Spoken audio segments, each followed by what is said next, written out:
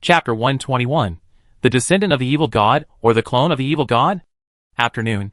Chief Reed took 2 young police officers to the Holy Wind Church. This is the first time he has assisted a church in handling a case. Although he has heard of thefts happening in various churches before, churches often do not need the police to get involved. They can catch the thieves themselves. The Holy Wind Church is very large, and the wind blowing here is very cool and comfortable. Sheriff Reed stayed in the church for more than 10 minutes before someone came out to receive them. The leader was Bishop Ron.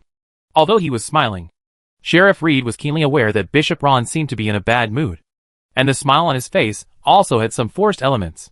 Could it be that the amount of property stolen from Holy Wind Church this time was huge? Good afternoon, Bishop Ron. Good afternoon, Chief Reed. After a brief greeting, Bishop Ron invited Sheriff Reed to sit on a seat at a round table in front of the statue under the steps.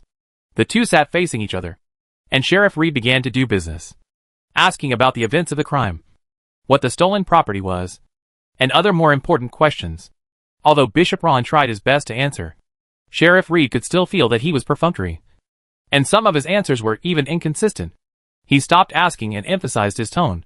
Bishop Ron, shouldn't you be more honest in front of God? Sorry, I was thinking about other things just now. Bishop Ron looked nervous and secretly wiped the sweat from his forehead.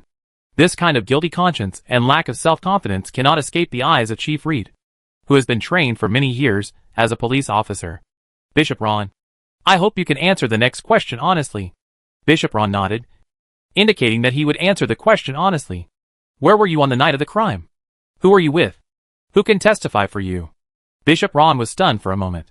No matter how stupid he was, he knew that this was suspicion on him. He couldn't help raising his voice and said, Chief Reed, are you suspecting that I am committing theft? Chief Reed smiled, spread his hands and said, I was just making a little joke. I hope I can focus your attention. This is not funny. Certainly. Chief Reed admitted his mistake with a smile, and then began to ask questions normally. After asking the question, he was going to go to the place where it was stolen and take a look at the scene. Bishop Ron looked nervous and stood in front of him, saying sarcastically, I just remembered that there are still some things that haven't been explained clearly. Bishop Ron, deliberately deceiving the police with false testimony is also a crime. I just remembered it. Bishop Ron comforted Sheriff Reed to sit down again, and then casually chatted about less important content. At first, Sheriff Reed listened carefully, but the more he listened, the more he felt something was wrong. He listened patiently for a while, and finally chose to interrupt Bishop Ron's nonsense. Bishop Ron, my time is also precious. After handling the matters here, I will seize the time to go back and spend time with my lovely child. He has just been born, and he will definitely hope that his father can always accompany him. Upon hearing the word child, Bishop Ron became nervous instantly. His body stiffened, and his face turned slightly pale, but he still endured it and said in a relaxed tone, Chief Reed, I was just joking. This is not funny at all. It has no benefit except wasting each other's time. Sheriff Reed stood up and looked down at Bishop Ron, with undisguised anger in his voice.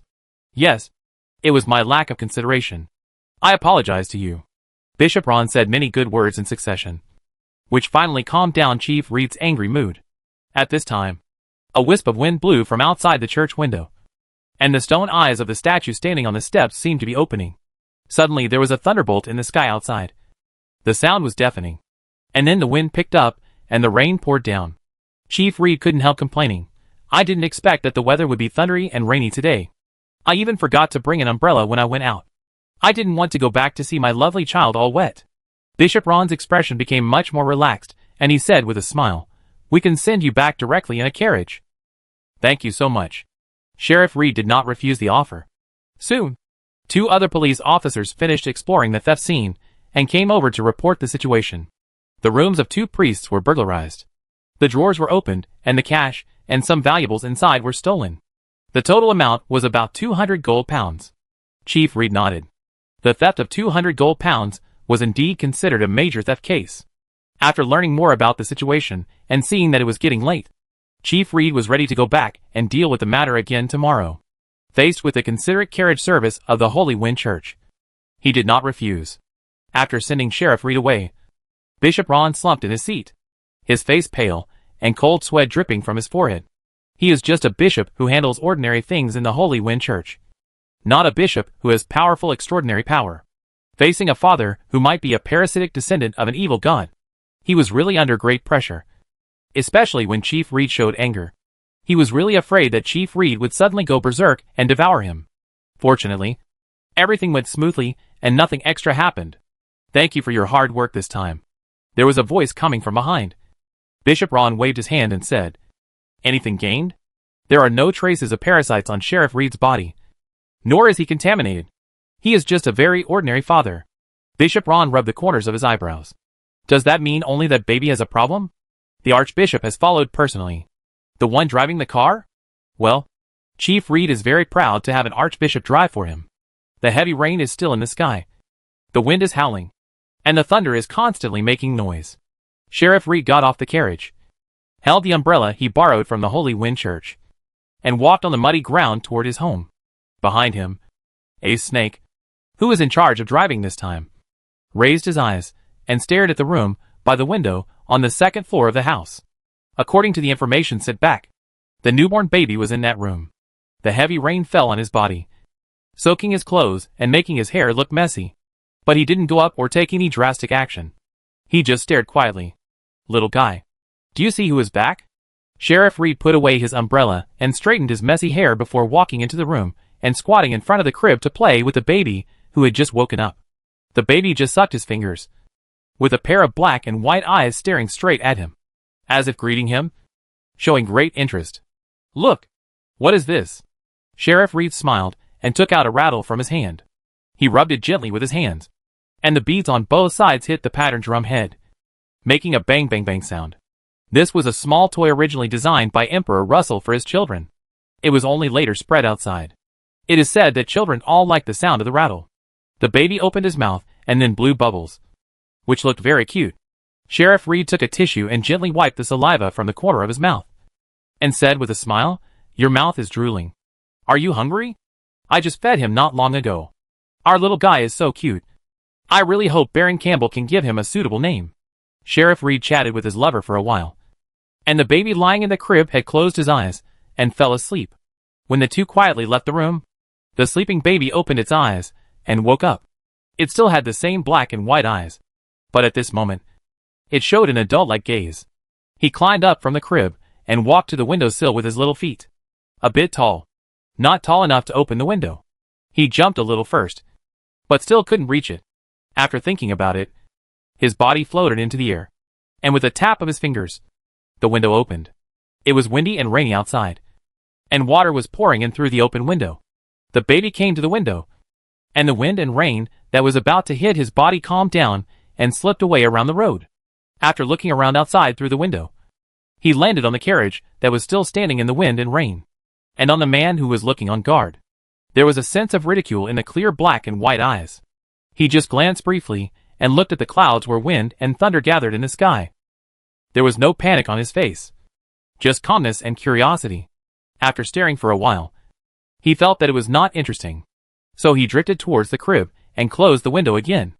Under the window, on the carriage, Ace Snake shivered, his whole body exuding a biting coldness. In such a windy and rainy day, this feeling made people even more heart-stopping. What kind of evil god are they? The descendants of the evil god that he had experienced or heard of in the past. They are often born with a strong tendency to destroy, and at the same time, they possess frightening power, because they were born to destroy and destroy. But the evil god's heir just now seemed harmless to humans and animals, and even his parents, who were in close contact with it, were not harmed. The wisdom and restraint it displayed was more like a clone of the evil god than a newly born heir of the evil god. Chapter 122, How to Involve Hidden Authority. I can't handle this on my own. I need to ask for support. Ace Snake thought for a moment and drove away in a carriage, leaving only some of the Punishers here to monitor the situation. He now completely believes what the mysterious queen said. This is definitely not an ordinary descendant of the evil god. If you want to solve it, you must invite saints or even angels, and only the Pope is qualified to decide this kind of thing. On the clouds, Bernadette also disappeared and did not move rashly. She had no intention of solving this matter on her own. We have to wait for someone from the Church of Storms, who can really solve this matter, to come before we can take action. In Greco Villa, Hastur opened the window and looked out at the unusual rain. Feeling a little heavy, Sheriff Reed wanted him to name his child. But he wanted to kill his child. It sounds too cruel. You really know how to pick people. There are quite a few babies born in Backland every day. But the high-dimensional overlookers were lucky enough to be able to choose Sheriff Reed's child. Or should we say that everything is fate? Hastur watched for a while. Then closed the window, lay on the bed, and entered the Hall of Stars to observe the current state of the high-dimensional overlooker. This time, he just watched from a distance, so that high-dimensional overlookers could not detect his prying eyes. After observing for a while, and confirming that the high-dimensional overlooker did not behave abnormally, he withdrew his gaze and began to think about formulating the third rule. He believes that what he needs now is the authority of the goddess of the night, and it is best to be able to completely hide his information. For example, meeting Aurelius in person will not make him realize that he is related to Destiny, and meeting a high-dimensional overlooker on the street will not make him realize that he is abnormal. This will make it safer to go out for walks in the future. Otherwise, there would be more and more monsters in Backland. When you haven't developed yet, meeting one is a catastrophe. What is the nature of secrecy? What kind of description can accurately point to the secret? What are the main aspects of information about myself? Hastur began to think deeply again. 2 days later, Hastur finally met the Prime Minister of the Lone Kingdom, Augustus Negan, in the study of Grek Villa. He is well maintained, with very shallow wrinkles at the corners of his mouth and forehead, and still has thick black hair. Compared with those who went bald young and lost their shape early, his condition is much better. Uncle, this is Baron Hastur Campbell, whom I often mention. He is my best friend. Asta, the man standing in front of you who is still as heroic as before is the Prime Minister of our kingdom. My uncle Augustus Negan. Greg enthusiastically introduced both parties. Augustus just nodded slightly, while Hastur said with a smile, "Now I understand why our kingdom of Lone's national strength continues to grow. Because we have a Prime Minister full of wisdom and loyalty, who conscientiously provides advice and assistance to the king every day." Greco said approvingly, "Of course, when it came to the research and development of the ironclad ship, my uncle fought against all odds and persuaded the king to build it. This is the most critical step for our kingdom of Lone to conquer the sea." Listening to the compliments of the two juniors, Augustus smiled and waved his hands to tell them not to be so exaggerated. He said very kindly, "You are a friend of Greco, and that is a friend of our Negan family. 4 friends. You don't need too many false courtesy. Be polite." Asta shook his head and said, "You misunderstood. I just truthfully stated my truest thoughts. There is absolutely no exaggeration. Although he is not good at flattering others, he can also understand some scene talk. Everyone likes to hear nice words. But sometimes as a leader, you have to emphasize that you are not allowed to flatter others with such superficial remarks. But if you really believe it, then you are really stupid. The leader emphasizes the leaders, and you continue to tout yours. As long as the leader does not stop you severely, it proves that he is still very useful. In this aspect, a certain big country's human relations study can deliver perfect scores." Augustus smiled and said, "You young people are much more promising now than we were back then. We young people still have a lot to learn. If the other party does something wrong in the future, I hope you can give me more advice." After several conversations, Augustus looked at Hastur much more favorably, and said to Grek, "You always say that your friend is too shy and young. But now it seems that he is already a very mature person, of nobility." Grek did not expect Hastur's temper to change so quickly, and said with a smile, "Yes, Hastur is already a qualified noble, and I will still need his help in many places in the future." The 3 of them chatted for a while, and Greco arranged a place for drinking and having fun tonight. Augustus refused this proposal, and also taught Greco not to be so extravagant and wasteful next time. He must protect the face of his Negan family outside. Greco put on a learned and ashamed look, and he and Hastur saw off the Prime Minister, who lived a very busy life. In the lobby, Greg was sitting on the sofa with his legs crossed and his posture casual. He waved a glass of wine in a circle and said, "It seems that my uncle hasn't really recognized you yet. After all, it's just the first time we've met." Asta understood the meaning of Greg's words. If the Prime Minister just agreed to go out for a night, it proves that he has recognized himself. But he didn't agree. Instead, he scolded Greco for his arrangements for tonight. What he really meant was that Greco's behavior was too hasty. "Asta, you have really changed a lot now. It just wasn't necessary before. It's one thing to know, but it's another thing to actually do it. Yes, I hope you won't regret your choice in the future. I can't help it. People always have to grow up. I just hope that one day in the future you won't suddenly think that I have become a stranger. Greg tasted these words for a while, drank the wine in the glass, stood up and said with a smile, "Let's go. I have already booked a place for tonight. I can't stay at home. Call Hibbert. He will have a good impression of you." Asta smiled and said, "I'm just afraid that Earl Hall won't let him go out." "It's okay. I have experience in this matter." Asta followed Greg to truly experience the luxurious nightlife of a nobleman. However, he firmly rejected Greg's final arrangement. Greco said he couldn't let go, and Hibbert commented that he was too innocent. Hastur felt guilty about these 2 points, but he was still resistant to such things. Besides, if he really stayed, he felt that he would be the one to suffer. In the end, he left early on the grounds that he did not want to affect his reputation for the time being.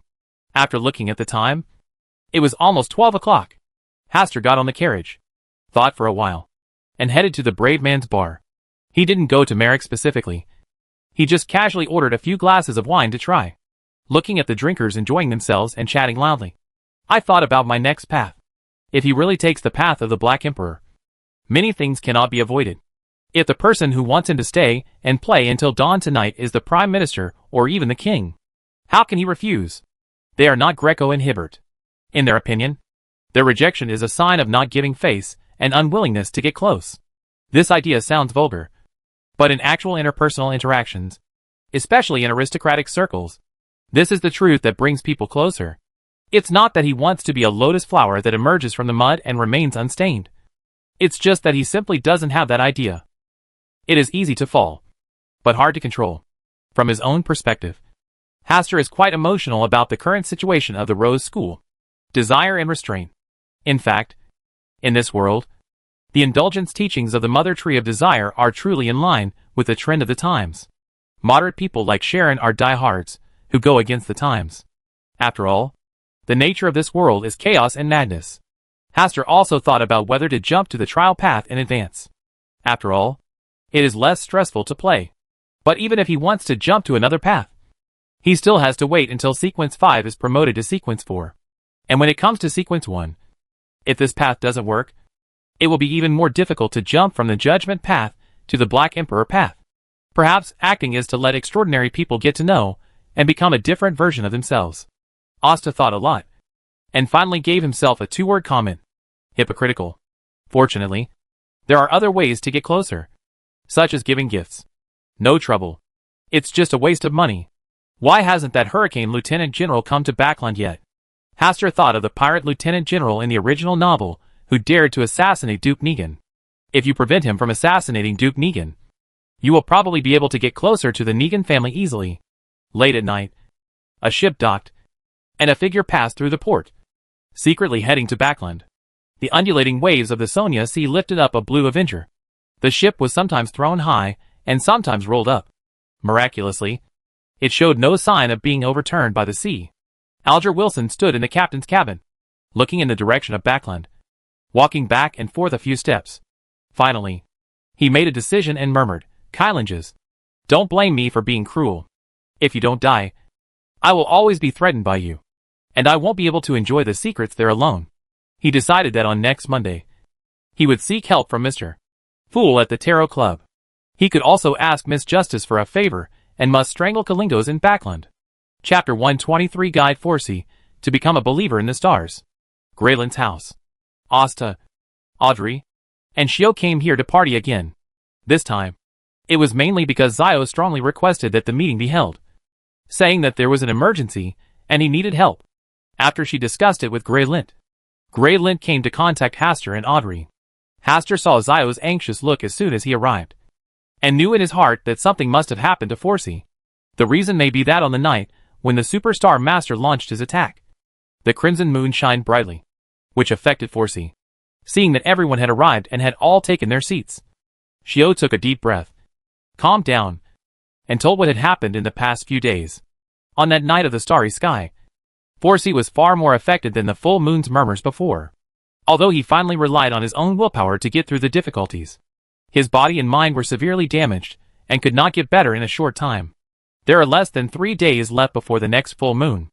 In Forsey's current state, there is absolutely no way he can withstand the influence of the full moon's gibbering. Zio also attended many extraordinary gatherings, but failed to find a suitable solution. In the end, she placed her hope on Hastur. Among the people she knew, Hastur's extraordinary knowledge was extremely profound. In addition, he was a bit mysterious, so he might know a way to rescue Forsey. After the three of them listened, Greenland first thought of the medicines he had developed. But those medicines could only help regulate Forsey's body, and could not solve the full moon's murmurs. They were mental influences, and his medicines were temporarily ineffective. After hearing this, Audrey felt very sorry for Forsey's experience. Just listening to Zio's story just now, she couldn't help but feel a cold sweat for Forsey, fearing that she wouldn't be able to persevere. When she heard that Forsey finally resisted, she breathed a sigh of relief. But at the same time, she was scared. Fortunately, she became an extraordinary person, and did not have the serious side effects of Forsey. What the full moon is saying is very ominous just from the description. I wonder what Mr. Fool will do to solve Forsey's problem. Audrey thought about the people she knew. Except for Mr. Hastur. Mr. Fool might know the solution. Later, if Hastur doesn't have a solution, then he will seek help from Mr. Fool at Monday's tarot meeting. Maybe we can even add a new member to the tarot club. Facing Zio and Audrey's hopes, Hastur thought for a long time before saying, there is indeed a solution to the full moon's whisper, but the conditions are a bit harsh. Hearing that there was a way, Zio was so excited that she almost stood up. Her eyes were already red, and she tried to calm herself down. Any idea? Through your description, I guess that this so-called full moon whisper should be an influence exerted by the same pathway on low-sequence extraordinary people. Hastur did not mention the existence of Mr. Door, nor the curse of the Abraham family, but changed the story. To eliminate this influence, in my opinion, there are two possible methods. The first is to find extraordinary items that can isolate external influences, and the sequence cannot be too low, and the side effects cannot be too great.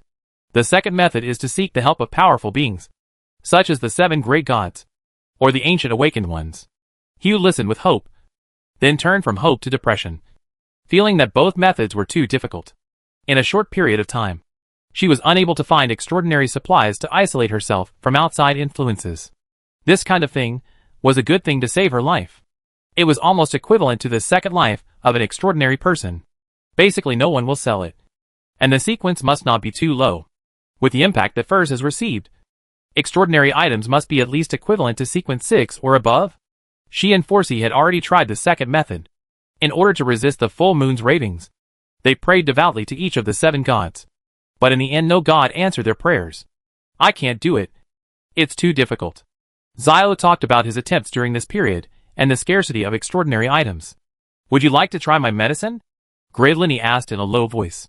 Zio shook his head and said, those medicines can only regulate the body, but cannot solve the problem of mumbling during the full moon. Audrey thought for a moment, then set her sights on Asta, and said firmly, I believe that Mr. Asta proposed such a method, and there must be something he can help with. Hope reignited in Zio's eyes. Hastur sighed softly. I don't know about any ancient existence, but I have a friend who knows. If Forsey finally makes a decision, I will help inquire. In the face of life, all rules and restrictions are not so important. Zio bit her lower lip slightly, and her firm eyes had already made a decision for Forsey. Even if he believed in an evil god, as long as he could keep Forsey alive, it wouldn't be a big deal. Then aren't the Aurora Society and Witch Sect still very active? Only Forsey can make a decision on this matter. Hastur glanced at Zio with a deep look. He had already made a choice.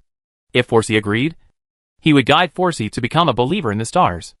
As for whether Forsey wants to join the Tarot Society in the future, he will not interfere. After all, the Tarot Society is a group of young people, and even Miss Justice later learned to be an undercover agent in the Psychological Alchemy Society. Zio said with certainty, I believe that Forsey will make the wisest choice. After the problem was solved, Hastur talked about some simpler extraordinary knowledge. As for the starry sky vision that night, he did not talk about it. After the party, Hastur followed Zio to the place where she and Forsey lived. Before getting on the carriage, Hastur specifically told him not to stop the carriage no matter who he met. He did not want to see Sheriff Reed holding his child in front of him as soon as he stopped. Zio felt a little baffled, but didn't say anything. The carriage traveled smoothly, and took more than 20 minutes to arrive at Zio and Forsey's residence. The place where the two of them live has a decent hall, a bathroom, 2 bedrooms, a kitchen, and a small balcony where they can dry clothes. The environment here is average, and it's a bit noisy when the windows and doors are opened. The only convenient thing is that it is very close to the place where you can buy groceries. For Zio and Forsey, who cook and eat by themselves, this is the greatest convenience. Zio knocked on the door first, reminding Forsey, who was resting in the room, that a guest was coming, and asked her to tidy up her image a little. After getting Forsey's approval, Zio opened the door. Asta followed Zio in, and naturally glanced at Forsey's bedroom. The room is not big, only about half the size of my study. After placing a bed and a wardrobe, there is not much free space. The overall decoration of the room is very simple. The small bed is boxy, apart from a quilt and 2 pillows. There are only dozens of books on the bedside table.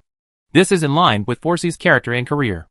At this time, Forsey was lying quietly on the bed, with 2 pillows leaning against each other, allowing her upper body to lean a little. Her face was pale, and although she had just combed it a little, her hair was still a little scattered.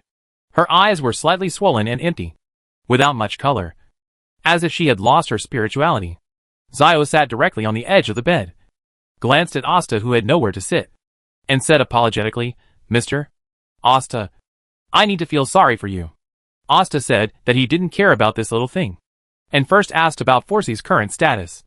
Fortunately, although Forsey was exhausted both physically and mentally, she was not at the point of being hollow and demented. She was just mentally traumatized and needed to be nursed back to health. In her current state, she would definitely not be able to survive the next full moon. Shio has explained the problem to you.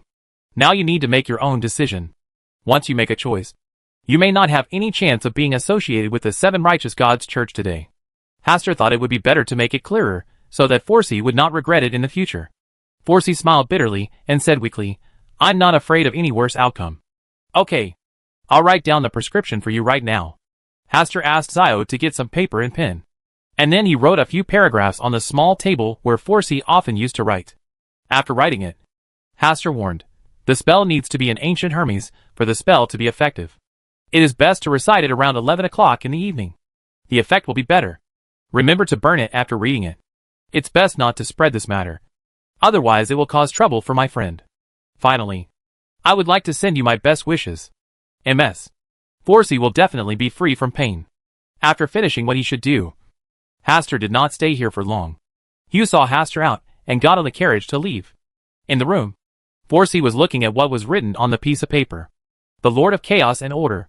The origin of all rules in the starry sky. He who returns the stars." Chapter 124. A pair of eyeballs peering into the world. On the carriage ride back home to Queens, Haster placed his cane across his knees and tapped his fingers on it. He felt that what he did tonight was a bit risky. He didn't think that Zio and Forsey would tell anyone about what happened tonight. But some things easily left traces once they were done. He had also thought about asking Bernadette to come to preach and guide Forsey to join the stars. But Bernadette was currently busy dealing with the matter of the high-dimensional overlookers and could not get away for the time being. So he had to go into battle in person. "After I go back, I will forge a book and disrupt the spells of the stars in it. If anyone notices me in the future, I will use this as an excuse." Asta made a decision in his mind and looked at the window covered by the car curtain, but still did not choose to open the window for ventilation. He didn't want to suddenly catch a glimpse of someone he didn't want to see. The carriage continued to move forward, and Haster suddenly said, "Let's go to Viscount Greyland's house first. I remember that there are some things that have not been dealt with. I obey your instructions." The coachman responded, and the carriage turned in a different direction. "Not returning to Queens tonight. The target is out. Do we need to send someone to intercept?" "No need for now. Just follow from a distance.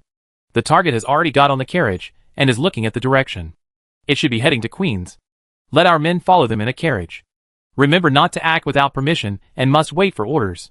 The team of Punishers stationed downstairs under Sheriff Reed began to take action. In the carriage, Sergeant Reed, with a smile on his face, stretched out his hand to tease the baby lying in his lover's arms. He liked to pull away the fingers that put the baby in his mouth, and then watched him put his fingers back in and start sucking. Repeat this action and enjoy it. Is Lord Campbell at home today? Maybe. After all, he has been out for several days. Calculating the time, he should be back soon. Sheriff Reed thought for a moment and smiled. "It's okay if you're not at home. We just happened to take our little guy out for a walk." Fortunately, the sun is not hot these days, and the wind is very comfortable. Queens, are things there too expensive? Don't worry. We only buy some small toys. It won't cost much. The carriage moved forward slowly, and soon came to Queens, where Hastur lived. Sheriff Reed asked his lover and children to wait in the car. He arranged his clothes to make sure there would be nothing rude before he got out of the carriage, and went to visit. Hastur was soon told that he was not at home now, and that it might be several days before he returned. Sheriff Reed felt sorry, but did not force anything. He just asked the servant responsible for guarding the door to help convey a few words. Returning to the carriage, Sheriff Reed smiled and said, "Unfortunately, Baron Campbell has been away from home recently. He may have returned to his territory. What's our child's name? You can give him a nickname first, and then give him a proper name later." "That's fine. I've been thinking about this issue recently, and I've thought of a lot of good names." Sheriff Reed laughed. "Me too." The carriage turned a corner and headed towards the busier commercial street in Queens. It wasn't until after 5 o'clock in the evening that the carriage turned back from Queens. After getting off the carriage, Sheriff Reed carefully held the child who had fallen asleep, took his lover upstairs, and returned to his house. As soon as I opened the door to the house, I saw a strange figure sitting on the sofa in the living room.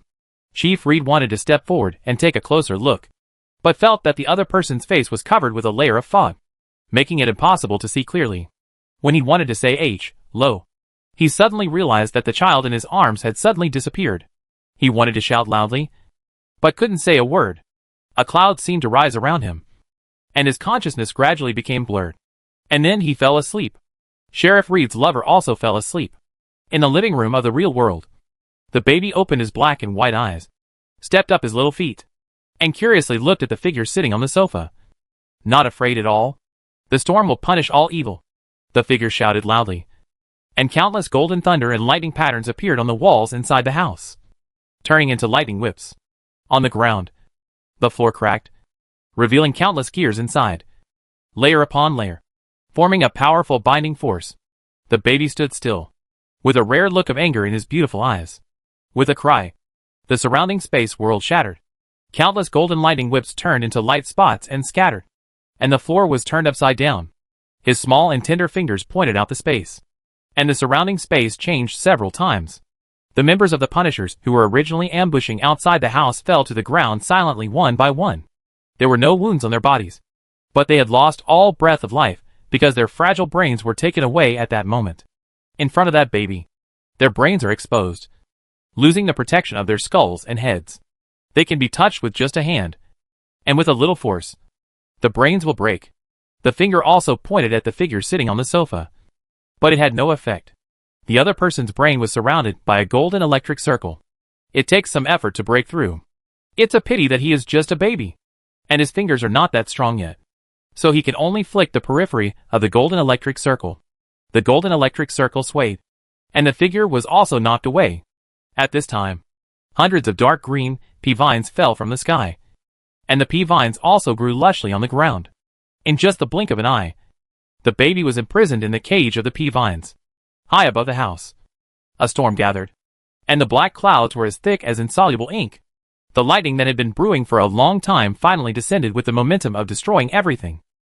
Inside the house, the baby's eyes were a little more serious. He took a small step inside the cage, and then his figure appeared outside the cage. At this time, the surrounding space solidified, and a small iron cage turned into an inverted pyramid structure and pressed down. The tower's spire was facing upwards, and the square base of the tower was firmly pressed on the baby's head. The thunder that descended from the sky hit the spire of the inverted pyramid at this moment, followed the pyramid, and poured into the world around the baby. Silver-white lightning was raging crazily, and the bright and hard-to-see thunder light reflected the surrounding area into a sea of thunder. The baby was hit hard as never before and let out a cry. The surrounding space turned upside down and moved left and right, and the people in this range. The body was neatly cut into countless petals, and he died quietly, painlessly and without itching. Not just people, but everything within the scope. Pea vines, inverted pyramids, buildings, trees, and even roads on the street. A stray cat jumping up and chasing butterflies, and a grass that has just sprouted. Everything is divided. Sleep. Rest in peace. You need to sleep. You need to have a good sleep.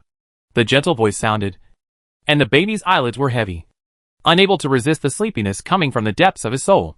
He's still a baby, and he needs sleep. Long stretches of sleep. Finally, the baby's eyelids closed. His breathing stabilized, and the surrounding space returned to normal at this moment. Deep in the sky, the thunder that had been brewing descended crazily, all pouring onto the baby. But most of the lightning bolts were automatically transferred to different spaces when they got close to the baby. At this moment, there was lightning flashing everywhere in Backland. Pedestrians walking on the road were struck by lightning for no apparent reason and burned to ashes. A family was gathering together for dinner when a bolt of lightning broke out in the room, causing a large fire. The steam train that was running was struck by several bolts of lightning. The iron sheet was pierced, and it exploded into several pieces. The birds flying over Backland fell from the sky like raindrops. At this moment, fires broke out in many areas of Backland. Fortunately, the sky was covered with dark clouds and heavy rain soon fell, effectively suppressing the spread of the fire. The baby was hit hard again, and its young and fair skin was now burned into black charcoal, and its body was split into hundreds of tiny lightning cracks. Although the injury was serious, not a drop of blood flowed out, and there was no panic or nervousness in those eyes, but only calmness.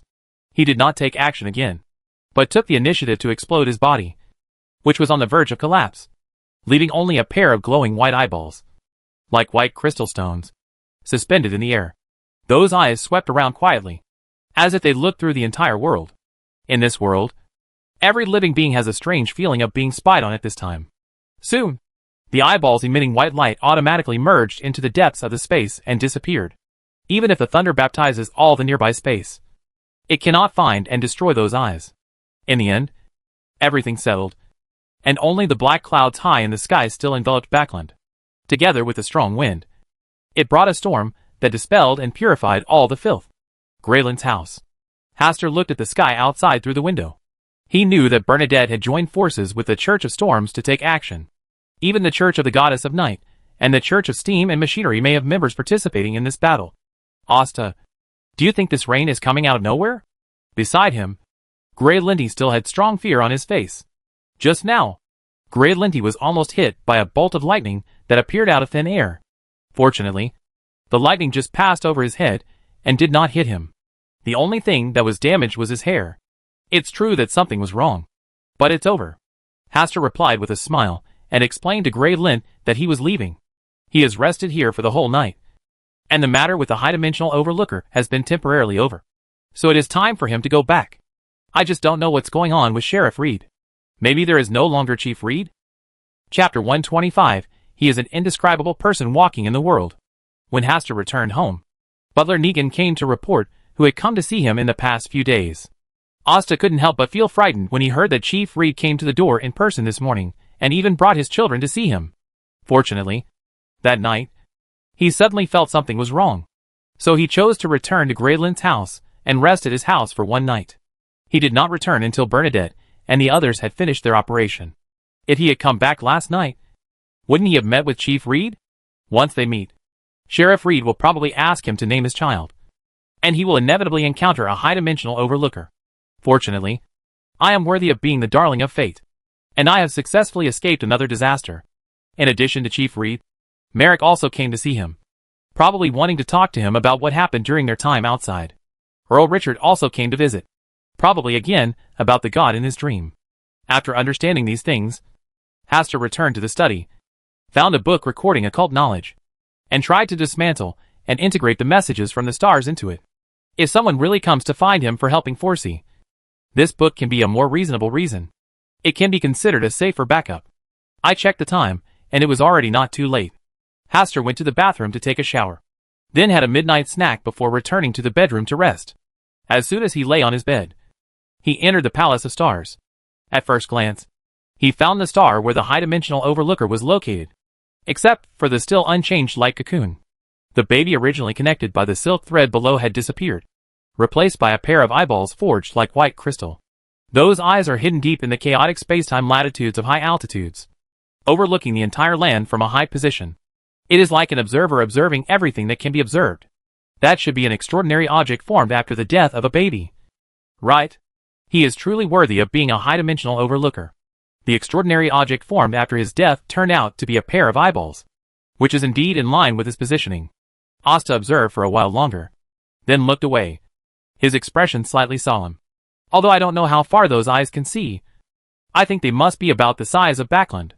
Maybe all areas of the entire northern continent are within its observation range, and even the southern continent. Faced with the possible gazes of high-dimensional overlookers, he needs to formulate the relevant secret authority early to hide himself and prevent high-dimensional overlookers from discovering the special features of him. In order to quickly formulate rules involving hidden powers, Hastur decided to be straightforward. A pen materialized in his right hand, and he wrote what he wanted to write on the materialized paper. He will keep all information about himself secret. No one can spy on his existence. Everything about him is unknown. Everything about him is unseen. He is the ghost hiding behind the curtain, walking in the world. No existence can discern his true identity. He is an indescribable one. In one breath, he wrote down the descriptive sentences that he thought were related to the hidden authority. Hastur stopped writing and read it from beginning to end, his eyes falling on the last sentence. He is indescribable. This was my truest thought at the time. It is in line with the definition of being secretive and not letting people know the true self. It really fits the definition of the indescribable person. Because indescribable means it cannot be described in words, which means that things are extremely complex and subtle and cannot be described. The unspeakable. Hastur. The king in yellow. Hastur frowned, even though this was not his intention. But going around and around, it seemed that everything had returned to its original point. Is this the best destiny for you? Hastur murmured, with a little helplessness on his face.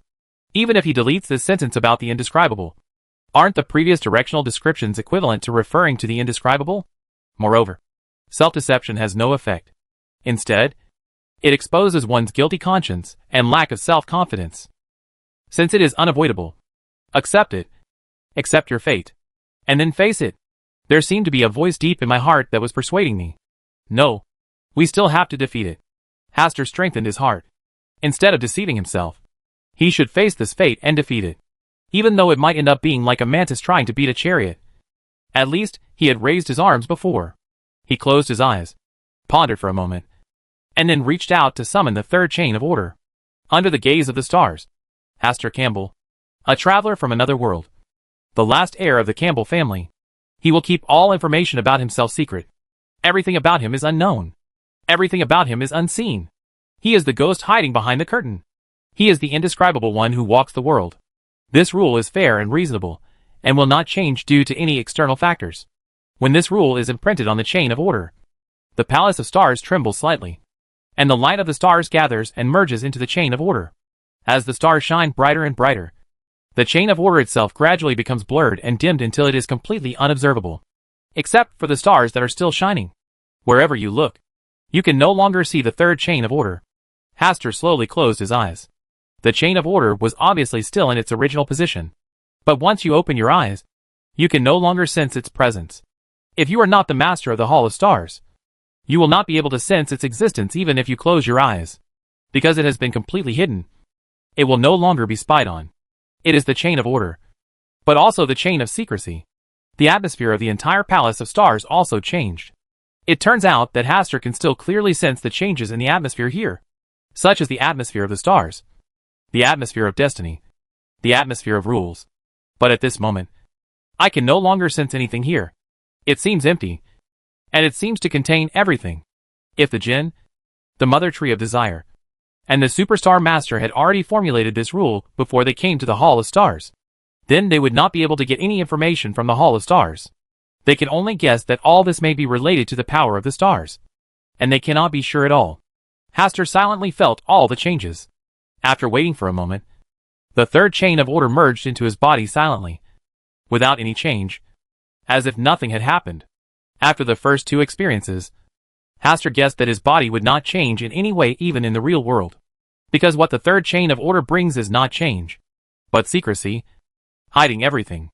Of course, the chain of order can only exert its true authority in the Palace of Stars. In the real world, he has only reached sequence 7 due to his own strength. If the true God comes and appears in front of him, his secret will be useless. But if it's looking down from the starry sky, is it impossible to get a glimpse of his true identity? Just like the eyes left by the high-dimensional overlooker. I should be able to block its prying eyes now. Right? It might get nothing. Or it might just get false information. What is indescribable is indescribable. Indescribable. And incapable of insight into its true nature. In the study, the wind chime hanging by the window made a crisp sound, and the paper crane strung on it swayed gently. Finally, beneath the words come quickly written on the paper crane, a new line of words appeared. What happened to you? Will, who was lying on the bed getting ready to sleep, originally wanted to talk to Hastur about what happened today through dreams. But suddenly he discovered that he could no longer sense Asta's presence through the paper crane, let alone directly enter his dream to chat with him. Based on what happened in the past 2 days, he didn't think anything would happen to Hastur. If this happened, it was most likely that something had changed in Hastur. This change helped him shield his own sense of secret authority. Will's eyelids twitched slightly, and he remembered that Hastur also seemed to have the extraordinary ability to channel destiny. Young people today are really scary. Will sighed, pulled up the quilt, turned sideways, and continued to sleep. Now, only Hastur contacting him through the paper crane and actively guiding him can he enter Hastur's dream. The Hall of Stars. After Hastur established the new rules, he did not choose to leave. He was waiting for Forsey to recite the spell on the piece of paper. At about 11:30, an illusory light point appeared under the starry sky. With Forsey's current strength, he is far from being able to become a star above the dome. She is just an insignificant point of light, and her light can be extinguished with a gentle press of your index finger. In the poorhouse of Zio and Forsey, the pale Forsey held on to the bed handle and barely stood beside the bed, reciting the spell on the paper that could bring hope. The Lord of Chaos and Order, the origin of all rules in the starry sky, he who returns the stars. When she finished reciting the words in ancient Hermetic language, after waiting for a few seconds, a starry sky suddenly bloomed on the roof. The stars twinkled in the starry sky, casting bright and warm starlight. The bright starlight was only limited to this room, just as the stars at this moment only had sympathy for her. Chapter 126. If Amon meets a high-dimensional overlooker. Has a miracle really come? Forsey stood there, staring blankly at the starry sky above his head. Within her limited occult knowledge, there is a very useful life-saving rule. That is, do not pray to mysterious beings other than the 7 gods for help. Once their complete honorary names are chanted, it is easy to attract the eyes of those mysterious beings. And then extremely tragic things will most likely happen, because most of those mysterious beings are evil gods and demons in disguise. While they respond to your prayers, they will also take the opportunity to take away your soul and life. When doing business with the devil, death is just the beginning. At this moment, under her gaze, a mysterious and magnificent palace appeared in the starry sky above her head. Inside the palace, there sat a shadow whose face could not be seen clearly. He seemed to be made of stars. There was nothing ominous or evil about him, only holiness and warmth. Forsey opened her mouth, not knowing what to say for a moment. She wanted to bend down and worship to show her piety, but she found that her whole body had frozen, and even her breathing was intermittent. She is scared. She is excited. She is happy. Dear, the returner of the stars, good evening. After being in a daze for a long time, Forsey gradually regained her senses. As soon as she opened her mouth, she felt as if she wanted to bang her head against the wall. What a good night! That was an ancient existence, and his first words were actually such greetings. Don't be nervous. The stars will not blame any devout believer. In the Hall of Stars, Hastur resisted the urge to laugh and spoke in a calm tone as much as possible to maintain his mysterious, powerful and omnipotent image. Forsey's nervous mood suddenly relaxed a lot. She bent down and said in a trembling voice, I confess to you that before tonight, I was not a believer in the stars. I only read it because I wanted to seek your help. Tell me your complete honorable name, hoping that you can give me the gift of resisting the full moon's murmurs. You are very honest, and honesty is a valuable quality. Now, are you willing to become a believer in the stars? Forsey lowered his head and said, Yes. Emperor Russell once said, there is no free bread in the world. If you want to seek help and shelter in front of you, sacrificing your faith is already the most insignificant price you can pay. Under the light of the stars, the full moon will be eclipsed. Whenever the full moon comes, you can obtain the protection of the stars by chanting the name of the Lord. Thank you to the stars for your protection. Forsey's thank you was definitely sincere, no matter what kind of mysterious existence the other party is. As long as it can save your own life, then for you, it is an existence worthy of gratitude. Hastur didn't say anything else. He thought for a moment, and used the power of the Palace of Stars to guide the starlight into Forsey's body. trying to help her recover from her heavy injuries. As for whether it will be effective, he can't guarantee it. This is just an attempt. It can also be regarded as a baptism from the stars. Forsey was surprised at first, and then hurriedly thanked the stars for the blessing. Her originally pale face gradually turned rosy, and her injured body seemed to be bathed in warm water, nourished by the warmth. When the starlight dispersed, Forsey felt that his seriously ill body seemed to be transformed and reborn. My weak spirit felt no pain at this moment. The stars will always be watching you. After Hastur finished speaking, he immediately cut off the connection with Forsey. The palace of stars gradually dissipated along with the bright starry sky. The sky above the roof returned to its usual darkness again. Forsey was silent for a long time. Then he happily clenched his fists and shouted, "You? I have been blessed by the stars." Zio, who had been waiting outside the door, feeling uneasy, heard Forsey's happy voice coming from inside the room. He hurriedly opened the door and walked quickly to Forsey's side. After looking at every place on her body, he put down his worries and said, "Fortunately, all parts are complete. No arms or legs are missing. Don't worry. I know my body well. Now I have returned to my former health." Shio was startled and said, "Is the effect so obvious? I do feel very comfortable physically. I don't feel out of breath or weak at all." Forsey felt her body carefully and found that she really didn't feel anything was wrong. Zio also touched various parts of Forsey. When her hand touched Forsey's cheek, she exclaimed, "Forsey, has your skin become whiter and tender?" "Really?" Forsey frowned with joy, and was about to reach out and touch her cheek. But Zio held her hand. "I was just kidding you. Do you really think your skin has turned white? Damn it! You made me happy for nothing." After some fun and banter, Zio sighed and said, "Did you really communicate with that mysterious existence just now? Well, listen to me and tell you slowly." The next day, after breakfast, Hastur went to the study and opened the window for ventilation, only to see Will's message on the paper crane. He thought for a while, picked up a pen and wrote on the paper, "Guess. Even Will, who lives in Backland, can be shielded. Now you don't have to worry about the peeping eyes of the high-dimensional overlooker." Right? Asta subconsciously looked up at the sky. Yesterday's heavy rain lasted until early morning. The air in Backland today is much cleaner than before, and the air quality has also been significantly improved. If the extraordinaries of the Church of Storms could summon a storm to wash the sky every day, then Backland's air quality should be several levels better. This is a major event that benefits the entire people of Backland. After waiting for about half an hour, Will's new message appeared on the paper crane. An angry expression holding a knife and fork. Asta smiled and untied the paper crane, placed it on the palm of his hand, and then returned to the bedroom. Not long after he fell asleep, Will came to his dreamland. Will first looked Hastur up and down, and then said with emotion, "If I hadn't known that nothing happened to you, I would have thought that you were completely crushed by something, without even letting go of a breath. Just learn a little trick to cover up your breath." Will curled his lips and said, "What little method can involve the secret power of the night? You seem to be very afraid of hidden authority?" "Nonsense. Completely hiding yourself. Not afraid of being plotted. Not afraid of being spied on. This kind of ability is not only something I am afraid of." Will rolled his eyes at Hastur and did not continue to ask about the matter. Instead, he said, "I came to you last night to remind you that Bernadette may be promoted to Sequence 2 in this incident, if she is still in Backland. And if you meet her again, it will be easy to see what is special about her. If I had known that you already had a countermeasure, I wouldn't have bothered to remind you. Secret authority is such a good thing. Will is both fearful and covetous of hidden powers.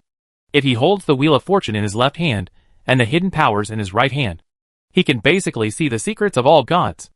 Asta thought for a moment and said, "I will ask someone to send you double the ice cream to thank you for reminding you this time." "That's right. Young people should have this kind of awareness." Will's eyes narrowed, obviously satisfied with Hastur's knowledge. "Has the matter of the high-dimensional overlookers been completely resolved?" "Roughly the same." Will took 2 steps, supported his chin with his right hand and said, "Actually, with his status, the authority and power shown yesterday should be more terrifying. But it always feels like an anticlimax. Hastur also feels this way. After all, the high-dimensional overlooker was born into Backland too quickly, and the superstar ruler next door still needs the help of the Mother Tree of Desire. A bluff? It should have something to do with his authority." Will obviously got a glimpse of part of the authority of the high-dimensional overlooker from yesterday's battle. Hastur motioned for Will to continue. "Higher dimensions, Time and space. Projection. He is at a higher latitude. He sees us just like we see the characters in the painting. And even we are just an imperceptible point in the painting. When the latitude space undergoes drastic changes, he can even manipulate time. He did not use this ability yesterday. Maybe it was too restrictive. People will form shadows when exposed to sunlight. Perhaps low latitudes themselves are projections of high latitudes.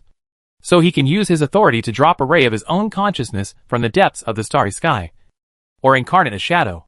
Will seriously talked about his new understanding of the high-dimensional overlookers. Hastur benefited a lot from this. Thinking of the thread beneath the cocoon of light. If a silk thread represents a projection, then judging from the size of that light cocoon and the silk threads wrapped around its body, a high-dimensional overlooker may be able to cast thousands of shadow clones at one time. Isn't this equivalent to an enhanced version of Amon? Hastur's heart trembled. And at the same time, he couldn't help imagining what would happen when the high-dimensional overlooker met Amon. Will there be a competition to see who has more clones? A bunch of people here are Amon. And a bunch of people over there are high-dimensional overlookers. Here is a monocle of pure color. And over there is a white platinum eyeball. Hastur stopped this terrible imagination and considered it. Tell me, is it possible for a high-dimensional overlooker to give birth to multiple shadow incarnations at once? Of course. With his status, it is not difficult to do such a thing. After Will answered, he thought of something and said with a smile, if that's the case, you don't have to worry so much. When strength is combined, it gathers, and when divided, it disperses. If he really sent down dozens or hundreds of shadow clones, his power would probably be around sequence too. After all, this is not a starry sky. Hey, it's really interesting to be able to face off against that annoying guy Amon. I can't wait to see that scene. Hastur was speechless. Will obviously enjoyed watching the fun more than he did. Chapter 127 in Zangwill and 008. Tarot Society.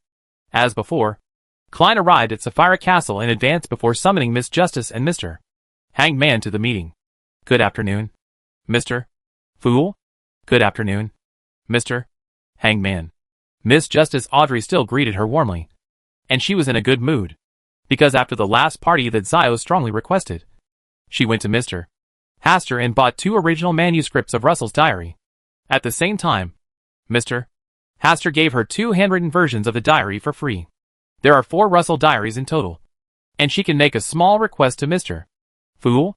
Originally, she wanted to leave this opportunity to Ms. Forsey. But Mr.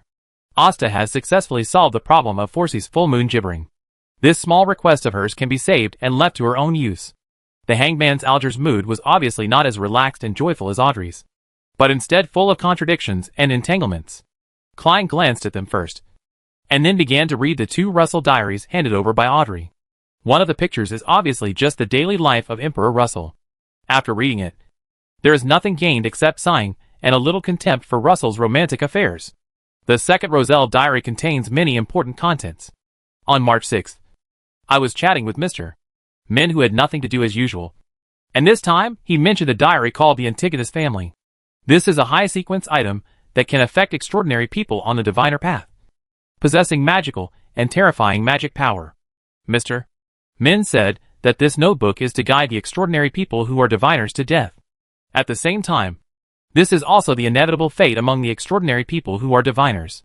When Klein saw this, he felt a surge of emotion in his heart. The diary of Antigonus mentioned in Russell's diary. This magical thing is inseparably connected with himself. And he chose to become an extraordinary on the path of a diviner. It all seemed too coincidental, as if it had been arranged by someone. Coincide? Arrange? Klein couldn't help but think of a piece of Russell's diary he had seen before, which mentioned a magical pen that could create all kinds of coincidences and make the arranged stories play out in the real world. Could it be that he has become a character in that pen? A story that has already been arranged? The more Klein thought about it, the more likely he felt that it was possible. One time might be a coincidence. The other 2 might be an accident. But the coincidences one after another made it clear that someone must be up to something here. Thinking about what he has experienced recently, he can basically conclude that someone is holding that magic pen and hiding in the dark. Arranging his own destiny. Perhaps. Not only his own destiny, but also the captain. Old Neil, Leonard and others may have been secretly manipulated. What would be the purpose of that person secretly arranging all these things? Klein thought for a while, suppressed all the speculations in his heart. and looked at the lower half of the diary. On March 17th, my friend Green met an extraordinary enemy of the death path. Not long ago, that enemy was obviously just the gatekeeper of Sequence 5. But after not seeing each other for a while, he was promoted to the night path. Sequence 4 Night Watchman. Is this an extraordinary path replacement at high sequences? Out of curiosity, I asked Green about the specific situation. Green said that the enemy did not hesitate to swallow some kind of sacred ashes in order to be promoted to Sequence 4. And then he was promoted from the Sequence 5 Gatekeeper of the Death Path to the Sequence 4 Night Watchman of the Night Path. On March 21st, I had obviously decided to break away from my previous decadent and corrupt life. But when Baron Will came to invite me to the ball, I couldn't help but feel moved. Don't get me wrong. It's not because I have a close relationship with Baron Will that I break the vow I made just 2 days ago. She is actually the wife of Baron Will, and she really fits my taste. On March 28th, I finally caught an extraordinary who is a diviner.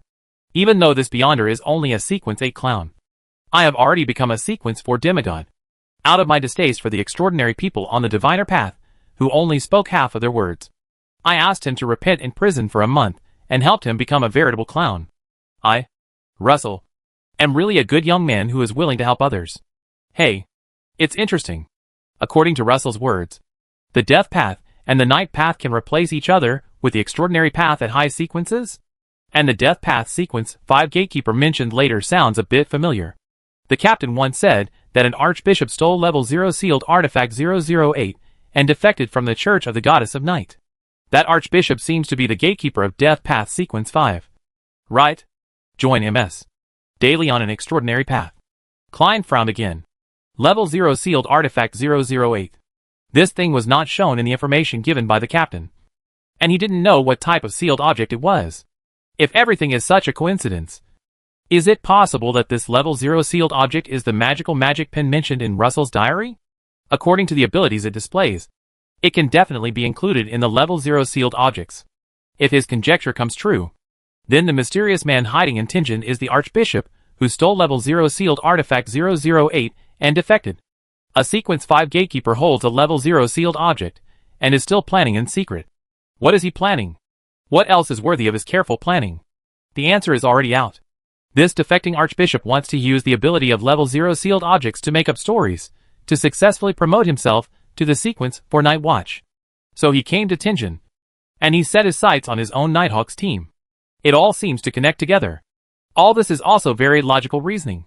The reason why I don't dare to be sure is just because I know too little about some situations. After today's tarot meeting is over, I will go find the captain and ask for a clear explanation. For example, who is the defected archbishop? What is level 0 sealed artifact 008? And what is there in the things guarded by the Nighthawks that is worth being concerned about by the gatekeepers of sequence 5? Thinking of this, Klein wanted to end the tarot session immediately. But he still endured and continued reading. In the end, I can only give Russell 2 comments, depraved and shameless. You can talk freely. Klein signaled that Miss Justice and Mr. Hangman could enter a free communication session. Audrey briefly shared the extraordinary knowledge imparted by Mr. Haster and did not talk about MS. Furs. Alger chatted with Audrey for a while as usual and made some transactions. After thinking for a while, he said, I received information that the great pirate Kalindos, known as Vice Admiral Hurricane, secretly came ashore and sneaked into Backland to do what he wanted. Hurricane LT. Chillings? One of the 7 pirate generals? Audrey's eyes widened slightly, and she could barely maintain her audience status. Mr. Hangman, do you need my help? Yes. I hope you can help me determine his whereabouts and figure out his purpose of infiltrating Backland. Alger thought for a moment and then added, if you may encounter danger, you can directly interrupt this transaction, and I will give you corresponding compensation based on your contribution to this transaction. Okay. I accept this task. Audrey smiled and agreed. She was not very interested in Mr. Hangman's so-called reward. What she cared about was that this was her first real commission when she came to the Tarot Club. Mr. Fool, if necessary, can you ask your beloved for help? Alger looked at Klein. If he's free. Klein just smiled and did not refuse or agree. I will provide you with all the information I know so far. Alger began to tell information about Kalindos, and Klein listened silently. Little son Derek Berg also listened quietly. Those things were far away from him. Although he was interested, he could not cross the land abandoned by God. Shepherd. The ability you just mentioned is very similar to that of the secret prayer sequence 5 Shepherd. Little Son finally waited for the knowledge he was familiar with and began to provide free science popularization to Mr. Fool, Miss Justice, and Mr. Hangman. Klein is also interested in the extraordinary item Hungry Creep, but he also knows that the probability of getting it is very low. After the free communication session ended, Klein cut off the contact and sat alone on the Source Castle to think for a while. He decided to go offline and take a ride to the Blackthorn Security Company to find the captain to verify his guess. On the outskirts of Tingen, there is a house with a green lawn and a dark red chimney standing in its garden. Behind the window in the bedroom, there is a medium-sized desk with an ordinary diary placed on it.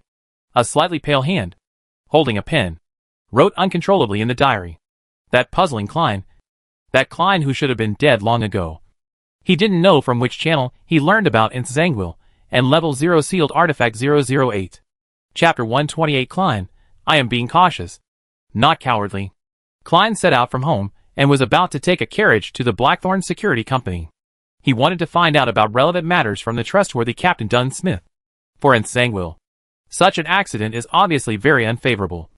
But he seems to have no ability to prevent Klein from meeting Dunn Smith.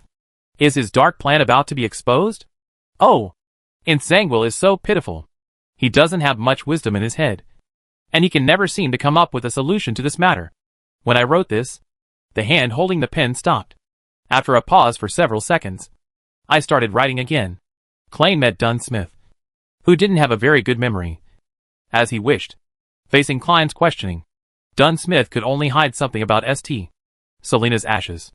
Because he had a lack of memory, and did not, it is a very reasonable thing to disclose relevant information to Klein. Klein, who understands many things, only deepened his speculations about the whole matter, because he was worried that it would attract the attention of Zangwill, who was hiding in the dark. He did not fully disclose his guesses. Klein decided to secretly investigate matters related to Zangwill by himself. He dreamed of a dark red chimney through divination, and successfully found Zangwill's hiding place alone. In the end, Klein, who was only a Sequence 9 diviner and not good at frontal combat, faced the Sequence 5 gatekeeper Zangwill, but lost and was killed by Zangwill. The writing pen paused again, and the pale hand holding the pen finally retracted. After a while, the pen that no one was holding wrote another paragraph on the notebook. Zangwill had murderous intentions towards Klein, who had frequent accidents, and he was ready to solve the trouble himself to avoid accidents. Being influenced by Klein, can Zangwill's simple and loophole-filled plan really catch a fortune-teller who is good at divining dangers? My name is Henry. I am a detective. Not long ago, I received a very strange commission. The client was a young man wearing a mask and his voice was deliberately calm. He was very cautious, but his disguise was too poor. Of course, as a detective who has to support himself by accepting commissions, out of professional ethics, he will not ridicule his employer for his inadequate disguise skills. Giving the other party a certain sense of security is also a very important point in transactions. The young employer asked him to help him find the correct corresponding position in a picture. The most conspicuous target was the red chimney. There are many red chimneys in Tingen, and there are many that match the approximate locations recorded on the map. Taking a carriage was very expensive, so he could only try to find it on foot, which to a certain extent delayed him a lot of time. He searched for several days and marked more than a dozen suspicious points, but he could never find the correct corresponding red chimney. This made him wonder if his luck was too bad. Fortunately today, his luck seems to be back again. He finally found the correct corresponding red chimney, and the nearby environment also corresponded one-to-one with the elements on the picture. He did not choose to go deep into the investigation. After all, the commission he received was to find the location of the red chimney. £7. I should go to my not-so-generous young employer to submit the task and ask for the remuneration I deserve. Found the red chimney? Klein received the news and rushed to the private detective agency. Henry took a puff of cigarette and nodded, yes. I have been walking in the streets and alleys of Tingen during this period. I missed my target several times, but I finally found the place you requested. Seeing that the commission had been completed, Klein had no choice but to pay a fee of £7. He expressionlessly took out £1 notes from his arms. A total of 7. Although he felt that the fee of £7 was a bit high, he would not go back on the deal he had agreed to. After leaving the private detective agency, Klein had the correct map to the red chimney. This was a place where he divined that there might be important secrets. So he spent a lot of money to entrust a private detective to help. Now, the place has been found. He felt that he should explore the area first to see if there was anything abnormal.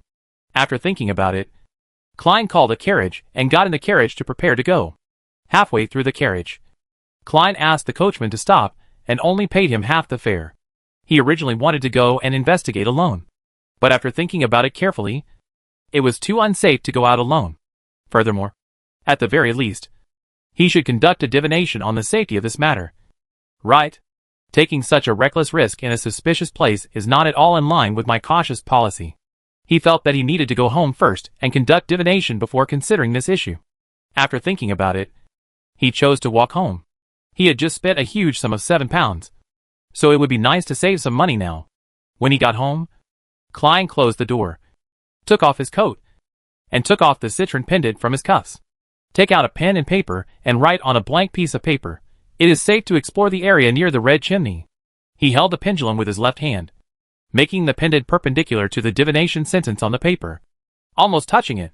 Then he gathered his mind, entered meditation, closed his eyes, and began to repeat silently, "It is safe to explore the area near the red chimney," over and over again. He opened his eyes and looked at the pendulum, only to see the citron pendant rotating slightly clockwise. This means affirmation.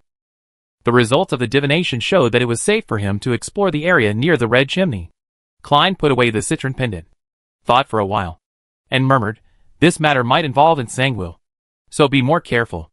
He felt that it was necessary to go to the grey mist for divination, where the divination would not be easily affected by extraordinary factors.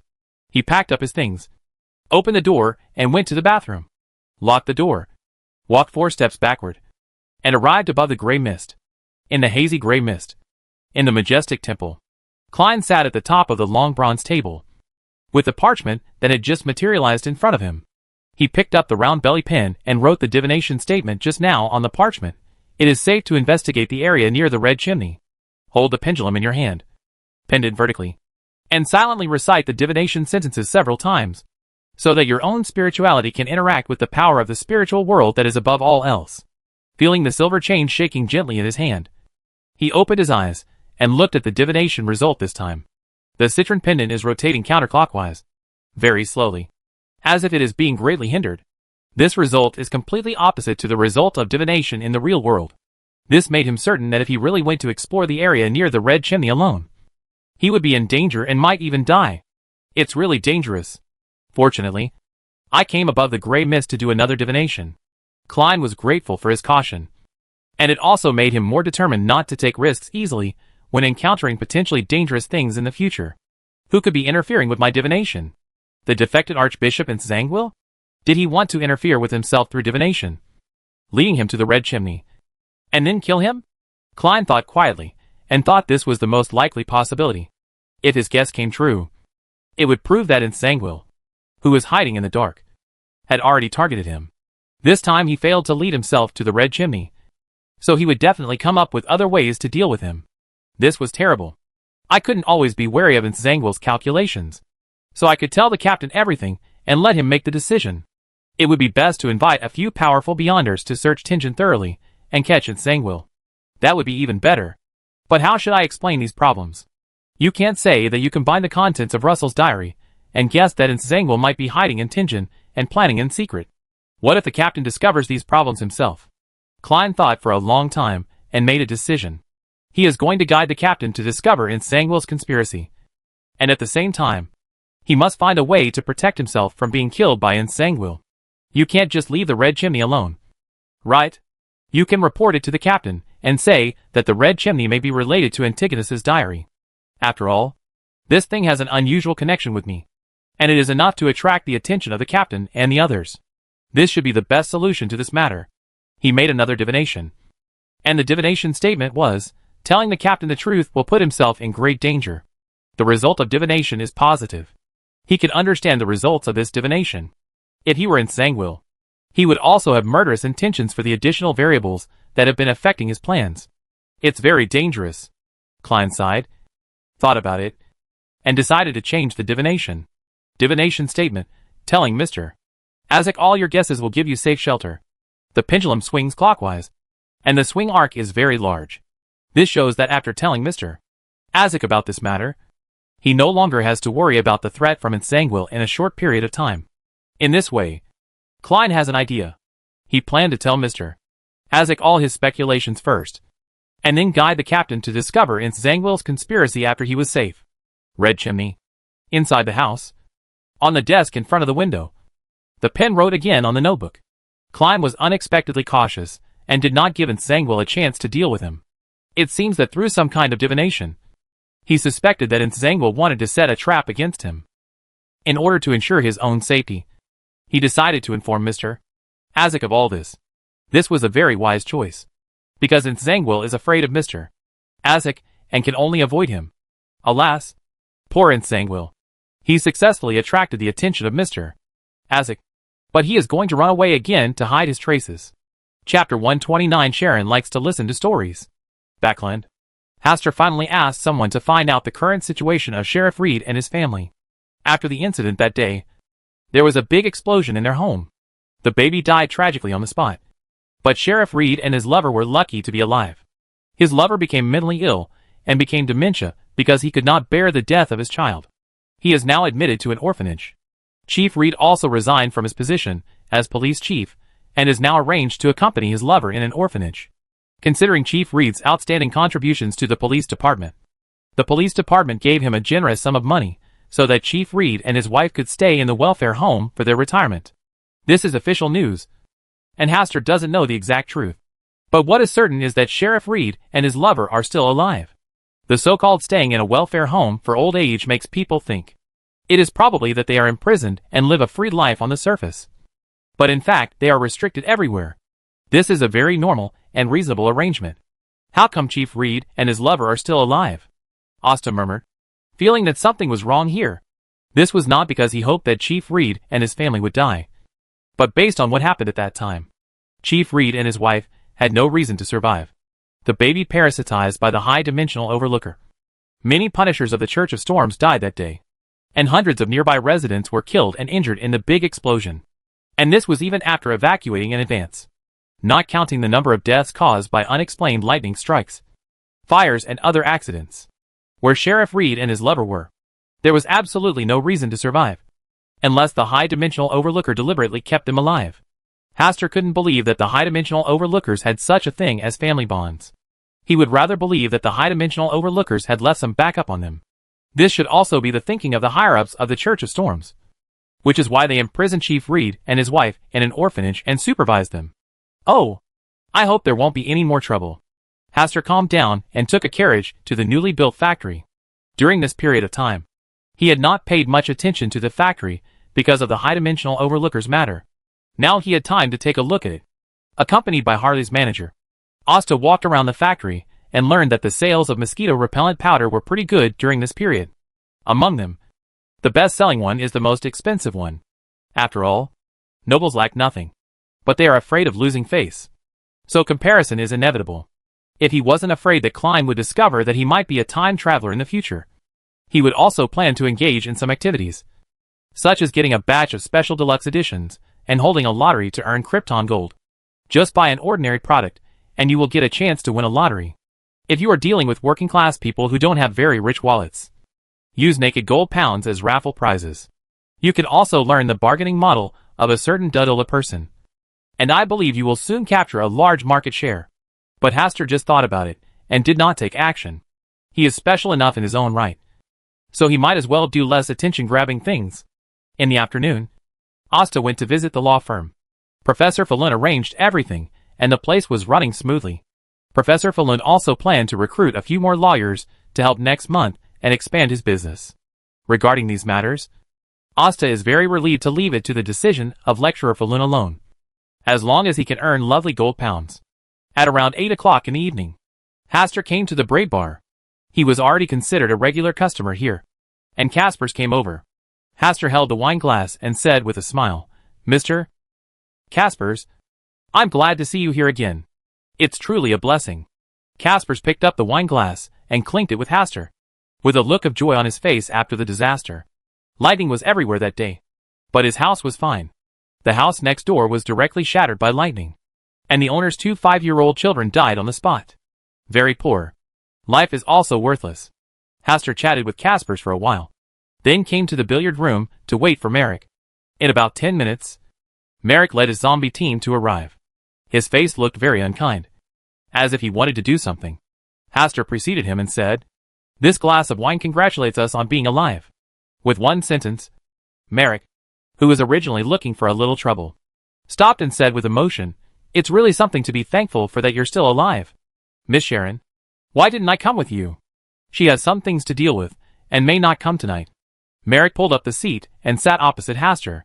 The living corpse next to him helped him pass a glass of wine. "Tell me about your experiences during this period. It will also open my eyes." "It's not an eye-opener, but some interesting things did happen." Merrick completely gave up the idea of settling a score with Asta and began to introduce their journey. This time, the Rose School sent people to Backland, which really made them worried. But the Rose School ended up in a worse situation than they did. They were jointly targeted by the 3 major churches: the Church of the Night Goddess, the Church of Steam and Machinery, and the Church of Storms, and lost many Beyonders in Backland. Sharon and others went out this time. On the one hand, they wanted to take the opportunity to take revenge, and on the other hand, they wanted to save the surviving Temperance members. This all went very smoothly, especially in the last few days. I heard that the Eternal Sun Church directly sent several archbishops to the southern continent to join forces with the Church of Storms, the Church of the God of War, the Church of the Mother Goddess of the Earth, and the local government forces to join forces, launched a crackdown on the Rose School. The scale of this purge was far greater than any previous one. The Rose School's indulgence could be said to have caused heavy losses, if it weren't for the fact that her sequence was too low. Sharon would have taken this opportunity to return to the southern continent. After hearing this, Hastur asked curiously, "Is there anything different about the Rose School today? They are better at hiding than before. If they hadn't escaped too quickly, they would have been baptized by the scorching sun and storm." When talking about this topic, Merrick seemed very excited and told Hastur about the dramatic changes in the southern continent. Hastur just listened with a smile on his face, thinking of the cooperation between the Superstar Master and the Desire Mother Tree. Now, after such a cleanup, the surviving extraordinaries of the Rose School must be hiding very deep, and it is estimated that it will be difficult to find the little tail of the Superstar Master. It's really worrying that we don't know what the Superstar Overlord is doing. I don't know when Bernadette will be promoted to level 2. Otherwise, Bernadette can go to the southern continent to explore the path and find out the plans of the Superstar Master and the Mother Tree of Desire. At 10 o'clock in the evening, Asta ended his chat with Merrick and returned home in a carriage. As soon as he walked up to the second floor, he vaguely felt a familiar smell in the study. Maybe Sharon is here. It seems she still likes to stay in the mirror. Hastur walked into the study, closed the door, and sat on the sofa opposite the mirror. After sitting quietly for a few minutes, Sharon's shadow appeared in the mirror. This time she did not disappear again, but looked at Hastur curiously. "The aura on your body seems to have changed. A lot of things happened during this period.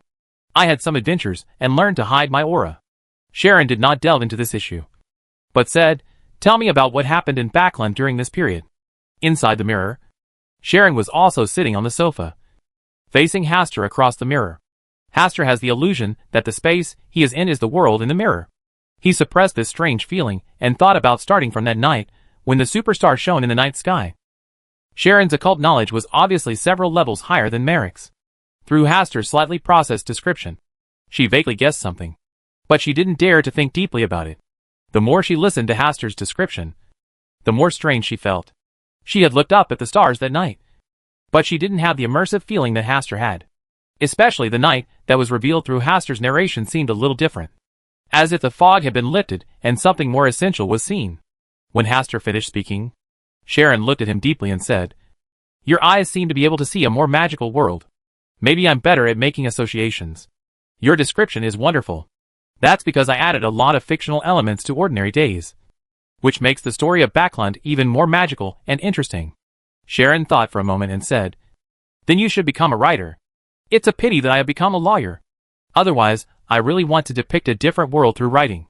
You can write a little short story. Sharon tried her best to mention this matter in a calm tone, and Asta was keenly aware that Sharon's tone was a little different. Sharon seems to be looking forward to writing her own short story. Does she like to listen to stories? Hastur thought for a while, and said tentatively, I have indeed conceived many interesting and fantasy stories in my mind. Then you should write these stories, and don't waste your imagination. This is a rare gift. But I'm a bit lazy. It's extremely painful for me to stay at my desk and write every day.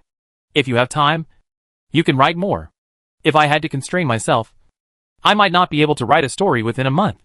Sharon was silent for a while and said calmly, if you have time, I can supervise your writing. Hearing this, Hastur understood. Miss Sharon, you like to listen to stories. This little hobby is a bit like a child's love of listening to fairy tales. Chapter 130 The Frustrated Djinn. This hobby is quite good. It's a good opportunity to try to bribe Sharon. Once the link is established, you might be able to spy on her true emotional changes. She is now like a puppet. Although she sometimes shows a slight expression, it is often difficult to read her specific emotional fluctuations. Asta quickly made a decision in his mind and said with a smile, of course, I can. I think with Miss Sharon's supervision, I might be able to write an interesting story in less than 3 days. Sharon just nodded, not showing any joy about this matter. Now is it time for Miss Sharon to tell me about your adventures outside? Although Merrick mentioned it once, Asta also wanted to hear Sharon's version of the adventure story. It wasn't until after 11 o'clock that Sharon left the mirror after telling her adventure story. Before leaving, she specifically mentioned that Bernadette would leave Backlund soon, so that he would no longer need to deliberately avoid her in the future. After sending Sharon away, Hastur checked the time, returned to the bedroom, lay on the bed, and entered the Palace of Stars. A lot of things have happened recently, and it's time to talk to the Mother Tree of Desire and the Superstar Lord. As for the Djinn, after Bernadette is successfully promoted to Sequence 2, it will probably be more difficult for him to come out and cause trouble. The Hall of Stars. The chain of order flew out from behind Hastur and landed on the 3 stars, attracting the Mother Tree of Desire, the Superstar Master, and the Djinn to come. When the 3 outer gods came to the Hall of Stars and took their seats, Hastur was the first to look at the Djinn. Today's Djinn is obviously not as high-spirited as before, and has become a bit taciturn.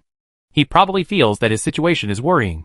It was still difficult for people to see the Mother Tree of Desire's thoughts. The Superstar Master glanced at the Djinn god lightly and said nothing, without the Djinn to speak first to enliven the atmosphere. The Hall of Stars first fell into a brief silence, and then Hastur's exit broke the silence and spread. A wonderful collaboration. The Djinn's eyes moved slightly, and he hummed softly without saying anything. The cooperation between the Mother Tree of Desire and the Superstar Master has undoubtedly achieved great success. Not only was he unable to use this opportunity to break away from the seal of the wishing lamp, but because Bernadette was promoted to Sequence 2, the seal became even stronger. And now he can even manifest into a void. Shadow can't do it. Has truly become Bernadette's prisoner. The Superstar Lord glanced at the Djinn god and said calmly, it's just a small attempt. The Mother Tree of Desire did not miss the opportunity to suppress the Djinn. The Evil One has taken the risk to attack Backlund and cause the divine punishment of the storm. As a result, he was severely damaged. And you seem to be still imprisoned in the wishing lantern? The genie of the lamp turned completely grim and said in a bad tone, oh, it's not that your stupid son has no ability. He clearly had the opportunity to take away the magical lamp of wishing, but he was discovered by the storm and caused the divine punishment of the storm. The Mother Tree of Desire behaved very generously this time and did not argue with the Djinn. She just said calmly, the evil god has been severely damaged and cannot take action for a short time.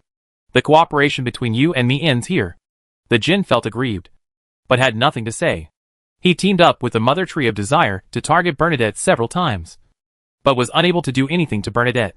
Instead, she found an opportunity to advance to Sequence 2, with a powerful sealed object in her hands.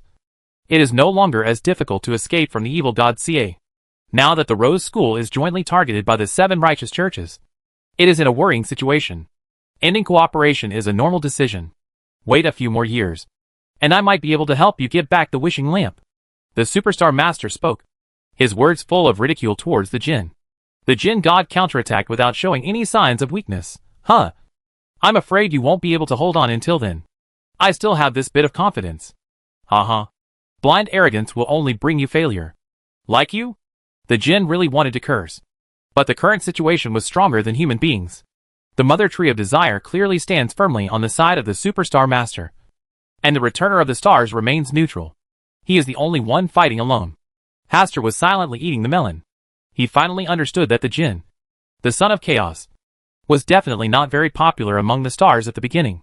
This superstar master obviously deliberately squeezed the jinn. Otherwise it would be difficult for him to be so active with his temperament. Don't be happy so early. The high-dimensional overlookers are also casting their gazes from the stars, watching your every move. The jinn changed the topic and deliberately mentioned the high-dimensional overlooker, obviously trying to muddy the water. The mother tree of desire said calmly, "It's just spying. Just ignore him." With a thought in his mind, Asta deliberately used the power of the Palace of Stars to manifest the stars, where the high-dimensional overlooker was located in the Palace of Stars. The mother tree of desire, the superstar master, and the jinn all looked at him. TSK. It's just a line of latitude hanging down. It seems that he is very cautious. This is the voice of the jinn. And it feels like we are brothers. It is easier for him to invest his power within the initial barrier than it is for us. A dispersed force is not enough to become a threat. The superstar ruler gave a calm evaluation, and did not care that the high-dimensional overlooker had appeared within the initial barrier. Listening to these words, Hastur gained a deeper understanding of the state of the high-dimensional overlooker. It's very suitable to help us distract the Church of the Seven Gods. The mother tree of desire had an idea. He lives in the starry sky, and has never regarded the so-called seven gods as rivals. But his followers cannot. Now that the seven gods are cooperating, if one is not careful, all the indulgent faction of the Rose School he influenced will be destroyed. You want to cooperate with him unless you tell him something that interests him, the jinn said, looking at Hastur deliberately. His meaning is very clear.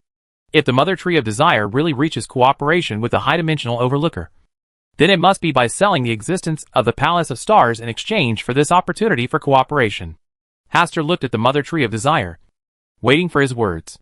The mother tree of desire expressed, "I won't be that stupid." If he really reached cooperation with the high-dimensional overlooker by betraying the news about the returner of the stars, then he is sure that as soon as he reaches cooperation with his front legs, the star returner with his back legs will pull the high-dimensional overlooker to the Palace of Stars. His situation would then be very awkward. Moreover, the current Hall of Stars is more in line with his needs. Together with the Superstar Lord, he suppresses the jinn, thus occupying a greater say in the gathering of stars. If another high-dimensional observer comes, this situation will be broken, the jinn said disdainfully. Who knows? Hastaro glanced at the mother tree of desire thoughtfully. My game with him is not over yet. The faint threat made the desire tree feel a little uneasy. Regarding this returner of stars, he and the superstar master have not yet figured out the details. But they do not want to arouse his hostility just like this. I also hate people who destroy the balance of the game. The jinn smiled happily. Just like the game between you and the mystery? The superstar lord knows how to insert a knife into the jinn's lungs at the right time. The jinn was angry and angry. But there was nothing he could do against the superstar master. The mother tree of desire also responded in time. It is said that you jumped into the wishing lamp on your own initiative? This kind of gameplay is really unique. The jinn was very aggrieved. And in the end, he just snorted. Ignoring the provocations of the superstar lord and the mother tree of desire, Hastur held back his smile and said calmly, under the gaze of the stars, everything is like a game. I prefer destruction to games. With just these words, Hastur understood that this superstar master was the most determined destructor among the three outer gods. The jinn god tried all their efforts just to return to the starry sky, and the mother tree of desire wanted to regain its own essence and extraordinary path. They didn't care whether the earth was destroyed or not. Only the superstar master has already prepared to offer a gift to the entire universe when the initial barrier disappears. Ah, madman. The jinn gave a very appropriate comment. Don't worry. That planet seems to still have many secrets. The mother tree of desire also did not agree with the idea of superstar dominance. The superstar master chuckled and said, maybe the so-called secret is just a coincidence. The jinn looked at the superstar lord with an idiotic look, and said with a mocking look on his face, when I first woke up here, God and mystery chose this place to make further attempts. Do you think they are stupider than you? This time the mother tree of desire did not speak. It was obvious that she and the jinn had the same idea. Otherwise, why would there be a circle of outer gods surrounding the initial barrier? Many of them exist, and do not need the source matter and extraordinary pathways here. They came here because of the choice of God and mystery in the beginning. Whether you are a witness or a personal participant, you all want to get a glimpse of the secrets hidden here. The superstar master was not angry and said calmly, when everything explodes, no matter what secret it is, it will be exposed in the starry sky. You're so rude. Aren't you afraid that the secret here will be destroyed by you? Things that can be easily destroyed are not worthy of God and mystery staying here. The Superstar Master's point of view is very clear. When the initial barrier disappears, the entire planet will be exploded first. And then the so-called secrets will be searched. Chapter 131 Bernadette. Sequence 2 Sage. The Jinn God and the Mother Tree of Desire did not refute for a while. And they also recognized the possibility of this situation. A big explosion can indeed make everything appear in the starry sky. As for the creatures here, the 7 gods born here have no value to them. When Hastur heard this, he felt that he should remind them not to keep thinking about destroying the Earth. The universe is so big, but there are not many planets with such good life, especially those that have given birth to good civilizations. The original power guarded this place, and God and mystery also left their power to guard this place. Destruction often only leads to its own destruction. As soon as Hastur finished speaking, the Superstar Master, who had always been calm, had a very bad premonition in his heart. At their level, every premonition will have a reason. He knew that the Lord of Mysteries was also called the Sign of Destiny, and his words often represented what was about to happen in the future. Right now, the Returner of the Stars gave him the same feeling. He seems to have predicted his fate in advance. This is a prophecy and a warning. Thanks for your reminder. At this moment, the Superstar Master acted very modestly, and even his tone was not as arrogant as before. The Jinn God and the Mother Tree of Desire looked at each other, both feeling absurd. The Superstar Lord actually chose to bow his head at this moment. Did those words really shock him that much? Or, when the Star Returner said those words, the Superstar Master suddenly had some kind of premonition. A premonition of possible demise in the future. For existences like them, this premonition is very terrifying. The Jinn God thought for a while, but still did not take this opportunity to mock the Superstar Master. He felt that he should also control his usual words and deeds to avoid affecting his future. The Mother Tree of Desire's thoughts at this moment are the same as those of the Jinn. The scene became quiet and silent for a while. Hastur found it strange that his simple words could make 3 outer gods enter a state of silence at the same time. No one spoke, so he had to break the silence. The stars are shining, and every star has its own value. This is also nonsense. But when it comes from Hastur's mouth, it gives people a mysterious feeling, as if this is how it should be. The Jinn glanced at the Superstar Master and hummed. There are always some beings who don't understand this truth. If the entire universe loses the twinkling of stars, it will be so desolate. There is one sentence that he has not yet said. Superstars and other stars must also exist in order to demonstrate his authority. The Superstar Lord understood what the Jinn God meant, and he understood that he was wrong. So he did not continue to argue with the Jinn God. His authority is indeed based on other stars. If believers are the anchors of the 7 gods, then the stars are his anchors. All life has its own reason for survival. It is rare for the Mother Tree of Desire to be on the side of the Jinn. The Jinn God became more and more proud, and he was about to take advantage of the situation to criticize the Superstar Master a few more times. But remembering that too much words lead to mistakes, he stopped his mocking behavior. Then he said, "Now the Church of the 7 gods is searching for your believers everywhere, and the Church of the Eternal Sun should have already come out in force.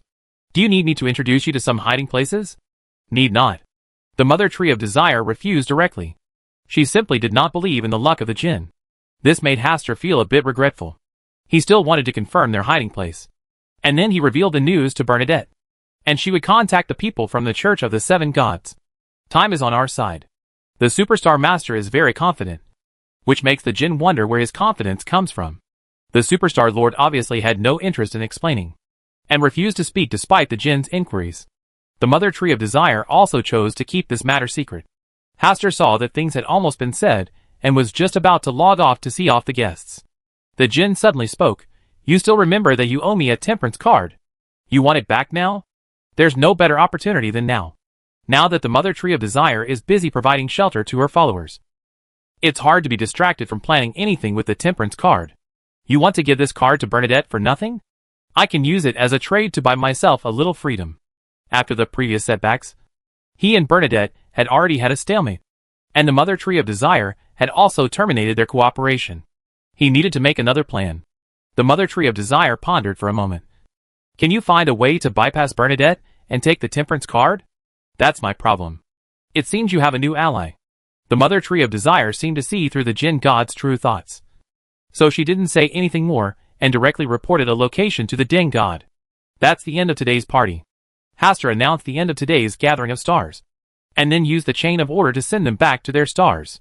After doing this, he did not log off immediately, but took a look at the star where the high-dimensional overlooker was located. There was nothing unusual. If the Jinn God has other allies, it is the high-dimensional overlooker who made a commotion not long ago. The high-dimensional overlooker overlooks everything, and since his relationship with the Son of Chaos is not simple, it is very likely that he will get in touch with the Jinn.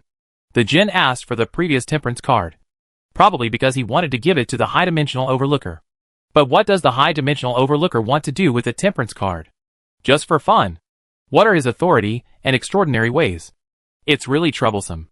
Hastur thought for a long time, but still didn't want to tell Bernadette the location of the Temperance card. Not only did the Jinn reveal the location of the Temperance card, it was even more impossible for the Mother Tree of Desire and the Superstar Lord to tell Bernadette. If Bernadette knew about the Temperance card, it must have been revealed by herself. It's better to meet Bernadette first, and let her go to the southern continent. Hastur used the power of the Palace of Stars to block the Jinn's external perception, and then descended into the starry sky above Bernadette's head. Thank you to the stars for your guidance and gifts. Bernadette's tone was a little more respectful than the last time they met. Had it not been for the guidance of the stars, she would not have been able to advance to Sequence 2 Sage in a short time. Now, she has almost reached the end of this extraordinary path. She also has a little more resistance against the Hidden Sage. After all, the Hidden Sage's condition is not as good as hers. In addition, she has the Wheel of Fortune card to cover her destiny. It is difficult for the Hidden Sage to find her again. One thing needs to be done by you. Hastur did not mince words and directly proposed that Bernadette go to the southern continent to investigate the plans of the Mother Tree of Desire and the Superstar Master. I need some time to deal with personal matters. Bernadette did not refuse this task. On the contrary, when she heard about this task, she felt relieved. The debt she owed can finally be repaid, and the stars need her help. For her, this is the best reason to save her life. Yes, you can choose to give up the mission if necessary. I see. After settling this matter, Hastur wanted to disperse the connection between the Palace of Stars and Bernadette. Bernadette hurriedly spoke. I have one more thing that I need help from the stars. You can't save your father now. Hastur saw her thoughts and directly interrupted what she was going to say next. Bernadette was silent, and after a while she said, if I advance to Sequence 1, will I have that ability? The fallen Mother Goddess can pollute even the true God. Bernadette's body trembled slightly. According to this statement, even if she becomes a god, she cannot save her father? Can't you even do anything? Bernadette cast her last hopeful gaze on Hastur, who was sitting in the Hall of Stars. Regarding this issue, Hastur has also thought about it. He estimated that if he wanted to solve the contamination on Russell, he would have to reach Sequence 1 at least. It may also be that he has to wait until he becomes a true god before he can purify this pollution with the help of the Palace of Stars. After all, the fallen Mother Goddess is one of the three pillars, a powerful existence that truly stands at the apex of the universe. But if he becomes a true god, Russell's situation will be awkward. Well, becoming an angel should be his best ending. You cannot pay this price now. It would be great if there is a way. Bernadette's mood was agitated. Her beautiful eyes were full of beauty, and she rarely showed a moment of weakness. Soon, Bernadette adjusted her mentality and restored her previous image of the mysterious queen who was calm and wise. I will investigate what happened in the southern continent. Bernadette made her own commitment on this matter. Hastur thought for a moment and reminded, if you encounter light that does not belong to the blazing sun, remember to run away. The light that does not belong to the blazing sun? Bernadette thought about it, and thought of the recent unusual behavior of the Eternal Sun Church. This sentence seems to say that some existence is stealing the power of the eternal blazing sun. And it has succeeded. I'll pay attention. Hastur said nothing more, cut off the contact, and dispersed into the starry sky above Bernadette's head. A war between gods? Bernadette looked up at the stars, feeling deeply frightened by the still brilliant starry sky. The starry sky is too big, and she is too small. Sequence 2. Angels on earth can only stay on the ground. The starry sky is a forbidden realm belonging to the gods. Chapter 132 Hastur, I'm so stupid. Really? Bernadette has finally left Backland, and she can start preparing to steal the Black Emperor's card. In the Hall of Stars, Hastur has not chosen to go offline. He was thinking about how to take away the Black Emperor card from the Russell Memorial Exhibition after Bernadette left Backland. He didn't take action before because he wasn't strong enough. After being promoted to Sequence 7, he should have the ability to take away the Black Emperor card. when Bernadette was still in Backland. He didn't try to avoid being discovered. Now was the best time. Sequence 9 Lawyer. Sequence 8 Barbarian. Sequence 7 Briber. Hastur thought about the extraordinary abilities these 3 sequences brought to him. Robbery will definitely not work. Stealing in secret will suit your needs. After thinking for a while, he had a simple idea in his mind. You can use the extraordinary ability of the Briber to recruit a younger brother. As long as he can touch the Black Emperor card, let him sacrifice the Black Emperor card directly to the Palace of Stars. Then he was allowed to set himself on fire and die, completely cutting off the clues to the search. After thinking for a while, Asta still rejected the idea.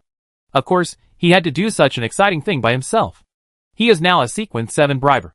But he has very few opportunities to actually use his abilities, and seriously lacks actual combat experience. You can take this opportunity to learn to integrate your extraordinary abilities. For example, he can learn from Klein's experience of stealing the Black Emperor, and make good use of the relationship between the spirit body and the Palace of Stars to take the Black Emperor card. This is not a difficult task for him. After all, with Klein's experience, he only needs to simply imitate. But he still wanted to try to solve it himself. If that didn't work, he would use Klein's version of theft method. Currently, his 3 chains of order grant him 3 extraordinary abilities: authority, making rules, involving the path of destiny, and the hidden authority of the 3rd chain of order. Combined with his extraordinary ability as a lawyer, he can bend the rules within a certain range. If he can use these abilities well, it shouldn't be difficult to enter the Russell Memorial Exhibition and steal the Black Emperor card. The next day, Hastur deliberately woke up a little early. He put on the newly bought 3-piece trousers, shirt, and tuxedo formal suit, put on a silk soft hat, and chose a gold pocket watch and a sinking with cane inlaid with gold. Before going out, I also use a little perfume with a less obvious scent. Butler Neil was very satisfied with Asta's dress today and told the maids to make Asta look nice and handsome. If Butler Neil knew that he was just going to the Russell Memorial Exhibition instead of going out on a date, he would probably be very disappointed. Hastur smiled and went out in the carriage to Königsallée Kingdom Museum. Although it is not the weekend yet, there are still many people coming to visit the Russell Memorial Exhibition, and there are already many people queuing at the door. Hastur waited patiently, and at the same time lamented that the glorious image Russell left to the world still has such a great influence. No wonder he can continue to fight against the pollution of the fallen Mother Goddess until now. Soon, Hastur followed the crowd into the Kingdom Museum, and then followed a docent who was responsible for explaining the history of Roselle to visit the Roselle Memorial Exhibition. Entering the first exhibition hall, the beautiful female commentator happily introduced everyone. Here are the daily necessities of Emperor Russell. Hastur also saw the golden toilet that shocked and envied Mr. Fool. I also cursed corruption in my heart. So much gold is used to make a toilet. Do you really regard money as excrement? After the daily exhibition hall, we arrived at the exhibition hall that houses Russell's various original manuscripts and notes, as well as some documents and even highly valuable historical relics such as the Civil Code. While the commentator was flipping through Russell's diary, Hastur also saw what was recorded there.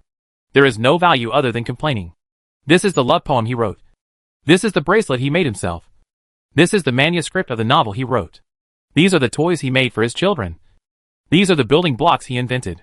The female guide introduced the various items in the display cabinet with an almost adoring and obsessed look. Hastur just kept a certain distance from the people next to him and listened quietly. When the female commentator just read the love poem written by Russell, several eyes looked at him lovingly. He just kept smiling and kept his gaze from shifting at all. After the slightly scorching gaze faded away, Hastur breathed a sigh of relief. This is not good in places with many people. Speaking of which, Klein came to the Russell Memorial Exhibition for the first time and met Bernadette. Could he also? I actually met Bernadette.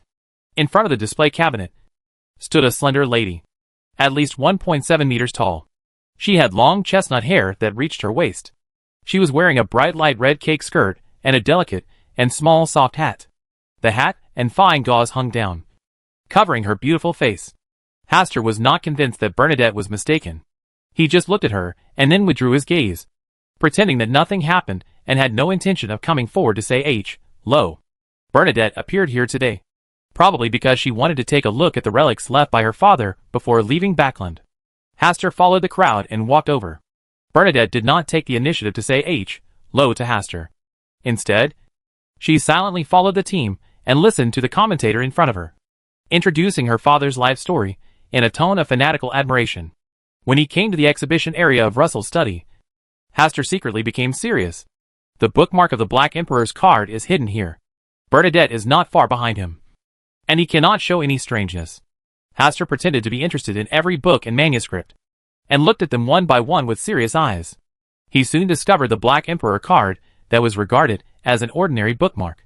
But he just glanced at it, and after confirming the location, he looked at other things. Bernadette was lost in thought. Her eyes blurred, obviously recalling the happy life of their family when Russell was still there. If you think about it carefully, Huang Bebe should be over 100 years old. Right? The commentator in front was explaining how Russell loved and protected his children in that era, and what interesting and fantasy fairy tales he wrote for his children. Right now, Russell's eldest daughter appears here, and it feels like time and space are out of place. Hastur thought for a while, and then followed the guide's pace to leave. This time, Bernadette did not follow. After visiting the Russell Memorial Exhibition, Hastur went to visit other areas of the Kingdom Museum. Firstly, it was to get familiar with the terrain, and secondly, it was also to avoid attracting Bernadette's attention. Don't let her see that she came specifically for the Russell Memorial Exhibition today. At around 12 o'clock at noon, Hastur left the Kingdom Museum and chose a nearby restaurant to enjoy lunch. After he ordered his portion of food, he ordered a more elaborate lunch. If there are no accidents, Bernadette should appear. When they came to their seats, Hastur had just enjoyed the food for about 5 minutes when Bernadette appeared, sat opposite him, picked up the knife and fork, and started to enjoy the lunch that Hastur ordered for her. "Are you interested in the diary left by Russell?" Bernadette said something out of the blue. But fortunately Hastur was always on guard against her questions, so he immediately noticed something was wrong with the question. "Diary? Do you mean the original manuscripts?" Hastur made a suitably curious expression. "Yes. If you want to know, I can tell you." "Do you also know that kind of mysterious writing?" "No. But I can tell you the secret you want to explore." "I just happened to have a leisurely stroll, and didn't want to explore any secrets." Bernadette stopped eating and said with a smile, "It's not a secret that you like to collect Russell's diaries. I only acquired those manuscripts out of curiosity about what Emperor Russell left behind." "Have you found anything through research?" "No. This kind of writing is difficult to learn, and it is simply impossible to reversely deduce the meaning contained in this kind of writing through existing languages," Asta answered calmly, not giving Bernadette a chance to set a trap to test him. "If one day you can really decipher this kind of text, I hope you can tell me. If I had that kind of luck and wisdom." Hastur still maintained a decent smile. "I have here the magic potion formula for Corrupted Baron in Black Emperor Path Sequence 6. Do you need it?" "Of course." Asta looked happy and shouted in his heart, "Huang Bebe, you really picked a good time. Obviously, once you get this Black Emperor card, you won't have to waste extra money on buying any magic potion formula. But this Huang Bebe, Huang's eldest niece, wants to sell the Sequence 6 Corrupted Baron formula to herself at this time." But he still couldn't refuse, and even showed joy. This feeling is so uncomfortable and wronged. A Sequence 6 magic potion recipe is worth about 2,000 gold pounds. Alas, if I had known that I would visit the Russell Memorial Exhibition later, I would not have met Bernadette. I'm so stupid. Really. I only knew that Bernadette's departure from Backland was a good opportunity to obtain the Black Emperor's card. But I didn't know that she might come to the Russell Memorial Exhibition to take a look before she left. Chapter 133 Spirit State. Action Preview. Just when Hastur was thinking whether to bite the bullet and pay gold pounds to buy it, or find a reason to refuse, Bernadette directly gave away the Sequence 6 Corrupted Baron Potion formula for free. "As an apostle of the stars, this is my investment in you." In this regard, Asta generously said that Huang's niece is quite cute sometimes, putting away the potion formula and sending Bernadette away. I owed a small favor. Still a bit of a loss. Hastur slowly enjoyed the food before going to pay and leave. He did not take the carriage home immediately, but walked around here again to get a better understanding of the terrain here so that it would be easier to retreat when the time came. By the time he finished walking around and mapped out a rough route of action in his mind, it was already past 3 in the afternoon. I found a restaurant to enjoy a cup of afternoon tea, and then turned to the law office for a walk before ending today's full day's schedule. Naturally, the harvest was huge. He got a Sequence 6 Corruption Baron formula for nothing. Although he didn't need it, it was still a little bit of the junior's heart, so he accepted it. Hastur sat at his desk, took out a pen and paper and began to draw a simple terrain map on the blank space, and marked the route of action. After confirming that there were no omissions, he burned the piece of paper, and then began to think about how he should obtain the Black Emperor card. First of all, he definitely cannot go there in person, and must act in spirit form. In this way, no matter what situation he encounters, he has a trump card to return to the Hall of Stars, which ensures that he will not be caught. Secondly, he must hide from the Beyonders guarding the Russell Memorial Exhibition and sneak inside secretly. Klein used the method of setting fire to the house to attract attention. Maybe I can pass the corresponding rules to prevent those extraordinary people from discovering me, with the help of secret authority. It is very feasible. If you can distort the sight of extraordinary people so that they can't see themselves, maybe he could even walk past them with swagger. Then comes the critical moment to steal the Black Emperor's card.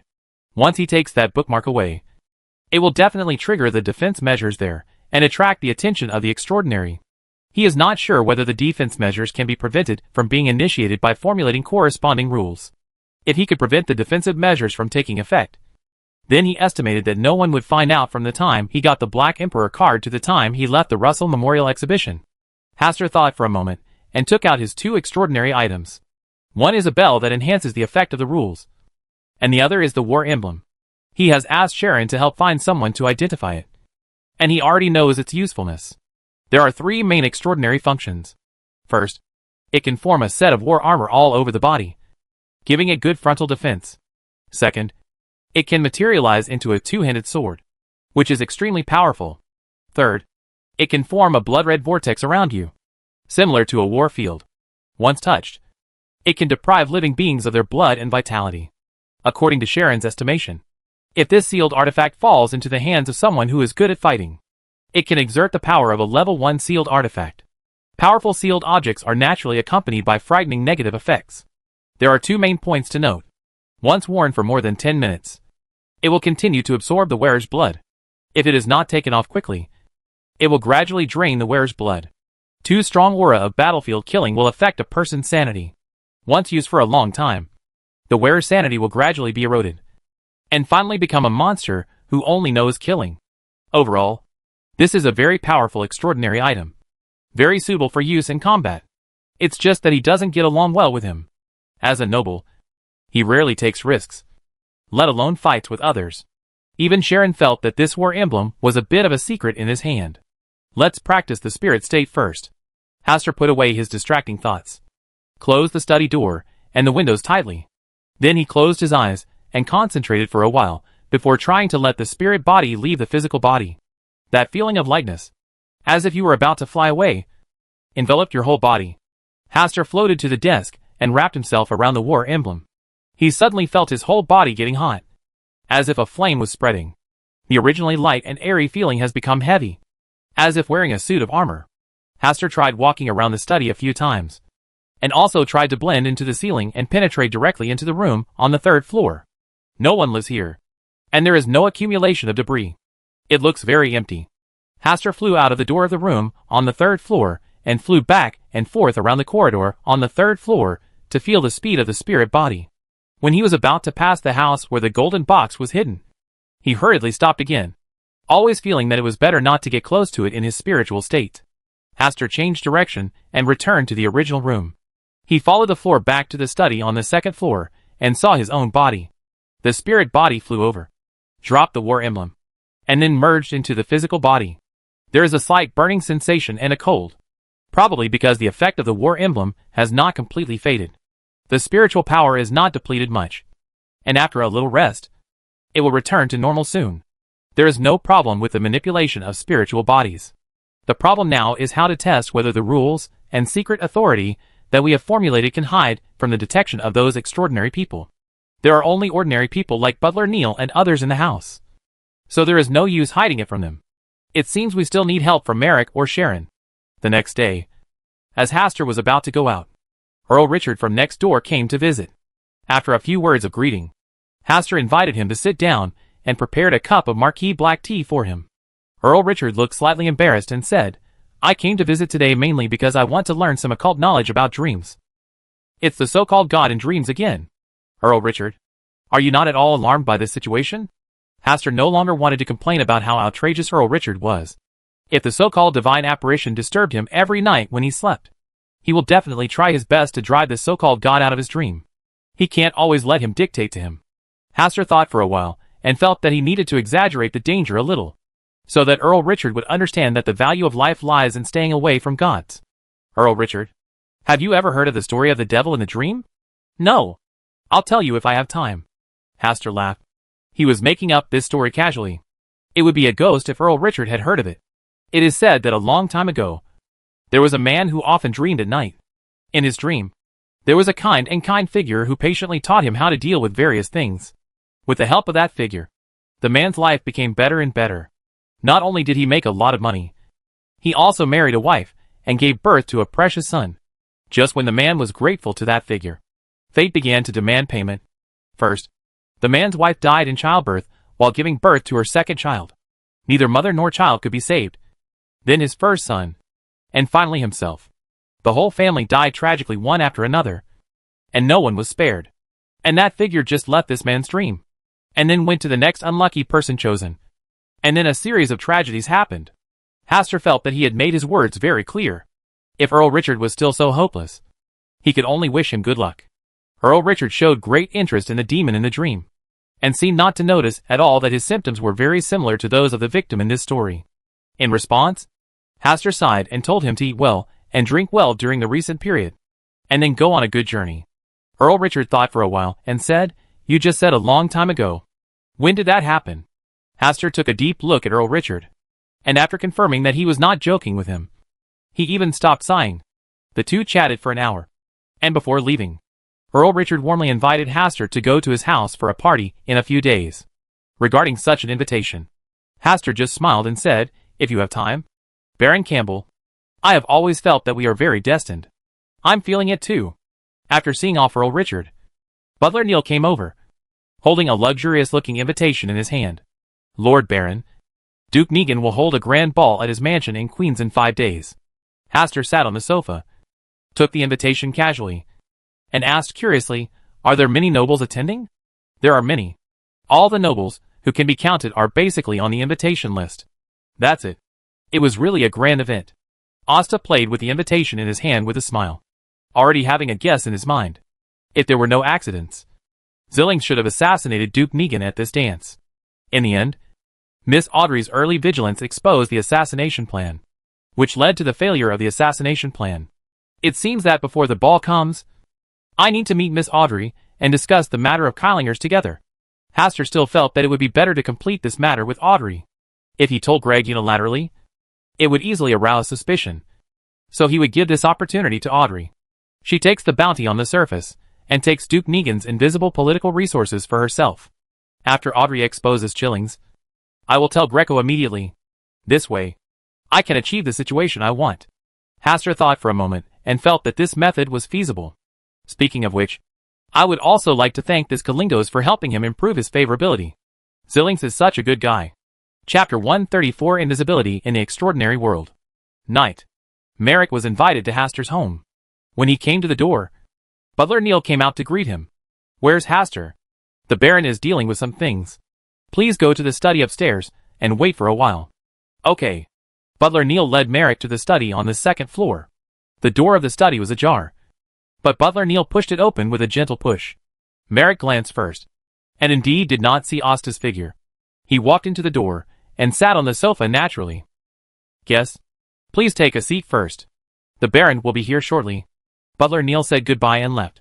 At first, Merrick could sit quietly, but after waiting for a while, Asta didn't appear, and his eyes turned to the bookshelf on the left front, where there were many books.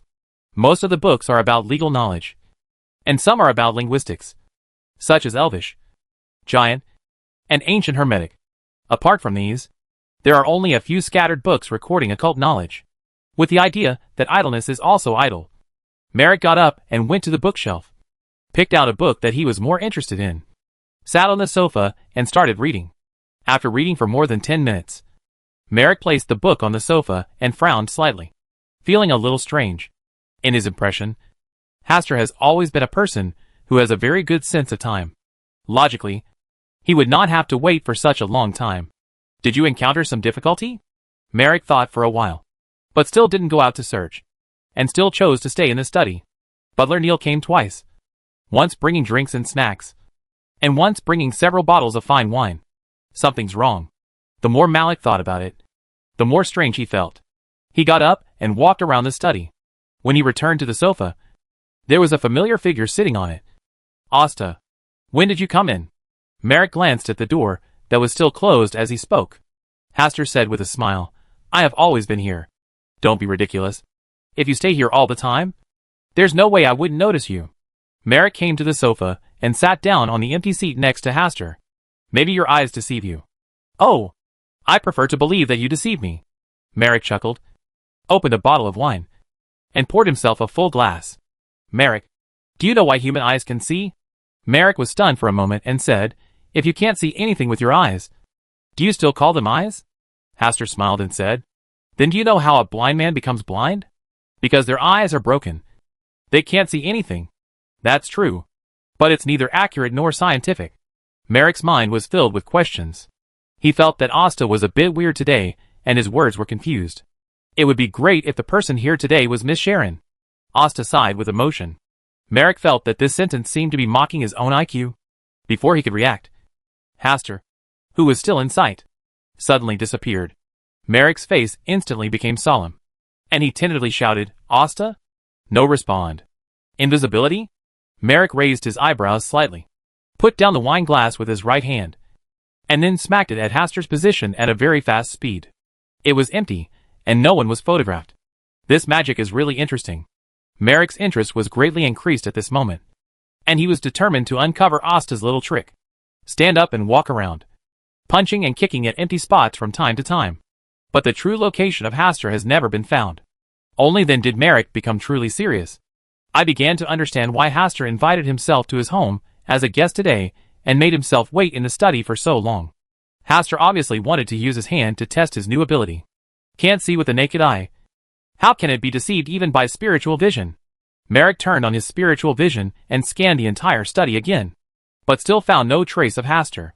You couldn't have taken advantage of the effort just now to sneak outside. Right? As soon as Merrick finished speaking, there was a sound of turning books on the other side of the bookshelf, as if Hastur was telling him that he was still in the study and had not slipped out. It's really interesting. An extraordinary version of hide and seek?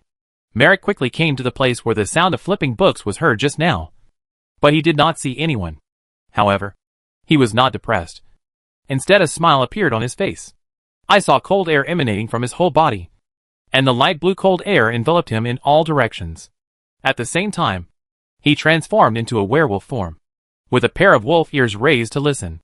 As the cold air passed, a light layer of frost formed on the ground. After almost a few seconds, Merrick's wolf ears moved slightly, and his body crashed 5 meters to the left. Boom! The speed was very fast, knocking Hastur out of the so-called invisible state. Invisibility isn't that easy to use. Merrick raised his chin slightly, his tone revealing undisguised pride. Asta covered his shoulders, rubbed them twice and said, sure enough, there are still a lot of loopholes.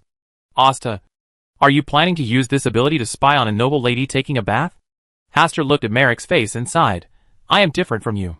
Merrick felt inexplicably insulted. Ahem. Let's get back to business. Hastur did not give Merrick a chance to get angry and changed the topic first. Do you think there is any room for improvement in my invisibility? You will make a slight sound when you move your position. Even though you are very restrained and use very light force, it still cannot escape my ears. Merrick thought for a moment and then said, when faced with a large range of extraordinary abilities, it is easy to force you out of invisibility. Also, you have a faint smell of perfume. Although it is very slight, there are some extraordinary people who have very keen senses and can easily detect abnormal changes in the air. Asta is open-minded and accepts teachings. These are the areas in which he needs to improve. I haven't thought of other problems for the moment. You can ask Sharon to help you try. Miss Sharon will help with such a favor? Hastur was a little moved. Compared to Merrick, Sharon was undoubtedly a more suitable tester. Don't worry. I'll help you talk to Sharon. She should also be very interested in your ability. Merrick had a bright smile on his face, as if it was wrapped around him. Let's wait until tomorrow night.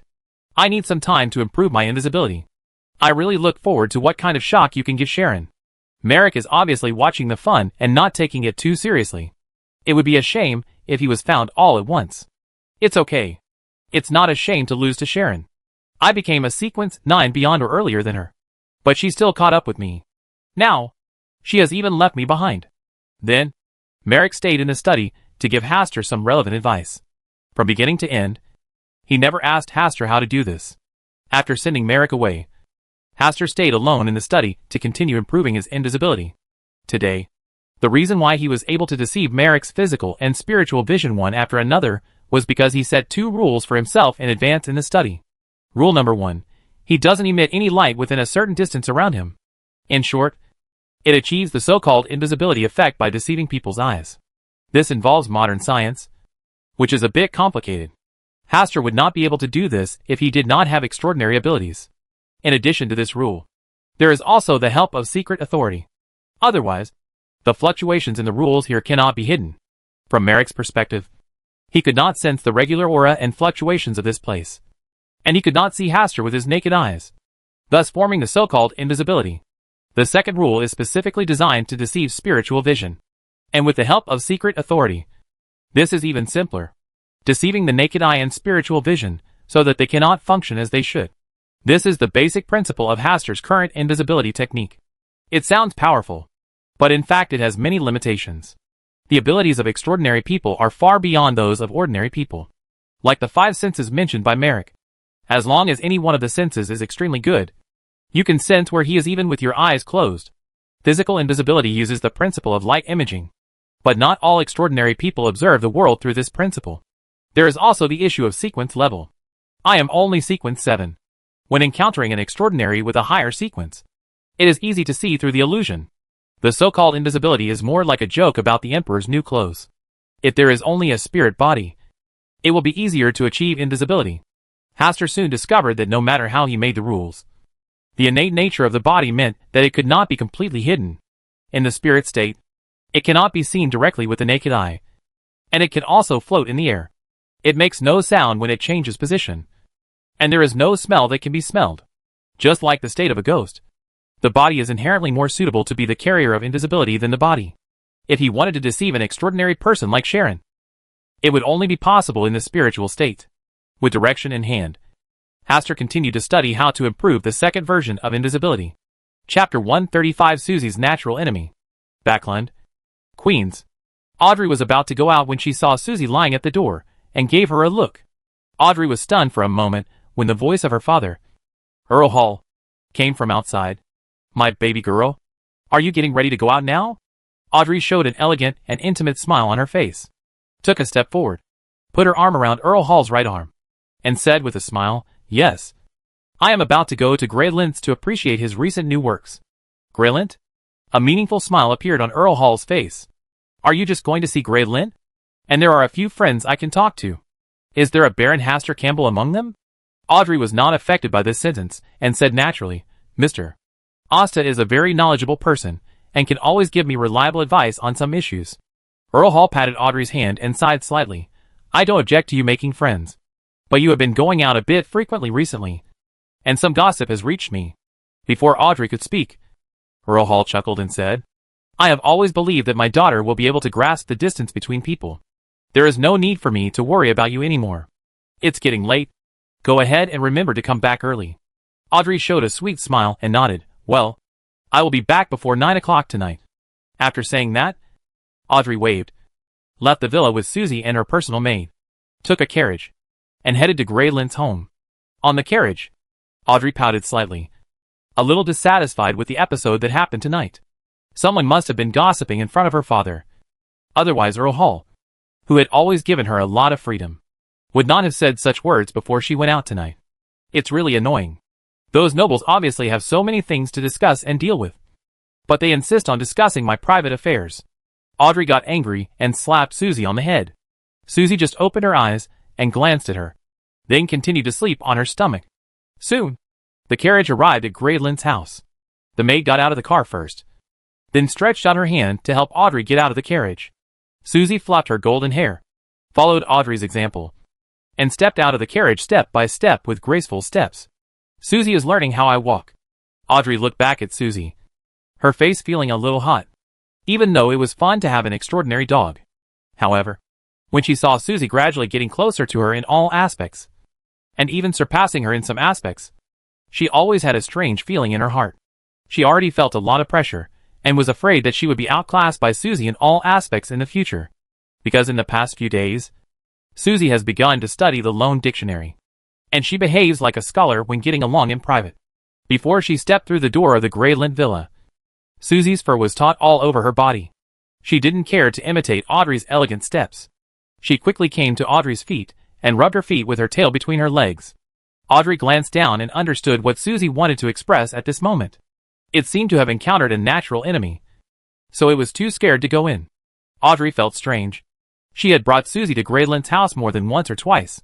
She was fine before. So why was she suddenly so scared now? Just when Audrey stopped and didn't move forward, the door opened, and Grey Lint walked out to greet her with a smile on his face. "Woof!" Susie shouted softly, then whimpering and hiding at Audrey's heels, refusing to come out. "Is Susie afraid of Grey Linty?" Audrey was startled for a moment, then quickly entered the audience state and carefully looked at Grey Lint tonight. Grey Linty's expression was full of joy and excitement. It was obvious that something great had happened recently. His eyes were also different from before, especially when he looked at Susie. He revealed a sense of absolute confidence. In the past, when Grey Linty faced Susie, his eyes showed two emotions, fondness and nervousness. His spiritual power has leaked out. Could it be that Grey Lint has been promoted to Sequence 8? Mr. Haster seems to have said that Sequence 8 of the Medicine Master Path is called Beast Tamer? Tamer? Susie? Extraordinary animal? Audrey thought about it briefly and understood why Susie had such a big reaction tonight. When an extraordinary animal encounters an animal trainer, it is indeed equivalent to encountering a natural enemy. Susie seems to be in a bad mood tonight. Please take her to the garden for a walk. Audrey asked the maid to take Susie to the garden for a walk, so that Susie would not have to worry about facing Grey Lint. Woof! Susie barked and quickly disappeared into the night. Audrey, I suddenly discovered that Susie is really an outstanding puppy. Grey Lint was still looking at the direction Susie left. Audrey said sternly, Grey Lint, I don't allow you to have Susie's ideas. She is my good partner. Grey Lint, he said sarcastically, I'm just a little envious. Just now, he did have the idea of buying Susie from Audrey. But before he could mention it, Audrey cut him off. As long as Audrey didn't want to sell, he couldn't influence Audrey's decision with something as vulgar as a gold pound. Go in first. Don't keep Mr. Haster and the others waiting, Audrey urged. And Grey Lint quickly led her to the study on the second floor. In the study, besides Haster, there were also Zio and Forsey. Seeing that Forsey had returned to her former health, Audrey happily congratulated her on her recovery. Thank you. What happened this time made me understand a lot of things. Forsey glanced at Haster with emotion. A lot of things to think about since she returned to normal. She felt that it was more important to live a life of carpe diem and make herself happy every day, so that she would not live up to the fact that she had walked away from the door of death. For her, staying at home every day, occasionally writing novels, and occasionally enjoying delicious food is the best day. After Audrey sat down, Grey Lint coughed slightly, attracting everyone's attention. I was promoted to Sequence 8 Beast Tamer 2 days ago.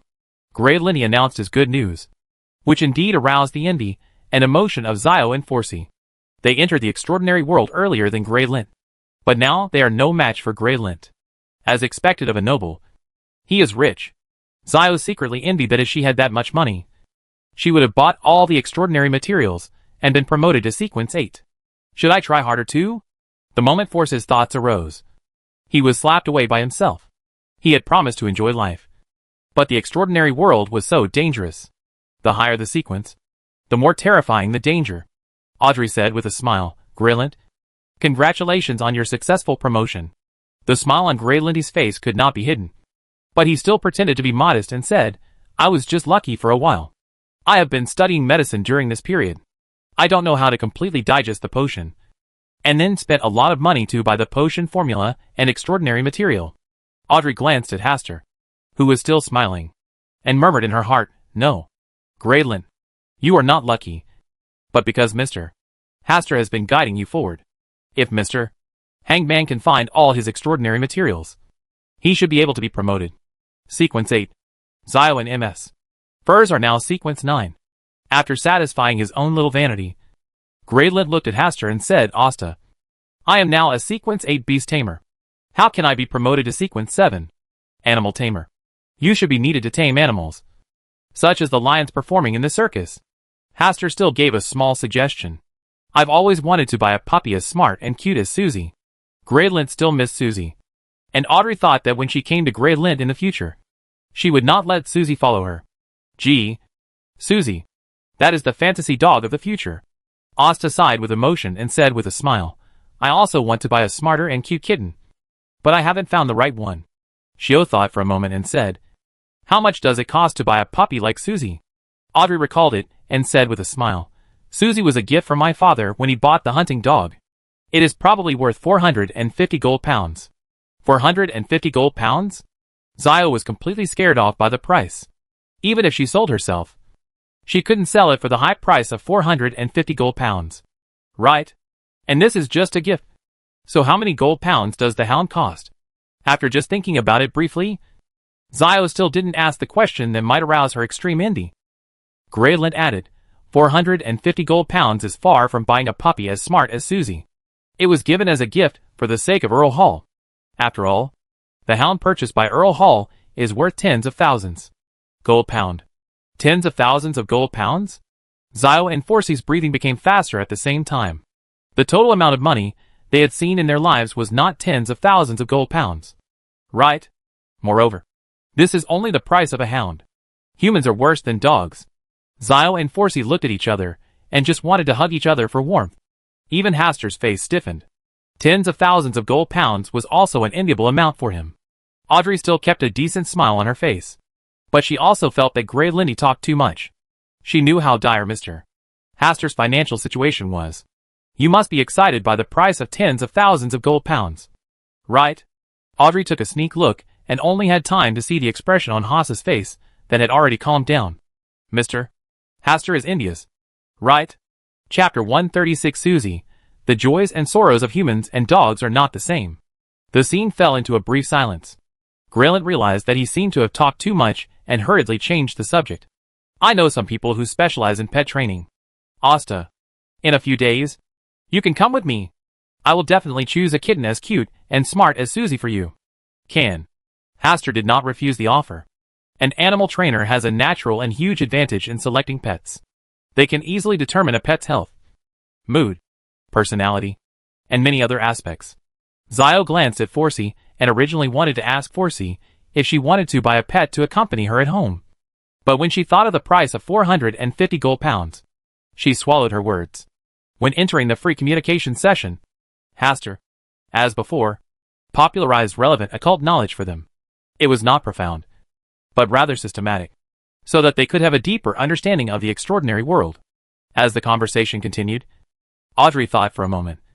Her eyes fell on the faces of Zio and Forsy and said, I happen to have a commission here. Which of you wants to try it? What commission? Zio's eyes lit up. She knew that the Miss Audrey in front of her was very rich and would be very generous. Her mission would definitely make her a fortune. Hurricane Lieutenant General Kalingos secretly infiltrated Backland. This is his portrait.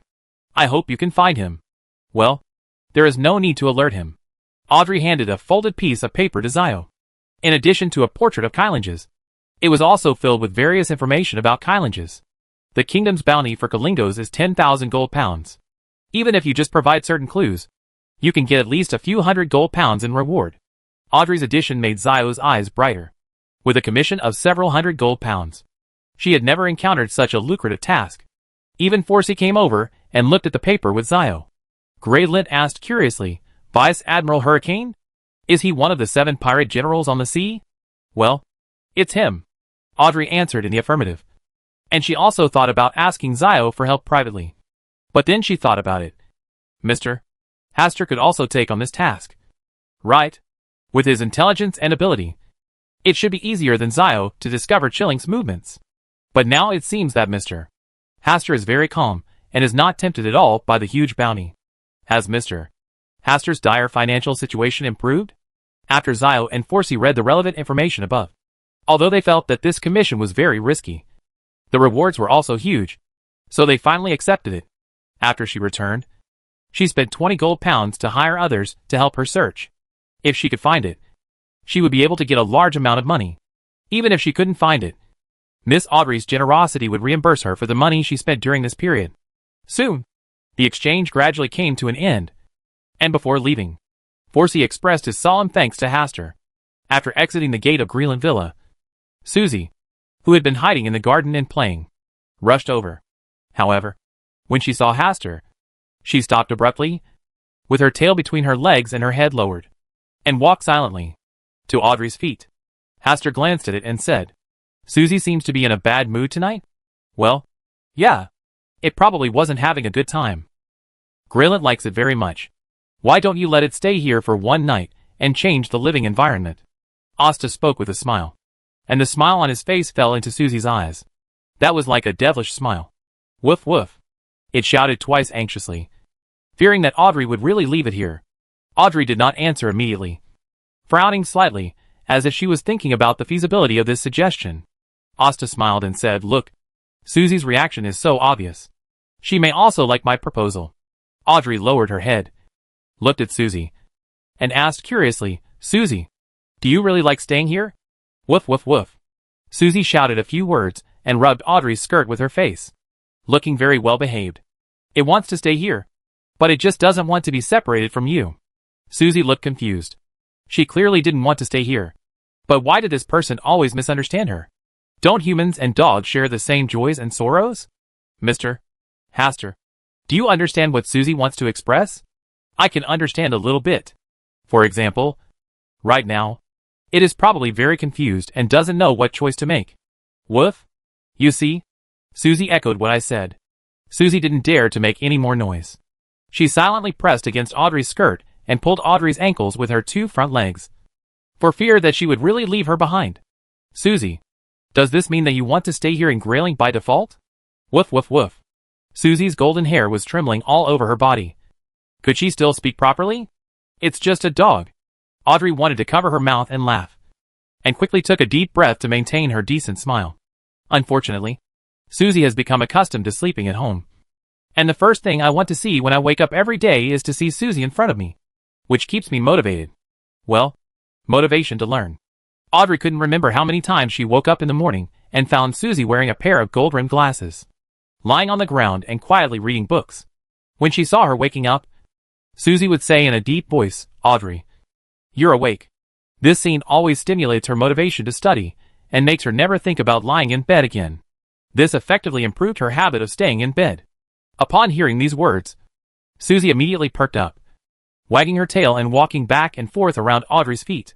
"Susie is homesick. Annie, you take Susie into the car first, and I'll be here after saying a few words." Audrey asked her maid to take Susie, who couldn't wait to escape, into the carriage. Hastur lowered his voice and said, "I know some information about the commission you just entrusted." Audrey asked curiously, "Mr. Hastur, why didn't you tell me at the party just now?" "In order not to dampen Ms. Zio's enthusiasm. Mr. Hastur is so considerate." Audrey laughed, her blonde hair swaying slightly and dazzlingly. "I received word that Commander Chilingus of the Hurricane will appear at Duke Megan's ball." "Really?" Audrey's eyes widened slightly. The speed at which Mr. Hastur was doing things was too shocking. No wonder he said he was afraid of damaging Ms. Zio's enthusiasm. Ms. Zio had just received the commission to start running, but Mr.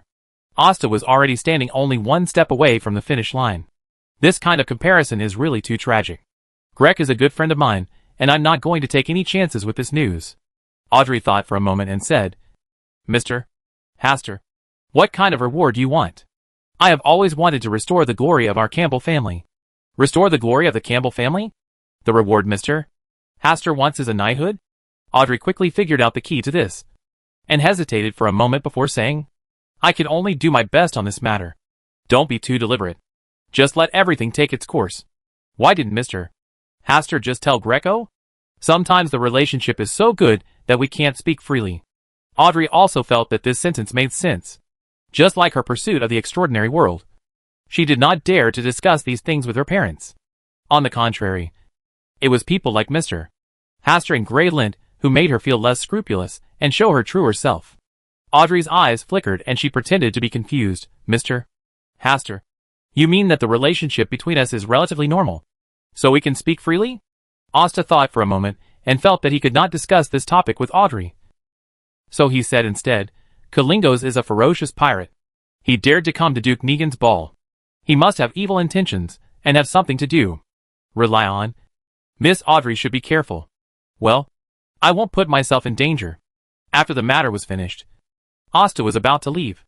Before leaving, Audrey asked, is the recent mosquito repellent product produced by the factory under Mr. Asta's name? Miss Audrey is also interested? Audrey nodded and said, I have always thought about investing in some business of my own. And I am very optimistic about Mr. Asta's product. This is easy to handle.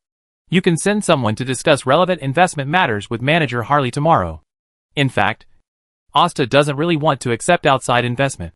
This product has already opened up sales, and it will be a matter of time before it makes money. But when Audrey asked for investment, he would not refuse. Maybe Audrey felt that he was in financial difficulty, so she deliberately helped herself in the name of investment. He would not turn away this kindness. Hastur watched Audrey get on the carriage, and then he took the carriage back. On the carriage, as soon as Audrey came up, Susie came over and let out a few aggrieved whimpers, seeming to accuse Audrey and Hastur of teaming up to tease it just now. Okay, don't be so aggrieved. How could I leave you at Grey Linty's place? After a few words of comfort, Audrey's mind drifted to Kylinger's matter. Mr. Hangman just asked himself to confirm the whereabouts of Kalingos. Now, he has completed the task. What kind of reward should I ask for this time? Chapter 137 Hide and Seek with Sharon. After returning home, Hastur took a bath, then lay on the bed and entered the Palace of Stars. Looking at each of the bright stars, the star where the Superstar Lord is located is still very quiet, and it is impossible to see what tricks he made that night. The star where the high-dimensional observer is located has a slight change. There was originally one silk thread hanging under the light cocoon, but now it has become two, and the two silk threads are each connected to a small light spot. One of the light spots showed a pair of platinum eyeballs, and on the extra light spot, there appeared a handsome young man with black hair, wearing a formal tuxedo, and holding a gold-encrusted cane. Looking like a gentleman, the young man holds a gold-encrusted cane in his right hand, and plays with a blasphemous card in his left hand. The temperance card from the Mother Tree of Desire. The Jinn God indeed gave this restraint card to the high-dimensional overlooker. Hastur always felt that something was wrong with the situation, so he gave up the idea of getting closer and seeing clearly the potion formula recorded on the temperance card. He is observing the high-dimensional overlooker, and he also knows that he is observing him. If you peek at the temperance card and are discovered by it, your true situation may be exposed. It's better to ignore him for now. Even if he solves his shadow incarnation, he can continue to rely on his own authority to send down more shadow incarnations. As long as the main body is intact, he doesn't care at all how many times other shadow incarnations die. In this regard, the high-dimensional overlooker is very different from the Superstar Overlord. The Superstar Master intervenes in the real world, as if he has tried his best to lay a big golden egg, while the high-dimensional overlooker has casually laid a nest of small eggs. When forces are combined, they gather. When they are divided, they disperse. The high-dimensional overlooker obviously sacrifices his powerful power through his own authority in exchange for more shadow incarnations. Hastur sat in the Hall of Stars. After staring at it carefully for a while, a smile appeared on his lips. I hope Amon can meet the shadow incarnation of the high-dimensional overlooker as soon as possible. This is not a rule, but a small blessing from him. Maybe it works. Maybe it doesn't. Hastur just tried it a little bit. Maybe he could really let Amon meet the high-dimensional overlooker. Amon likes to play games.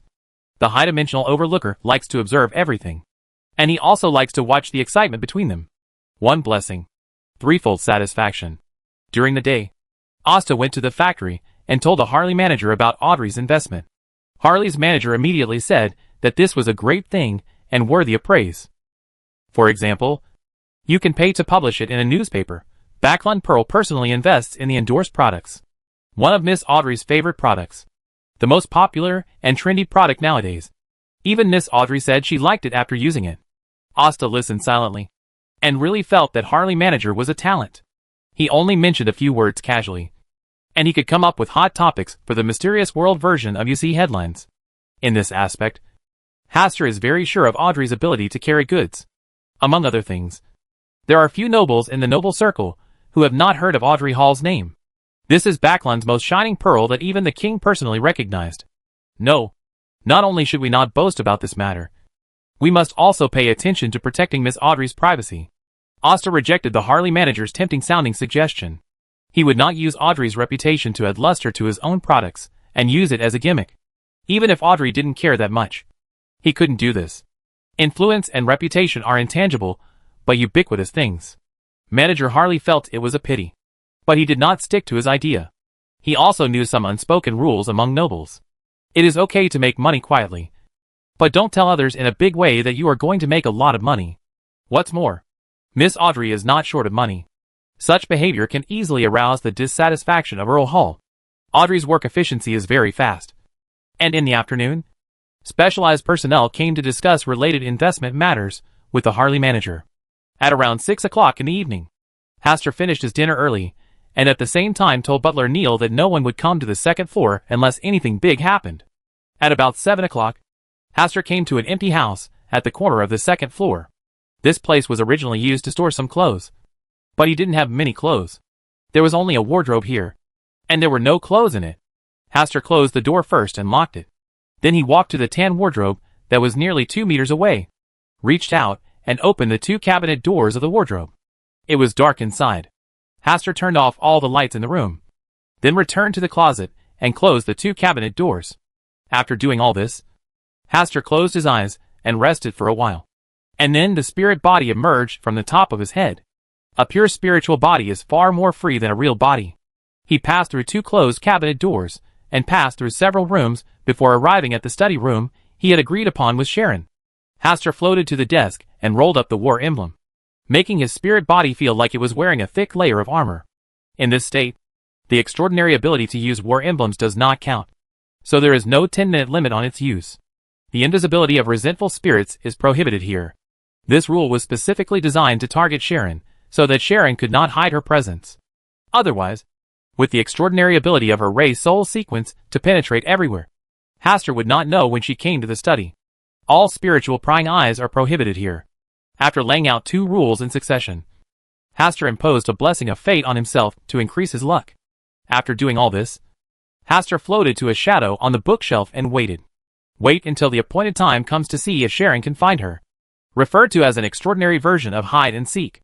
As 8 o'clock approached, Hastur became more serious. From this direction, he could just see the time displayed on the study clock. Soon, 8 o'clock arrived. This was the time agreed upon between him and Sharon.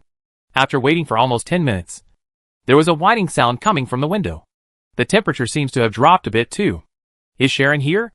Hastur did not see Sharon come in through the window, but he seemed to be able to feel that Sharon had come to the study.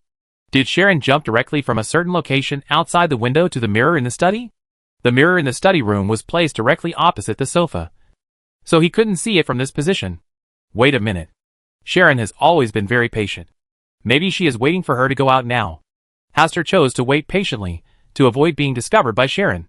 But after waiting for half an hour, there was no movement at all. Didn't Merrick explain the specific rules of this game to Miss Sharon? Hastur began to suspect that Merrick was the one who facilitated the hide-and-seek game between him and Sharon. The rules he had agreed upon with Merrick were, he would hide, and Sharon would be responsible for finding him. But judging from this situation, it was Sharon who was hiding, and he was responsible for finding her. Right? It must be Merrick who is causing trouble secretly. No wonder he is so active. Hastur figured out the key, chose to come out from the shadow of the bookshelf, and floated in front of the mirror as the first stop. Unfortunately, I didn't see Sharon in the mirror. There are rules here. If Sharon is really hiding in the mirror, he can definitely see it. Unless Sharon had changed the rules here. But he didn't notice it at all. It was impossible for Sharon to do such a thing. Hastur walked around the study, but still couldn't find Sharon. Isn't Sharon here tonight? With Sharon's character, she would not do such a thing without a sense of time. Hastur patiently searched around again, but still could not find Sharon. Isn't Sharon in this study? How did Merrick describe the rules of tonight's game to Sharon? Shouldn't it be limited to this study room and changed to the entire building? Hastur had a bad guess in his mind. It turned out that he was the ghost hiding in the dark, secretly admiring how Sharon searched for him. But now, he has become the unlucky guy looking for ghosts.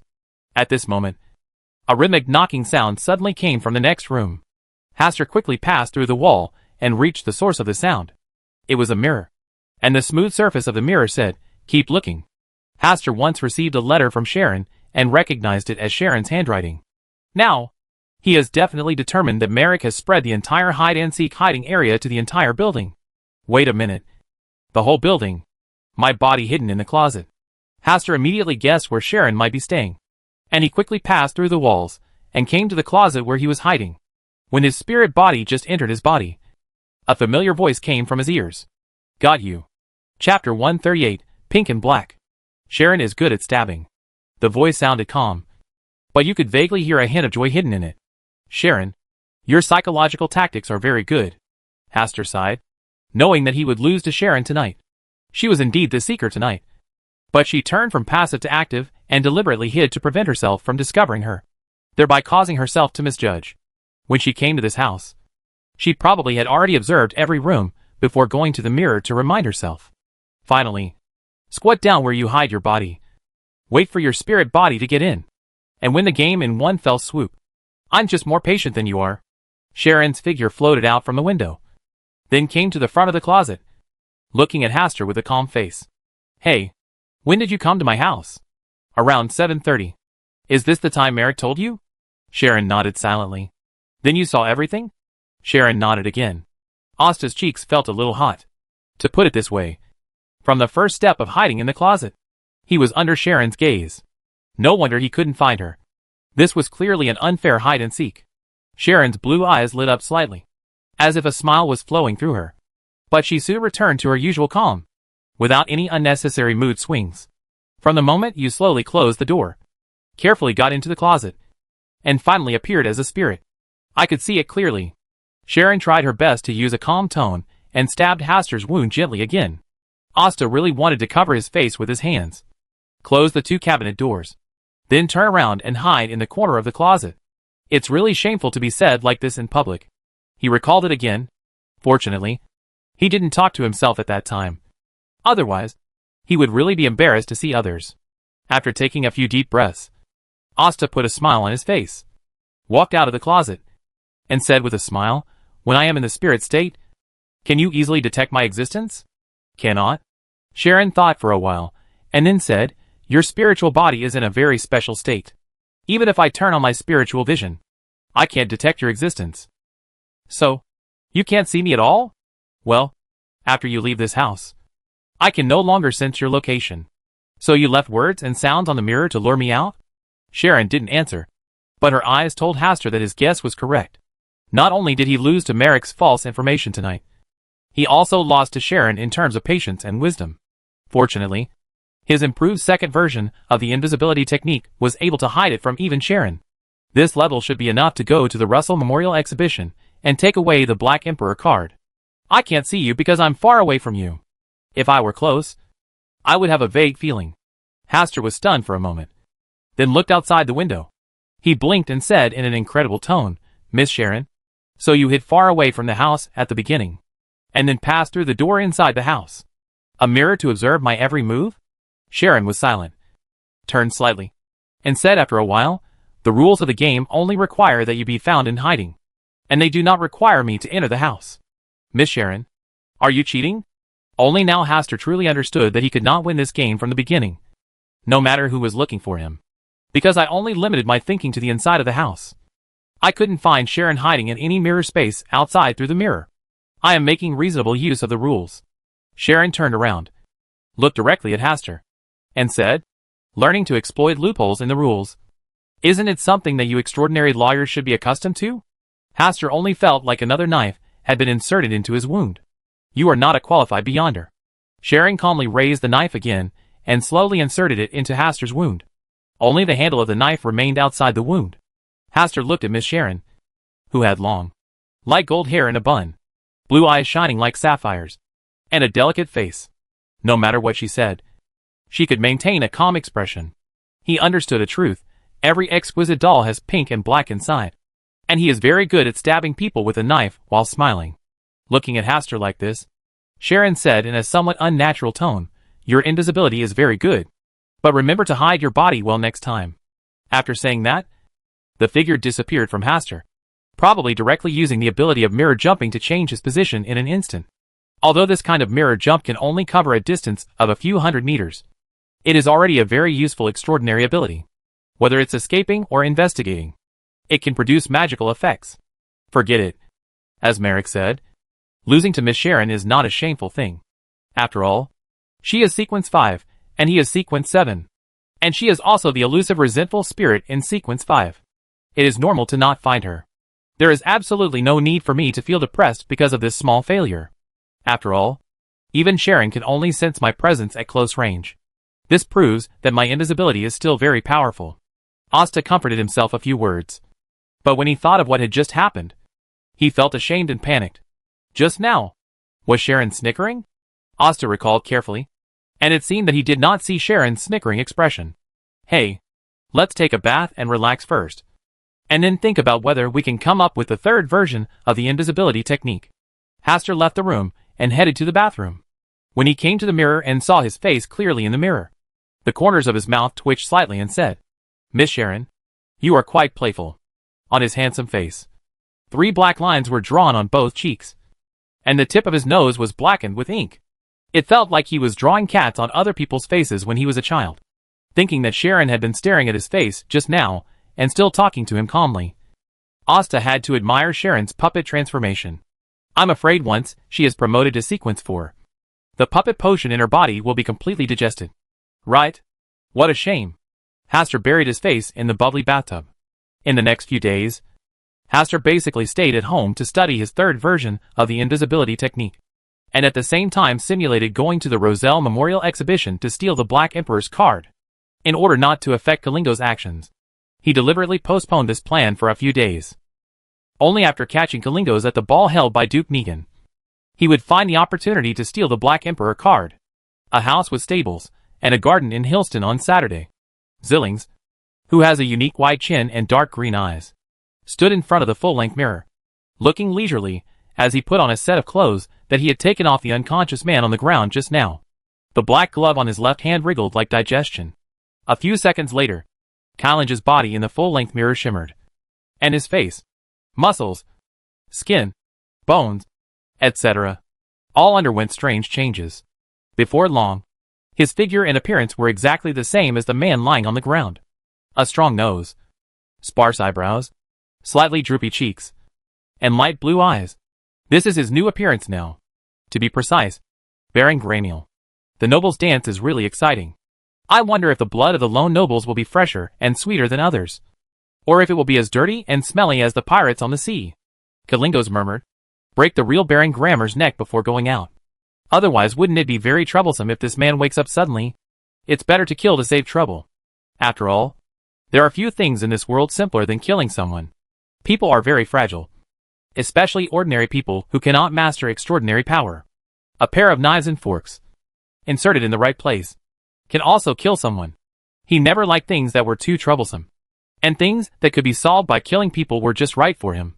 In fact, he always felt that he was very particular about fairness.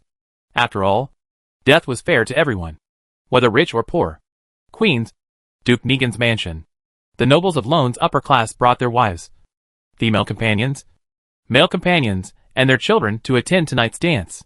Just the carriage parked at the entrance of Duke Negan's villa area can be discharged thousands of meters away. A competent coachman is guarding the carriage, looking at the brightly lit villa area in the distance. That's not a world they can go to. It's obviously not very far away, but they did not show any dissatisfaction because of this. Instead, they looked proud, straightened their backs proudly, and stared at every noble who passed by. After all, they have seen the splendor and luxury of the real upper-class society, and they are the group of people closest to them, just like the homeless man who makes a living by begging. When talking about the greatness and prosperity of Backland when facing the refugees who come from outside to beg for a living, he will also straighten his back and look proud. Chapter 139 Hastur and Audrey's first cooperation. In Queens, a grand ball is being held in Duke Negan's mansion. It is divided into 2 parts. The hall on the first floor is specially used for dancing. Going up the stairs of the hall is the second part of the corridor that surrounds the circle. Here, nobles who are not dancing can stand here and hold their hands. Watch the dance below with a glass of wine. If there are aristocratic men and women who are eye-catching, They can hold hands and walk down the stairs to the hall on the first floor to dance. Audrey, who had skipped the opening dance, stood on the second floor of the ball hall, looking at the crystal chandelier hanging from the roof, as if staring at the lit candles above in a daze. Finding that there were many people nearby who were about to invite her to dance, she wisely left and headed to the dining area. As soon as I came to the dining area and walked around, I found Hastur standing near the corner holding a dinner plate, slowly enjoying tonight's food. Mr. Hastur seems to like sweets? Audrey, who was in the audience's state, glanced at the plate in Hastur's hand, roughly understanding Hastur's food preferences. The chocolate cake Mr. Asta recommended last time was indeed delicious. Audrey walked over and held the dinner plate. She glanced at the desserts on Asta's plate from the corner of her eye and picked up the same desserts in order. Then he walked to a place not far from Asta and started enjoying tonight's dessert. As expected of Mr. Asta's recommendation, the taste is indeed different. The melt in the mouth, rich scented desserts won Audrey's liking right away. She knew that as long as she followed Mr. Asta's recommendations when tasting desserts, she would not go overboard. While tasting the delicious food, he elegantly chatted with the nobles who came to say hello, and occasionally looked at each noble here with his peripheral vision. According to what Mr. Hastur said, the Hurricane Lieutenant General Kalingos will sneak into the dance tonight. Mr.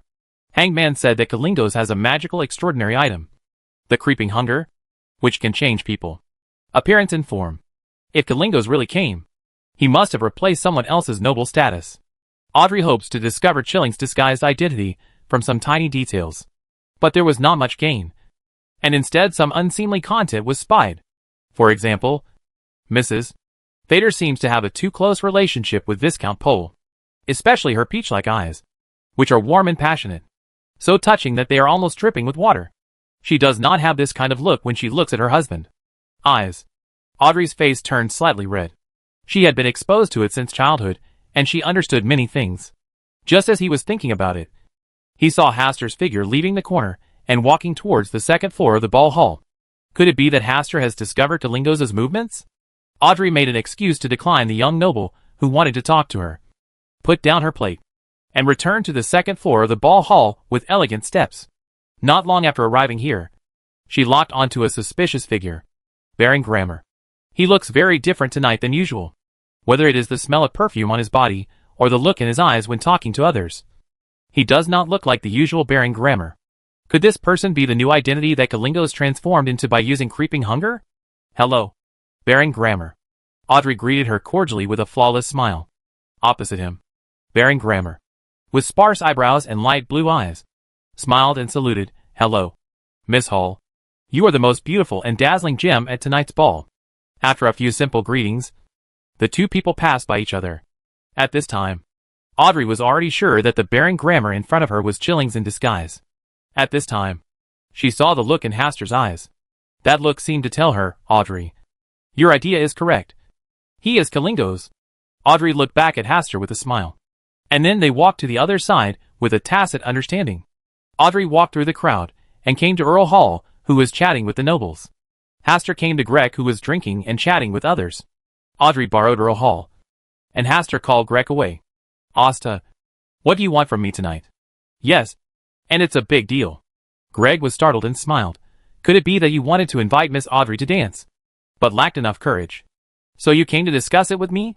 Asta shook his head and said seriously, I received news that there is a Hurricane Lieutenant General Kalingos on the sea. He is secretly hiding in Backland, and he is at the dance tonight. What? The smile on Greco's face gradually disappeared, and his tone became much more solemn. He should be pretending to be Baron Grammar at the moment. Miss Audrey and I both suspect that he came to the ball to assassinate a certain big shot. Greco chose to believe Hastur's words, got up and rushed to where his father, Duke Negan, was. This is a matter of life and death. When he was about to arrive at Duke Negan's location, Greco spotted Earl Hall. The two men's eyes collided in midair, and they understood each other's thoughts, and came to Duke Negan's side at the same time. After solving the Kalingos matter, Asta felt much more relaxed, and was ready to go to the dining area to enjoy some delicious food. Halfway through, he saw Audrey surrounded by a crowd. Audrey looked at him with a smile. Her expression seemed to say, Mr. Hastur, I knew you would come here to enjoy the delicious food. Asta smiled across the crowd and bowed. then went to the familiar dessert area and started to choose his favorite dessert. Kalingo's whereabouts have been exposed, and the assassination attempt on Duke Negan has failed in advance. As for whether he could leave the dance alive, Hastur felt a bit uncertain. Many major events happened in Backland some time ago, which resulted in the protective force here being strengthened a lot. It is a bit difficult for Kylingers to break through the encirclement and then die at the hands of Mr. Isaac. Originally, this assassination was only difficult for Kylinges. After Audrey saw through his identity, it rose to nightmare-level difficulty. Adding him in, it basically reached H.L. level difficulty. If Kalingos knew the truth, he would probably look up to the sky and shout, "How can I, Kalingos, be able to let two crouching dragon and phoenix chicks target him at the same time?" Well, this metaphor is a bit inappropriate. Wulong and Phoenix seem to be almost becoming villains. Hastur smiled, putting aside these little fantasies. After enjoying the food for a while, Audrey freed herself from the crowd of enthusiastic nobles, came to Hastur's side, and said nonchalantly, "Good evening, Baron Campbell." "Good evening, Miss Audrey. You are the most dazzling jewel in the ball tonight." Audrey took a deep look at Hastur and said, "Just now, Baron Grammer praised me in the same way. This shows that no matter who in the eyes, Miss Audrey is the most dazzling pearl. This is a recognized fact, and the only truth of this ball." Audrey chuckled and lowered her voice. "Is Mr. Hastur always so exaggerated when he praises others? I'm not good at complimenting others. This is not acceptable. Praise is a must in aristocratic interpersonal relationships. A just right compliment can make both host and guest happy. Miss Audrey seems to be very knowledgeable about these situations. You need to cultivate this knowledge from an early age. Didn't Mr. Osta do the same when he was a child?" Hastur thought for a moment and said, "I always failed this course when I was a kid. Is it hard to compliment others?" "It's not difficult. It's just a bit against my will." Audrey showed an expression that seemed enlightened, and pretended to be displeased. "It turns out that praising me makes Mr. Hastur feel very contrary to his wishes." Asta picked up a piece of caramel pudding with a knife and fork and said, "This dessert is not bad." The two men's relaxed chat quickly attracted the attention of the surrounding nobles. One is recognized as Backland's most dazzling pearl, and the other's appearance is also impeccable. His slender and powerful figure is even more different from some nobles, who have bulging bellies. As more and more eyes came around, Asta had no intention of enjoying the food quietly. He put down his plate, bent down and stretched out his hand, saying with a smile, "Can you invite Miss Audrey to dance?" "Of course. That's my luck." Audrey put her hand on Hastur's arm with a smile, and left gracefully, heading to the ball hall on the first floor. In the ball hall, the candlelight was bright and swaying, and nobles and pairs danced freely in the candlelight. In the outermost circle, there was an orchestra specially playing music. The arrival of Hastur and Audrey once again attracted a lot of attention. Although Audrey is known for her elegance and interpersonal interactions, there are not many people who can actually dance with her. In most cases, Miss Audrey will decline the invitation with an elegant and appropriate reason. For example, tonight, many young nobles have already hit the wall and returned. Not long after Hastur and Audrey started dancing, a sudden strong wind swept over the dance floor and blew out the candles on the crystal chandelier. Just when the light and darkness changed, when everyone's attention was attracted, a few thin wind blades used the cover of the strong wind to cut off the metal chains hanging on the crystal chandelier. Squeak! With a heartbreaking sound, the huge crystal chandelier fell straight from the top of the head onto the dance floor, making a clanging sound all over the floor. At this time, Hastur had already led Audrey to dance to the edge of the dance floor, and was not disturbed by the falling chandelier. Did Zalingus take action? Audrey, whose right hand was still in the palm of Hastur's hand, and whose left hand was resting on Hastur's shoulder, raised her head, her green eyes shining like a pure emerald under the changes in surrounding light and darkness. Chapter 140 Dancing in Chaos. The candles flickered on and off. The light and darkness kept changing. Some people were screaming. Some were hiding around. And the originally harmonious dance became chaotic and noisy. Faced with this slightly chaotic situation, Hastur was calm and looked down at Audrey tonight. The beige elegant long dress has a fluffy hem that sways gently. The jewelry on her delicate white neck and earlobes is mainly made of emeralds. Her blonde hair is braided like flowers, hanging from her ears and draped over her shoulders. Her figure is very slender, and her smooth forehead can touch her chin. Overall, she looks like a symbol of elegance and nobility. This change of light and dark light adds a mysterious veil to her beauty. There was no panic on her face at this moment, and her eyes showed curiosity. For her, what happened tonight was also a rare experience. After hearing Audrey's question, Hastur retracted his gaze, looked at the source of the wind blade, and said calmly, "Well, Kalingos took action. But it failed. Duke Negan was already on guard. They are all powerful, extraordinary people. So he should want to escape." Audrey also looked over, but she couldn't clearly see the extraordinary battle there. She could only see the chaotic crowd fleeing in all directions. She stared at it for a while, and asked curiously, "What order of extraordinary is he?" "It should be a sequence 6 Beyondor." The wind blessed. "Oh! Then how dare he come to assassinate Duke Negan? The glove on his hand should be a powerful, extraordinary item." Audrey's eyes flashed with shock. She had already learned this information from Mr. Hangman. But what about Mr. Hastur? He could roughly guess Kalingos' strength based on his own analysis alone. If someone hadn't told him in advance, Mr. Hastur's occult knowledge would have been really terrifying. Audrey thought for a moment and smiled. "Is this considered my first cooperation with Mr. Hastur?" "Of course. Miss Audrey is the real focus of tonight's dance." "What about Mr. Hastur?" "I prefer to stand at a distance, not in the spotlight." "Why?" "Because I am not as flawless as Miss Audrey. Once I stand in the spotlight, I will easily show my shyness and have my shortcomings pointed out." Audrey narrowed her eyes and said with a smile, "Mr. Hastur just said that he is not good at praising others. Because these words of praise are not against my heart. If these words were said by other nobles, Audrey would feel very polite and hypocritical. But when said by Mr. Hastur, she felt very useful. After all, it is easier for people to feel happy when a compliment comes from someone who is better than themselves. Unfortunately, tonight is still a bit of a fly in the ointment." Asta sighed slightly, causing Audrey to ask curiously, "Is there anything that's not perfect enough?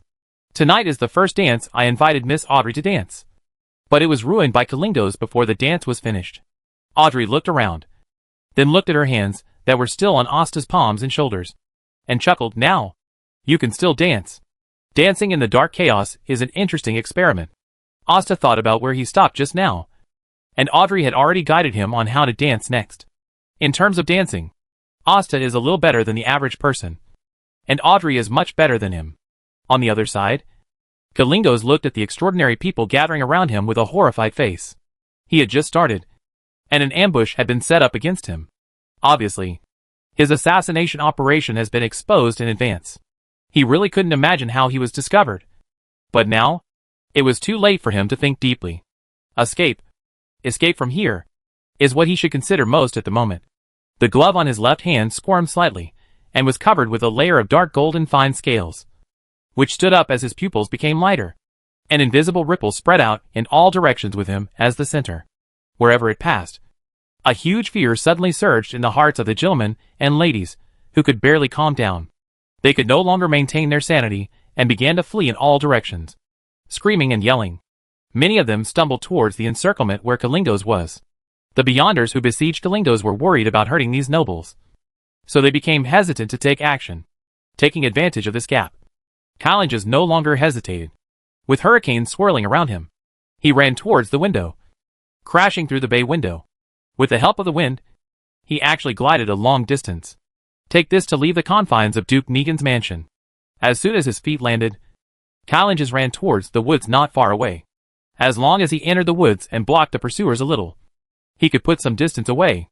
Then you only need to change your appearance and blend into the crowd, and you can completely escape the pursuit. After all, there are more than 5 million people living in Backland. With the help of his crawling hunger, he is like a drop of water flowing into the sea, and it will never be found again. This is also his biggest reliance to challenge this task. After a while, a breeze blew through Duke Negan's mansion, and Ace Snake, the Archbishop of Backland Diocese of the Church of Storms, led several members of the Punishers to arrive. Alger was also one of them, and he was in a very bad mood at the moment. It could be seen from the broken window that Kalingos, who had failed in the assassination, had escaped. If it's not a waste of time. Alger glanced at the god singer from the corner of his eye and clenched his fist slightly. Obviously, as soon as he received the news about Miss Justice from Mr. Fool, he immediately told his boss. However, the efficiency of this work was too low. It was not until extraordinary fluctuations occurred in Duke Negan's mansion that the singer of God was willing to believe his intelligence and set off to come here. But after this delay, Kalingos had successfully escaped from here. With Kalingos' character, he would probably guess that he was the one who told the secret, and the situation would be difficult to deal with by then. Kalingos must die in Backland. I don't know if Mr. Fool's followers will help. Not far away, Haster and Audrey also came to the area from the edge. The furious Duke Negan, the embarrassing-looking singer of God, and the uncertain-looking Alger. Haster looked at the expressions of these people one by one, and then focused his eyes on Alger. This Mr. Hanged Man has dark blue disheveled hair, deep and rough facial features, and a bronze complexion. You can tell at a glance that he is a man who has lived in the sea all year round. But the look on his face now suggests that he was probably upset because Kalingos had escaped. Haster watched for a while, then looked at the famous Pigeon of God.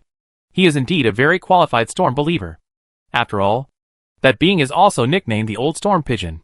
He was obviously an extraordinary person in charge of the storm, but he was always a bit slow in doing things. In the end, he was transferred out of Backland Parish because of this. It was like an old pigeon became a master. Audrey came to Count Hall's side and felt a little proud as she listened to Duke Negan's angry accusations. He had only become a Beyonder for less than 2 months, and he was already able to influence the life and death of a duke in the Kingdom of Lone. Such progress was truly astonishing. I wonder if Mr. Hanged Man is satisfied with his ability to do things. He should still be on the sea now. Right? Audrey searched around and finally landed on Alger.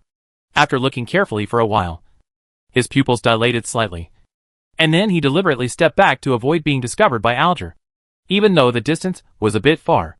Then he continued to look at him with his peripheral vision, while constantly comparing the image of the man opposite him with the image of Mr. Hanged Man in the tarot meeting. The more I looked at him, the more I realized that that man looked a lot like Mr. Hanged Man. He is also a believer in storms. He has lived on the sea for the same long time, and he is also involved in the Kalingos matter. Is it really Mr. Hanged Man? Audrey became more and more suspicious, but she didn't dare to confirm it rashly, before she could observe for too long.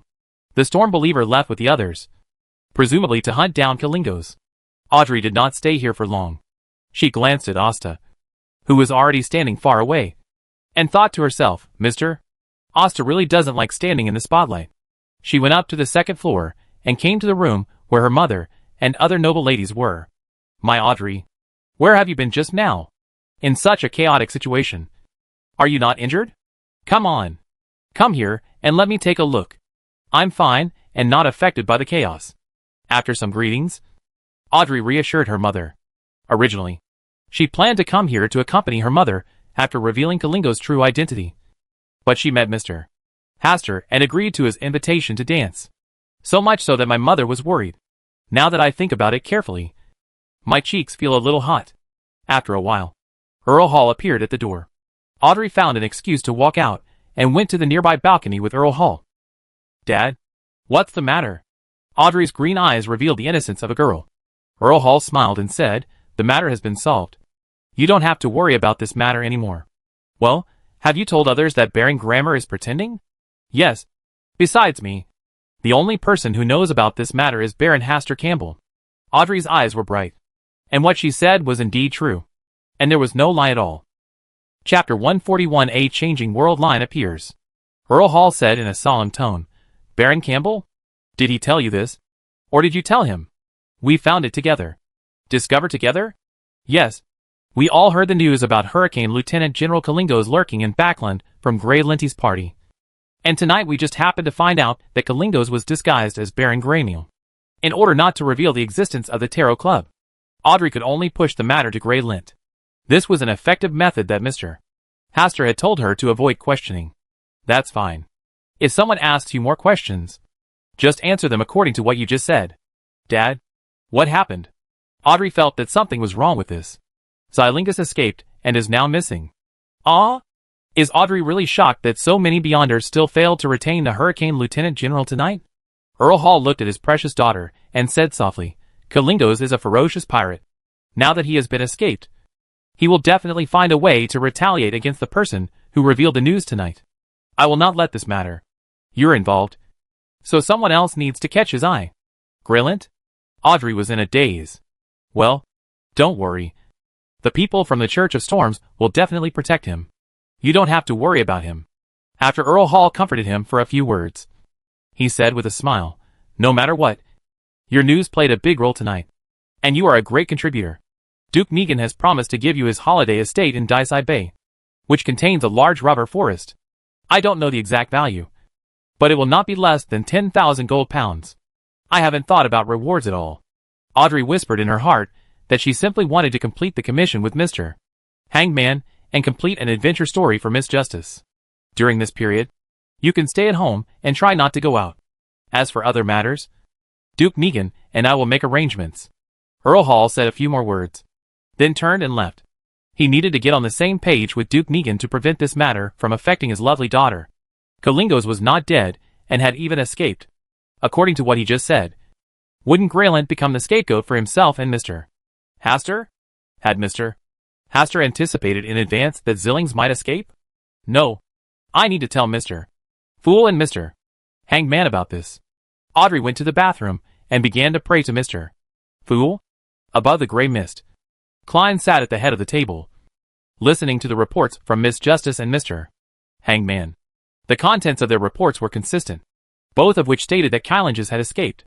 After thinking for a while, Klein threw the two people's prayer scenes to each other so that they could know each other and feel at ease.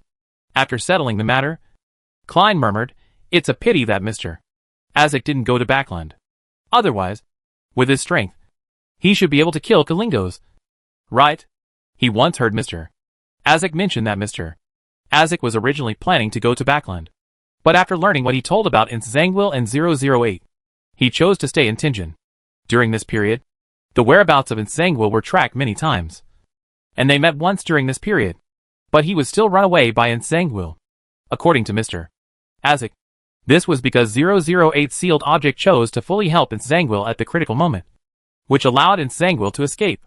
Although Klein felt sorry for Chillings, his safety was more guaranteed with Mr. Azek staying in Tingen. We need to make the captain aware of the seriousness of the problem as soon as possible, so as to prevent Zangwil from hiding in the dark and doing bad things again. Klein thought for a while, and he really felt that the wriggling hunger was a good thing. A Sequence 6, when blessed with its help, was able to escape after the assassination failed. Among the extraordinary items he knew, creeping hunger ranked second, and the first was the magic pen named 008. Kalingos escaped? How could he not die? Hastur also received news from Grek. This made him aware of the seriousness of the problem in the first place. Originally, according to the established route of the original work, Kylanges would die in the hands of Mr. Azek. But now, Kylanges has escaped safely. This means that the world line has begun to change. This butterfly that should not have appeared finally caused its butterfly effect. Greg sighed and said, it's all the fault of the extraordinaries of the Church of Storms. They arrived too slowly, which caused Kalingos to blend into the crowd and successfully hide himself with the help of an extraordinary item. This is not a good thing. Asta had a wry smile on his face. Yes, you need to be careful during this period. Don't let anyone know that you expose Kylanges' disguise. Otherwise you will attract Kylanges' revenge. Greco looked serious and said, I heard from Earl Hall just now that you and Audrey learned about Chilling's infiltration into Backland at a party at Graylint's house.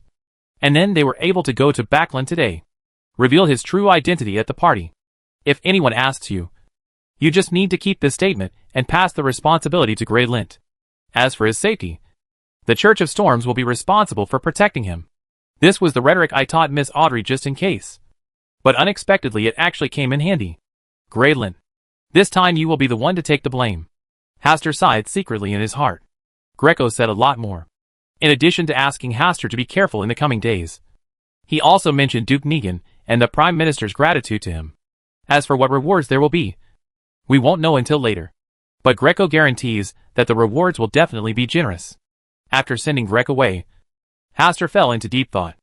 The fact that Kalingos is not dead means that he will threaten the safety of Graylint. He has made Graylint take the blame this time.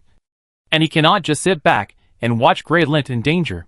The best way now is to find Kalingos, kill him, and correct the changed world line. I will take over what Mr. Azek was supposed to do. When Hastur was about to leave and go back, Graylint came over with excitement on his face. Asta, it's really lively tonight.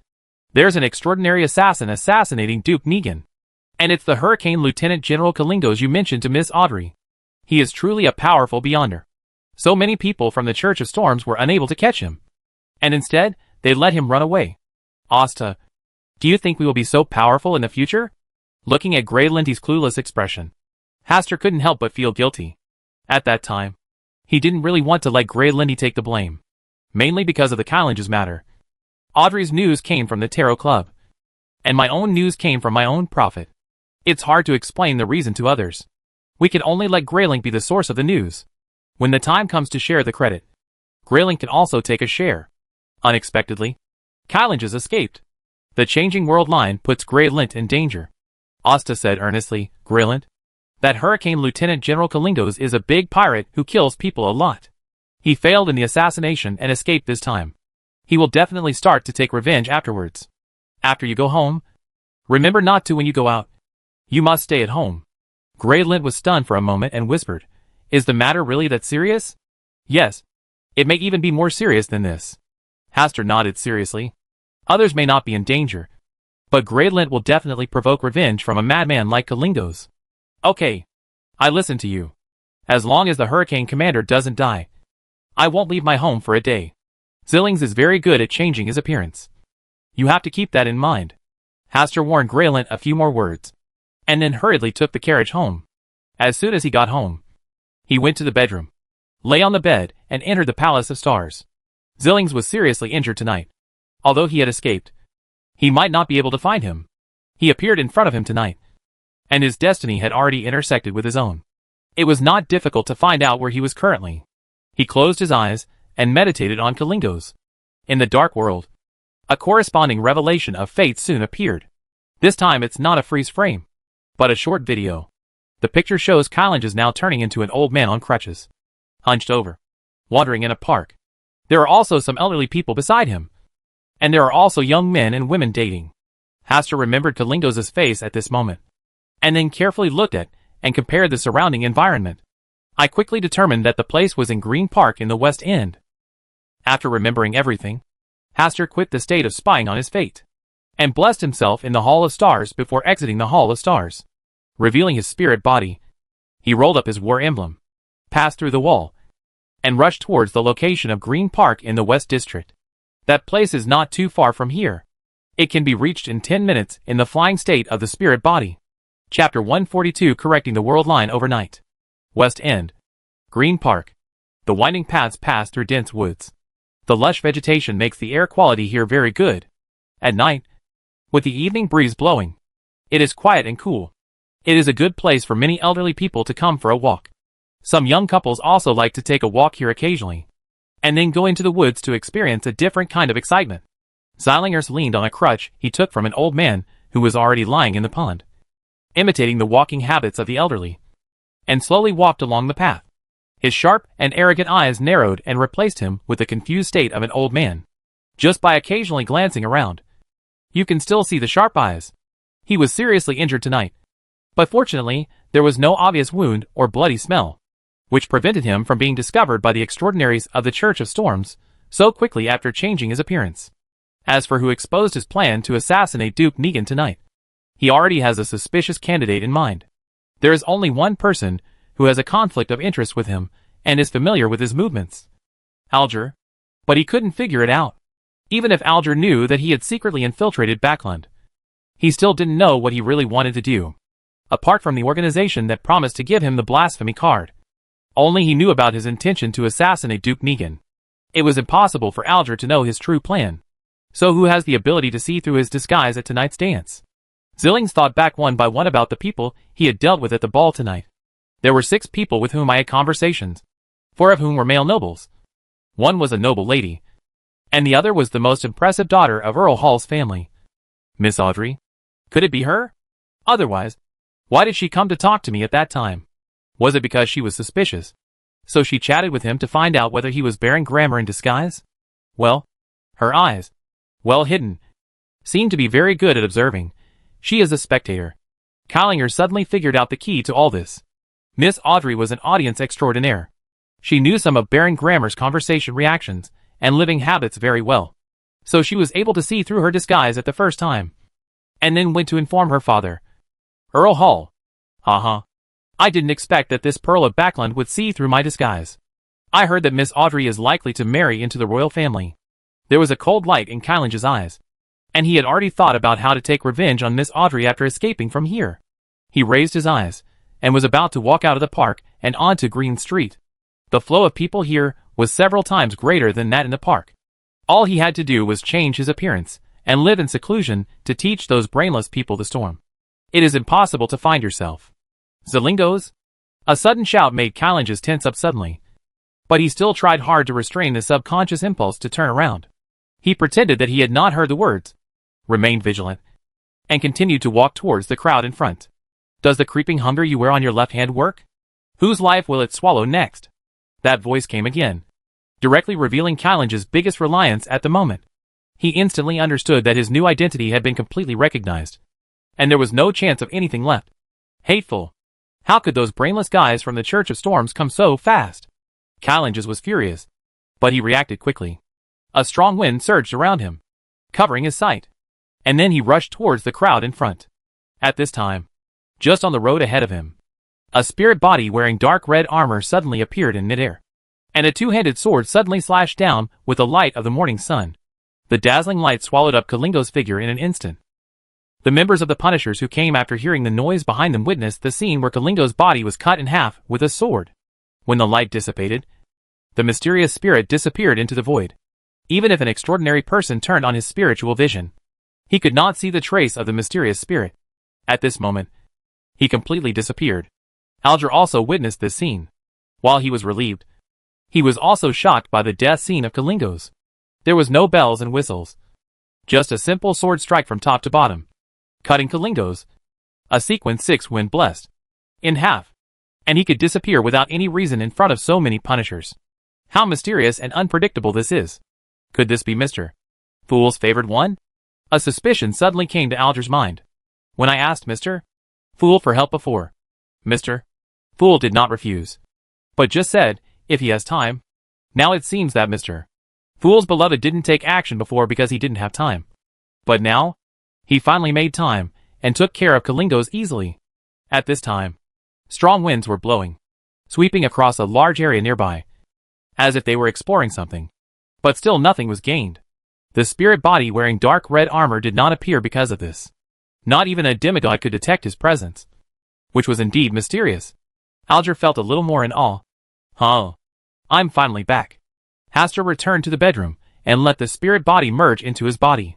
He endured the burning sensation in his body for a while, before he finally breathed a sigh of relief. He flew long distances in his spiritual body, then activated the power of the war emblem, and cut Kalingos in half with one sword with all his strength. Finally, he had to hide the traces of his spiritual body to avoid the detection of the Singer of God. Flying back to the bedroom is indeed quite hard. Hastur lay on the bed, reviewing tonight's actions in his mind while recovering his spiritual power. The reason why I was able to deal with Kalingos tonight was partly because of my destiny spying in the Hall of Stars. I was able to locate Kalingos, and then with a simple test, I could see through his disguised new face. On the other hand, his spiritual invisibility was really powerful, which prevented Kylange's from noticing his presence at the first time, and he collided head-on with his sword. After solving Kalingos, he can still hide. It is indeed a magical skill necessary for murder and arson. Fortunately, when the Singer of God arrived at the scene, he was already a long way away, and his large-scale exploration did not affect him. Otherwise it would be difficult to say the outcome. After a long rest, Hastur recovered from the negative effects of the war emblem, killing Kalingos, correcting the changed world line. The accident has been solved. But how should we deal with this creeping hunger? The moment he dealt with Kalingos, Hastur picked up the squirming hunger with the edge of his sword. Rather than leaving it to the people of the Church of Storms for nothing, he might as well take it himself first. Although this extraordinary item does not have much effect on him now. After all, using it once will devour a person's soul. This side effect is too great, and he does not need to change his appearance. As for giving Klein the world line to return to normal, this place is so far away from Tingen, and he has no suitable reason to give it away. It's better to hold it for now, and think about it later when Klein comes to Backland. Anyway, I can't use this creeping hunger in a short period of time. Otherwise it will attract the attention of the Church of Storms. Hastur got up from the bed, found a suitable box, and locked the squirming hunger inside. Then he went to the bathroom to take a bath, then returned to the bedroom and had a good sleep. The next day, news spread quickly that one of the 7 pirate generals, Lieutenant General Chilingos of the Hurricane, had died in Backland. The newspaper recorded that it was people from the Church of Storms who killed the Hurricane Lieutenant General. When Graylint heard the news, he was just stunned for a moment, and then said with a smile, "Asta told me to be careful last night, but I didn't expect that the Hurricane commander couldn't even survive the night." The information Audrey received came from Count Hall, and she knew that the person who killed Chilingos was not the Church of Storms, but an unknown mysterious being. Mysterious and powerful. Could it be the work of Mr. Fool's favored one? It is very possible. After all, Mr. Fool did not refuse to give Mr. Hangman a certain amount of help at that time. She was really curious. But it was only Sunday now, and there was still one day before next Monday's tarot meeting. This time, there is no need to worry about involving Graylint. Audrey was relieved in her heart and put the blame on Graylint. She also felt guilty about this. Hastur, the protagonist of the story, was informed of this news by Greg. He could only pretend to be shocked and happy to deal with Greg. In the end, Greco gave Hastur the right word. The Negan family will fully assist him in his future promotion to the title. Chapter 143. Mr. Fool, I actually have a loved one? Monday. Tarot session. As usual, Klein first came above the gray mist, and then brought Miss Justice, Mr. Hangman, and Little Sun, as 3 illusory figures appeared above the gray fog. And amid Miss Justice's greetings, Klein habitually observed the recent status of each of them. Little Sun has not changed much. He is still nervous and adoring. The emotions of Miss Justice and Mr. Hangman were a little more awe and curious. What have you done recently? When Klein thought about what happened recently, it seemed that it was only about Chillings. But he had no involvement in this matter from beginning to end. Mr. Fool, this is Russell's diary that I collected during this period. Alger wrote down Russell's diary that he remembered on paper, and then respectfully handed it to Klein, who was sitting on top. Mr. Fool, I have 2 more here. Audrey also finished writing the 2 pieces of Russell's diary she still owed from the last time. Derek looked at this scene with envy.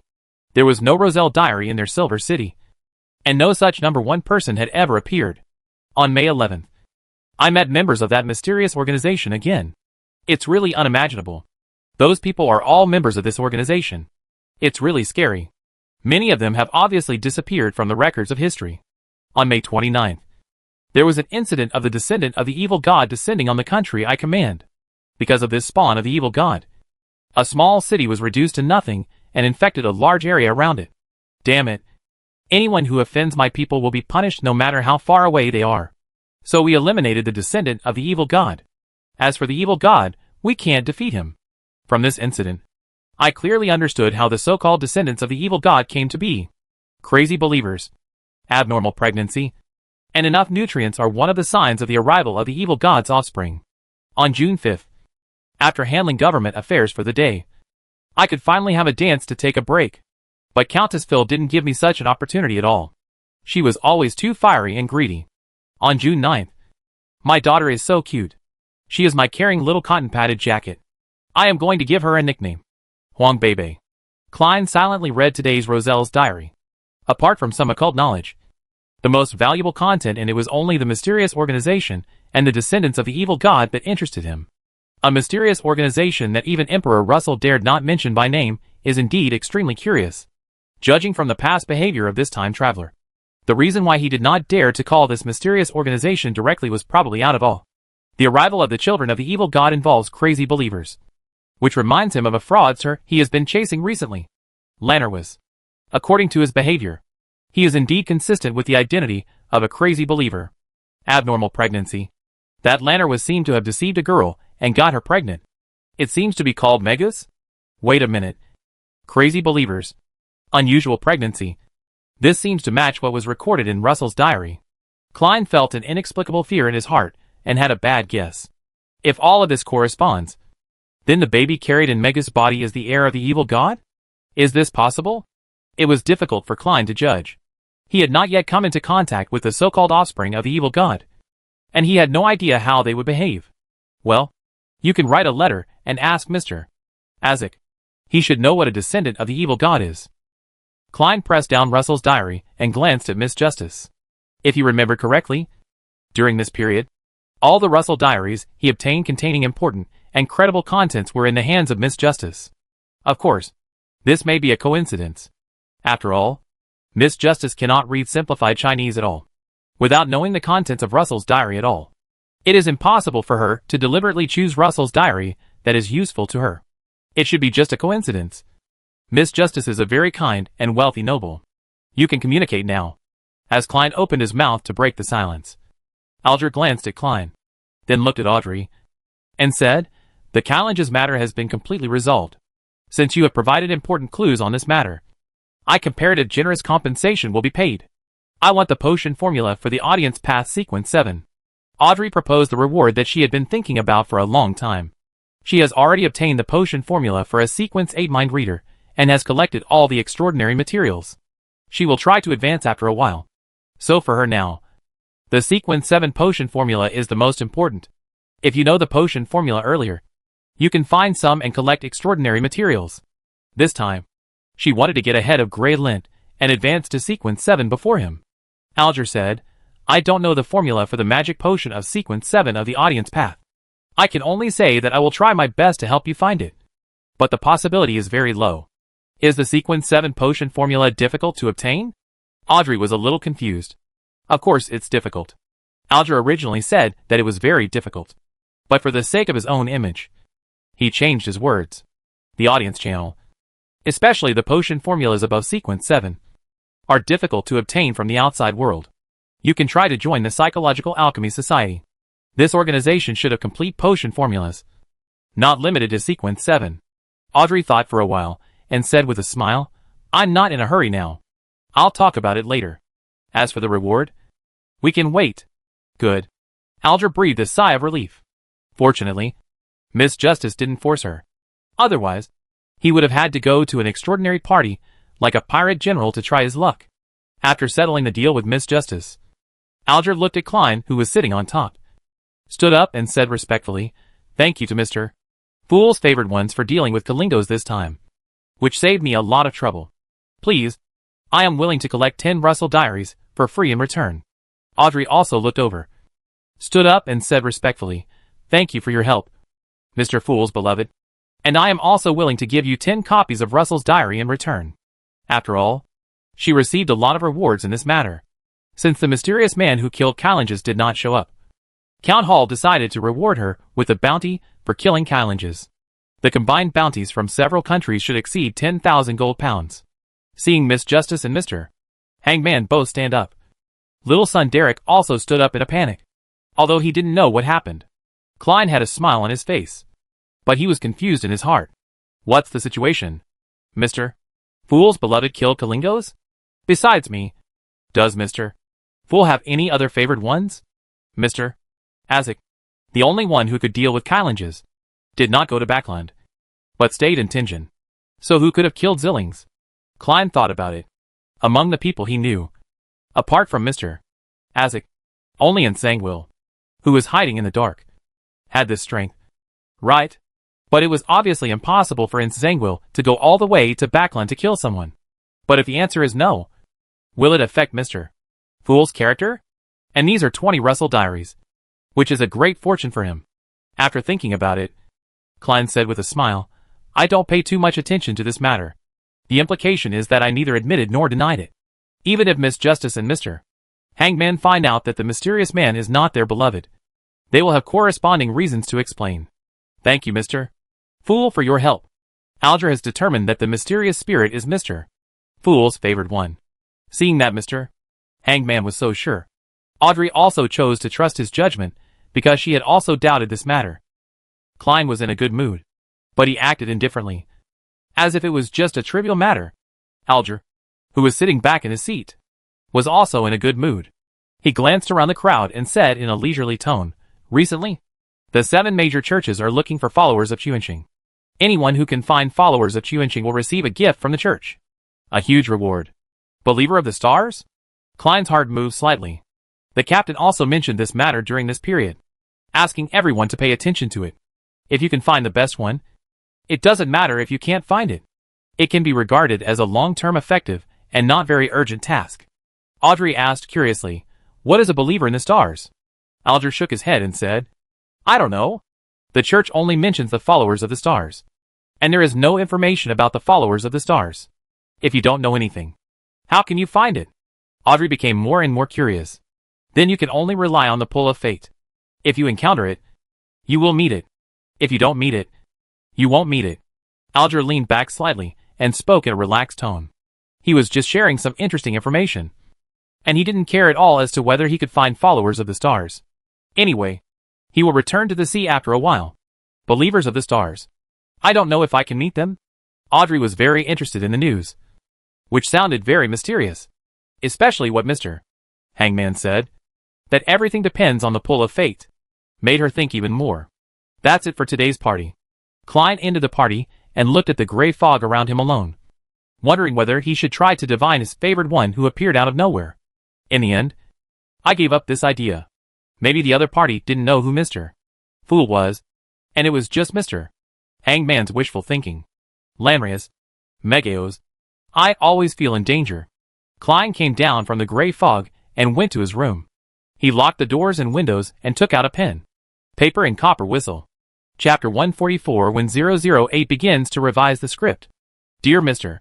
Azek, I recently learned a very terrible news about the descendants of the evil god. Do you still remember the Lannerwas fraud case that made a lot of noise some time ago? That Lannerwas should be a crazy believer of the evil god. In the process of completing the fraud, he deceived the body of a girl named Maguz and made her pregnant. Yes, this originally seemed like a very ordinary thing. But I have a hunch that Lannerwas might want to use the child in Maguz's belly to perform the evil god's coming ceremony. I have very little knowledge about the descendants of the evil god, so I would like to ask Mr. Azek if there is any way to verify the authenticity of my conjecture and how to solve this problem. This matter is very important. I hope Mr. Azek can reply as soon as possible. Your student Klein. Klein wrote the letter and read it twice. After confirming that there were no omissions, he blew the brass whistle, summoned Mr. Azek's messenger, and sent the letter. Besides asking Mr. Azek, what else do I need to do? Well, remind the captain, and also ask the members of the Nighthawk team to pay attention to their safety to avoid any accidents. I should also pay extra attention to my own safety. Could it be that Zangwill and 008 were behind this incident? When Klein thought of this, his expression changed drastically, and he couldn't sit still. If this is really arranged by 008, then his situation is no longer an ordinary danger. But it is very dangerous. No! I can't stay at home anymore. I have to live in the company during this period to prevent any accidents. Klein quickly wrote a small note and told Melissa and Benson that he recently needed to work overtime at night in order to decipher a batch of ancient documents and would not be able to go home for a short time. Write a small note, take it to the lobby, and cover it with a water glass to prevent it from being blown away by the wind. After doing all this, Klein left home, called a carriage and rushed to the Blackthorn Security Company. A river flows through the depths of the forest and passes in front of a small wooden house. There are 2 rooms and 1 living room in the cabin. One room is a bedroom and the other is a study room.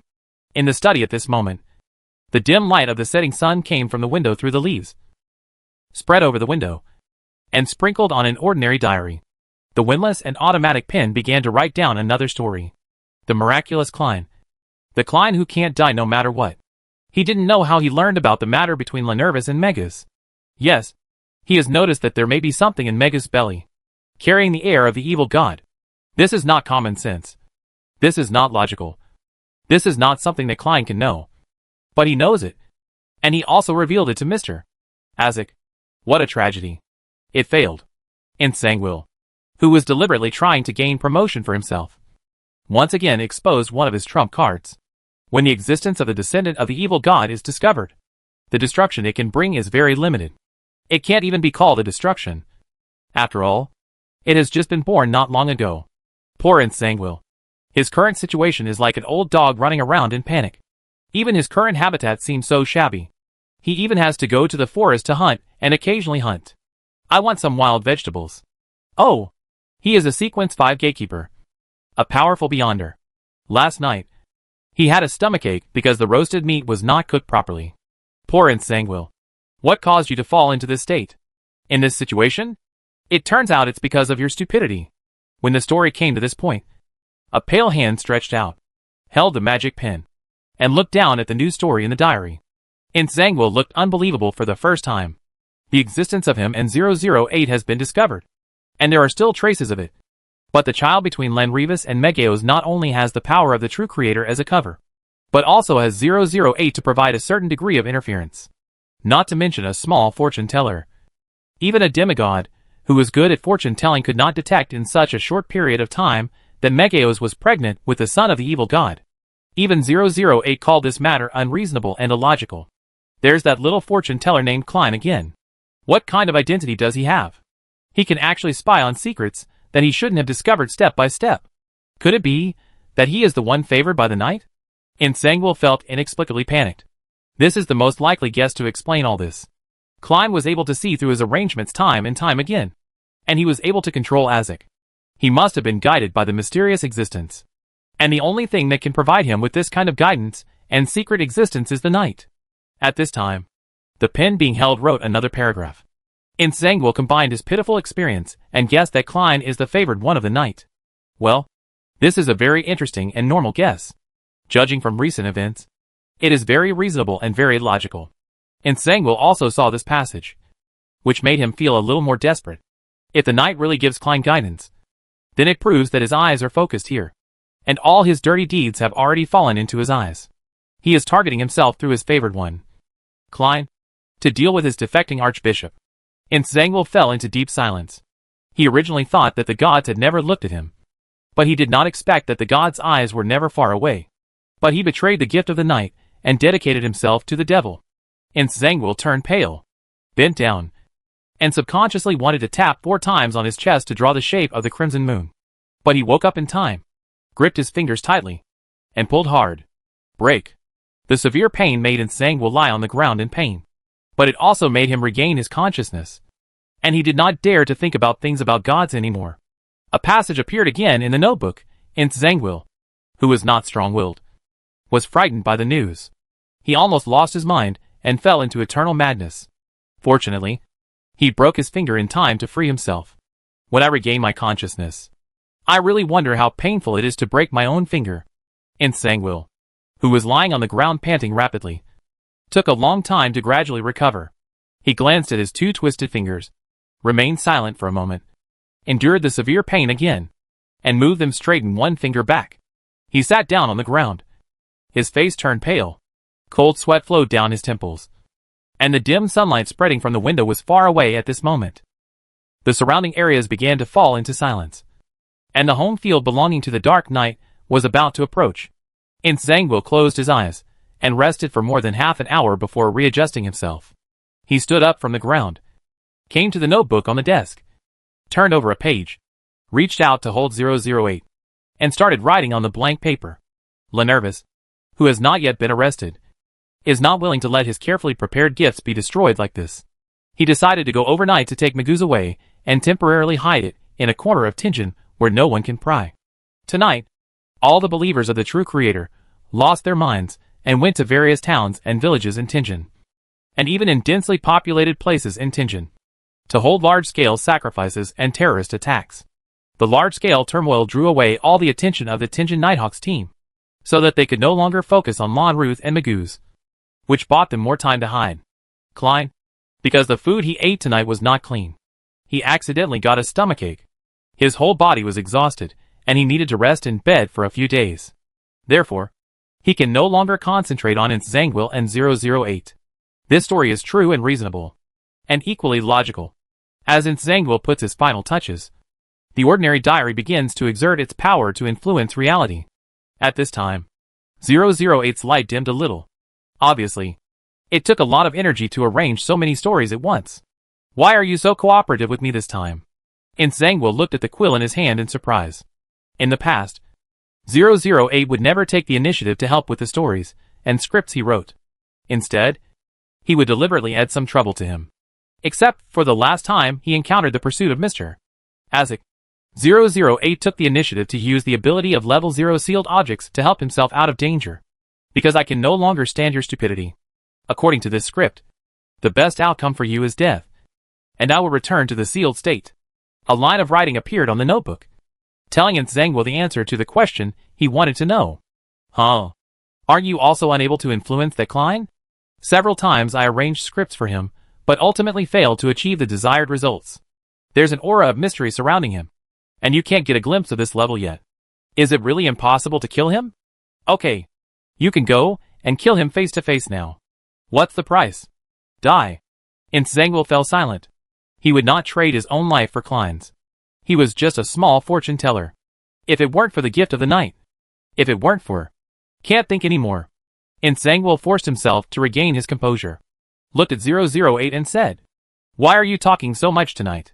"Because I want to know who is secretly modifying the script I wrote." Didn't the night provide Klein with a hidden refuge? No new content appeared in the notebook, leaving only a confused Zhangguo. Chapter 145 Stomach Pain with Extraordinary Factors. Tianjin. Blackthorn Security Company. Klein, have you been staying at the company to work overtime at night lately? Yes. Roxanne. I have applied to the captain, and it was approved. Klein looked at the brown-haired girl in front of him with a smile. But why is this? We clearly didn't ask for extra overtime. Well, I need to decipher a batch of ancient documents, which is quite time-consuming.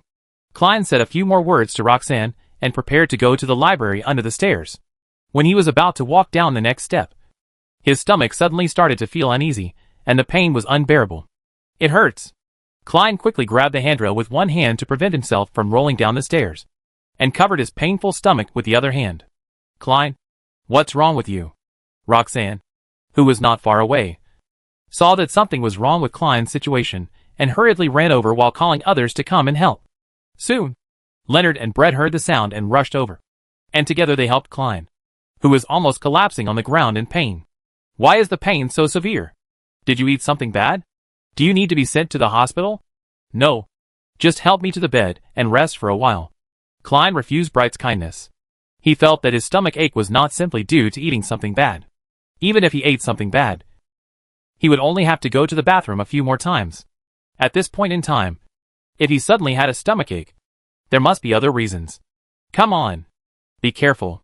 Let's help you lie down on the bed to rest. Leonard and Brett held Klein's shoulders on the left and right, and helped him into a room usually used for rest. After lying on the bed for a while, Klein felt that his stomach pain was slightly relieved. But he was so weak that he didn't even have the strength to stand up. Leonard moved a stool to the side and sat beside the bed, curiously asking, "What did you eat tonight?" "A pan-fried beef, a tassoc fish, and a cup of sweet iced tea." Brett asked, "It's strange. The food doesn't sound like there's anything wrong with it." "Which restaurant did you eat at?" "It's just 100 meters north from here, and then turn left at a right angle." In order not to be targeted by Zhangguo, he deliberately chose a restaurant that was relatively close to here. If an accident occurred, he could request support in time. Brett frowned and said, "I'll go investigate for you. I'm going to find you some painkillers." Roxanne also followed Brett out of the room. Leonard thought for a moment, stood up and closed the door, sat down next to the bed again, and lowered his voice. "Klein, do you think that extraordinary factors are involved in your sudden stomachache tonight?" During this period of time, Klein has shown his miraculous perception of some situations and dangers, especially his revelation of Zhangguo and 008 hiding in Tianjin, which has won his trust. Today, he even suspected that there was a problem between Lenervis and Maguz. They were planning to go together to investigate the matter in the evening. But at this juncture, Klein suddenly had a stomachache, and the symptoms came inexplicably. He couldn't help but develop rich associations. Klein lay on the bed, nodded, and said weakly, "I have been careful about Zhangguo's revenge during this period, so I deliberately stayed in the company to avoid any accidents." Leonard said angrily, "Didn't you say that 008 is a powerful level 0 sealed object? He would use such a stomachache-inducing rogue move to deal with you." "I don't know either." Klein was crying and laughing. He didn't expect that someone in the extraordinary world could use such a rogue move, and actually use 008's ability to cause him a stomachache due to eating bad food. This is like using the method of pulling out the network cable in modern business warfare. Then it will be miserable for you. You will probably have to lie in bed for a few days this time. If this is the case, it means that Zhangguo will launch a big operation in the near future. Is it the child in Megaoza's belly? Well, you must be careful tonight, and don't be careless. I see. Leonard looked serious. But he knew how scary 008 was. After a while, Roxanne brought some painkillers and warm water. Klein took them and rested for a while, finally regaining some strength. Gulyalu. But soon his stomach started to feel upset again, and Klein's face turned slightly red as he said, "I need to go to the bathroom." Luoshan's face also turned red, and she whispered, "Looking at you like this, one trip is probably not enough. Right? Let me help you go." Leonard asked Roxanne to lend a hand and help Klein go to the bathroom. Being sent to the bathroom like this, Klein felt for the first time that he was too thin-skinned. I also secretly remembered how abominable Nsangwa was. He actually used such despicable methods against himself. It was so disgusting. After all, he is also a powerful Sequence 5 Beyonder. Gulyalu. His stomach was rumbling again, and Klein's face turned slightly pale. Although he had the trump card of Grey Mist, his body was not much stronger than that of ordinary people. When encountering this kind of thing, his extraordinary ability could not help him solve his stomach pain. After struggling for half an hour, Klein reluctantly walked 4 steps backwards and arrived above the grey fog. He wanted to conduct a divination to confirm that his stomachache this time was indeed caused by Nsangwa. Divination sentence: "There is an extraordinary factor in my stomachache this time." Soon, the citron pendant gave him a positive answer. There was indeed an influence of extraordinary factors. As expected, it's Nsangwa and 008 who are causing trouble behind. Is there any way to solve the problem of stomach upset? Klein frowned and thought for a while, but couldn't think of any good solution. He quickly logged off and walked out of the bathroom while holding onto the wall. Klein. Leonard quickly stepped forward to help him. Although he knew he couldn't laugh out loud, he couldn't help laughing. Klein saw through Leonard's little thoughts and curled his lips. "Laugh if you want." "No way. Why would I laugh at you at this time?" "Ha ha ha. How on earth did Nsangwa come up with this method? Is he also having a stomachache?" Klein covered his face with his hands. He had never been so speechless in his last life plus this life.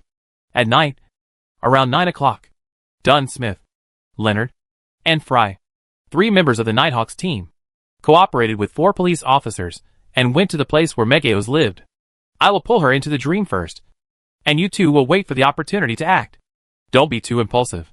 Our actions tonight are mainly to test whether there is something wrong with the child in her belly." After Dunn Smith arranged their respective tasks, he divided the 4 police officers into 2 groups. One group of 2. One group was responsible for door-to-door communication, and the other group guarded the back door. Boom, boom, boom. There was a knock on the door, and soon someone came to open the door. "Who are you looking for?" "Megaos. I would like to ask her to help with matters related to Len Rivas." "Okay. I'll call her right now." At this time, Dunn Smith has entered the nightmare state, ready to drag Megas into the dream when she appears later. 2 police officers. My niece Megas suddenly disappeared. Christina shouted in panic. The 2 police officers hurriedly followed him to the empty room. But there was indeed no sign of anyone. After a search, a note was found under the pillow where Meguz was sleeping. "It's really interesting. You are so stupid that you can actually know my plan to use Megaos in advance. It's great. This makes me feel very happy. And at the same time, it also makes me very angry. The gifts I carefully prepared for you were discovered by you before they were sent out. I can only come back and take Meguz away again, and then play a game with you again. I won't leave any hints this time.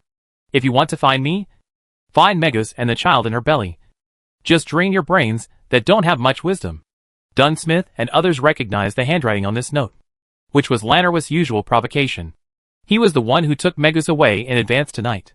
Leonard's face was complicated, and he whispered, "In this way, Klein's guess is true.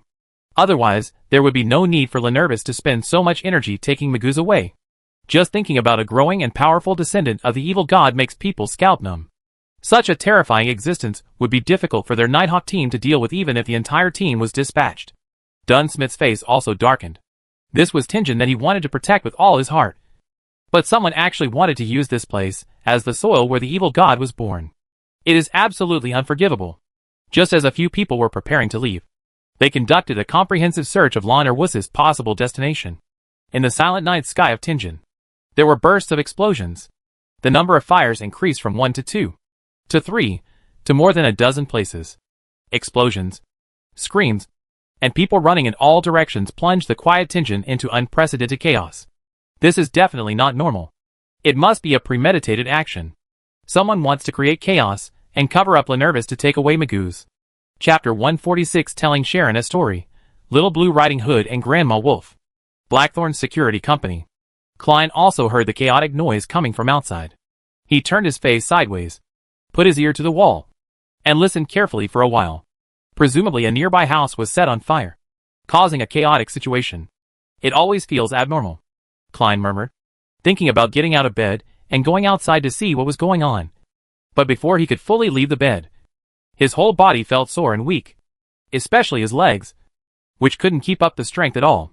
Why are the symptoms of stomachache so outrageous? Could it be that you have taken some laxatives? After all, it was still difficult for Klein to get out of bed and move around, so he had to lie down and rest. I thought about how mysterious and powerful the Mr. Fool I played in Above the Grey Mist was. But in reality, I couldn't get out of bed and walk because of a simple stomachache. Fortunately, Mr. Hangman, Miss Justice, and Little Son didn't know about this matter. Otherwise, he would really be embarrassed to see anyone. This guy in Sangwell has really no bottom line. And he actually used this method to deal with himself. At this moment, a big skeletal hand stretched out from Klein's shoulder, then dropped a letter and disappeared. It's a letter from Mr. Isaac. Klein felt much better after receiving the letter. After a whole day of misfortune, good news finally came. Your hunch has always been accurate. When you think that Lenervis and Megaeos may give birth to a descendant of the evil god, then the possibility will be very high. The knowledge about the children of the evil god is too complicated, so I can only give you a brief introduction in this letter. Generally speaking, the so-called children of the evil god are actually the power of the evil god brewing in the body of a pregnant woman. When this power reaches a certain level, the child will be born. The baby can be called the heir of the evil god. Everything they have is given by the evil god. The most powerful power of the evil god's descendant lies in its high status. The most powerful method is to let the evil gods will descend on it, and use itself as a container to forcibly contain the evil god's power. Once the evil god casts his gaze and lowers his consciousness, it will be the most dangerous situation, and the entire Tinjin city may suffer disaster. There is only one way to avoid the spread of this danger, which is to quickly find the offspring of the evil god while it is still brewing in the belly of a pregnant woman, and then destroy it. Every day it is delayed, its power will increase exponentially, and finally it will become a super bomb that can destroy the entire city of Tinjin. Finally, be careful with 008's ability to arrange scripts. Its Zangwell may also take action against you at a critical moment. This letter contains a lot of information, not only a brief introduction to the descendants of the evil god, but also the method to solve this matter. But the way I am now. Klein lowered his head and glanced at his empty stomach. He was unable to solve the problem. Sangwell did this because he probably wanted to delay his time, so that he could not pose any threat to his plan in these critical days. With his own ability, the divination on the Grey Mist can threaten Sangwell. Is he afraid that his special divination will find something crucial? While Klein was thinking, there was a sound of footsteps outside the door, and he quickly put Mr. Isaac's letter into the inner pocket of his coat. The person coming is Brett. Brett glanced at Klein, who was lying on the bed, with a strange expression.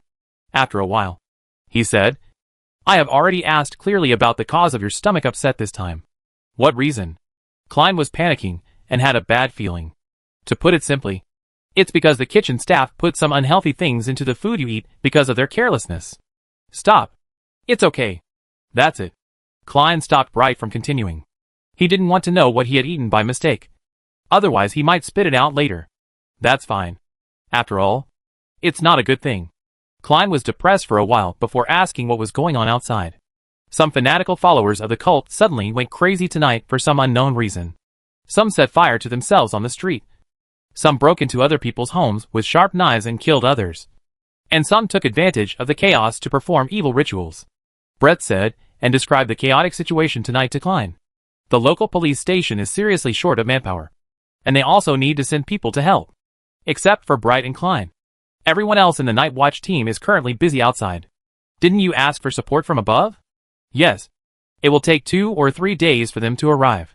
Klein fell silent. A lot of things can change in 2 or 3 days. Backland. Queens. The crimson moon hangs high tonight, and the gentle moonlight like fine gauze spreads to the window. Listening to the voice telling stories from inside the room. I recently thought of a very interesting story called Little Blue Riding Hood and his Grandma Wolf. It is said that there is a small wooden house deep in the forest. There lives a little boy who likes to wear a blue hat, and a grandmother who likes to go out late at night. The little boy likes to play with the animals in the forest during the day, because he goes out wearing a blue hat every day. He is called Little Blue Hat by the animals there. At night, Little Blue Riding Hood can only stay in the wooden house and look at the outside world through the window, because his grandmother does not allow him to go out when the moon rises, saying that the forest at night is full of dangers. Little Blue Riding Hood was very obedient at first, but then he gradually couldn't bear the curiosity in his heart. Why can't he go out at night? But Grandma can? Finally one night, Little Blue Riding Hood followed Grandma secretly when she was going out. He wanted to know why Grandma went out every night and didn't come back until very late. He followed and followed. After following for a long distance, the grandmother in front of him suddenly changed in the moonlight. She grew sharp claws, scary wolf teeth. Her body was covered with white hair, and her arms and feet evolved into a wolf. His limbs and head also turned into the shape of a wolf's head. Then Little Blue Riding Hood knew that his grandmother would transform from a human into a wolf on a moonlit night. He followed the wolf grandmother in despair, trying to understand where the wolf-turned-grandmother wanted to go and what she wanted to do. He followed him from the dense forest to the plain. Grandma Wolf, who had been moving forward, finally stopped. She looked up to the sky and howled at the moon. Hundreds of wolves gathered from all over the plain. Then, Grandma Wolf led the hundreds of wolves and began to dance in the bright moonlight. The scene of jumping around completely shocked Little Blue Riding Hood. He was very sad and confused, and finally couldn't help but ran out and asked his wolf grandmother about the situation. Little Blue Riding Hood's grandmother told him that she slept in the wooden house during the day just to recharge her spirits, and then dance with her own tribe in the evening. In the end, Little Blue Riding Hood also joined the dancing team and danced happily together. In this way, Little Blue Riding Hood was very happy no matter day or night. From then on, Little Blue Riding Hood and his wolf grandma lived a happy life in the forest. Hastur sat on the sofa opposite the mirror, slowly telling the short story he promised Sharon to enjoy.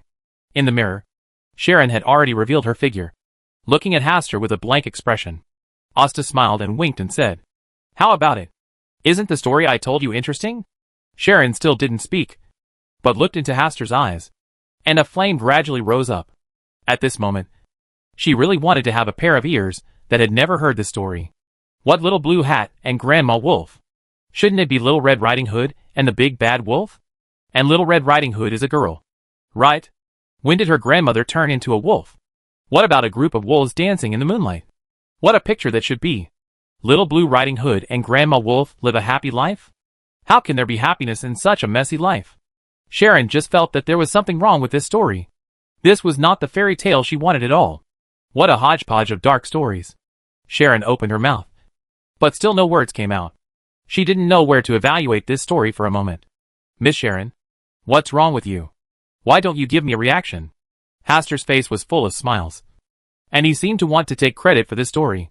Sharon glanced at Hastur with a complicated expression, hesitated for a moment and said, "I can't comment on your story. Did I tell a bad story?" Sharon didn't answer. She wanted to get angry for no reason. This story couldn't be described as bad. She had heard Bernadette's version of the fairy tale Little Red Riding Hood and the Big Bad Wolf. It was precisely because she had heard it that she couldn't stand such a confusing story. She was curious. How could a man as knowledgeable as Hastur tell such a story? Did you do it on purpose? Or accidentally? Sharon's voice was cold, and the cold wind in December blew from the mirror like the ice and snow kingdom in the north. Chapter 147. Sharon learns to cheat. I was careless on purpose. Feeling the biting cold air, Hastur curled up his neck slightly, sat upright, and answered honestly. The coldness that Sharon had accumulated weakened a lot at this moment. She took a deep breath. Her pretty face turned cold. Her beautiful eyes turned sinister. And she said coldly, "You mean?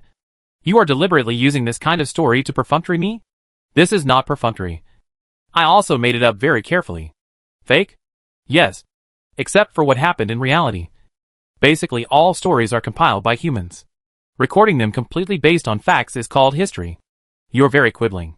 Sharon finally figured out that it was difficult for her to catch Hastur's shortcomings on this kind of issue. And he indeed deliberately made up this confusing story. "Is this to avenge yourself for teasing him last time?" Thinking of the last time, I took advantage of playing games to draw a cat face on Hastur's face. I felt much better instantly. Finally, she said, "This story doesn't work. Think of another one." Haster said with a smile, "Okay. It just takes a little time." "How long?" "Half an hour." Sharon just felt that Haster's smiling face was a bit in need of a beating at the moment. "Then hurry up and write." After saying these words, Miss Sharon's figure disappeared from the mirror. On the sofa, Asta kept a faint smile on his face, but he wanted to laugh out loud in his heart. God knows how uncomfortable it was for him to hold back his laughter just now. Things like Little Blue Riding Hood and Grandma Wolf were all improvised by him to amuse Sharon, who asked her to draw a cat face on her face last time. And it's interesting to see the obvious emotional ups and downs on Sharon's puppet-like face.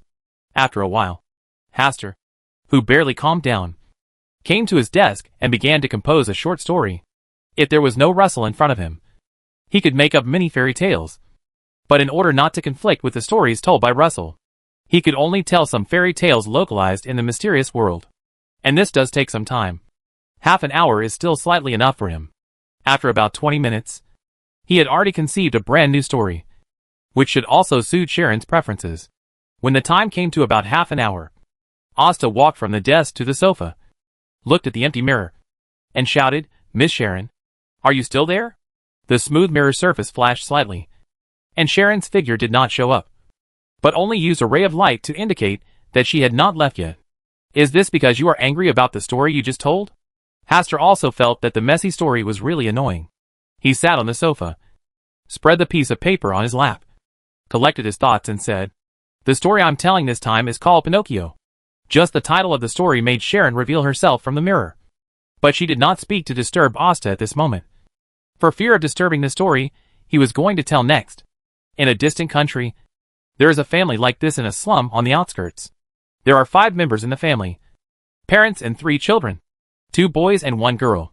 My father works as a manual worker in a nearby factory, and my mother makes some matchboxes at home and sells them to support the family. Although life is hard, the family is united and working together for a good life, which is quite happy. After the 3 children grew up, the girl stayed at home to help her mother with simple household tasks. The older boy had already followed his father's example and worked outside to make money. The younger boy was younger and was taking handicraft classes outside. I heard from the teacher that as long as you can learn a craft well, you won't have to worry about not being able to support yourself even if you wander around in the future. The little boy learned the craft of making puppets. He likes to manipulate the puppets to make various movements with a few silk threads, just like the performances in the circus. He can also use oil paint on the face of each puppet, depicting different emotions. Their happiness, anger, sorrow, and joy depend entirely on his mood and thoughts. Because he liked it, the little boy studied very seriously and quickly learned his skills from the teacher. His puppet-making skills even surpassed his own teacher. His teacher was very pleased. When he finished teaching him, he gave him the last lesson. The teacher told the little boy that the real puppet masters, the puppets they made were alive and had their own consciousness and thinking, an independent living entity, rather than a lifeless ordinary puppet. Making living puppets became the direction of the little boy's struggle. However, several years later, when the little boy grew up to be a young man, he still could not make living puppets. This made him very frustrated and even doubted that he had the ability. Do puppets of life really exist? Until that day, his father accidentally died in an accident while working in a factory. Looking at his father lying on the bed, covered with white cloth, completely lifeless, it felt like his heart had been drained. At this moment, he felt like he was struck by lightning, as if he had a sudden epiphany. He ran out, locked himself in the wooden house used to make puppets, and locked it from the inside. His relatives thought he was overly sad, so they allowed him to hide in the wooden house. It was not until the 7th day after his father's death that he walked out of the wooden house, with his father following behind him. His family members were shocked to find that this so-called father was a lifelike puppet. But this puppet father could walk, jump, talk, and think of his own. Except that he didn't need to eat. He was nothing like ordinary people. Big difference. After that, the puppet stayed at home. Just when Sharon was looking forward to what story would happen next, Haster stopped telling her story. Sharon waited patiently for a while, and found that Haster seemed to have no intention of continuing. So she urged, "Why don't you continue? I can only tell such a long story in half an hour. As for the more exciting stories that follow, I still need time to brew." A gust of wind blew away the piece of paper on Hastur's lap. It was Sharon who used some tricks from inside the mirror. Hastur didn't stop him. He just looked at Sharon in the mirror with a smile. Not a few seconds later, the piece of paper was back on Hastur's lap. There is only a rough outline of the story written here and there. And for the time being, the framework only picks up where the story left off. This story is pretty good. When can we get the next story? Sharon's voice was very soft and pleasant. Not like a lark, but like a gently flowing stream. You may not be too surprised when you first listen to it. But if you calm down and listen slowly, every word can gently touch the depths of your heart, giving people a numb and comfortable feeling. It will be 3 days at the earliest. Asta thought about the approximate time. Okay. Then I'll come back in 3 days. Wait a minute. Miss Sharon, are you leaving like this? Do you have anything else? In the mirror, Sharon looked at Hastur in confusion. Her blue eyes as bright as gems. Didn't I agree before that you would be responsible for teaching me giant and elvish languages?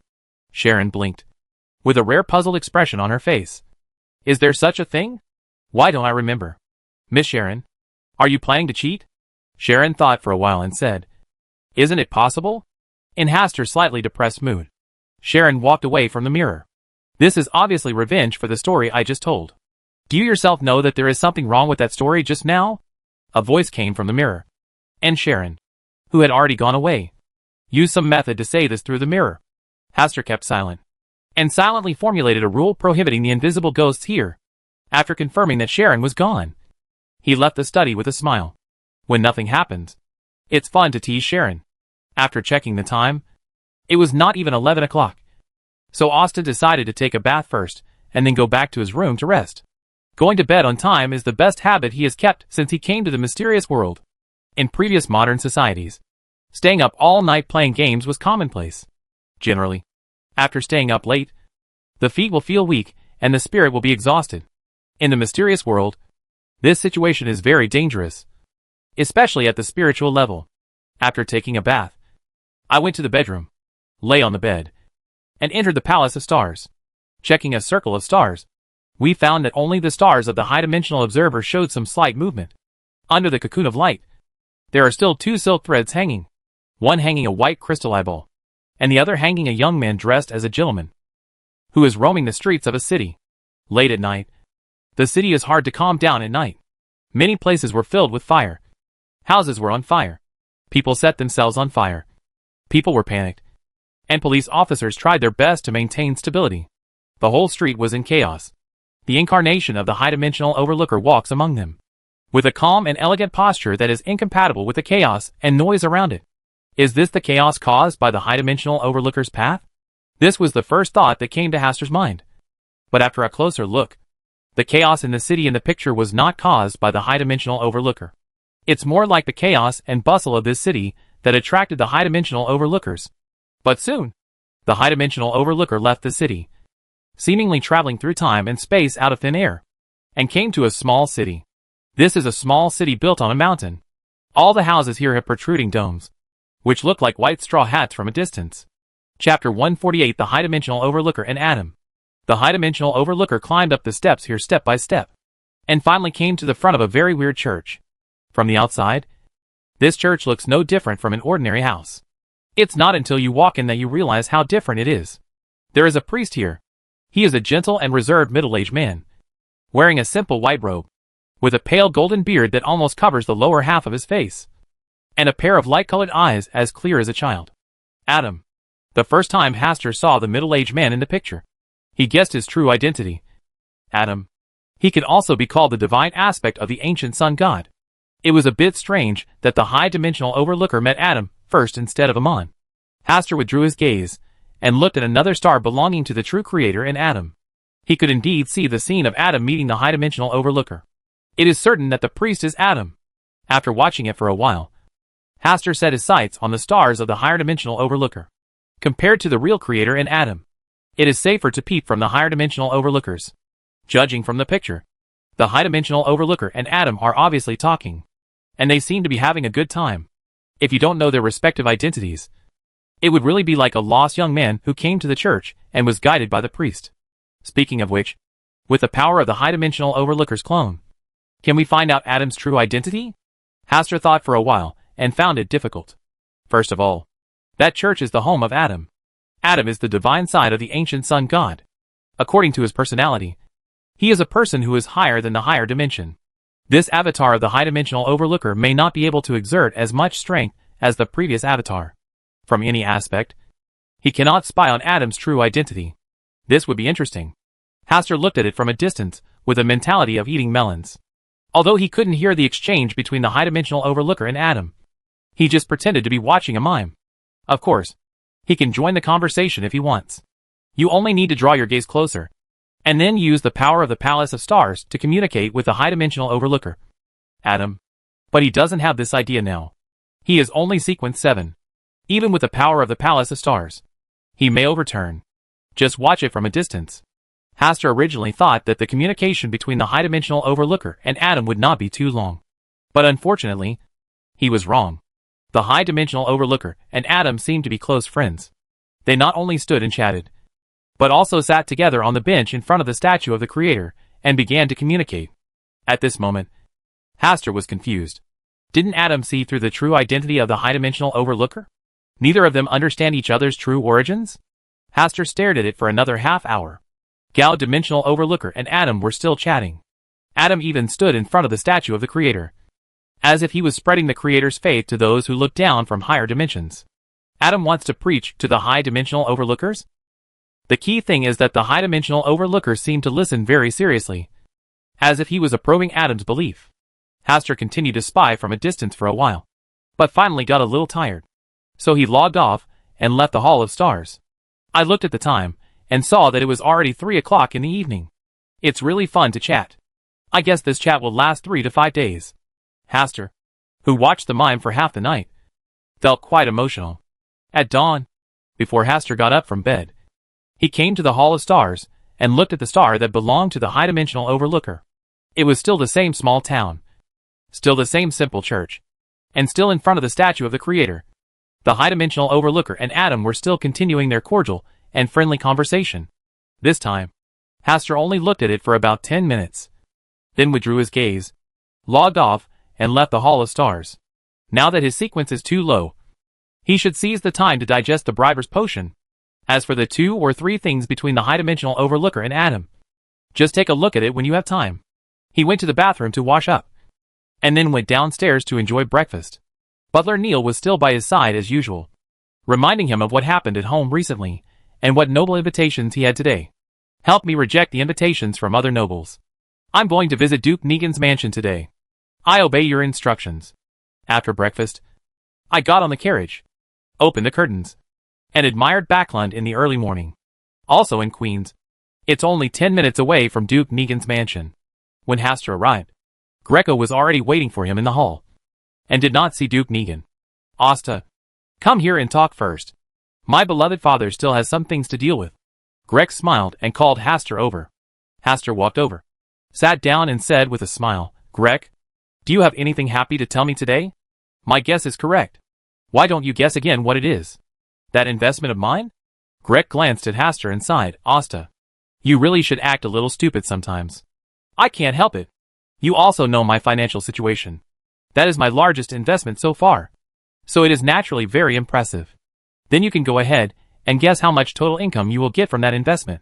Asta leaned back slightly on the back of the luxurious sofa. After thinking for a moment, he smiled and said, based on what I know about you, this investment will not be less than 5 times the return. So I guess it will get 10 times in total. About the profit. Greg was silent for a while, and didn't speak. He just waited for 2 orders. Asta took it and took a look. One of them was the various investment projects that Greco had made with his investment, and the other one was the income from various investments. His eye quickly fell on the amount of total investment returns. 53,580 gold pounds. Compared with the initial investment of 5,000 gold pounds, it has increased 10 times. This is a huge fortune for him. This is the first time since his birth that he has obtained such a huge amount of wealth. Although this was not something he earned through his own efforts. A useful network of relationships was originally a shortcut in life. With this money, he can hire 2 more chefs to cook some delicacies from other countries. They can also redeem part of their Campbell family's territorial rights and connect the territory in South Wales together, so that it will be easier to manage in the future. You can also set aside some gold pounds to purchase extraordinary materials for the corrupted Baron in sequence 6 in advance. Asta stared at it for a long time, and counted the number several times. After confirming that there was no decimal point, he looked back and chuckled. It seems that my guess of the amount is very accurate. Greg sighed. It seems that I need to keep a certain distance from you in the future. Otherwise you will always see through my thoughts. The two chatted happily for about an hour. And then the housekeeper came and invited them to a large open-air balcony on the 3rd floor. Duke Negan, Palace Negan, leader of the Conservative Party, the largest landed aristocrat besides the king, the brother of the current prime minister, and also a sequence 6 beyonder. He looks old, with a bloated waist and all kinds of fat on his body. There is only turbidity and desire in his sharp and shrewd gray-blue eyes. The only thing worthy of praise is that his black hair is still very dense. Not even at all. There are no signs of hair loss. Hastur's emotions towards Duke Negan are a bit complicated. On the one hand, he is Greco's father, and he has a good relationship with Greco. But on the other hand, Duke Negan represents the Conservative Party. Of course, Duke Negan does him far more good than harm at this stage. Are you Voltaire's son? Duke Negan opened his eyes slightly, as if he wanted to see clearly what Hastur looked like. Hastur took a step forward and then spoke. Yes. Hastur Campbell, now the last heir of the Campbell family. Voltaire. He was a very good young man when he was young. But later he did a lot of ridiculous things. You should not imitate him. Of course, I will take this as a lesson. Yeah. Very good. Duke Negan expressed his goodwill, and then mentioned the assassination that night. Where did you get the information that night? Graydlin. It is impossible for him to know anything related to Vice Admiral Hurricane. Although he is getting older, it does not mean that he has become stupid. If Audrey, the precious girl of Earl Hall's family, didn't know about this, then the first person he would suspect was Asta. After so many years of ups and downs in the circles of powerful people, he has never encountered anything. There are always some people who want to achieve ulterior purposes through him. Especially now. It is a new era of alternation between old and new nobles.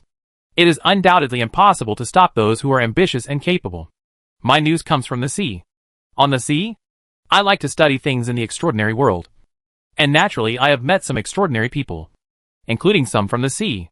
Who? I won't reveal her origins. It's a basic trust issue. Duke Negan thought for a while. There was no emotion or anger on his expression. But he did not continue to ask. He just waved his hand and asked Greco to lead Hastur away.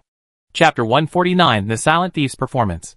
After leaving Duke Negan's mansion and on the carriage, Hastur was thinking about how to use the 53,580 gold pounds reasonably. This time, Greco helped him earn 53,580 gold pounds from 5,000 gold pounds. There must have been a lot of behind-the-scenes operations. A cheating operation like this will definitely not happen again in a short time. Otherwise Greco would not terminate the investment. This is already the maximum limit within the scope of his power to open a back door for himself to make money. Next, how to invest the money is your own business. And you must be responsible for your own profits and losses.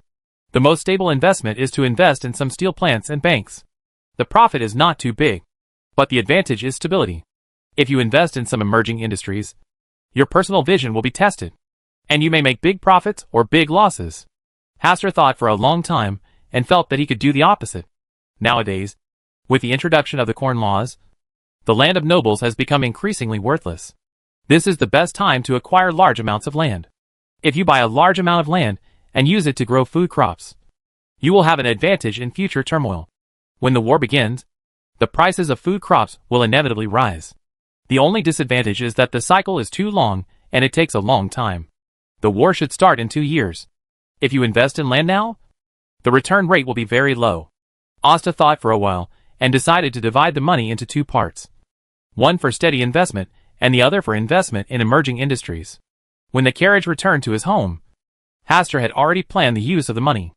A fraction of 580 gold pounds was given to butler Neil to be used for normal household expenses, of which 3,000 gold pounds was stored in his own small vault and could be used to purchase extraordinary materials.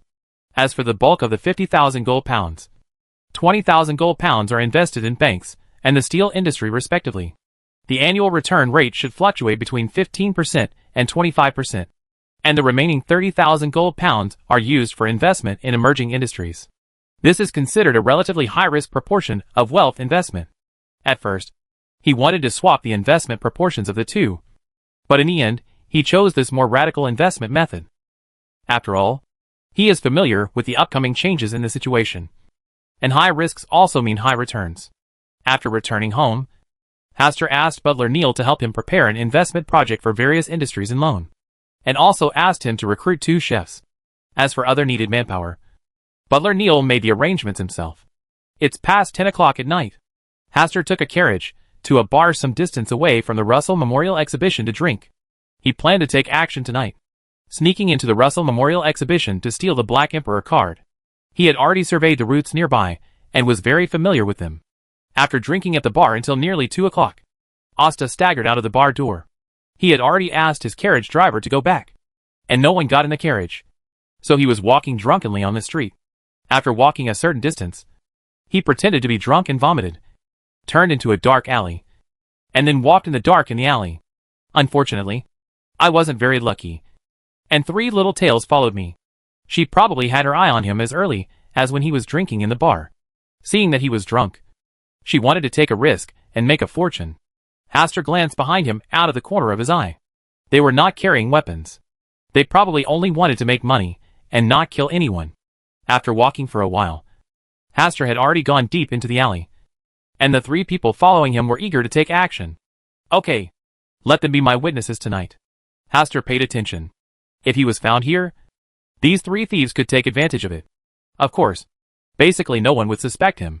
After passing a corner, Haster stopped, and then used his extraordinary ability to obtain the dark path from the 3rd hidden chain, directly putting the 3 thieves into a state of slumber.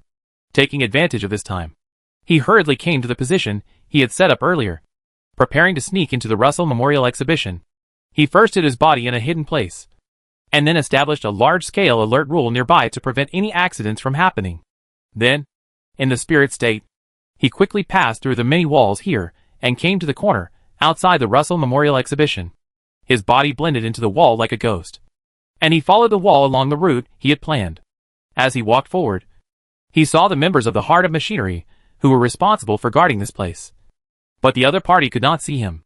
The secret authority cooperates with the formulation of relevant rules, and the invisibility technique used is difficult for even Sharon to see through. His spirit body flowed unimpeded, and soon reached the 2nd floor of Russell's manuscript storage room.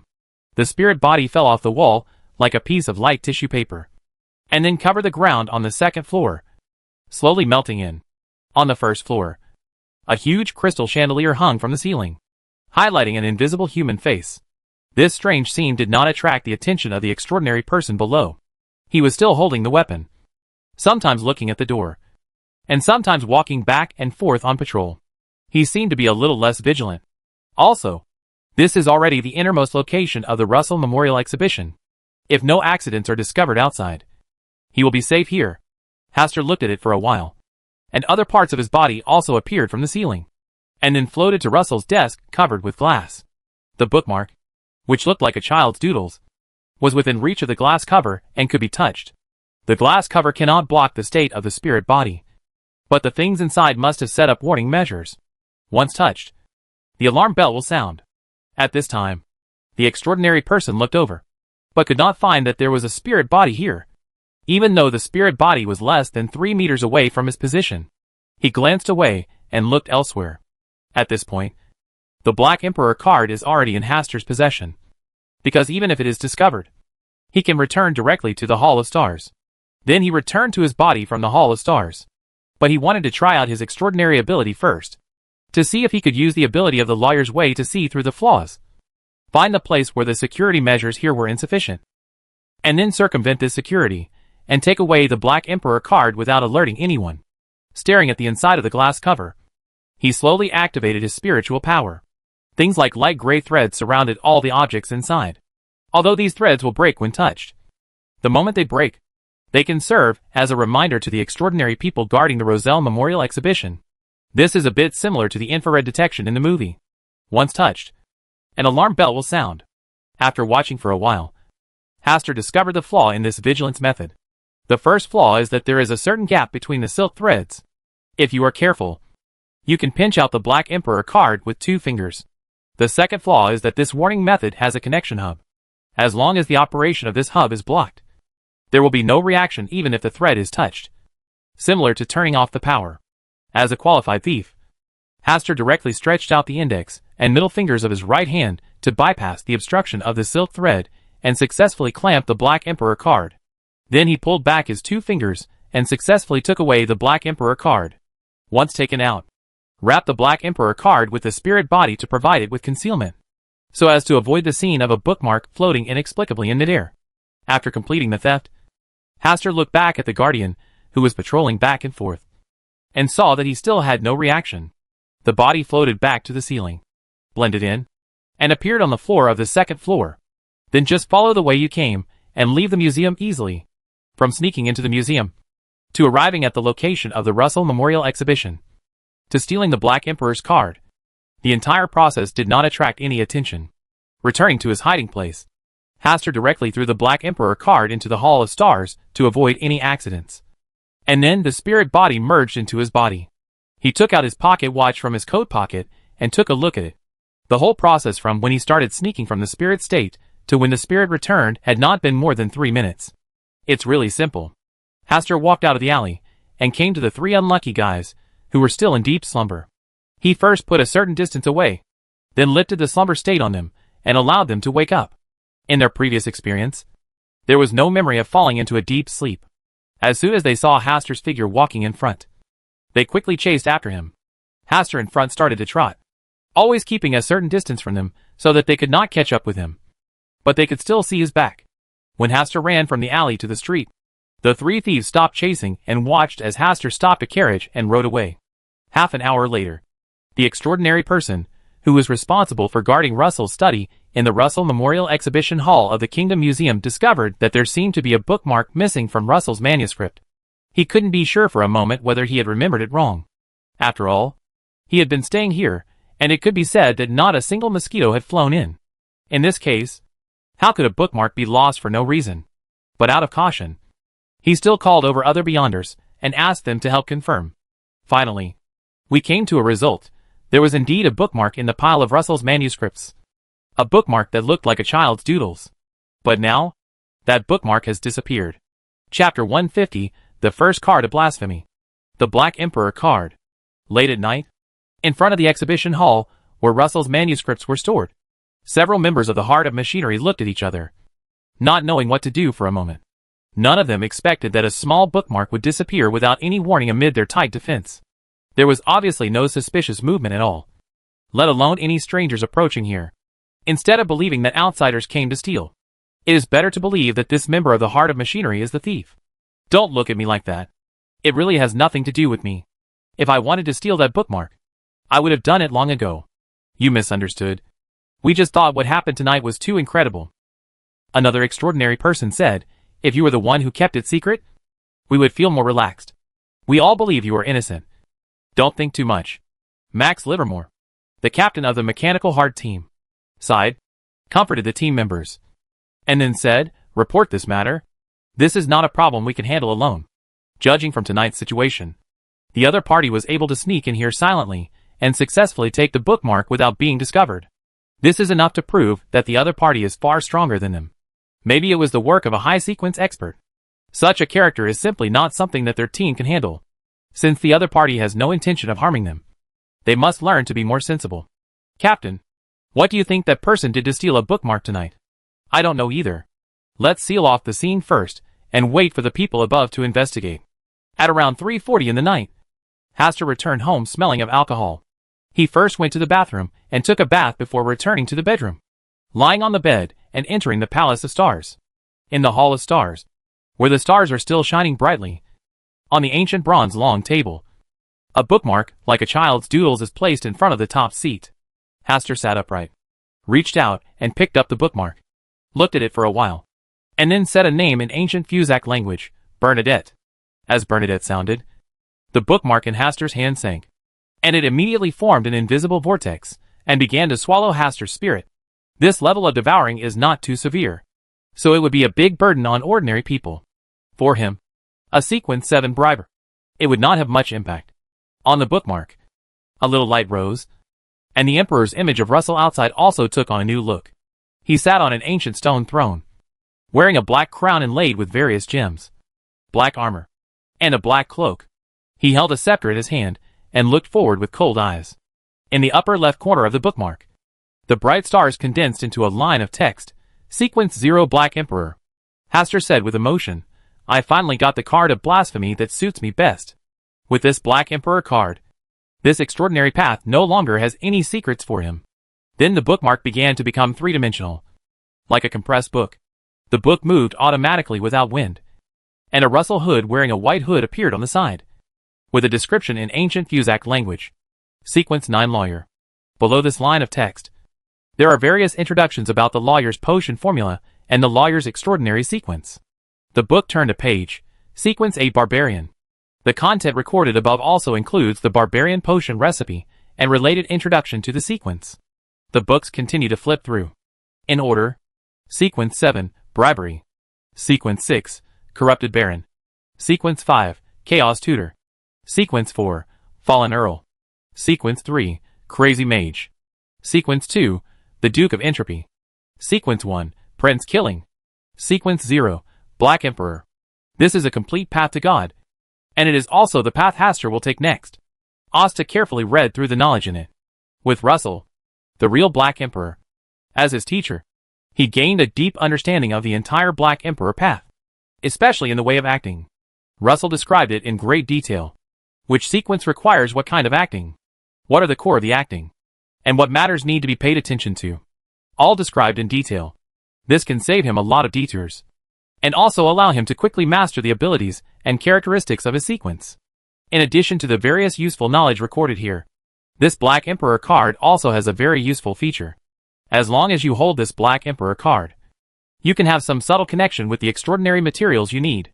The only pity is that this kind of induction recorded above only works on high sequence powerhouses of the Black Emperor path. He is now the Sequence 7 Briber, and this ability cannot be used for the time being. After reading all the content, Hastur put the Black Emperor card on the table and began to think about how to deal with the Black Emperor card. This was originally supposed to be an adventure that belonged to Klein, but now it had fallen into his hands. The extraordinary path he took was the Black Emperor path, and it was impossible to give this card to Klein for the time being.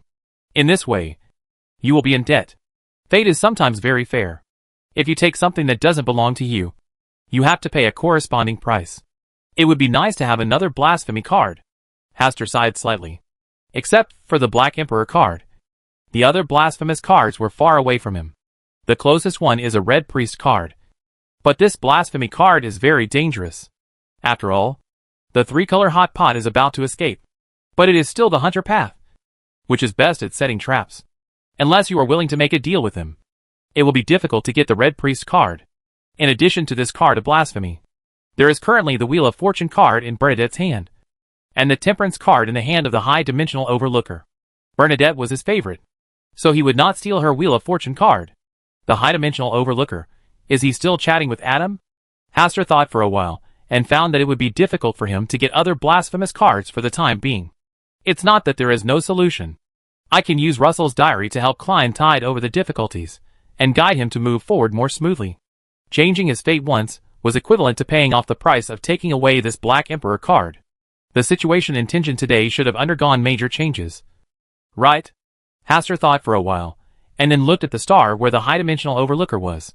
He was still chatting with Adam, but the place of chatting had changed. From inside the church, we came to the open space outside the church, facing the sky full of stars, and chatting about the stars and the sea. He's so talkative. He doesn't take a break most of the night. After observing for a while, Hastur logged off and left the Hall of Stars. The next day, the theft of the Russell Memorial Exhibition attracted the attention of the Archbishop of the Backland District of the Church of Steam and Machinery. Horace Haydn. Are you sure only one bookmark was stolen? Yes. We have rechecked, and it is true that only one bookmark was stolen. While answering the questions, the members of the Machinery Heart took out a blank bookmark and drew the pattern of last night's bookmark on it. Horace Haydn stared at the bookmark for a moment and sighed. He already understood what the bookmark was. The card of blasphemy. One of the 22 tarot cards created by Russell. If he guessed correctly, the blasphemy card that was stolen last night should be the Black Emperor card. Team leader Max Livermore asked respectfully, "Your Excellency, Archbishop, what should we do?" "Don't make any announcement. Just investigate slowly and secretly." Hormick Hayden's face did not show any reproach, but was kind and encouraging, so that the members of the Heart of Machine team, who were on duty last night, did not have to blame themselves too much. In fact, in his heart, he already had a questionable candidate, Bernadette, Russell's eldest daughter, now the mysterious Queen of the Sea. Some time ago, Bernadette had been staying in Backland and also came here to visit. She is also the one most likely to see through the disguise of the blasphemous card. Last night, she took away the card of blasphemy silently and without hurting anyone, which was in line with her style. But one thing is strange. There is information that Bernadette should be returning to the sea now. Why did she suddenly turn back to Backland to take this blasphemous card? If you want to find out the truth about last night, you can ask Aeriths. Hormick Hayden already had an idea in his mind. But when he thought of the evil taste of that mirror, he couldn't help but tremble in his heart. Finally, he looked at Max Livermore and said with a smile, "As the captain of this team, there is one thing you need to do." "At your command?" "Your Majesty the Archbishop." Max Livermore lowered his head, looking extremely respectful and ashamed. His team made a mistake last night, and he has been looking for opportunities to make amends. "Very well. It's up to you to ask Aeriths the question." "Ah!" Max Livermore suddenly raised his head, his eyes full of panic. But in the end, he had to bite the bullet and agreed. Chapter 151 Arost's Quiz Game. Mirror, mirror, who is the most beautiful woman in the world? This is a classic passage from Russell's fairy tale. When this fairy tale became popular, it became the dream of many people to have a magical mirror that could ask various questions and answer all questions. A Rhodes is such a magic mirror. Of course, it is still slightly different from the magic mirror in fairy tales. It likes the principle of equivalence. If you ask it a question, it will ask you a question in return, adhering to the principle of honesty. If you lie, you need to accept a certain punishment. Sounds fair? Well, that's just how it sounds. When members of the Heart of Machinery brought over an ancient silver mirror with strange patterns and eyes decorated with black gemstones on both sides, Max Livermore, who had always been anxious, had a wry smile on his face. But in the end, he gritted his teeth and came to the magic mirror. A Rhodes, a living sealed artifact 2 to 111. It possesses extremely high wisdom and can answer the holder's questions through revelation and information obtained from the spiritual world. Similarly, it will also ask the holder to answer a question. "Dear Rhodes, my question is, who sneaked into the Russell Memorial Exhibition last night and stole a bookmark?" Max Livermore calmed down and finally asked his first question. Circles of water light rippled on the surface of the silver mirror, and soon a picture appeared in the water light, a sky full of twinkling stars. Other than that, there is no other useful information. What kind of answer is this? Max Livermore looked confused, and the team members beside him also didn't understand what this scene symbolized. Even His Excellency the Archbishop, who was standing silently aside, looked surprised. Before Max Livermore could figure this out, a few lines of ancient Fussac words appeared on the silver mirror. Based on the principle of reciprocity, it's my turn to ask questions. If you answer incorrectly, or lie, you will be punished. The word punishment is as red as blood, even dripping with liquid. Max Livermore's facial expression first twitched, and then became extremely solemn. Immediately afterwards, the water on the mirror's surface floated, and a new line of text appeared. "Do you like women who are much older than you?" Max Livermore's face froze, and the teammates around him also cast curious looks. Finally, he forced his numb scalp and nodded, "Yes." Just when he thought it was finally over, His Excellency the Archbishop called him away. After a few words of explanation, he came to the magic mirror with heavy steps. He took a deep breath, showed a look of death, and reached out to touch the surface of the silver mirror 3 times. After a 2-second pause, he asked in a deep voice, "Dear Aeriths, my question is the person who came last night still in Backland?" "Yes." The short answer made Max Livermore feel nervous again. Soon, a new line of text appeared on the surface of the silver mirror. "What's your favorite part of your partner's body?" After a brief silence, Max Livermore answered with flushed cheeks, "Toes." This time his teammates turned sideways, probably not wanting him to see the uncontrollable smiles on their faces. At this point, he simply broke the jar and asked the third question, "Who are the apostles of the stars?" The surface of the silver mirror flashed with light, and a sea appeared. A ship only had time to reveal a small part of its hull, and the scene was quickly obscured by a starry sky. No one noticed that the silver mirror's light was much dimmer than it was at the beginning. Where did you spend the night before yesterday? Max Livermore was completely stunned, and all the members of the Mechanical Heart nearby turned their eyes to him, because their captain is married. In the gray sky of Backland, no matter how dazzling the sun's rays are, it is difficult to penetrate the layers of gray fog to reach the ground. Only some weak points can enjoy the treatment of sunshine. Hastur sat on the balcony, bathing in the breeze, flipping through the information in his hands. This is the relevant information about the investment project that Neil Butler searched for. He plans to select projects and industries suitable for investment from them. I read it from beginning to end and circled the projects I was more optimistic about, in order to ensure that the investment would not be lost. He was going to verify each project. Head to the Hall of Stars, and use your ability to peer into destiny to try and see what the future holds for these projects. Of course, no matter how good a project is, success may not be guaranteed. Sometimes it may be a problem with the project leader. After marking, Hastur put the information on the table, took a sip of the free drink on the side, and then began to think about how to bribe Earl Hall. As for Duke Negan, after the last Kalingos incident, the situation is basically stable.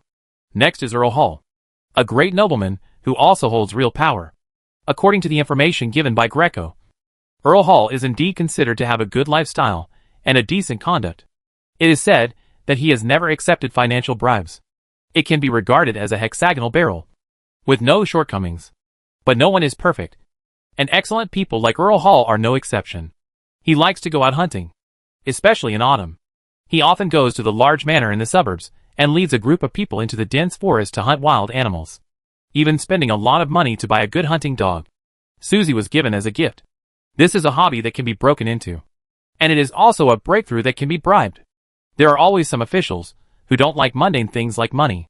In this case, we can only target their hobbies. If you like cultural relics, give them cultural relics. If you like calligraphy and painting, give them calligraphy and painting. They call it a beautiful name and let the adults evaluate it. In addition to this, Greco also provided him with a direction, which is to pursue Audrey and become the son-in-law of Earl Hall.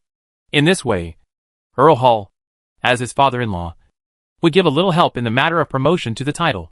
Hastur directly rejected this suggestion and prepared to attack it through the fact that Earl Hall liked hunting. If we can find a hound that is more excellent than what Earl Hall has, we can probably attract Earl Hall's attention, and then give the hound to Earl Hall, and the bribe can be completed. But an excellent hunting dog is worth tens of thousands of gold pounds, which is really expensive. Hastur thought for a while, and made a decision in his mind. If there is no good hunting dog, then train one. It can also help Grey Lint digest the magic potion of the animal trainer. At around 3 o'clock in the afternoon, Hastur came to Grey Lint's house and invited him to go out with him to choose a suitable pet. Grey Lint laughed and said, "Asta, even if you don't come to me, I'm going to have people come find you. I just found a group of guys selling pets recently. They have good breeds and are very cheap. Where can such a good thing come from? Hey, those guys use some unfair means. And then, they were detained by a friend I know. We can just go and pick it up." When they arrived at their destination, Hastur truly understood what Grey Lint meant by picking up leaks. It's just black and white. Those pet dealers used unfair means to steal high-quality pet cubs in other places, then smuggled them to Backland and sold them to the nobles here at high prices. This time, they were unlucky. They were targeted by Backland's local gang and took away all the pets. They were too sure that the gang would not call the police. Even if you call the police, there are friends in Grey Lint who can help bail him out and resolve the matter. Grey Lint, is this Baron Campbell you have been mentioning? He looks younger and more handsome than you described. Baron Boar, a friend of Grey Linty, looks to be in his early 20s. Not tall but fat, dressed in flamboyant and gorgeous clothes, wearing a dazzling gold watch on his wrist, followed by 2 attendants, each holding a dog leash. They were 2 ferocious-looking dogs, with shiny black hair on their backs, and only a small patch of yellow hair on the lower legs. Their eyes were sharp and ferocious. They were baring their teeth and looking at the group of people imprisoned in front of them. Pet cubs inside the cage. From time to time, 2 intimidating roars were emitted, which scared the pet cubs to curl up in a circle and tremble. These should be 2 Rottweilers. You are Grey Linty's friend. Then you are my friend. You can choose these cubs today, and I promise to give you a suitable price. Then I won't be polite. Graylint couldn't wait to start selecting, and Hastur followed behind him, slowly looking at the pet cubs. Graylint is an expert in choosing pets. He only needs to choose from the pets selected by Graylint. Hastur has relatively high requirements for the pets he wants. As for the selection of suitable hounds, he has given full responsibility to Graylint. He followed Graylint for a while, then left the pet dog area and came to the cat area. The cages containing kittens here are obviously much smaller than the dog cages next to them. At a rough count, there were only more than 20. There were not many of them, and Hastur just happened to slowly observe them one by one. He first looked at the cat's eyes and hair, then looked at their overall shape, and finally looked at their individual personalities. In this aspect, he is still a layman, and can only rely on his own feelings most of the time. Chapter 152 Assassin Cat Azhara. I have to say that the quality of this batch of pets is indeed very good. Hastur just observed the third one, and he was already a little excited. It was a white kitten whose body was as white as snow, without any mottling. Its eyes were a deep green, like a watery emerald, and its long and gorgeous back hair was adorable. The face and behavior are also very elegant. There was one thing that dissatisfied Hastur. This Persian cat looked a little lazy. It was coiled in the corner of the cage with its eyes slightly closed, not caring at all about what was happening in the outside world. After looking at it for a long time, it has a bit of Force's shadow and the smell of salted fish. Hastur thought to himself that the cat he raised needed to be more diligent. If it was too lazy, then he would be too busy. That white hair doesn't look suitable for going out to inquire for information. Otherwise it will be stained with mud, and cleaning it will definitely be troublesome. Hastur ignored the white kitten and continued to observe the other cats. After looking at 2 or 3 of them, I saw a very rich big orange. It was lying there quietly, staring at Hastur with a pair of not-so-smart eyes, raising its chin slightly, as if to say, it's a nobleman, and you're just a pauper. TSK. If you really raise this little thing, it might be even more incapable of moving than furs. Hastur continued to pass by, picking up left and right, and finally saw a kitten that he was quite satisfied with. It is a little black cat with glossy black hair. When its body shakes slightly, it looks like a piece of black silk rippling. Its eyes are not the usual amber, but a faint blue. The size is also what he likes, about the size of 2 palms. After observing for a while, he should be a smart and elegant type. It doesn't look as lazy as the first 2, just a little timid. Hastur took note of the little black cat first, and continued to observe the other kittens. After reading them all, he still felt that this little black cat was better, so he asked someone to open the cage and reach out to hold the little black cat in his hands. It was fluffy and very light. Perhaps because of shyness, it shrank into a small ball. Occasionally, it stretched out the tip of its pink and tender tongue and licked Hastur's finger on its chin. Really not bad. Hastur was very satisfied with this little thing, held it in his hand, and walked towards Graylint, who was selecting a hound. Asta, have you made your choice? Well, what do you think? Hastur held up the little black cat and handed it to Graylint. Before Graylint could take a closer look, the little black cat meowed and shrank into a small black ball. Graylint looked at it for a while and smiled. It's quite smart and has good spirituality. It's a good cat. That's it then. About half an hour later, Graylint also selected a good hunting dog and a golden retriever. Hastur thought to himself that Graylint probably regarded this golden retriever as Susie's replacement. After making the selection, it was time to pay, with Graylint negotiating while Hastur just watched silently. In the end, only 500 gold pounds were collected, of which the hound accounted for 400 gold pounds, the golden retriever 100 gold pounds, and the little black cat was given for free, because Hastur was a new friend he made today. If the hound was not still young and had not been strictly trained, the price would have increased several times. According to Baron Bohr, the bloodhound of that hound is very good, as long as it is specially trained by a trainer. It will be worth at least 2,000 to 3,000 gold pounds. His batch of pets were black goods, so the price would have been low. In addition to his good relationship with Graylint, 400 gold pounds was already considered a bargain. Hastur had no objection to this. Compared with the hound purchased by Earl Hall, this was already considered a bargain.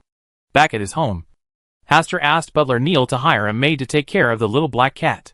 He really wanted to take care of it by himself, but he was afraid that there was something he didn't do well enough, such as what food he should feed and what he should avoid in daily life. There is so much relevant knowledge that needs to be mastered. There are a lot of spare rooms on the second floor. So Haster specially prepared a pet room next door, as a shelter for this little black cat. Asta stroked the little black cat's head with his right hand and murmured, "I should give you a name too. If I had followed my old habits, I would have given you names like Little Black Tan and Little Black Ball." Meow? The little black cat raised his little head, and didn't seem to like the name. "Don't worry. I will give you a more elegant name, so that it will be worthy of your status as an extraordinary creature in the future. And it will also be convenient for you to walk outside. I haven't decided on the specific name yet. I can consider letting you come and decide your future destiny." Asta's eyes lit up. Jojo was indeed a good solution that could effectively resolve his difficulty in choosing. He had been thinking about which extraordinary path he wanted this little black cat to take, and several of the extraordinary paths were very suitable, making it difficult for him to choose. If this little black cat is allowed to make its own choice in the future, it will not complain about its owner deciding its extraordinary path without authorization. You were born unable to make your own decisions. Now I will give you a chance to decide your own destiny. You must take advantage of it. Haster flicked the little black cat's head. Meow? The little black cat lay on his back, with his limbs pointing upward, exposing his soft belly. His blue eyes could not understand such overly complicated words. The next day, Butler Neil hired a special maid to take care of the little black cat. Haster also walked out of the study, came to the little black cat's den, picked up the little black cat, and asked the maid and the others to leave first. After everyone left, he closed the door and placed the little black cat in the center of the floor. Then around it, in different positions, there were 6 pieces of paper, each with a special starting sequence of a path written on it. Sleepless man, spectator, thief, monster, assassin, hunter. This is a special way that Asta has carefully selected and is more suitable for cats.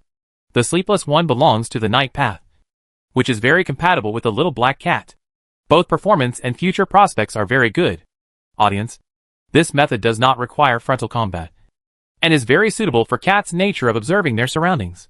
In the future, they can be sent out to gather intelligence. Thieves, cats steal food, or bring something home from outside. They are completely habitual offenders. Haster once thought about becoming an apprentice. After all, extraordinary abilities are very comfortable in the later stage. But after thinking about it, he decided not to do it. For a cat, acting as an apprentice would be more difficult. Monsters belong to the path of destiny. If the little black cat really chooses this path of destiny, as long as it is lucky enough, its future will be smooth. This is also the extraordinary path that Haster is most optimistic about. After all, it is a kind of luck for him to choose this little black cat. In addition, Backlund also has a mercury snake covering it, so he doesn't need to worry about the potion formula in the future. Assassin and hunter at the end. These 2 extraordinary paths are very suitable for the little black cat. And the most important thing is that they can change their personality in the future. It's interesting to think about having a catwoman by your side. After getting everything ready, Haster gently nodded the little black cat's head and said with a smile, "Choose. This choice will determine your own future." Meow? The little black cat lay on the floor, looked around, then raised his head to look at Haster, meowing softly, as if asking Haster to help it make a choice. "That's not okay. It's your choice." Haster came to a farther place, squatted down, and waited for the little black cat to make his choice. In order not to let his presence affect the little black cat, there was no note placed on the road leading to him. Even if the little black cat chooses to walk towards him, it will not have any impact.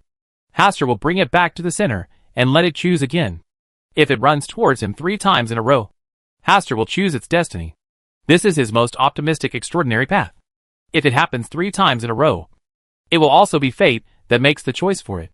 The little black cat stayed in the center, motionless, just lying on the ground, looking at Haster from a distance, and occasionally letting out a confused meow. Fortunately, the little black cat was very considerate to Asta and did not lie down on the ground to sleep. After a while, it got up, staggered towards where Haster was, came to his feet, rubbed it, raised its little head, and let out a meow. "You've already wasted an opportunity." Asta reached out and picked up the little black cat, stood up and walked over, placed it in the center again, and pointed to the 6 pieces of paper. Meow? The little black cat rolled on the ground, its blue eyes staring straight at Haster. After a while, it came to Haster's feet again. "You have one last chance." Hastur brought it back to the center. This time, the little black cat lay on the ground, swept its tail, and did not move for a long time. Asta waited patiently. At this time, the wind blew outside the window, and a piece of paper flew up and swirled in the air. The little black cat glanced at it, jumped up, and directly took the note. The note flew down. It's really interesting. Hastur stood up and came to the little black cat, turning over the note. Assassin's Path. This is your choice. Don't blame me in the future. Meow. The little black cat lay on the palm of Hastur's hand, turned over nimbly, and stared at Hastur in confusion. Hastur also looked into its pair of blue eyes and said with a smile, "From now on, your name will be Azhara." Chapter 153 Divine Inspiration. Believers looking for the stars. Night. Hastur lay on his bed and entered the Palace of Stars. Take a peek at the future prospects of some projects and industries that you have been optimistic about during this period. With the emergence of relevant destiny fragments, Hastur already had a rough idea in his mind about which direction to invest. After ending his spying, his gaze continued to scan toward the star where the high-dimensional overlooker was located. He was currently staying in a stone house by the sea, flipping through a book whose name could not be seen clearly. It should be the book Adam used to preach. High-dimensional overlookers read books very seriously, and even occasionally stopped to think before continuing to flip through the books. This scene really looks like a student eager for knowledge. What kind of existence is the high-dimensional overlooker? Asta's eyes were a little confused. He has been observing the high-dimensional overlooker for some time, and the high-dimensional overlooker in the picture really looks like an ordinary person. He doesn't seem to like killing. He rarely causes chaos wherever he goes, and he doesn't use his power to interfere in the lives of normal people. He is more like a witness and observer walking in the world. Hastur looked at him for a while, and saw that there was nothing unusual about him. So he turned to look at the star where the true creator and Adam were. Adam was in the church, praying in front of the idol like an ordinary priest. Hastur glanced at it for a few times, then withdrew his gaze, thought for a moment, and glanced at the place where the true creator was. Under the shadow curtain, the face of the person hanging upside down on the cross was still unable to be seen clearly, and everything was shrouded in shadow. Only this time, there was a tall and thin figure sitting on the stone next to the cross. He was wearing a simple and plain linen robe, with soft features and a slight indifference in his gentle expression. His long silver hair hung straight down his waist, with the overlapping wings of light. He looks very much like the angel in mythology. And he is indeed an angel, a true king of angels, the angel of destiny, Aurelius, TSK. When it comes to appearance, even if Will were reincarnated 100 times, he probably wouldn't be able to look like this. Right? It was a rare occasion for Hastur to see Aurelius, and he couldn't help but take a closer look. At this time, the eyes hidden behind the shadow curtain slowly looked in the direction of Hastur. Asta looked away with a smile, and did not continue to pry. As usual, he glanced at the star where the superstar lord, the mother tree of desire, and the jinn were. But there was nothing unusual. Only then did he log off and leave the Hall of Stars to rest. Late at night, Backland East District. In a temple-like basement, Mr. A, wearing a hooded black robe, knelt quietly in front of the hanging giant elephant and did not move for a long time. Suddenly, he tilted his ears and seemed to be listening carefully to something. After a pause of a few seconds, Mr. A suddenly raised his hands, stretched out his left palm and tore off the index finger of his right hand, then dropped the bloody finger into his mouth, making a crunching sound. Gulu. Mr. A's throat squirmed, and he swallowed the bitten finger into his stomach.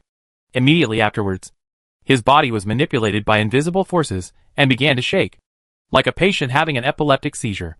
In this state, he dipped his fingers in the blood and wrote words on the ground.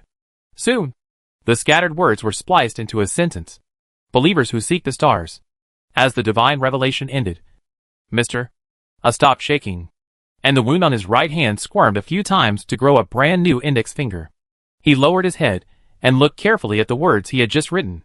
The corners of his mouth turned up a little in the shadows, and then he prostrated on the ground piously, murmuring with extreme piety, "Only obey your oracle. He exists only to serve God. God needs him. So he exists."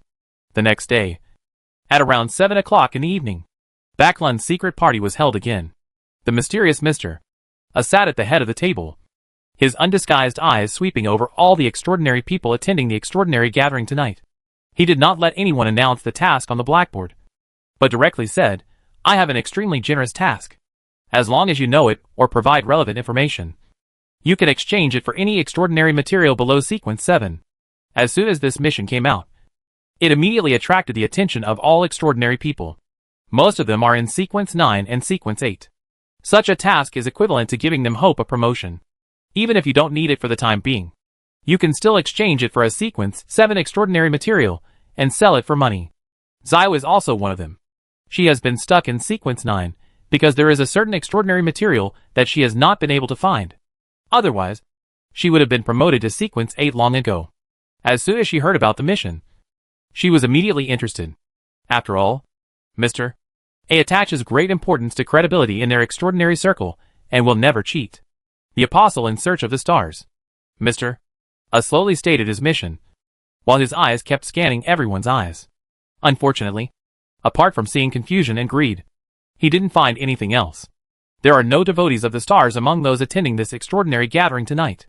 He looked around the crowd and said in a deep voice, if you can find a true believer in the stars, you can also get a formula for any magic potion below sequence 6. Mr. A once again threw a heavy bomb, which completely caused everyone present to boil. A sequence 6 potion recipe can be worth more than 2,000 gold pounds, whether you need it for yourself or sell it for money. It is a huge wealth. Boom, boom, boom.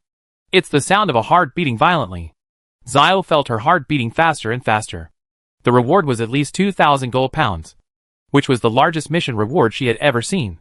Even Miss Audrey, who was famous for her arrogance, would find it difficult to issue a mission with such a generous reward. After the excitement, she quickly recognized the reality.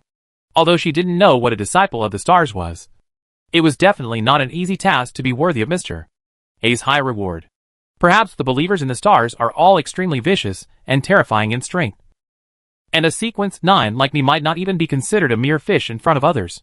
The only hope is to provide corresponding information and obtain an extraordinary material. Mr. A stopped talking after he finished speaking, and the extraordinary gathering continued. However, the extraordinary people present no longer had much thought about trading, and their minds were full of how to find believers in the stars, although they knew nothing about the existence of the stars.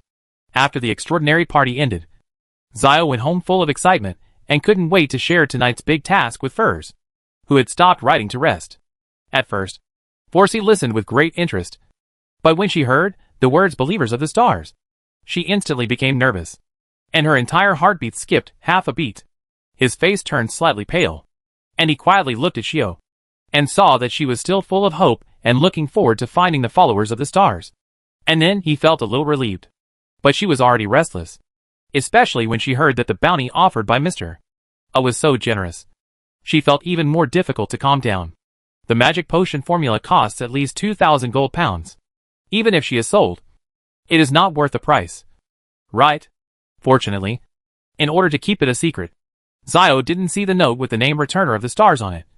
Otherwise she would have guessed her identity. Buddha thought, stretched out his slightly trembling hand, took out a cigarette, and held it between his 2 fingers. Before he could light it, he was so frightened by Zio's words that the cigarette fell to the ground. How great would it be if, Forsey, you were a believer in the stars? I would be able to sell you for a good price. What's wrong? Why did your cigarette fall to the ground?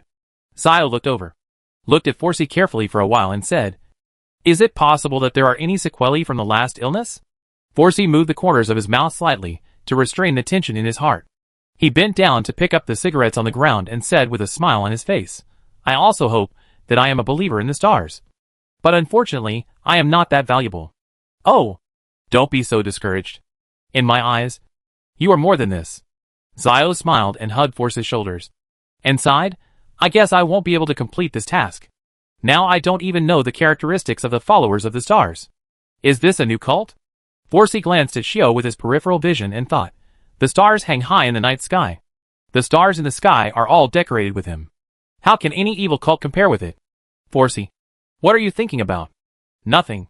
I'm also curious about the followers of the stars. I feel like there's something wrong with you tonight. Maybe you're still feeling a little unwell. That's it. Then I won't disturb your rest. If anything happens, just call me. After Zio left, Forsey closed the door, took out a match from the matchbox on the table and lit it. I lit the cigarette, took a deep breath, and blew out the smoke ring. I took a few more puffs before my nervousness gradually calmed down. The chaotic thoughts gradually returned to normal at this moment. When she finished smoking a cigarette, she already had an idea in her mind. No matter what Mr. A's purpose was, she needed to tell the Star Master about this matter. It's better to wait first so as not to attract Zio's attention. After she falls asleep, I can pray to the stars. Forsey put out the cigarette butt, leaned on the pillow beside the bed, took out another cigarette, and started smoking.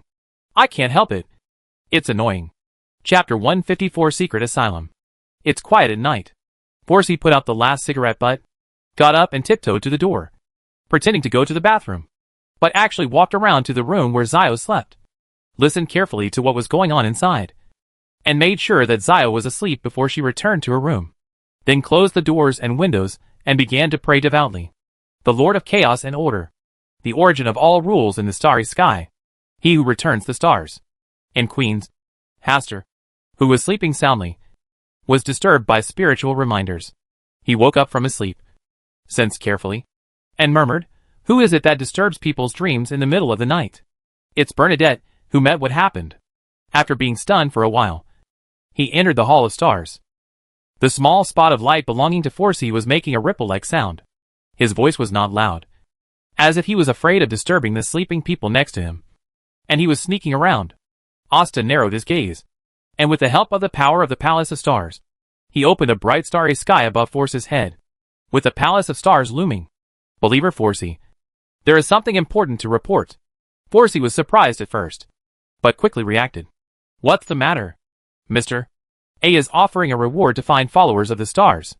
Forsey finished speaking succinctly, and then remembered that there was such an existence as the Lord of the Stars, and it was impossible to have heard of a little person like Mr. A. He hurriedly added, "Mr. A is a powerful extraordinary. He is currently in Backland, the capital of the Lone Kingdom. There seems to be a mysterious organization behind him. I also learned from an extraordinary gathering tonight. Learned that he wanted to offer a reward to the followers of the stars. Mr. A's reward is probably an oracle sent down by the true creator to him. He said he was crazy.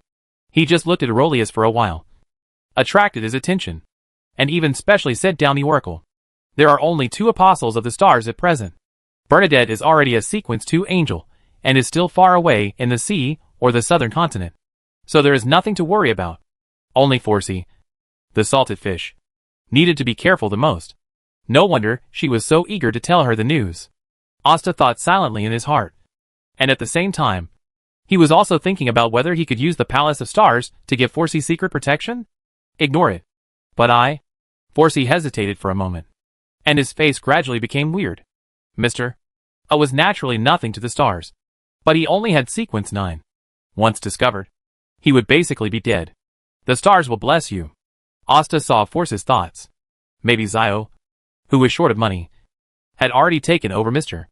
A's task, which was why Forsey had such a big reaction. "Thank you to the stars for your blessing." Forsey finally relaxed and showed a smile on his face. "Secret asylum," Hastur whispered, and drove the 3rd chain of order, which was the invisible chain of secrecy, to reach out from the starry sky, land on Forsey, and make a circle around her. An indescribable feeling made Forsey both shocked and delighted. She didn't understand what was happening, but she knew it must be a good thing. In the Hall of Stars, Hastur looked at Forsey, whose face was filled with joy, and wondered if he should take this opportunity to encourage Forsey to improve his strength. Otherwise, she is only sequence 9 now, and may not join the Tarot Society in the future. If she is too weak, how can she be trusted to do things? How about finding her something to do and giving her some potion recipes? After thinking about it, I decided to let it go. For a mysterious being like myself, caring so much about a sequence 9 believer would be too cheap. Seeing that Forsey had nothing to do, Hastur dispersed and left. He habitually glanced at the star where the high-dimensional overlooker was located, under the crimson moon. The stars are looming. Galway, the overlooker, had left the stone house and came to the beach. He was lying on the beach with his hands folded behind his head, looking at the stars and the moon, very leisurely. After just a few glances, Hastur withdrew his gaze and left the Hall of Stars. In the early morning, as soon as Asta woke up, there was a ball of small black balls on the bed. This little black cat likes to cling to him. Asta played with it last night and played a little late. So he let it sleep in his room. Meow. A soft meow. Very soft. Very soft. And it looks very cute when matched with its little head that takes the initiative to come closer. Azhara, it's time to find the assassin's potion formula for you. Hastur stretched out his hand to tease Azhara for a while, then got up to freshen up. Now he doesn't need to worry about anything else except the factory and the law firm. Moreover, these two undertakings are handled by Manager Harley and Instructor Fallen respectively. So he does not need to waste time and energy. For him at the moment, the most important things are digesting the magic potion and being promoted to a peerage, as well as searching for extraordinary materials for the Sequence 6 Corrupted Baron. There was no need to rush the promotion to the title. It would take at least a month for Grey Lint to train the hound. Once he succeeded in bribing Earl Hall, he would be able to be promoted to Viscount steadily. As for being promoted to Earl, you also need to make certain contributions to the Kingdom of Loan, so that you can have better reasons to continue to be promoted. It's still a bit far, so there's no rush. He entrusted the matter of finding extraordinary materials to Sharon and Merrick, and the extraordinary party they participated in was relatively high-end. But it may not be possible to find it. The best way is to directly look for the noble of the Corrupted Baron in Sequence 6. If you kill him, you can naturally get his extraordinary characteristics. But this is more difficult. Being able to become a Sequence 6 Corrupt Baron means that he at least has the title of Baron. In most cases, he is basically a count. There are not too many earls in the Lone Kingdom, but it is difficult to detect which noble is an extraordinary person. You can ask Will for help on this matter. He deserves to do some work after eating so much ice cream. Hastur had something in mind. After breakfast, I took Azhara out for a walk without taking the carriage. Not far behind, there were two attendants in their 20s and 80s. This is the bodyguard specially found for him by Butler Neal, who is said to be very professional. It can protect his safety at critical moments and avoid accidents such as kidnapping and extortion. There was nothing major going on today, so Hastur asked them to follow him at a distance. He held Azhara and gently rubbed her chin while looking at the shops on both sides of the street. The streets in Queens are generally clean and tidy. There is no sewage flowing across the street, and there is no residue such as animal feces. The drainage system is also well done, and even the heavy rains for several days did not leave any accumulation of water. Sometimes you can see people who are responsible for cleaning, spraying perfume, and the like on the ground. Hastur walked around and headed to the pet area on the other side. There are specialized pet sales here, as well as clothes suitable for pets and some small toys. Hastur picked out a few small things that Azhara liked more, such as bells and other things that made noises. Baron Hastur Campbell. Hastur was walking ahead with Azhara in his arms, when someone suddenly called out to him from behind. Asta turned around naturally, looked back, and his pupils dilated slightly. That person is Mrs. Germani. Hastur has lost count of how long it has been since he last saw this Lady Germani.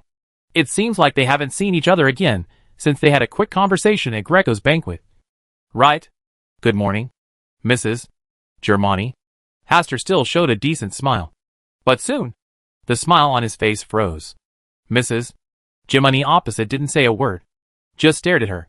Her eyes were complicated and difficult to understand, and her pair of peach blossom eyes revealed a variety of indescribable emotions. It seems like resentment, joy, loss, emotion. It seems that all kinds of messy emotions can be involved. She just stared at him affectionately, as if Hastur had once had an unforgettable love with her. The two aristocratic ladies, who were traveling with Lady Germani, also noticed that something was wrong with Germani's mood. A blonde noble lady looked Asta up and down, and showed her original expression. Another aristocratic lady with long chestnut hair looked at Hastur for a few times, and couldn't hide her surprise. This is Baron Campbell. He is indeed very different. No wonder you were so obsessed with him. Now that we are reunited here, it seems that you are quite destined. As she spoke, she quietly touched Mrs. Germani with her shoulder.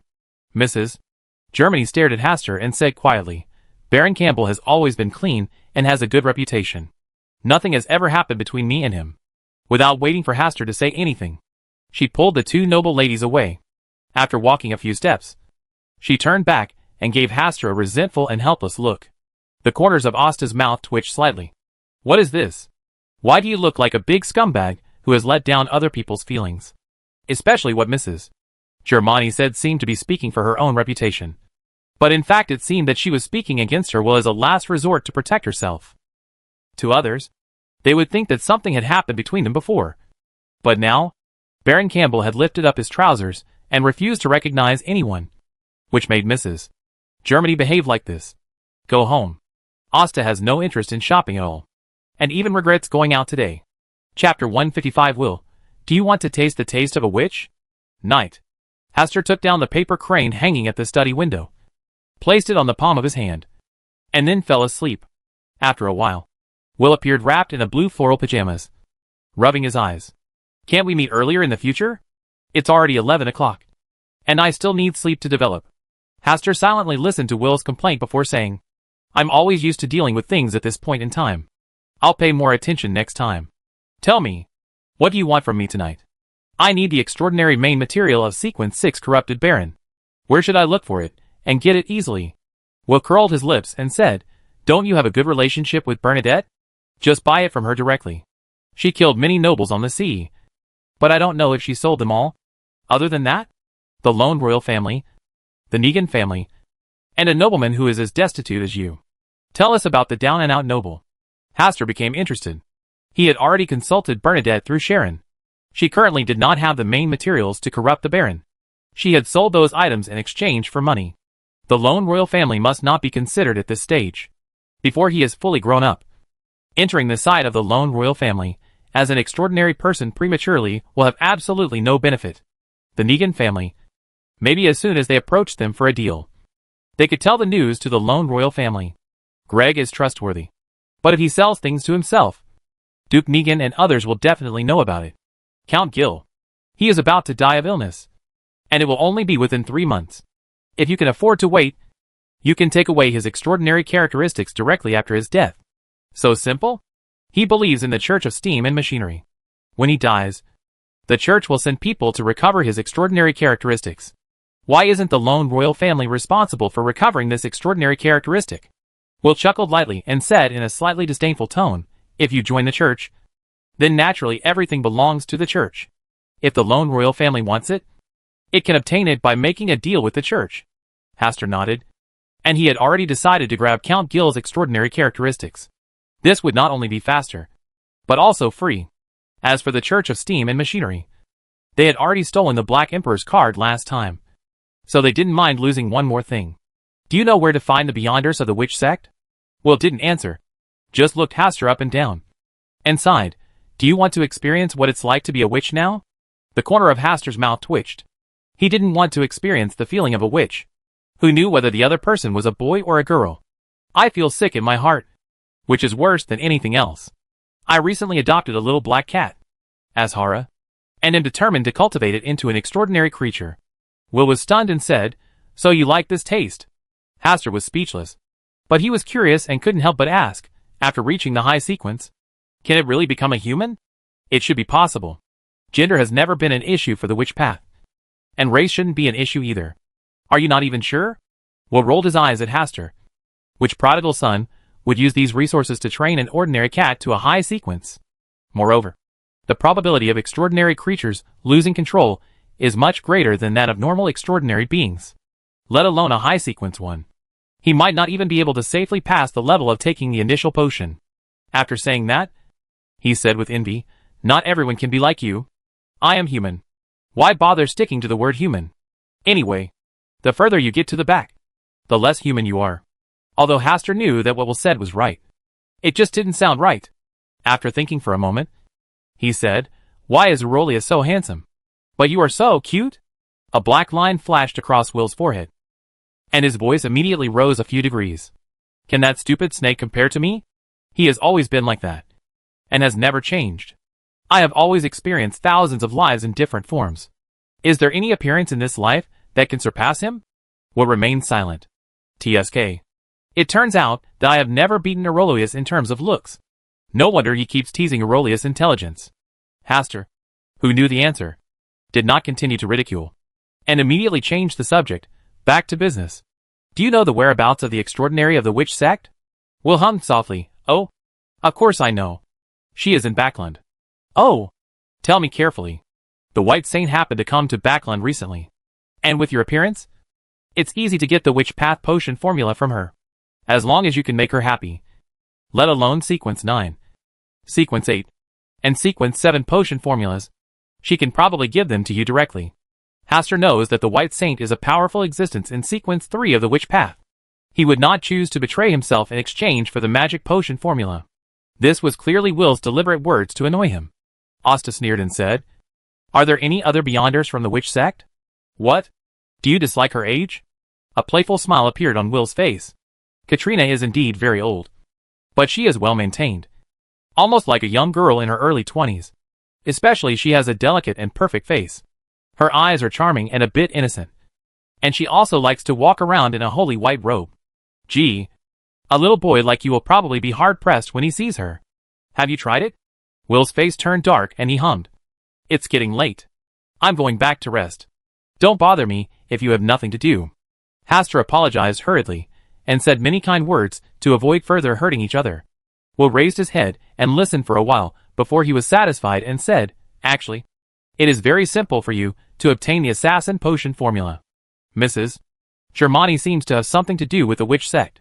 Will ignored the speechless Hastur and left Hastur's dream with a smile. Ms. Germani. She doesn't look like an extraordinary of the witch path. Hastur left the dreamland, still thinking about Will's last words. Although he didn't have a good impression of Mrs. Germani, he never felt that she was a witch. Mrs. Germani's beauty and temperament are very good, but she is still a long way from being a witch who can arouse people's desires at any time. Perhaps Germani is not an extraordinary of the witch path, but she happens to know someone from the witch sect. Hastur felt that this was the most likely guess. If Mrs. Germani was a witch, Will would definitely use her to tease him based on his temperament. After thinking carefully for a while, Hastur felt that this path was very unreliable, and that he needed to find another way. Oh! If I had known earlier, I shouldn't have used words to irritate Will. He must know other ways to obtain the assassin's potion formula. Hastur sighed, took a short rest, entered the Hall of Stars, scanned a circle of stars as usual, found nothing unusual, and logged off to sleep. Tingen, Blackthorn's security company. Klein could finally say goodbye to this hospital bed. Although his body was still a little weak, his stomach had stopped rumbling. Next, you just need to take good care of yourself, and you can return to normal. Very hungry. The first thing Klein did when he got up from the hospital bed was to find something to eat. The past few days have been too painful. Because of his turbulent stomach, he didn't dare to eat too much. And he didn't have such a good appetite. I basically only ate some liquid food to barely fill my stomach. And I didn't taste any meat at all. Now my body is getting better. My whole stomach is empty. And I am so hungry that my chest is touching my back. After searching around, there was nothing edible in the ward except for some fruit. Boom, boom, boom. Just as Klein was considering whether to eat some fruit to satisfy his stomach, there was a knock on the door. Along with it, there is also the aroma of food. Klein's face lit up, and he hurriedly opened the door. The person coming to the door was Leonard, and he was carrying packed food. Look at your eyes. They are almost glued to the food. Leonard joked, and handed the food in his hand to Klein. I feel like I'm so hungry right now that I could eat an elephant. Klein replied casually while placing the food in the bag on the table. It's a pity that there are no elephant legs here. Otherwise I would roast one for you to try. Leonard pulled up a chair and sat down. He looked at Klein, who was about to start, and said with a smile, Don't eat too fast. Choking is not a good way to die. Klein had no time to respond to Leonard's teasing. His eyes almost turned green as he looked at the slightly rich food in front of him. Black pepper steak, pan-fried fish, mashed potatoes and pork sausage, buttered bread, a glass of apple juice, and a box of ice cream. Don't worry. This time I will supervise them to cook every piece of food. Leonard signaled that Klein could rest assured. But Klein didn't say anything and began to fight with the food in front of him. After Klein had eaten more than half of the food and slowed down his eating speed, Leonard began to tell the latest situation about Tingen. Chapter 156 Different Tingen. Different story development. Since the last attempt to track down Megas failed, chaos has occurred throughout Tingen. In the past few days, the Nighthawks team has cooperated with the police station to handle related cases everywhere. Although those cases were not serious matters, there were too many of them, and the members of the Nighthawks team basically work day and night. While Leonard is handling nearby cases, he is also responsible for Klein's safety and diet. Even Susan and others who were in charge of civilian duties were recently recruited by the police station and went to the police station to organize information. Today I encountered another evil god worship ceremony. No one in the family of 4 was spared. They all died tragically. In the end, they could only be burned cleanly. The restaurant that gave you food poisoning before. There was also a tragedy in the back kitchen. A chef suddenly went crazy and carried a boning knife, killing 2 people in a row. When he was finally subdued, he chopped off a police officer arm. Right now, people everywhere in Tianjin are in panic. Some thieves are taking advantage of the lack of police officers to commit crimes everywhere. Today alone, I caught 3 thieves on the street. The cells in the police station are running out of space recently. I have no choice but to beat up the 3 thieves and let them lie at home for a few days to recuperate. Leonard talked a lot more. And Klein had finished eating and was listening to Leonard's story carefully. After Leonard finished speaking, he asked, "Where are Lanrius and Magoo's?" Leonard sighed, "I still can't find their current hiding place." "What about you? Can your divination reveal anything?" Divination is difficult, and the resistance is great, especially when it comes to divination related to Megas. It is even more difficult. Lanrius should be very close to Megas, and use the evil god's offspring in her belly to cover it up. My divination. Klein also tried divination above the gray fog, but it didn't have much effect. It was very blurry, and couldn't be seen clearly at all. This should be the result of the evil gods, children, and sealed artifact 008 working together to provide shelter for Lanrius and Magoo's. What is certain is that they must still be hiding somewhere in Tianjin, Leonard said with certainty. Klein nodded, acknowledging the guess. After thinking for a moment, he asked, "What happened to the request for support that the captain mentioned last time?" "A Red Glove 5-man team has arrived in Tianjin. As soon as they arrive, they will take over the affairs of Langerwas and Zangwil. Otherwise, how would I have the time to prepare these delicious foods for you today? Are Red Gloves powerful? They should be very strong. Probably as strong as the captain." Klein relaxed a little now. With such a new force joining, the chaos in Tianjin could finally stop. "I haven't been back these days. Is my family supposed to be okay?" "Don't worry. Everything is fine. They just wanted to come and see you, but we persuaded them to go back." "That's good." Klein was completely relieved. The most important issue now is how to catch Langerwas and Zangwil. "Isn't there anything you can do?" Klein glanced at Leonard curiously. After spending this time together, he vaguely knew what secrets Leonard was hiding. And Leonard also knew that he was hiding something. This is also the reason why the relationship between the 2 of them is getting better and better. Since you are not an enemy, then become a comrade who can live and die. Leonard's expression was complicated, and he was silent for a while before saying, "My rank is too low now, so it's hard to do anything." At this time, a disdainful chuckle sounded deep in his heart. He sighed, stood up and said, "You should take a rest first. I still have some things to deal with outside." Klein watched Leonard leave, always feeling that he was a little strange, as if he was deciding on a difficult topic. Outside, Leonard came to a deserted part of the street and said to himself, "Old man, you can laugh if you want." "Huh? I just suddenly felt that you were more useless than I expected. I'm just taking necessary precautions. It's up to you. Anyway, it won't be my responsibility to destroy Tianjin by then." "Old man, what did you say?" Leonard instantly became nervous, glanced around, and quickly lowered his voice. "Will Tianjin be destroyed? See for yourself. How much chaos and killings have been born in Tianjin during this period." "Haha. Negative emotions such as pessimism, despair, anger, and primitive evil are the best nourishment for the birth of the evil god's children." Leonard's heart was beating wildly, and he said anxiously, "Old man, do you have any good ideas? Your sequence is too low. Even if you want to stop it, do you have the power? It's better to wait for the people with red gloves to deal with this matter. On the contrary, I am more optimistic about your friend Klein." "What a pity." "What's a pity? Don't you think you are very smart, and you are the protagonist of this era? Then go and take your time." "Old man, please speak clearly," Leonard shouted several times in succession. But the voice deep in his heart never came to mind again. Although he still didn't understand the meaning of the last sentence, he knew that it was definitely not a good thing. Klein is in danger, and this danger will come soon. Leonard did not dare to delay any longer, so he quickly returned to the Blackthorn Security Company and opened the door. Fortunately, Klein had not left yet. "What's wrong?" Klein glanced at Leonard in surprise. "It's nothing. I just suddenly felt that it wasn't safe for you to stay here alone." Klein just nodded. "You just said that there are people with red gloves who are responsible for targeting Langerwas and Zangwil. I am preparing to take this opportunity to go home. He hasn't been back for several days. So Benson and Melissa should be worried about his specific situation. Leonard smiled and said, I will go back with you. And I will be a guest at your home. Don't you still have something to deal with? Those things will be dealt with tomorrow the same way. Your body is not strong yet. If something happens, I won't be able to explain it to the captain. Klein thought for a moment and agreed to Leonard's proposal. He was actually a little worried about whether Zangwill would use 008 to deal with him again. And it would be safer to go with Leonard. As the sun sets in the west, the sky is filled with dim light, and the sunset glow comes out in droves to get some air. Klein, who had been lying on the hospital bed, looked at the cloud-filled sky and felt much better.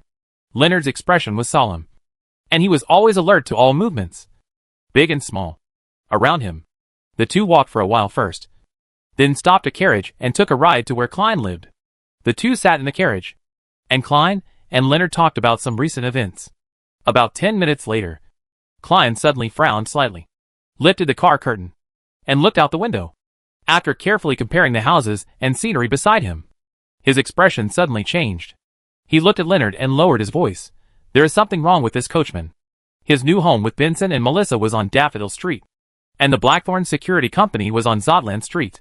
He was very familiar with the road between these two streets. Definitely not the one the carriage is traveling on now.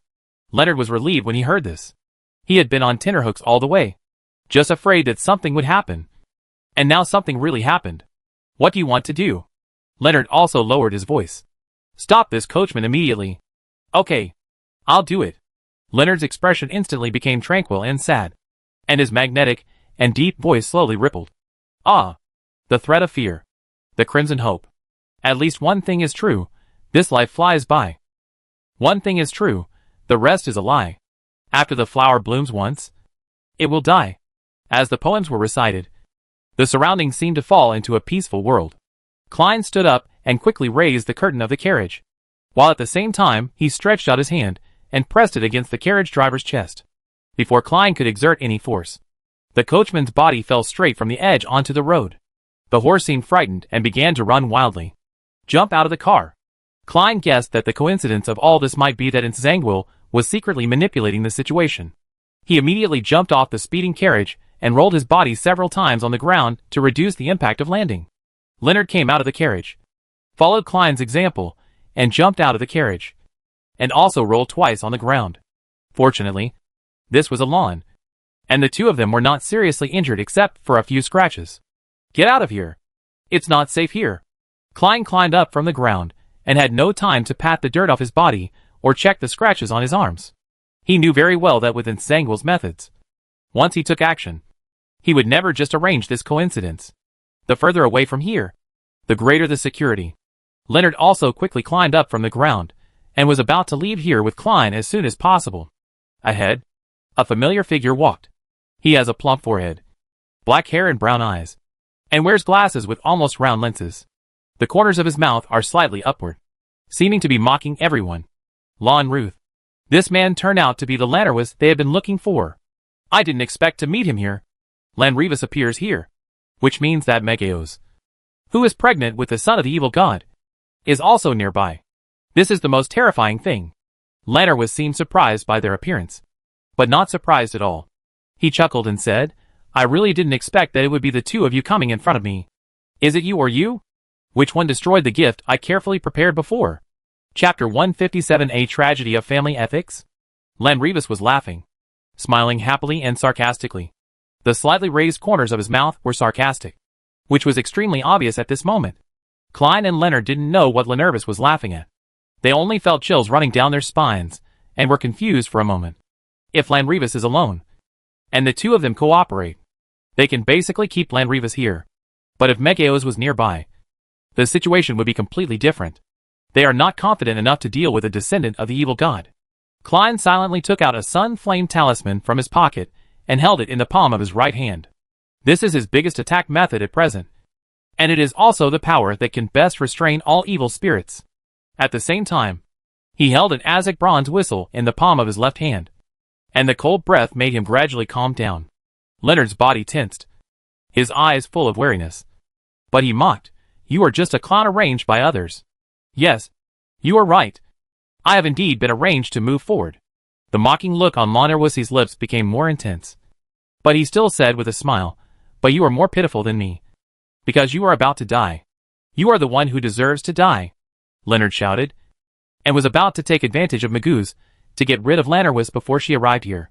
From behind, a gentle and slightly smiling voice came. Death? My kid said he loved the smell. The smell of fear. Leonard's body froze instantly, with cold sweat on his face and fear in his eyes. Klein, it seems we are destined to stay here today.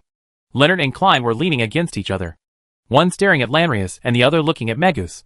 In this dangerous situation, the feeling of being powerless is extremely strong. The corners of Leonard's mouth were slightly raised like Lannerwuss.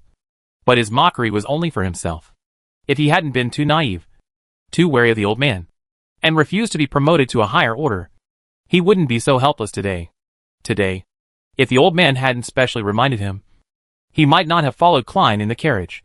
Then Klein would be the only one left to face this situation, and it would be impossible to survive. This is a dead end. It was a series of coincidences arranged by Ins Zangwill specifically to kill Klein. Do you regret it? I feel so regretful that my intestines are blue. I'm really curious. Why can you see through my arrangements? It's very simple. Because your self-righteous wisdom is not much better than that of a curly-haired baboon. Anyway, we are already facing this situation. And Klein doesn't care to provoke Lannerwuss. Are you provoking me? I'm just stating the obvious. Lannerwuss did not get angry and still said with a smile, I need to thank you. If you hadn't suddenly discovered my plan in advance, I would not have turned back again. Otherwise, I would not have been able to catch up with the birth of my child. Klein frowned slightly. He always felt that there was another meaning in Lannerwussie's words. I have no time to arrange new surprises. Fortunately, you appear in front of me. This may be the best arrangement. Lannerwuss stared at Klein closely, but made no movement, as if he was calculating something. Kill them quickly. My children can't wait any longer. Seeing that Lannerwuss had been chatting with Klein, Magus began to sound irritable. Her left hand caressed her already swollen belly, and her right hand scratched her head a few times, pulling off a small piece of bloody hair. Lannerwuss' eyes were gentle and his tone was very gentle. Don't be anxious. Let our children wait. My child told me that you were stalling for time and that you wanted to leave me and my child. How could you have such an idea? We are a family. Magus raised her head, her beautiful face now slightly distorted. She raised her hand and scratched her face, tearing off a piece of flesh. A long piece of flesh, stained with blood, with a smile on his face. Lannerwuss said in a gentle tone, My most beloved Magus, how could I not want you and the child? This is the crystallization of our feelings and the testimony of our love. But, if my child says you are lying, do you not love me or my child at all? The child is still young and may have difficulty understanding what love is. You ask him to be quiet first and not be so impatient. You don't want our child to grow up to become an irritable person. After Lannerwuss's gentle persuasion, Mega's irritable mood seemed to have calmed down a lot. No matter how stupid Klein and Leonard were at this time, they still understood that there was something wrong with the relationship between Lannerwuss and Magus. Lannerwuss seemed to have been delaying the birth of the child in Magusa's belly. He wanted to run away, but Magus wouldn't let him leave and wanted him to stay with her and her children. Family ethics tragedy? It's not that simple. It must be that Lannerwuss knew that once the child in Magusa's belly was born, he would inevitably die. So he acted so strangely. Klein and Leonard looked at each other, and they both understood what the other was thinking. Now, the best thing to do is delay. Join Lannerwuss to delay the birth of the child in Magusa's belly. Cold sweat was pouring from Klein's forehead, but a smile appeared on his face. I have always been curious. As a fraudster, you are just trying to get money by defrauding people. Why do you still have feelings for Miss Magus? This is not a case of love. What a good fraudster should do. Lannerwuss said with a smile. That's because you don't understand what a charming girl Miss Magus is. She is so pure, lovely, and so different. When I first saw her, I already made up my mind. Determined. Even if I can't defraud a penny, I will still fall in love with Miss Magus. Lannerwuss, it turns out you had such dirty thoughts about me from the beginning. Magus' tone was very pleasant. The corners of her mouth raised slightly, and her expression became particularly gentle. But her face, which had several bloodstains torn off, ruined the loving mood at the moment. Magus, how can this be a dirty thought? Any man wants to chase the perfect woman, and you are the one I have been waiting for.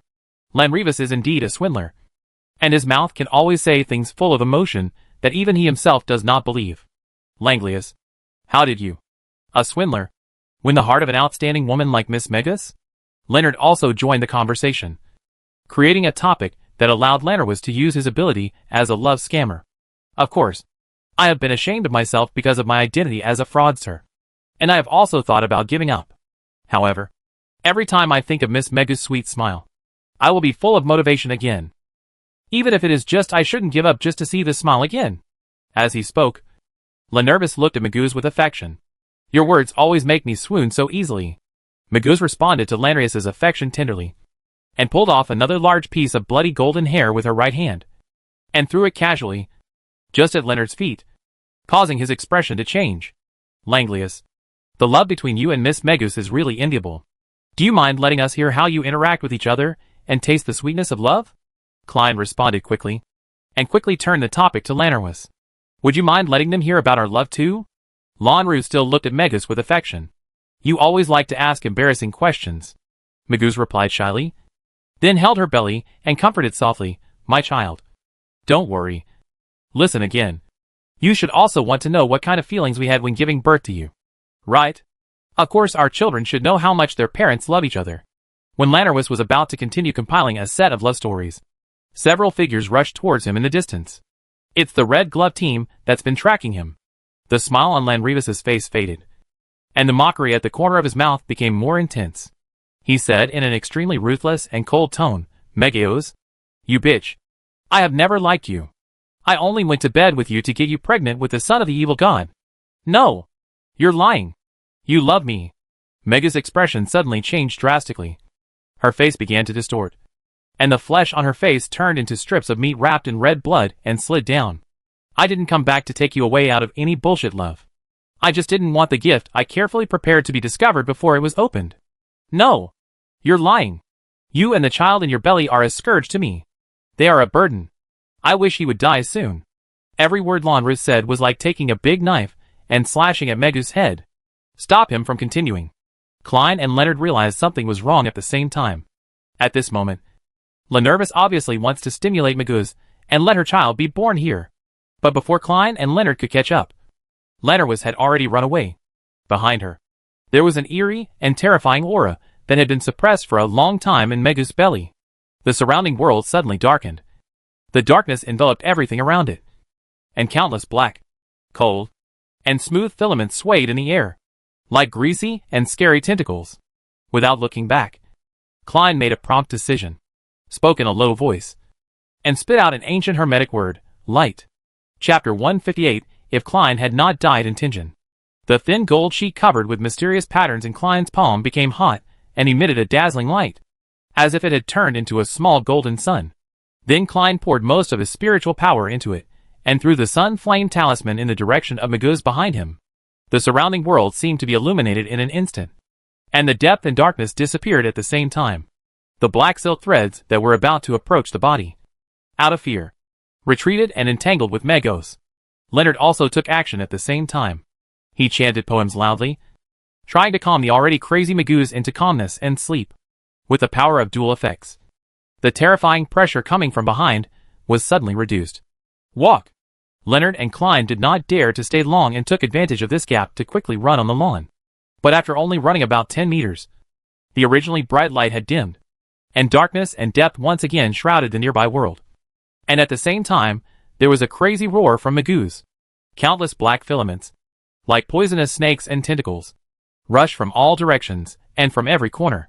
The ground beneath their feet seemed to suddenly turn into mud, and white skeletal palms stretched out from the ground, grabbing at their ankles.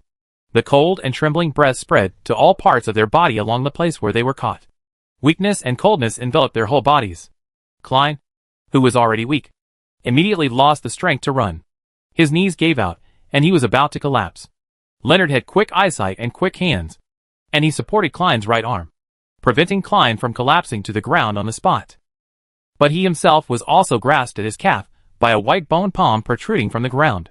The hard bone fingers dug into the flesh, leaving 5 bloody holes, and his body began to feel cold and weak. Light. Seeing that the situation was not good, Klein poured all his remaining spiritual power into another sun flame talisman and slapped it hard on the ground. A small sun rose, and the entire space was illuminated again. The skeletal palm stretched out from the ground melted away like white snow encountering the scorching sun. At the same time, a warm force covered the place where their feet were caught by the bone-white palms, and the whole person instantly regained a lot of strength. Walk! Leonard still supported the weak Klein, and quickly walked away from here. Mr. Azek, I can only wait for your rescue. Klein held the Azek bronze whistle in his left hand tightly, hoping that this thing could guide Mr. Azek to get here. Otherwise, they would not be able to survive the rescue of the Red Glove team. Right now, the children of the evil god have not yet been fully born, but they are already in such a mess. Once the child in Mega's belly is born, he and Leonard will definitely not escape death. Wow! That's a baby crying. A small slit opened in Mega's swollen belly. As the baby cried, the slit gradually expanded, and bright red blood continued to flow down along the slit. Megus, the person involved, did not feel any pain. My child. He. Megus did not die due to heavy bleeding. The blood that originally flowed to the ground and even seeped into the soil seemed to be pulled by some kind of force, and turned into wisps of blood that gathered in Megus' belly, from the baby mouth and nose and other places, and entered the baby's body. An unprecedented, terrifying, and cold atmosphere swept everything around, and the dark wind blew up countless smoke and dust on the ground. Klein and Leonard, who were not too far apart, both experienced obvious dizziness at the same time. Their throats tightened on their own. Their trachea continued to be compressed, and it became increasingly difficult to breathe. Red blood dripped from their noses, eyes, and ears, and then the symptoms spread to every part of their bodies. All the capillaries in the body seemed to burst at this moment. Blood seeped out from the pores, and then turned into wisps of blood and was swallowed in the direction of Megus. At this time, Klein and Leonard were unable to even struggle. The more they moved, the blood flowing out of their bodies began to accelerate. Staying still and waiting for rescue is the best choice at the moment. Wow! Wow! Wow! The baby's cries became louder and more urgent. Klein and Leonard felt their eyes dim at the same time, and the light in their field of vision was taken away bit by bit, until they finally fell into complete darkness. When he was completely unconscious, he could vaguely hear violent explosions and whistling sounds coming from the spirit world. Dark, without a trace of light. Klein felt like he was sinking endlessly in this dark world. It wasn't until a flash of light broke through the darkness that he gradually regained consciousness, and then reluctantly opened his eyes.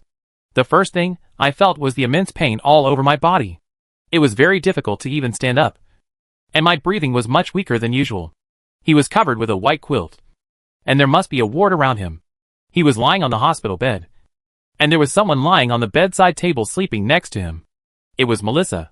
Klein took some time to gradually become familiar with his situation. He's not dead. He's just badly injured and Melissa is taking care of him. It's okay if he's not dead. The joy of surviving the disaster surged in Klein's heart. Under those circumstances, he simply didn't think he could survive. Although he is injured and lying in a hospital bed now, it is still better than death. I just don't know what happened to Leonard. Did he survive? Who will deal with the matter between Megus and the child in her belly in the end? What about Lon Ruth and Nsangwil? Maybe he was thinking too much. But Klein suddenly felt a splitting headache and couldn't help but groan in pain.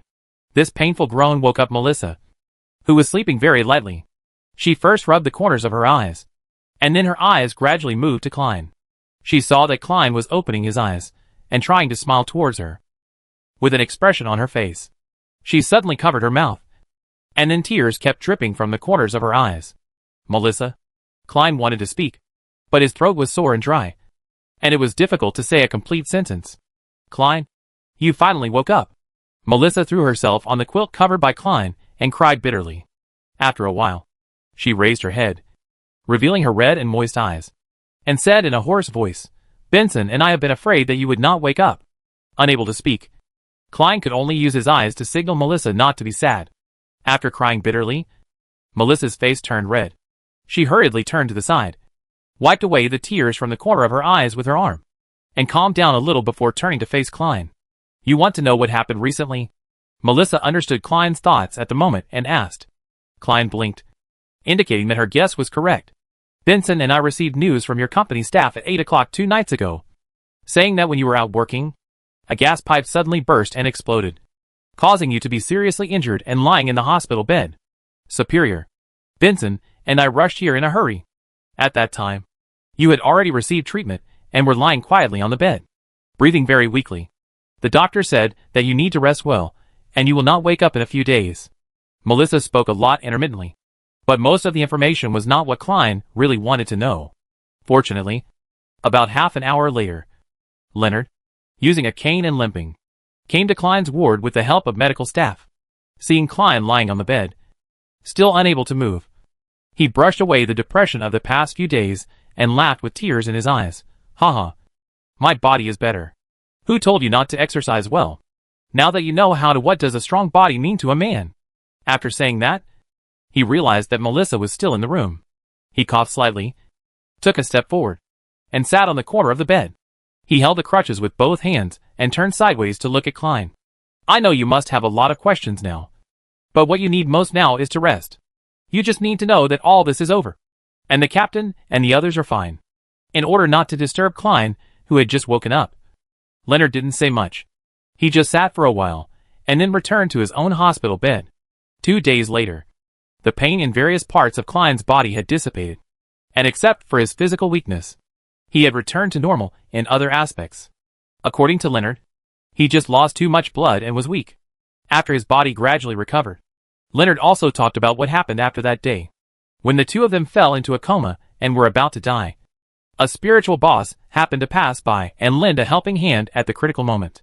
He also helped the members of the Red Glove team to deal with Megas and the child in her belly. After everything was over, the spiritual boss disappeared. The two of them were also discovered by members of the Red Gloves and were taken to the hospital for treatment.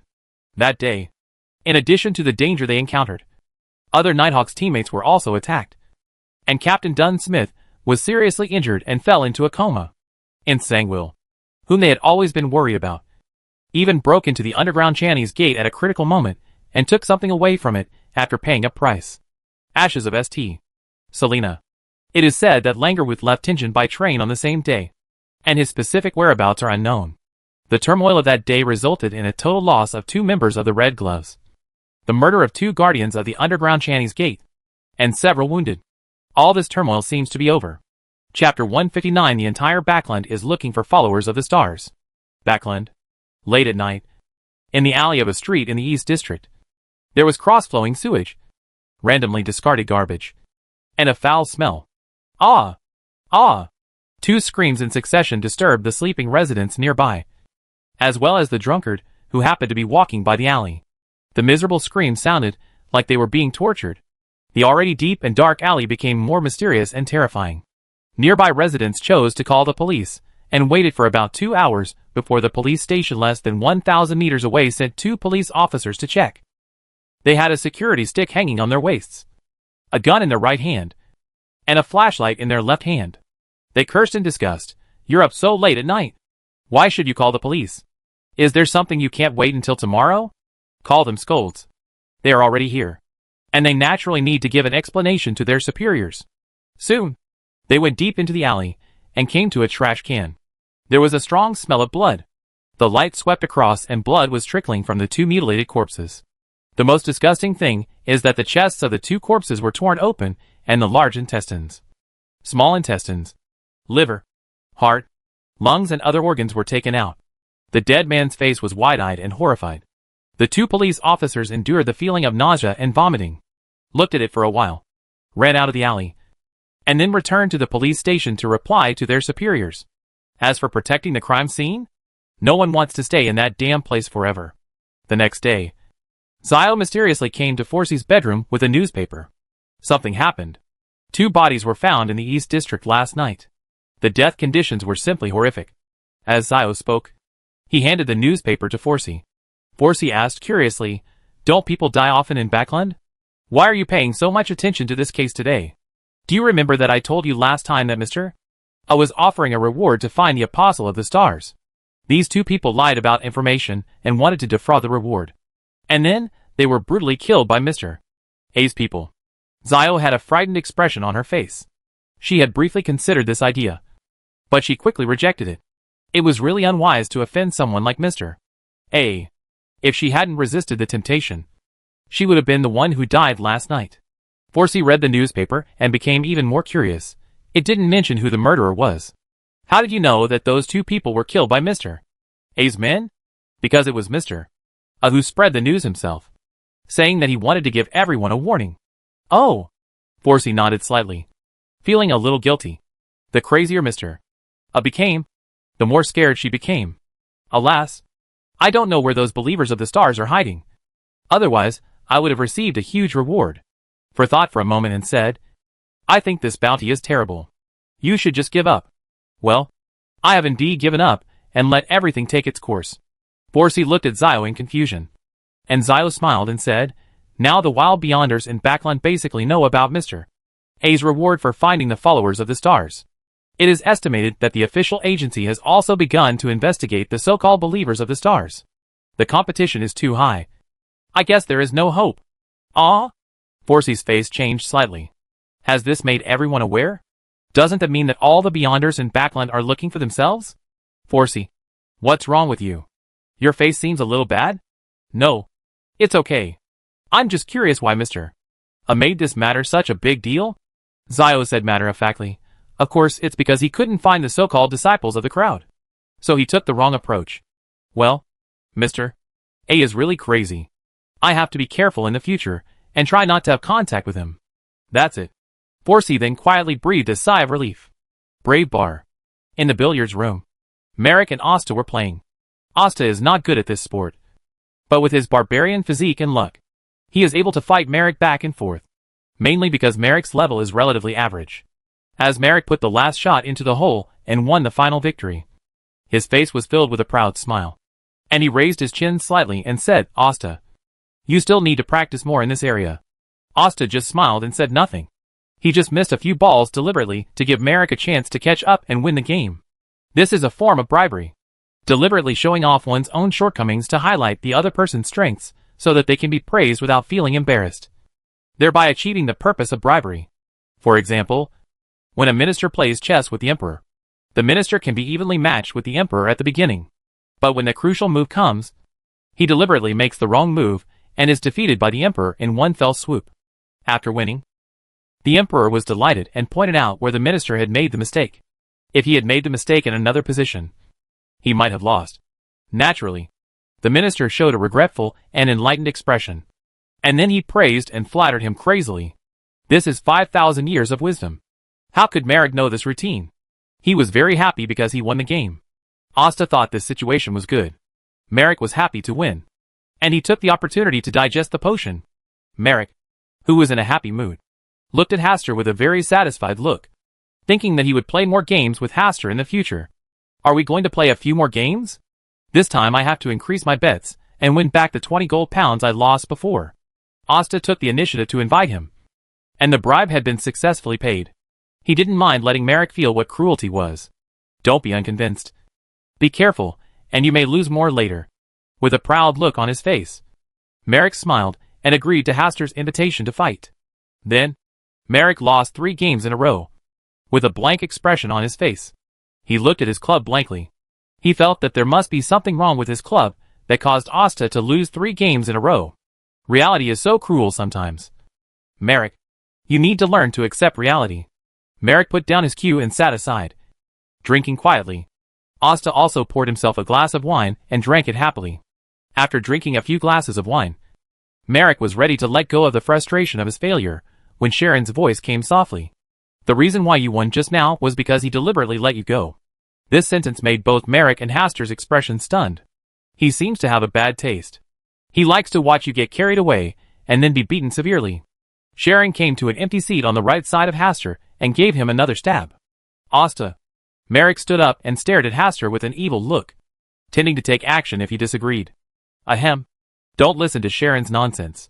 You were able to defeat me just now because of your own strength, not because of my betrayal. Hastur hurriedly defended himself. Did you just bribe Merrick? Sharon said again to dismantle Hastur. Sharon, when did you come here? Hastur saw something was wrong and hurriedly changed the subject. Hastur, I think we need to have a good chat. Merrick put his arm around Hastur's shoulders and walked to a nearby room, followed closely by more than a dozen living corpses. Bang, bang, bang. After a fierce collision, Asta and Mariki returned to the billiards room. What was a little different from before was that both of them had some color on their faces. The barbarian's fist is really heavy. Merrick sighed and rubbed his nose. You're actually fighting in a group. Merrick, you really have no martial ethics at all. Hastur was quite resentful about the battle just now. Without using his extraordinary abilities, he was the one who pinned down Merrick and beat him up. But he couldn't handle the fact that there were too many living corpses of Merrick. After the interlude, Merrick mentioned the business of tonight. Recently, many people in Backland are looking for followers of the stars. There have been more than a dozen tragedies. Among them, several extraordinary people with good strength have died because of this incident. Asta frowned slightly and said, Is the matter already so big? There are many people hiding behind and adding fuel to the flames. They deliberately cause killings just to expand the influence of this incident. Aren't they afraid of being targeted by official agencies and the Junction Church? The 7 Orthodox churches also use the fermentation of this matter to issue huge rewards. Also in order to find the believers of Chuanqing. Hastur chuckled and said, I really don't understand how much magic power the followers of the stars have to allow so many forces to target them. Merrick said in a deep voice, Sharon and I had received this commission before this incident. But it was later cancelled. Asta just thought about it for a moment, and knew that the commission that Merrick and Sharon received came from Bernadette. The reason for the cancellation is that Bernadette herself is a veritable believer in the stars. These messy things shouldn't have anything to do with me. Right? Asta was a little confused as to why Merrick and Sharon were so solemn. Could it be that they saw something? Merrick's face was solemn and his voice was low, originally. It really had nothing to do with you. But recently we discovered that someone is secretly collecting your information. Chapter 160 The Witch in the Night. Secretly collecting information? Hastur's first reaction was the Aurora Society where Mr. A belonged and the yellow-robed monks lurking in the dark. These two organizations have been paying special attention to themselves since they were born. And it is reasonable for them to secretly collect information about themselves. Don't you think it's strange at all? Merrick couldn't understand why Hastur could look so calm. Normally, shouldn't he be curious and shocked? It's strange. Who is collecting my information? Your reaction is a bit too fake. Is it so obvious? Hastur smiled and shook the wine glass on the table. The dark red liquid swirled along the wall of the glass several times. We guessed that those people belong to the witch sect, Sharon said, looking at Hastur with a bit of curiosity and scrutiny. Witch cult? Hastur was stunned for a moment. What was the good witch sect doing collecting his information? I haven't asked them for the assassin potion formula yet. Merrick said in a teasing tone, TSK. Hastur, it's normal for you to look like this to attract people from the witch sect. I heard that they just like young and handsome men. Merrick, are you jealous of me? Merrick snorted softly and shut up. He was not that stupid to discuss this topic with Asta. So let Sharon do the talking. Sharon said in a very calm tone, the witch sect has always been synonymous with disaster and despair. It will never be a good thing for them to find you. Maybe they just think I'm good looking? It's possible. After all, you only have this skin left. Hastur thought it was better not to talk too much in front of Sharon. Otherwise she would stab her heart every time. After sorting out his thoughts, Asta said sternly, I have not had any contact with people from the witch sect. The only one who is more likely is Mrs. Germani. Someone told me that she has some connections with the witch sect. Merrick couldn't help but interrupt. Asta, it turns out you are attracted by a noble lady. This is a kind of distress. Merrick, you are not me. You don't understand what kind of painful experience this is. Merrick wanted to slap himself in the face. But why did he talk to him like this? Aren't you nobles always very open in this regard? Sharon's tone was as calm as ever. Those are other nobles. I have always kept myself clean and have never messed around with men and women. Well, I have mysophobia. Hastur felt that he needed to clear his name to avoid being misunderstood. That's not a problem we need to worry about. You can take care of it yourself. If I am really in danger, I will ask you for help. I may not have time. Sharon, you are so heartless. Sharon's face was calm. Her blue eyes glanced at Hastur, and she said no more. In a luxurious villa. In a luxuriously decorated room. The bustling room once again became calm. You seem particularly enthusiastic tonight? You go. TSK. That's too heartless. It's often said that when a man pulls up his trousers, he won't recognize you. And it seems the same goes for a woman when she puts on a skirt. I didn't ask you to come. You came to me yourself. Forget it. I'm too lazy to argue with you on this issue. I recently asked someone to find out about Baron Campbell. He's not bad. He looks very exciting. There was silence in the room for a while.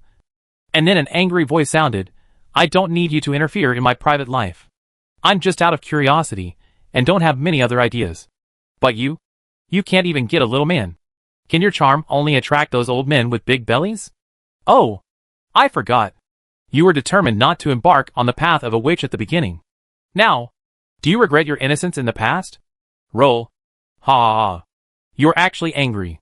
You actually wavered in your past determination because of a man. You should still remember our family's admonition, which is die of love. I don't need you to remind me. I'm just afraid that you will embark on a path of no return. After all, I am your sister." After a pleasant chuckle, the window opened. A figure walked away from the window. And then, the window was closed again. Baron Hastur Campbell. The Hall of Stars. Hastur sat at the head of the long table. His eyes swept over the bright stars, and finally landed on the stars of the high-dimensional overlookers. The high-dimensional overlooker, who had been staying with Adam, was now embarking on his own journey again. His direction was very casual, and there was no overly clear purpose. At this moment, he was raising a bonfire in the wild, and he also leisurely collected many thick and tough vines to build a fairly flat vine bed between two big trees. He tested the strength of the new bed, and after confirming that it could support his weight, he turned over and lay on the bed, looking up at the stars, leisurely and cozy. This made Hastur, who had been observing him, couldn't help but sigh. He really looks like an ordinary human being, not at all the scary side of the outer god in the past. After watching for a while, Hastur finally resisted the urge to strike with the whip, looked away, and took another look at the star where the true creator and Adam were. Now that Aurora is so actively looking for believers in the stars, this is definitely an instruction from the true creator, since the other party wants to find him. If he has nothing to do in the future, he can come and look at him for a while. This time Aurelius is no longer with the true creator, and must be out on business. Could it be that he ran to Backland again? Now even Will couldn't sense me, so Ouroboros shouldn't be able to detect my abnormality. After staring for a while longer, Hastur also glanced at Adam. He still stayed in that church, not praying devoutly, but looking out the window, not at the stars, but at the distance. When will Adam hold a meeting of the Twilight Hermits? Asta is looking forward to this day, when he can see how powerful this organization is. After observing for a while, he looked back, take a short break and start to spy on Destiny. Regarding the assassin's potion recipe, the person in the picture is Mrs. Germani, which is a revelation of fate. This is the same as what Will recommended. It is a faster way, but he really didn't want to be associated with someone like Mrs. Germani. Just wait a little longer. Hastur is not very anxious about the assassin potion formula. Cut off the connection with the Hall of Stars, and go offline to sleep. Late at night, the wind outside the window suddenly intensified, and the wind chime hanging in front of the window in the study made several crisp ringing sounds. Hastur, who had already fallen asleep, woke up from his deep sleep. He subconsciously turned over and held the cane lying beside the bedside. His eyes changed from dazed at the beginning to sharp and alert. Spirituality reminded him that someone was approaching. Since Mr. A visited his door in the middle of the night last time, he has gained experience. In order to prevent someone from coming in through the window in the middle of the night while he was still asleep, Asta left a small warning sign on the window, which would alert him if the breath of an extraordinary person approached. This is a little trick he learned from the Church of Steam and Machinery after he stole the Black Emperor's card last time. For him who can make rules, this is not difficult. Holding the cane, he just changed from lying on the bed to squatting on the bed, without choosing to get out of bed to open the window. Phew! Snap! Snapped. A strong wind blew, and two windows were knocked open.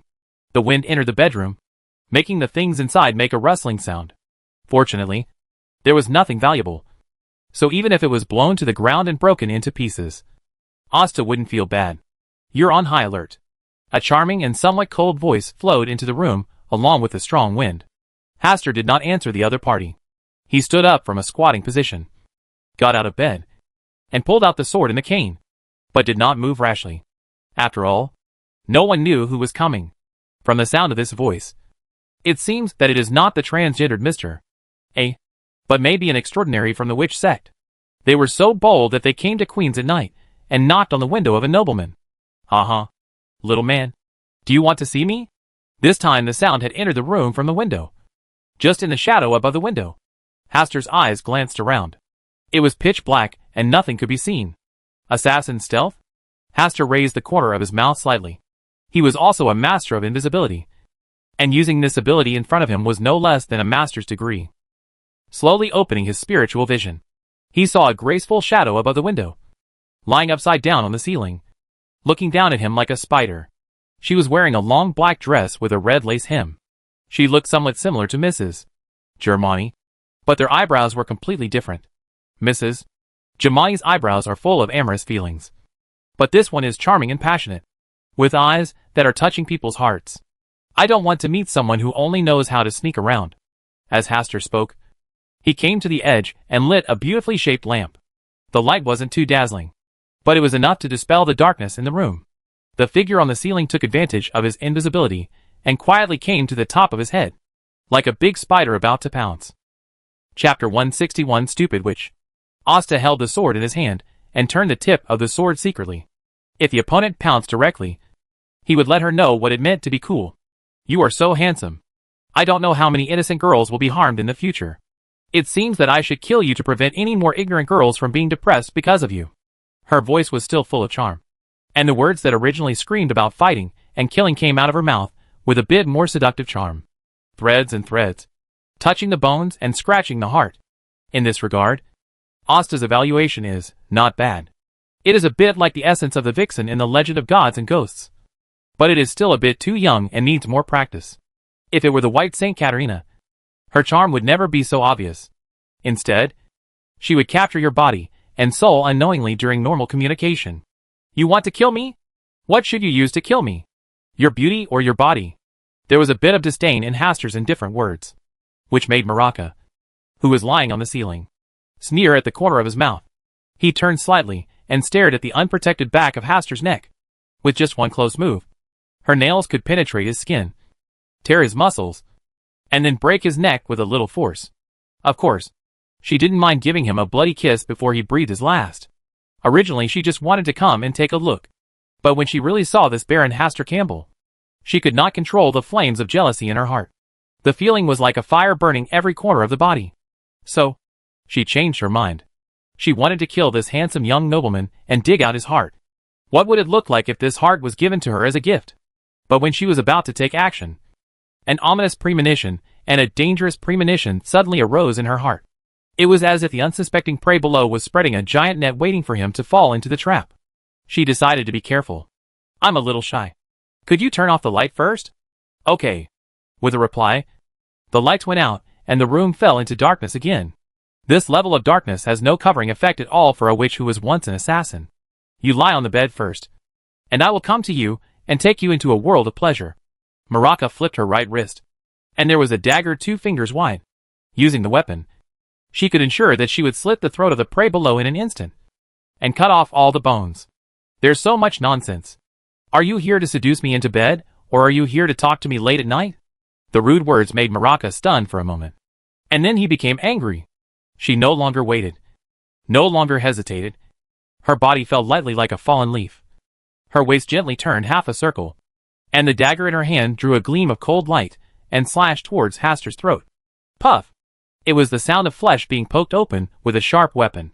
But it wasn't her dagger that slit the prey's throat, but the sword in the prey's hand that accurately penetrated her belly. At the same time, the sword that penetrated her belly was twisted hard, slicing all her internal organs. Ah! An uncontrollable scream came out of her mouth, and at the same time she hurriedly pulled away, jumped into the shadow, and ran out through the window, landing on the lawn as nimbly as a fallen leaf. The palm of his left hand covered the penetrated lower abdomen, and the ice power flowed and spread, sealing the wound and preventing a large amount of blood loss. Maraka was panting heavily, not daring to stay any longer, and hurriedly ran along the street. From the window upstairs, Asta looked in the direction of her panicked escape, but did not jump directly from the window. With his physique, if he wanted to jump out of the window, the 2 stained glass windows would basically break again, and all of this would be money. Moreover, with physical speed alone, it was impossible for him to catch up with this extraordinary person from the witch sect of unknown origin. After all, she was once an assassin known for her dexterity. After determining the direction of the witch's escape, Hastur closed the window, returned to bed, got out of his spirit body, rolled up his war emblem, and chased after her. In the dark streets and alleys, Maraca ran away like a bereaved dog, her body blending into the shadows at a very fast speed. The hunting wind blew past her ears, and she finally regained her composure.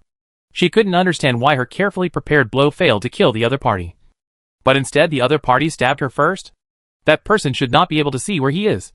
This is an invisibility ability that only Sequence 7 witches have. How could it suddenly fail? Can't figure it out.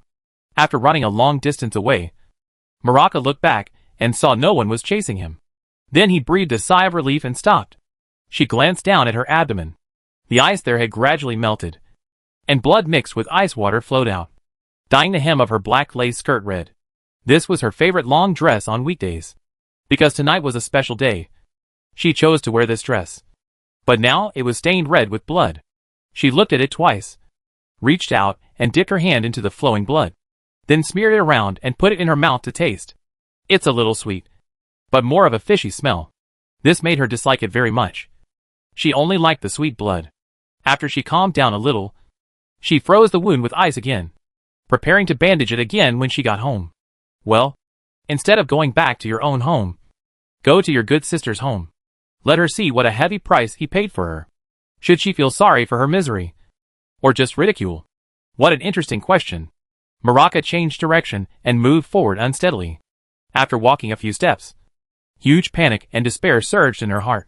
She subconsciously rolled around on the dirty ground, and out of the corner of her eye, she saw a big sword slashing across the air where she was just now. If she hadn't dodged in time, the golden sword would have split her proudest body in two. Is it Baron Hastur Campbell chasing after him? Before Maraca could find Hastur's figure, the golden sword turned and slashed towards him. With nowhere to run, she closed her eyes and prepared to face her fate. Heh. Interesting. A familiar voice sounded in his ears, and Maraca opened his eyes. The golden sword in front of him had disappeared, and he was being held in someone's arms. She didn't need to look up to know who was coming to save her. In Backland, only his mother could appear in time and had the ability to save him at the critical moment. Maraca felt his chin being pinched and lifted up, and what came face to face was a face that was somewhat similar to his own, and almost exactly the same as his sister's. You are so worthless. Disgusted tone, emotionless eyes. Anger surged in Maraca's heart, and he said in a cold voice, "Haha. I didn't ask you to save me." Snapped. As soon as she finished speaking, she was slapped hard and fell to the ground. Her precious red dress was now stained by the mud and sewage on the ground. If you were not my daughter, you would have died countless times. Can I still give you a chance to be arrogant in front of me? Maraca just wiped the blood from the corner of his mouth, then got up from the ground and walked forward without saying a word. Childish confrontation. The sound coming from behind did not make Maraca stop, and he still staggered forward. Who did you offend tonight? Would you care about that too? To be able to avoid the tracking of my incarnation. This is not an ordinary extraordinary person. Maraca was silent for a while, then slowly said, "A nobleman. Baron Hastur Campbell." In the room, the spirit body of Hastur chose to return from the Hall of Stars and merge into his physical body. Wow. It's really thrilling. Hastur sat up straight and reached out to wipe the cold sweat from his forehead. Just now, just when he was about to kill the witch tonight with a sword, his spirituality suddenly gave a crazy warning. He left the place without hesitation. But the person came out of the body and walked out of an illusory figure, chasing him all the way. In order to avoid the illusory figure, he directly cut off the contact and asked the spirit body to return to the Hall of Stars, and then return to himself from the Hall of Stars. Hastur couldn't help but feel lucky that he had chosen to pursue him as a spirit tonight. Otherwise, he would not have been able to escape safely. The person coming from behind is at least a Sequence 4 demigod. Her image is not that of the White Saint Katarina, but other extraordinary beings from the witch sect. Maybe he is also a powerful Sequence 3 being. She obviously left some life-saving measures on the witch tonight, so when she sensed danger, she traveled through the spirit world at high speed. Oh, it's good to have someone to protect you. Hastur sighed. It was a pity that he couldn't kill the witch tonight. It was obvious that the other party had already come to his door. Blessings and misfortunes depend on each other. If I kill her at home, it will definitely attract the pursuit of that powerful being, and I will be in danger. The current situation is not good, but it is not too bad either. It's just that during this time, he needs Will's help to cover him. After thinking for a while, Asta came to the study, took down the entire string of wind chimes, took them back to the bedroom, and hung them in front of the bedroom window. In the past, he didn't want Will to spy on him while he slept. But now, he couldn't care less. He took another paper crane, and placed it in the palm of his hand. He glanced at the time, and saw that it was early 4 o'clock in the night. Chapter 162 The Black Saint. The Ageless Witch. Do you know what time it is? Will appeared in Hastur's dream with a dark circle under his eye, holding a big brown bear doll, and a look of disgust on his face. Emperor Russell said, "A year's plan begins with spring. A day's plan begins with morning. It's already past 4 in the morning. Those diligent children have already gotten up to study and study. You should also study more." Will was silent for a while and asked doubtfully, "Did Russell ever say such a thing?" "Of course. Are you looking down on Emperor Russell and the greatest human mentor in history?" Will glanced at Hastur and stopped worrying about the issue. He hummed softly, "Tell me, what's the matter?" "Tonight, when I was chasing an extraordinary, who was supposed to be a Sequence 7 witch, I met a powerful witch. She was not the White Saint Katarina. Is it weird? Since there is a White Saint, of course there is a Black Saint. It makes sense." Hastur couldn't refute it for a while. The witch sect is not simple. There are 3 saints alone, each named after their color. The 3 saints, red, white and black, are all Sequence 3 immortal witches. In addition, there are 2 Sequence 2 disaster witches in the sect, and their overall strength is no less than any of the 7 gods church. Are other Orthodox churches similar to this configuration? Not bad at all. Hastur only now has a clearer understanding of the high-end combat power of the Church of the 7 Gods. The one who came to stop me was the Black Saint. It should be her. After all, you have an unusual relationship with her daughter. Mrs. Germani is her daughter? Yes, including the little witch you are chasing tonight.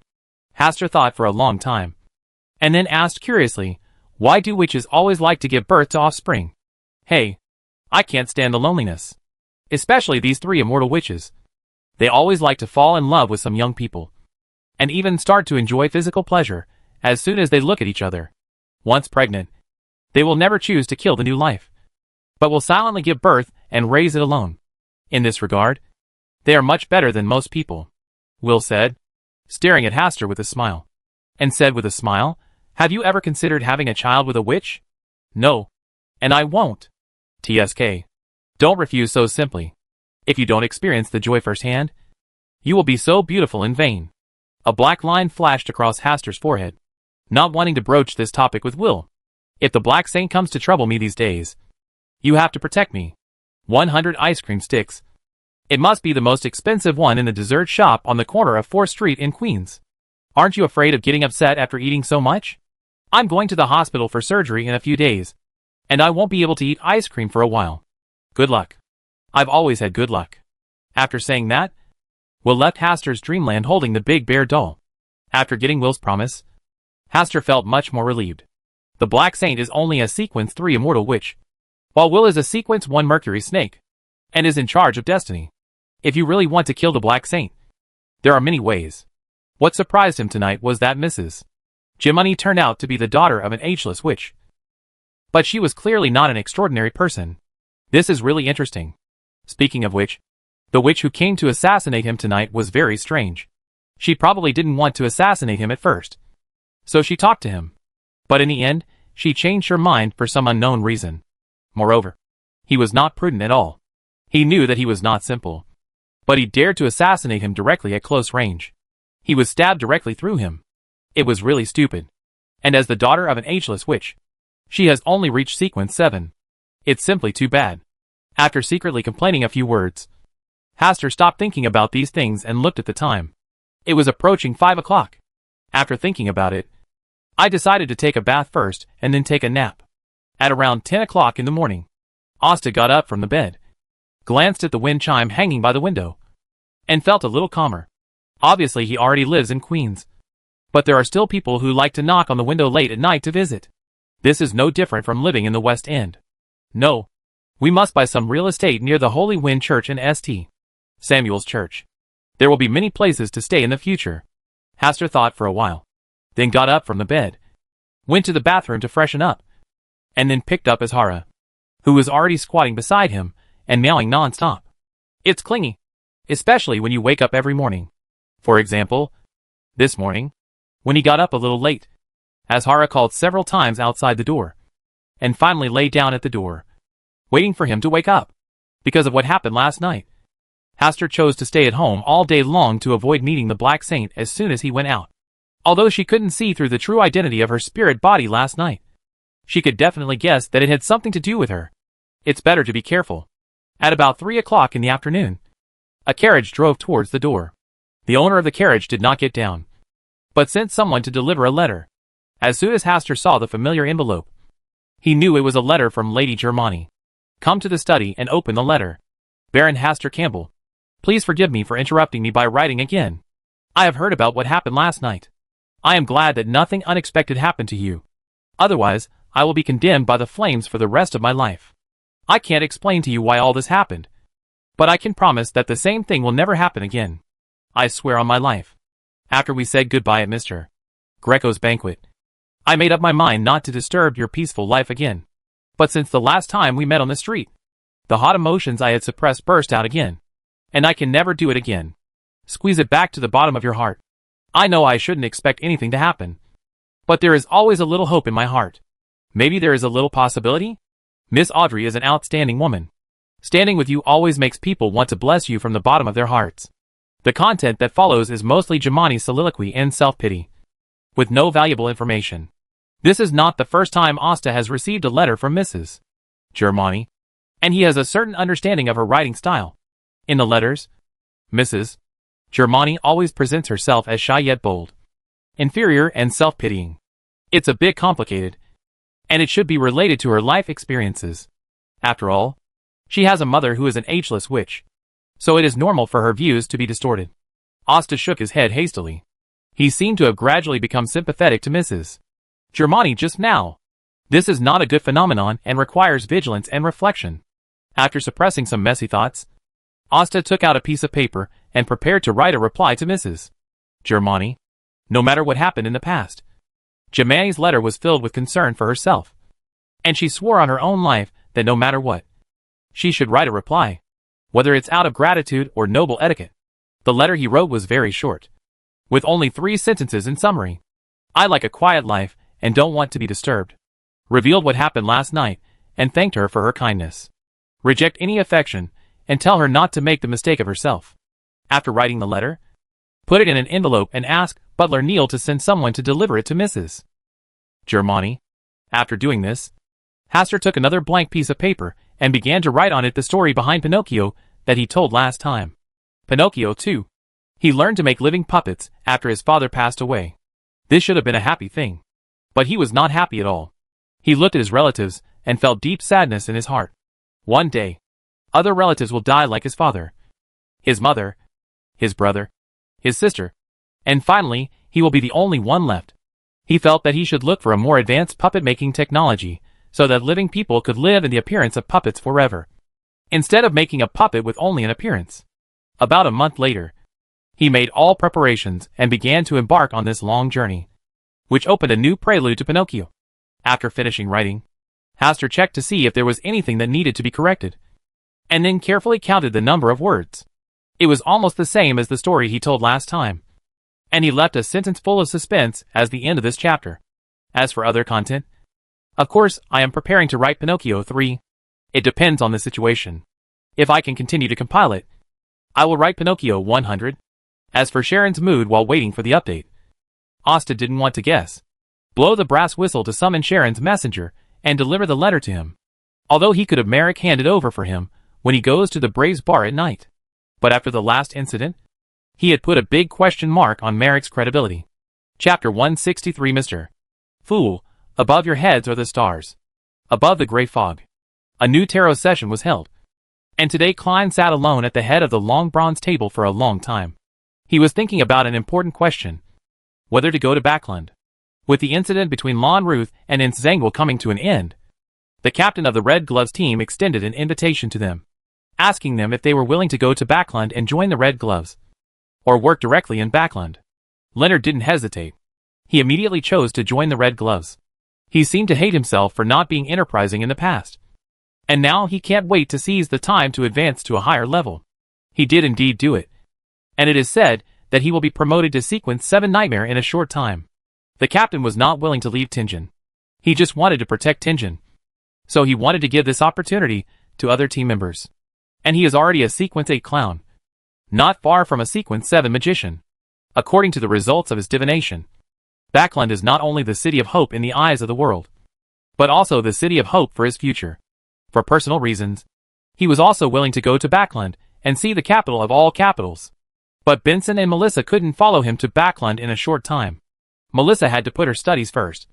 And Benson was still worried about taking the civil service exam and losing his hair. It is estimated that it will take half a year for them to go to Backland after all this work. Benson was very generous in this regard, telling him not to miss the opportunity to go to Backland to take office, and letting him settle in Backland in advance and wait for their arrival. Although Melissa didn't stop him, the strong reluctance in her eyes showed her unwillingness. Miss Justice should be a noble lady living in Backland. Klein thought for a moment, and it seemed that he had another reason to go to Backland. Landlewis and Zangwill have also fled to Backland. These two people have caused so many troubles in Tingen. They must definitely die and cannot be let go. When I start to hesitate, it means I have made a choice. Klein lowered his head and smiled, gathered his thoughts, and began to summon Miss Justice, Mr. Hangman, and Little Son to come to the meeting. Good afternoon, Mr. Fool. No matter what time it is, just hearing Miss Justice's greeting always makes people full of energy and clears away their depressed mood. Mr. Fool felt happy and took the Russell diary they sent and started reading it. This time, there wasn't much useful knowledge in Russell's diary. It seemed that with Zangwill leaving with 008, all these coincidences ended here. In the past, he had suspected that there might be something wrong with Miss Justice. But now, he was more willing to believe that it was the coincidence created by 008 that caused the abnormality in the contents of Russell's diary that appeared in his hands. After reading Russell's diary, we entered the free chat session. Little Son shared what he saw and heard in Silver City, which greatly benefited Mr. Fool, Mr. Hangman, and Miss Justice, who had been prostituted from him for free. Alger mentioned that the southern continent has been very unstable recently. This joint operation of the Church of the Seven Gods is bound to eliminate the cancer entrenched in the southern continent in one fell swoop. But the progress does not seem to be too great, because except for the Eternal Fear Sun Church, which is going all out, the other Orthodox churches have limited manpower on the grounds that their base is not in the southern continent. Coupled with the cooperation of the Seven Gods Church, the major forces in the southern continent were alerted, and they all chose to cooperate tacitly to prevent the Seven Gods Church from expanding its influence in the southern continent. All in all, it was a mess. Extremely chaotic.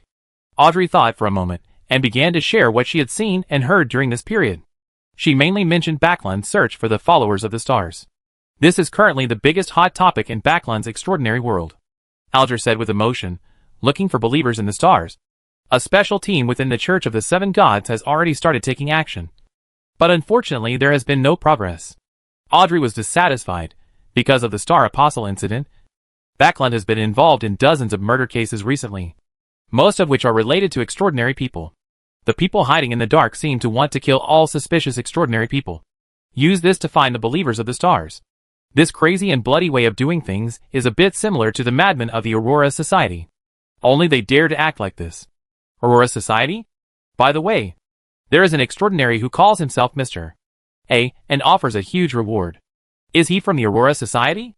Alger nodded and said, it's very possible that you'd better stay away from them. They are all lunatics.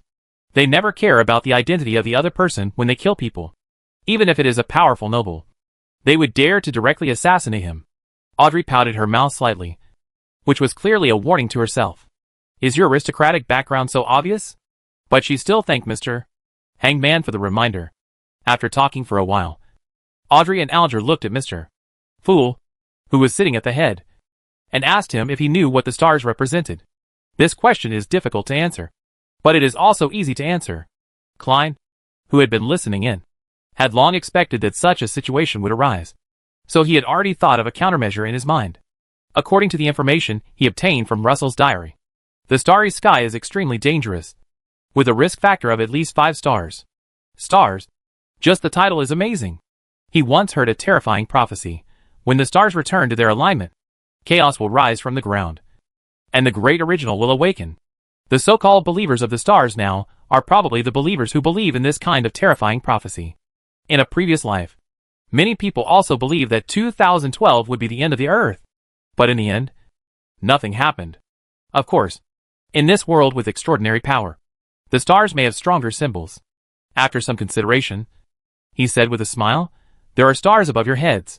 This sentence is absolutely correct, and it is of high quality, which is enough to make Miss Justice and Mr. Hangman give up the idea of continuing to ask, "Are there stars above our heads?" Audrey and Alger subconsciously looked up, and even the little son also looked up. He was horrified, and an unspeakable fear seemed to crawl all over his body from the bottom of his heart in an instant. Audrey and Alger lowered their heads at the same time, putting away their speculations about the stars. As Mr.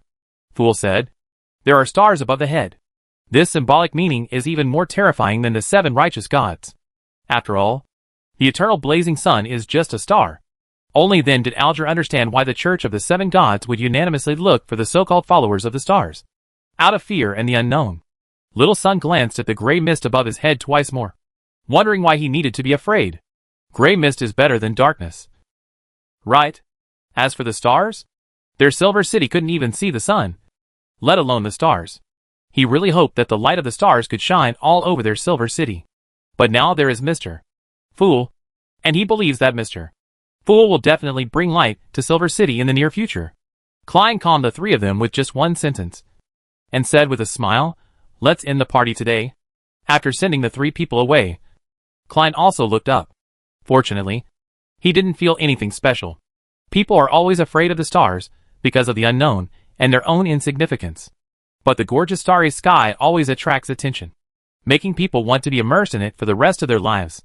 If he hadn't known that the starry sky was extremely dangerous, he would have wanted to see how the starry sky in this world was different from the starry sky in his original world. After all, humans have yet to find the second planet where life was born. He is very interested in knowing what kind of galaxy environment is needed to create a second life planet. Maybe he can also see shapes similar to the Milky Way from the galaxy map. Klein thought about it for a while, and then stopped thinking about it. This kind of thing was too far away from him. Go offline and leave the gray fog. Klein adjusted his clothes in the bathroom mirror and walked out.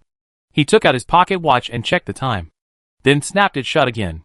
It was still a little early, so he could go out for a stroll, buy some ingredients, and prepare a sumptuous dinner. The beef stew with potatoes last time was well received, but Melissa felt sorry for him for wasting too much oil. Well, buy Melissa a larger piece of pudding so she can eat it all at once. After shopping, the mysterious and great Mr. Fool began to cut vegetables, open the fire, put the pot in the pot, and cook. When Melissa and Benson came back, they were stunned for a moment when they saw the sumptuous dinner, and then they understood something. Benson said his blessings and encouragement, and Melissa's eyes turned red as she also whispered her blessings. Klein raised a glass of ginger beer and smiled. "We are only temporarily separated. We will reunite in Backland in the future. Cheers to the upcoming reunion." Cheers. Benson also raised a glass of ginger beer, and Melissa carefully held the lemon pudding, which was twice larger than before, in her hands. The next day, Klein went to the Blackthorn Security Company and submitted a transfer application to his captain, Dunn Smith, that he hoped to be transferred to Backland. Dunn Smith picked up the official seal and stamped it, and said with a smile, "This is a very wise decision. Tingen is small, and your future is bright. You should go out and have a try while you are young."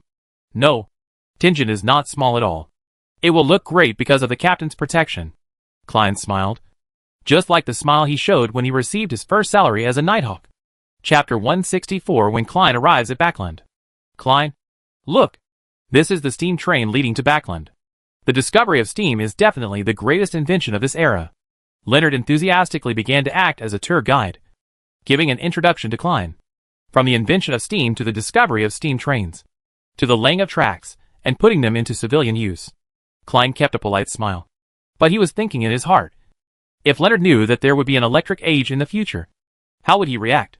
When he sees a car driving on the street, he will definitely be amazed that this iron beetle with 4 wheels can travel so fast. When he saw the plane in the sky, he would be completely shocked. When did humans conquer the sky? The look on his face must have been even better when he was given a smartphone. As he thought about it, the corners of Klein's mouth slightly raised. Why didn't he know how to enjoy it more before? After waiting for about half an hour, the two people successfully boarded the steam train to Backland. As a whistle echoed in every corner of the platform, the huge monster-like steam train locomotive dragged more than 20 carriages. Start heading to Backland, the city of hope. When another whistle sounded, the steam train arrived at Backland dragging its heavy body. Klein, who was wearing a formal tuxedo and a half-high silk top hat, and Leonard, who was very active next to him, followed the crowd out of the train door and outside the platform. Leonard stared at the gray sky for a long time, and finally complained, "Klein, the sky in Backland is simply worse than what was described in the newspapers. When I thought about living in a place like this in the future, I was originally happy. My mood was poured with cold water.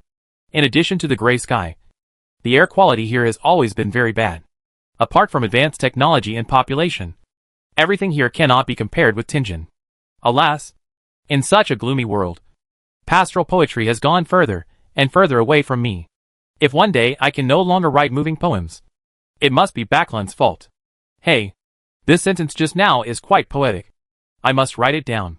Maybe I can use it when I write new poems in the future."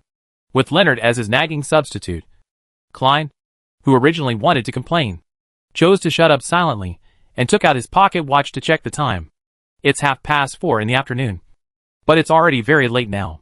Gas lamps are lit everywhere, and the dim light dispels the gloom and darkness here. He suddenly remembered a joke in the Taysok news. A gentleman who had just arrived in Backland was lost in the thick fog, so he had to ask a wet gentleman who passed by him about his tower how to get to the Sok River. The gentleman answered kindly, "Go straight. Don't stop. I just swam up from there." Every time they saw a newspaper about Backland, the reporters and editors spared no effort to ridicule the air pollution here.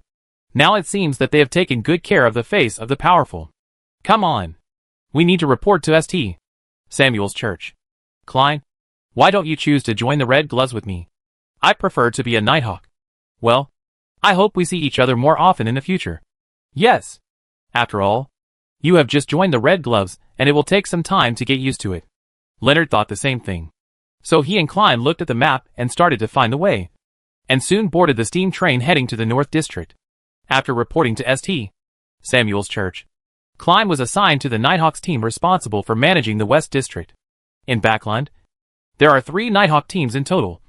One is stationed in the Queen's District, one is in the West District, and the other is in the Dock District. Klein can be sent directly to the West Division, which is already a very good starting point. Although the positions of the 3 Nighthawk teams are the same, the Queen's District is the area where the nobles and the royal family are located. The Nighthawk team here has the best location, and the invisibility conditions for joining are higher. Klein didn't pay too much attention to these things. He only cared about how much his weekly salary had increased since he was transferred to Backland this time. There is also whether the Nighthawks team is responsible for arranging food and accommodation. If you are looking for a house by yourself and are living on your own terms, should you get housing and meal subsidies? After all, this is Backland, and the daily expenses are definitely much higher than those in Tianjin. Leonard, who wanted to stay in Red Gloves for a period of training, was lamenting the strength of the goddess. Backland divided so many districts, and the Church of the Goddess of the Night suddenly occupied 3 important districts: Queen's District, West District, and North District. Although when dealing with things on a daily basis, each is responsible for managing its own believers, and it is not such a simple division, but mixed management. But this does not prevent Leonard from thinking that the goddess is the most powerful. After all, a qualified believer can always find every place where he can praise the gods. "Klein, we will say goodbye now. After I decide where to live, remember to write and chat with me if you have nothing to do. Well, I'm also going to learn how to summon a messenger from MS. Daily. Summon a messenger from the spirit world. If I have time, I will get one too. Only then will I be considered a qualified beyonder." Leonard looked a little excited. Klein just shook his head secretly. He just thought that if he had to communicate and chat with Leonard all the time, it would be a waste of postage. So it would be more economical to send the letter by courier. After parting ways with Leonard, Klein went to report to the Nighthawks team in the West District alone. "I don't know how things are going in Tianjin. Has the original story changed? Did Klein rewrite the ending? Or did he still die in that disaster?" Haster was counting the time at home, and the incident in Tianjin was almost over. He did not send anyone to Tianjin, so he had no idea what exactly happened in Tianjin. However, A few days ago, I read a little bit of records about Tianjin in a newspaper called Luan Briefing. The newspaper said that there was a small disturbance in Tianjin, but it was quickly dealt with.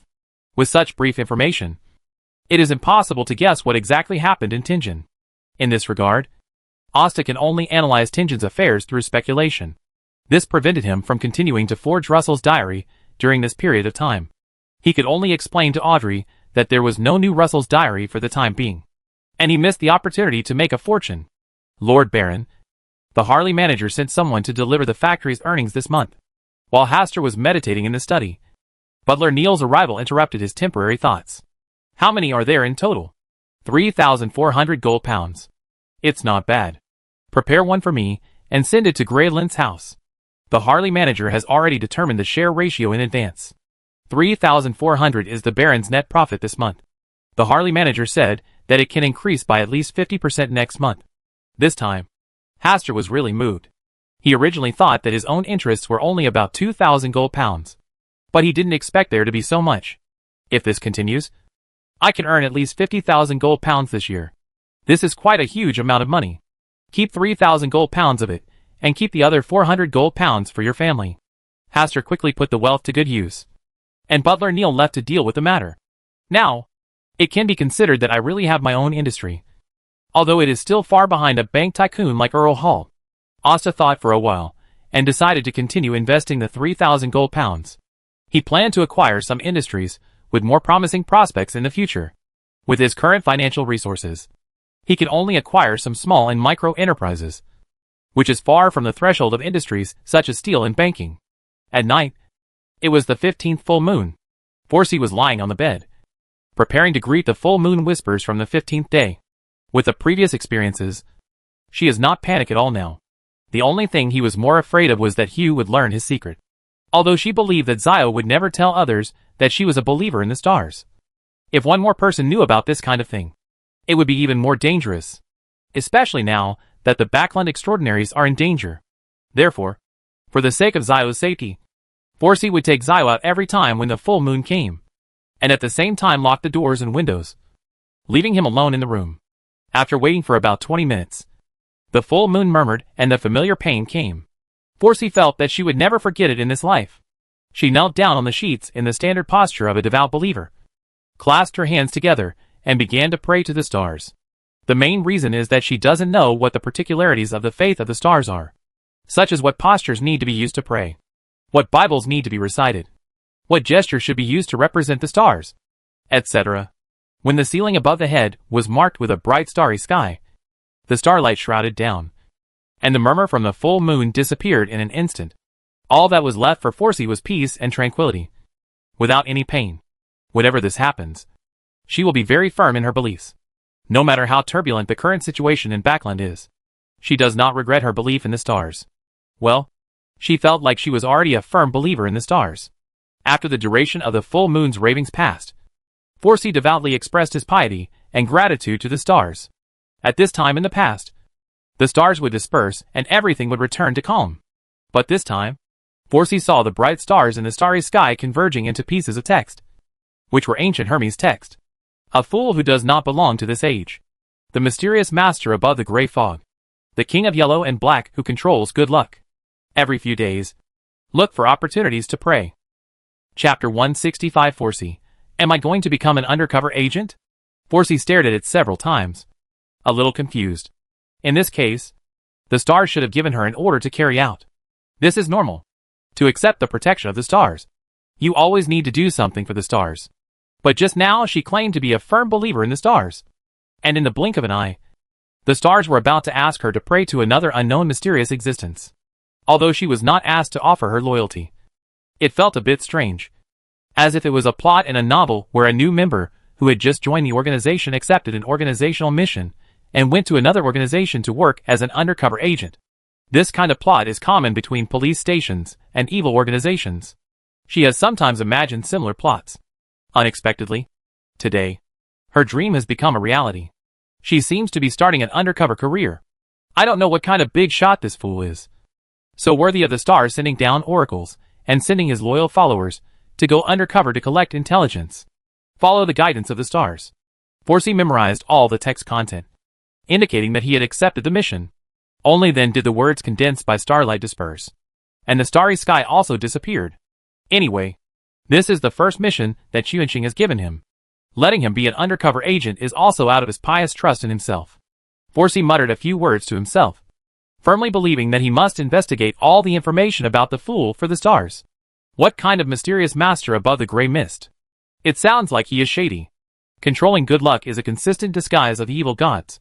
They always like to use such descriptions to seduce poor people who are in urgent need of help. This fool should be a certain evil god. My undercover mission is a difficult and righteous one. Forsey encouraged herself and prepared to try to pray to the Fool tomorrow night.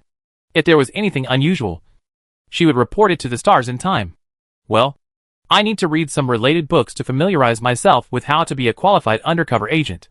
If my identity is exposed, my first mission will be a failure. Thought for a while before getting out of bed and opening the door. Zio, who had been guarding not far from the door, complained dissatisfiedly, "Why does it take so long this time? I thought you had an accident." "I just took this time to take a nap," Forsey explained casually. Zio stared at Forsey for a while, his expression hesitant, and he wanted to ask something, but he stopped when he reached his mouth. "What's wrong?" Forsey could see something was wrong with Zio. Xiong thought for a while, and decided to say what he had hidden for a long time. "Forsey, I know that you believe in a mysterious being who can provide you with shelter. I don't know if that mysterious being is related to the stars. I just hope that you will try to be careful yourself." "Well, I will be careful. If there is nothing important, I will not go out." Forsey was a little surprised by Zio's keenness, but he also knew that the increasingly violent storm in Backland recently made Zio start to make associations. "You rarely go out." Zio smiled, feeling much more relaxed. It was she who helped Forsey connect with Asta. Although she didn't know the specific situation, the recent events naturally made her think of this matter. Counting carefully, the time before and after is not far apart. Forsey also smiled and said, "You will need to buy the ingredients every day from now on. After all, I want to go out as little as possible. That's only a few steps away. Even if it's just one step, it's still a step out." Thinking that she would have to do the task of buying ingredients every day in the future, Zio's expression fell. She would have said nothing just now. Letting Forsey join the tarot club was Asta's decision after many thoughts. He needed someone to observe Klein's latest movements on his behalf. It's not necessarily to provide help to Klein, but to use the Tarot Society to understand where the world line is going, which will help him judge the current situation. On the other hand, it can be regarded as an additional source of information, and it can also promote the improvement of Forsey's strength. There is no need to find additional opportunities for her. When Forsey joins the Tarot Club, there will be two of her own informants in the Tarot Club. Audrey and Forsey can already compete with Alger and Little Sun in the future. According to the relationship between Forsey and Zio, Zio can be regarded as half of his informant. And on Bernadette's side, the Star Admiral has always been loyal to Bernadette. Calculating it this way, whether it is now or in the future, half of the Tarot Club is already my own. Thinking of this, Hastur himself was stunned for a moment. Unknowingly, he had already occupied more than half of the Tarot Club's influence. The gathering of 2 and 5 boys is truly worthy of its name. Asta couldn't help but sigh with emotion. After checking the time, he took out a paper crane and prepared to chat with Will. Tomorrow, Will would go to the hospital for surgery. He originally wanted to go to the hospital to see Will, but Will disagreed, saying that his arrival would cause changes in fate and have immeasurable consequences. Hastur seriously suspected that this was an excuse that Will didn't want to see him. Late night, West End. Ah! A scream disturbed the calm of the night. When the 2 police officers arrived at the scene, the murderer had long disappeared, leaving only 2 mutilated and bloody bodies. One of them is a noble or a baron, and the other should be the baron's steward or his bodyguard. After the 2 police officers inspected the crime scene, they found that there seemed to be mysterious magic coming from the 2 corpses. They heard murmurs coming from unknown sources, touching their heartstrings and tempting the weakest parts of their hearts. When the Nighthawks team patrolled and discovered the situation here, the 2 police officers were squatting on the ground, leaning down, stretching out their hands to take out the internal organs of the 2 corpses and eating them with gusto. Realizing that someone was coming, the 2 police officers looked back, licked the blood on their mouths, and then rushed toward the person with a grin. In this case, the only choice is to kill to avoid further expansion of the harm. This case was naturally transferred from the police station to the West District Nighthawk squad. As a new member, Klein did not attend tonight's patrol, but stayed in the office to familiarize himself with the business processes here. Compared with the relatively scattered management of Tingen's Nighthawks, Backlund's Nighthawks team is very standardized in all aspects of management and does not allow private missions. This time he lost a lot of extra income. Fortunately, the weekly salary here is very high. When he first arrived, he got 1.5 times the original weekly salary, and room and meal subsidies were also provided. Basically, how much salary is paid that week is how much salary is left. A high salary naturally means more work, longer working hours, and frequent tasks. Compared to Tingen, the number of Beyonders in Backlund has increased dozens of times, making it very difficult to manage. Due to the recent frequent cases, the Nighthawk squad will send 2 teams of members to patrol various places in the jurisdiction every night. Klein has also heard about tonight's case, but it is none of his business for the time being. He is still in the familiarization stage. It's about the believers in the stars again. That group of people are just like mad dogs. They don't want to let go of any suspicious extraordinary. There is no way. Based on the information we know so far, there are at least 4 or 5 ways of people secretly promoting this matter. If they don't find the stars believers, Backlund will have no peace for a day. What a headache. Even Fusak's group of barbarians secretly sent people to infiltrate Backlund in order to find the followers of the stars. Not only them, other churches have also sent people to infiltrate Backlund. If not, how could this matter have reached this level? Klein, who was passing by, naturally heard the conversation between the new captain and other team members. How about we find a way to have people pretend to be followers of the stars and lure out all those guys hiding in the dark? This method seems feasible, but it requires the consent of St. Samuel's Church. Otherwise, our team of Nighthawks will definitely be torn to pieces by the group of jackals in the dark. Even if the church agrees, choosing someone to pretend to be a believer in the stars is still a problem. When the discussion reached this point, their eyes all turned to Klein, who was pouring a cup of coffee to relieve his difficulty.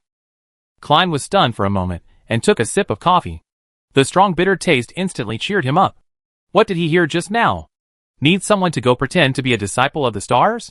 And you seem to be a good choice? No. No. No. This task sounds very dangerous. I have just arrived in Backlund and haven't even received my first week's salary yet. But he was too embarrassed to refuse, so he could only continue to drink the bitter coffee and pretend that he didn't hear anything. Klein has just joined our team. We shouldn't put this dangerous mission on his shoulders. We should wait for the reply from the church first. I heard that the Red Gloves team also has a good new recruit. I heard that he is already a Sequence 7 nightmare. He is still a young man. Very good. Maybe he's a better candidate. Well, the Red Glove team is originally responsible for handling such difficult and extraordinary incidents. Klein walked by silently, and couldn't help but mourn 3 seconds of silence for Leonard. According to their plan, Leonard, who was still new to Backlund, appeared out of thin air, and could indeed easily disguise himself as a disciple of the stars, and lure out those ferocious guys lurking in the dark. Of course, this is dangerous. Chapter 166 Forsey, Praying to the Great Fool. The church's response was quick. The next day, opinions on this matter were sent to the Nighthawks team in the West District. The superiors agreed to use fake followers of the stars to lure out the malicious people lurking in the dark, and also asked members of the Red Gloves team to cooperate with their actions. And members of the Punisher and the Heart of the Machine will also join. Try to take advantage of this opportunity to severely attack those rampant elements, so as to scare the tigers and scare the monkeys. To restore Backlund to its former peace, at least this trend of random killing must be curbed. Regarding the candidate to pretend to be a believer in the stars, Leonard, who has recently joined the Red Gloves team, is indeed a suitable choice. But his consent needs to be obtained and cannot be forced. I am willing to accept this task. In this regard, Leonard, as the person involved, solemnly accepted this seemingly extremely dangerous task. Very good. The original intention of our Red Glove team was to solve difficult and extraordinary incidents in the church. Every team member must have the consciousness to sacrifice at any time to protect everything. The Red Glove captain patted Leonard on the shoulder, and was very satisfied with Leonard's statement. Although it is said above that you are not allowed to force yourself. If you back down on something like this, there will always be some people who come out and gossip. The Red Gloves team doesn't allow their players to shrink back because of fear. Captain, I will definitely complete this mission successfully. Leonard had a bright smile on his face. His original intention in coming to Backlund was to have a new beginning. He wanted to say goodbye to the childish, cowardly and incompetent self of the past. He doesn't want to be a waste who needs others to save him, but becomes a hero who can protect others, like his eternal Captain Dunn Smith. After finalizing the matter, Leonard was able to come out and breathe alone. You really dare to take any job on yourself. The familiar voice deep in Leonard's heart sounded again. Old man, don't you think it's cool to be the person who carries everyone's expectations and hopes? Oh, do you think you are the hangman? What does this have to do with the hangman? Leonard didn't quite understand what he said. The stars are unknown existences. Even if his followers are really active in Backland, they cannot be solved by a Sequence 7 like you. Don't worry, old man. I'm just a bait. After fishing out those people lurking in the dark, I can leave safely. What makes you think that if you want to kill someone, you need to show up from the shadows? The water in Backland is very, very deep. You, a Sequence 7, are like a drop of water falling into the ocean. You are not even qualified to become a wave. Leonard was silent for a while, and then laughed. Old man, you are becoming more and more concerned about me now. Yes. If you die, how can I take your body? Old man, I already believe that you have no ill intentions towards me. It will only make you look stupider. Leonard didn't want to talk anymore. He had been guarding against the old man intention, which caused his promotion to be slow and unable to change the situation. The old man called him stupid, and he admitted it. But now that he came to Backland, he already believed that the old man had no ill intentions towards him. But the old man still called him stupid. Arrogant old man. Leonard finally gave this evaluation. After relaxing, Leonard returned to the Red Glove team and began to discuss how to play a star believer, what kind of cooperation they need, how to fish out the enemies hiding in the dark, etc. Late at night, after another busy day, Klein returned to the house he rented in the Jowood district to prepare for a rest. It is still quite a distance from the office of the West District Nighthawks team. Originally, he wanted to live in the West District to avoid having to travel between life and work. But after taking a look at the rents of houses near the West District, he silently left the West District and chose to come to the Jowood District. For the same house, the rent between the two is equivalent to the difference between the 2nd Ring Road and the 8th Ring Road. And the food is also much cheaper. If you choose to live in the Sherwood area, you can still have a slight surplus from housing and meal allowances. If you live in the West District, you will have to pay 1/3 of your weekly salary. As for the distance to work, which is a bit far, you can take a public carriage from here to the office in the West District for 4 pence, and then walk about 200 meters. A round trip a day is only 8 pence. 6 days a week is exactly 4 sulas. Apart from being a waste of time, everything is better here than in the West End. You still need to work hard to make money. Klein wondered if he could save enough money for a house within half a year. After all, it is an old tradition to buy a house. And he also wants to buy a house of his own in Backland, the most prosperous city, preferably a single-family house with a garden. After Benson and Melissa came to Backland, they had a real home in Backland. Half a year is a bit unrealistic. Klein lamented the difficulty of making money and checked the time. It was already past 9 o'clock in the evening. He went to the bathroom to take a bath, and then went to bed to rest. After taking a bath, before he fell asleep, the spirit reminded him that someone was praying to the name of the fool. It's so late. Who could it be? Little Sun? Klein entered the gray fog and looked at the small sparkling light. It was not Justice, the hangman, or the Little Sun, but a complete stranger. Strangely, only Miss Justice and the other 3 should know the fool's honorable name. Right? How could anyone else know the fool's honorable name and pray to the fool at this time? Perhaps the fool once left traces in this world? Klein thought about the reason why he traveled across time. Even he could buy books about the fool's name at street stalls. It seemed normal for people in this extraordinary world to know the fool's name, just like the Little Sun back then. His prayer also alarmed him. Another new tarot member? Klein did not immediately pull this person to the gray mist. He had to observe carefully first to avoid any accidents. He looked through the gray fog and stared at the praying figure. It was a lady. Her brows were furrowed, as if something was bothering her. Great fool. Omnipotent master of gray fog. O king of yellow and black who controls good luck. I pray that you will cast down your compassionate gaze and bring me the good luck to defeat the disease. Great fool. Omnipotent master of gray mist. O king of yellow and black who controls good luck. I need your help, your salvation, and your mercy. Great fool. Omnipotent master of gray fog. O King of Yellow and Black who controls good luck. Only you can relieve my pain. Only you can eliminate my misfortune. And only you can change my misfortune. Klein listened carefully for a long time. The woman repeated these words over and over again. And she sounded very sincere. But she looked very healthy. And she didn't have the pale complexion that a sick person should have. Could it be that she has returned to her former glory? Klein took another closer look and confirmed that the woman praying to him was indeed healthy, and did not look like a dying person. Ignore it for now. Maybe she just wants to use her good luck to make her life happier. Klein ignored it, and just made a small mark so that he could observe it a few more times before making a decision. There was no response. It seemed that he still needed to keep up his efforts. Forsey, who had been praying for about 20 minutes, felt a little depressed. He wondered if his acting skills were too exaggerated, causing the fool to see the flaws? Also, in front of such a mysterious existence, my acting skills must be very poor. I need to use a different set of words next time. And my face and clothes need to be the same. Otherwise, the way I look now doesn't look like someone who is seriously ill and needs help. Forsey thought for a long time. And when Zio outside started calling her, she got out of bed and left the room.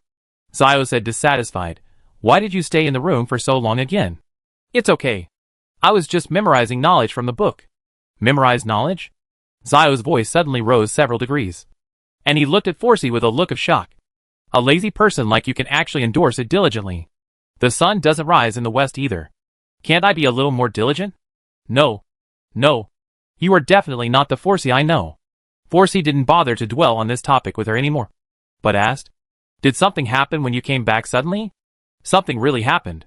Zio put away the playful expression on his face and said seriously, "The Star Believers have appeared."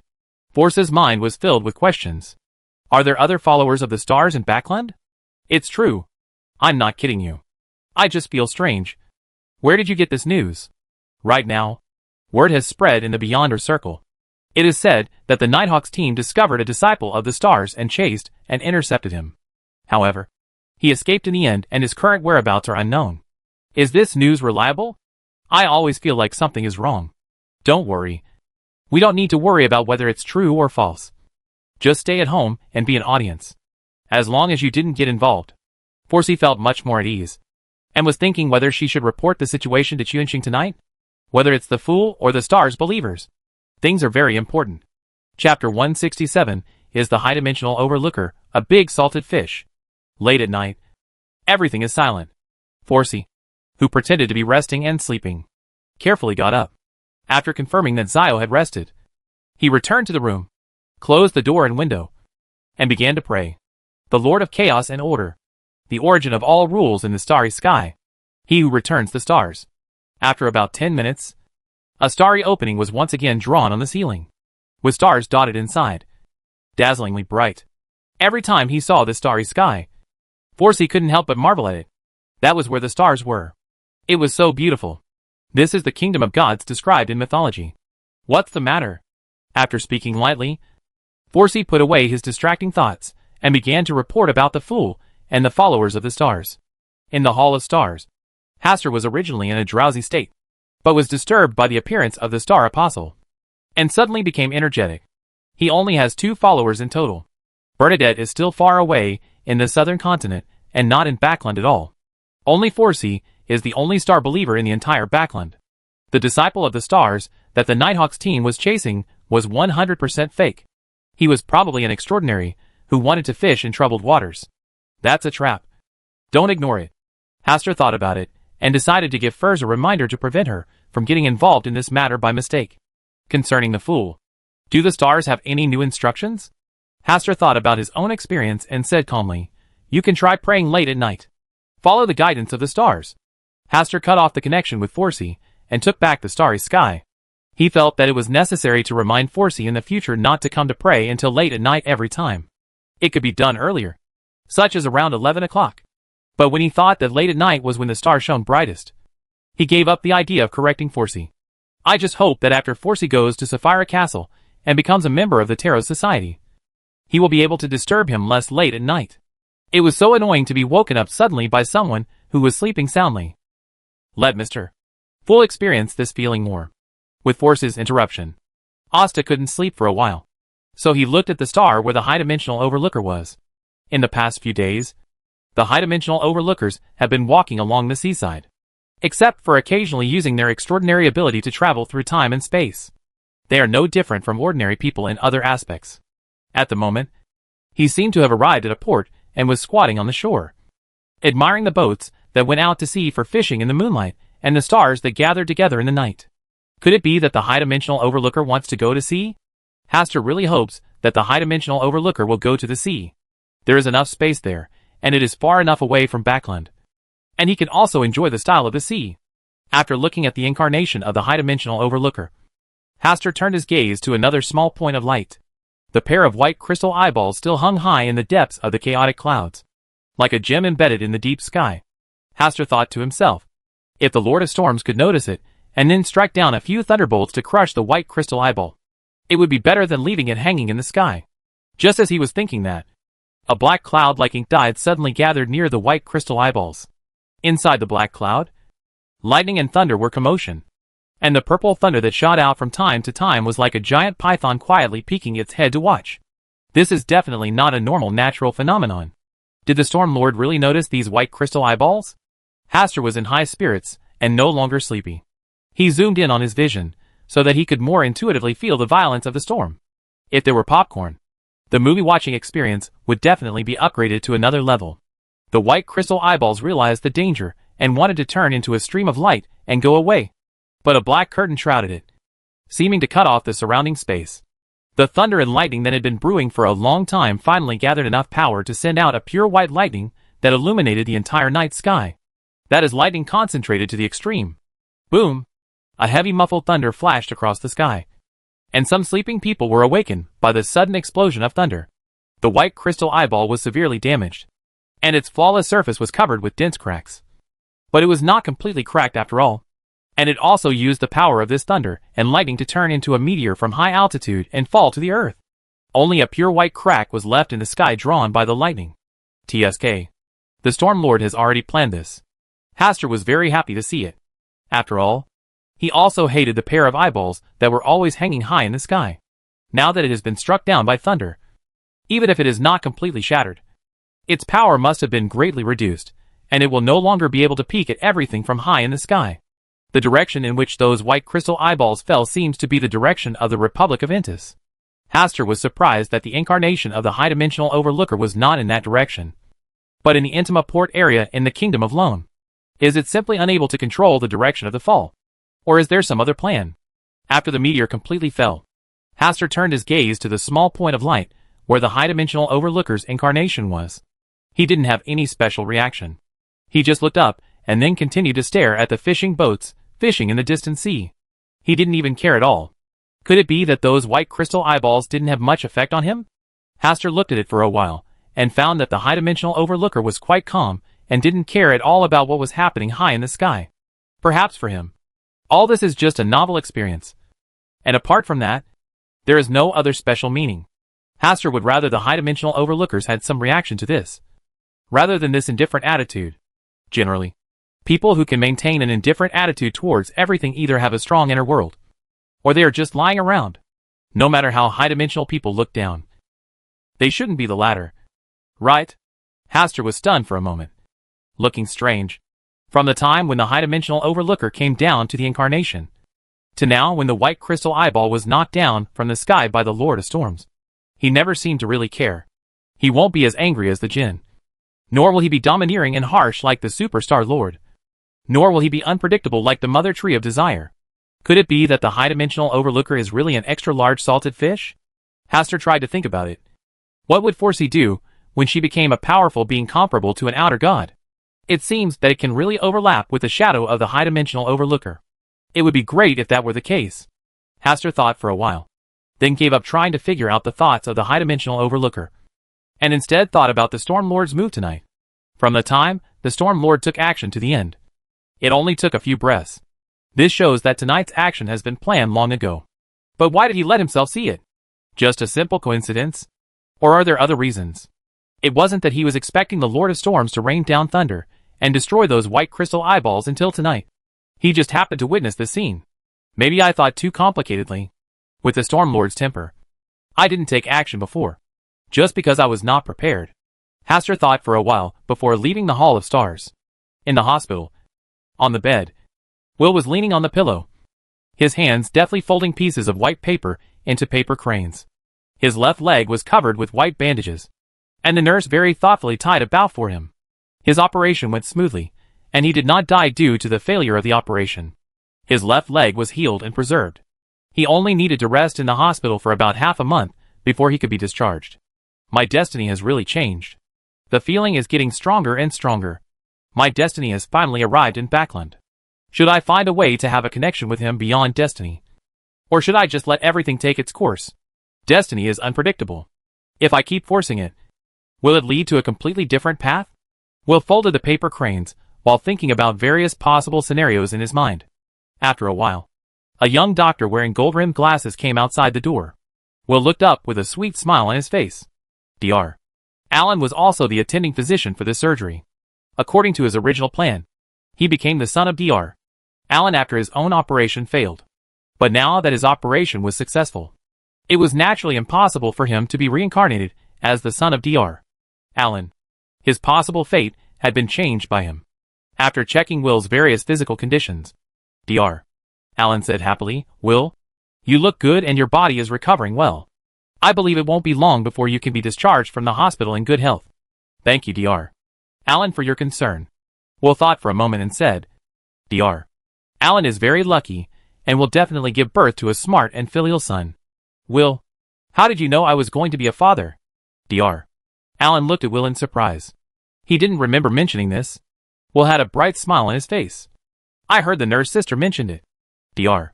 Allen leaned down slightly, touched Will's head, and said with a smile, "It would be great if my future children could be as well behaved and cute as you. Here, Dr. Allen, this is my blessing." Will handed a folded paper crane to Dr. Allen. "Will, thank you for your blessing." Dr. Allen put away the paper cranes and left the ward under Will's gaze. Chapter 168. Everything is under the gaze of the stars. It's around 8 p.m. William Street, West End. The crimson moon's light shone in wisps, and the originally lively streets now looked particularly different due to the arrival of a group of people. "Just because you want to arrest me? You are underestimating the protection of the stars." A figure in black robes stood in the middle of the street, surrounded by a circle of members of the Nighthawks team.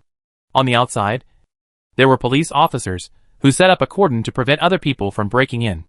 "You are indeed a believer in the stars. Backland has been causing a lot of trouble recently because of you star believers. Now, I finally have a chance to catch you rats hiding in the dark. I heard that someone is offering a large reward for you. I didn't expect that as a believer of the stars, you would dare to show up openly." The scene that was supposed to be a bloody fight was a little weird at the moment. The Nighthawks team had clearly surrounded the other party, but they did not immediately take action against the figure. Instead, they talked loudly, for fear that others would not know that they had surrounded a disciple of the stars tonight. "Uh-huh. You guys also want to arrest me? Lack of reverence for the stars will be the reason for your failure tonight. I'll stand here and let you outnumber me. And I can leave at any time, because the stars will always protect me." The surrounded figure did not panic, but was full of confidence, as if the Nighthawks team present were just a bunch of trash in his eyes. The Nighthawks team continued to taunt, and the figure still responded confidently and proudly.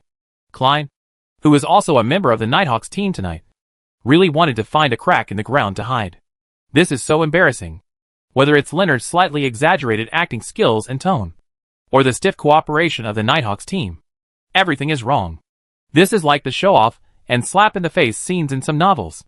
Even though things can be solved directly, the two sides have to keep talking to each other. Except it's embarrassing. Klein is really glad that the person who needs to perform on stage tonight is not him. Otherwise, he would not be able to perform smoothly. Leonard is still amazing. The more he talks, the more energetic he becomes. He talks about the stars, and has completely entered the role of the believer of the stars. After the two sides exchanged words for more than 10 minutes, many extraordinary people appeared from nearby darkness, broke into the outer police blockade, and arrived at the inner circle of William Street. They basically all disguised themselves. Some wore masks, some wore black robes, and some simply put some messy makeup on their faces. They were not in awe of the Nighthawks team, and all stared at the surrounded Leonard. Whether it was a large reward issued by Mr. or an additional reward later. It was worth the risk for them. As long as the Nighthawks team snatches this believer of the stars, even if it is just a corpse, it can be exchanged for a large sum of wealth. It can be used to advance to a higher extraordinary sequence, or it can be used to become a rich man for life. The Nighthawks team is on business. Anyone who has nothing to do with it should leave quickly. Kurt Dill, the captain of the West District Nighthawks team, stood up and glanced at the new and strange beyonders who appeared around him. Believers of the stars, we have been looking for you for so long. How could we leave just because of your words? So what about the Nighthawks squad? The believers of the night are just disgusting. Don't talk so much. Just grab people. Whoever grabs the head will be considered as completing the reward. Soon, a scuffle broke out.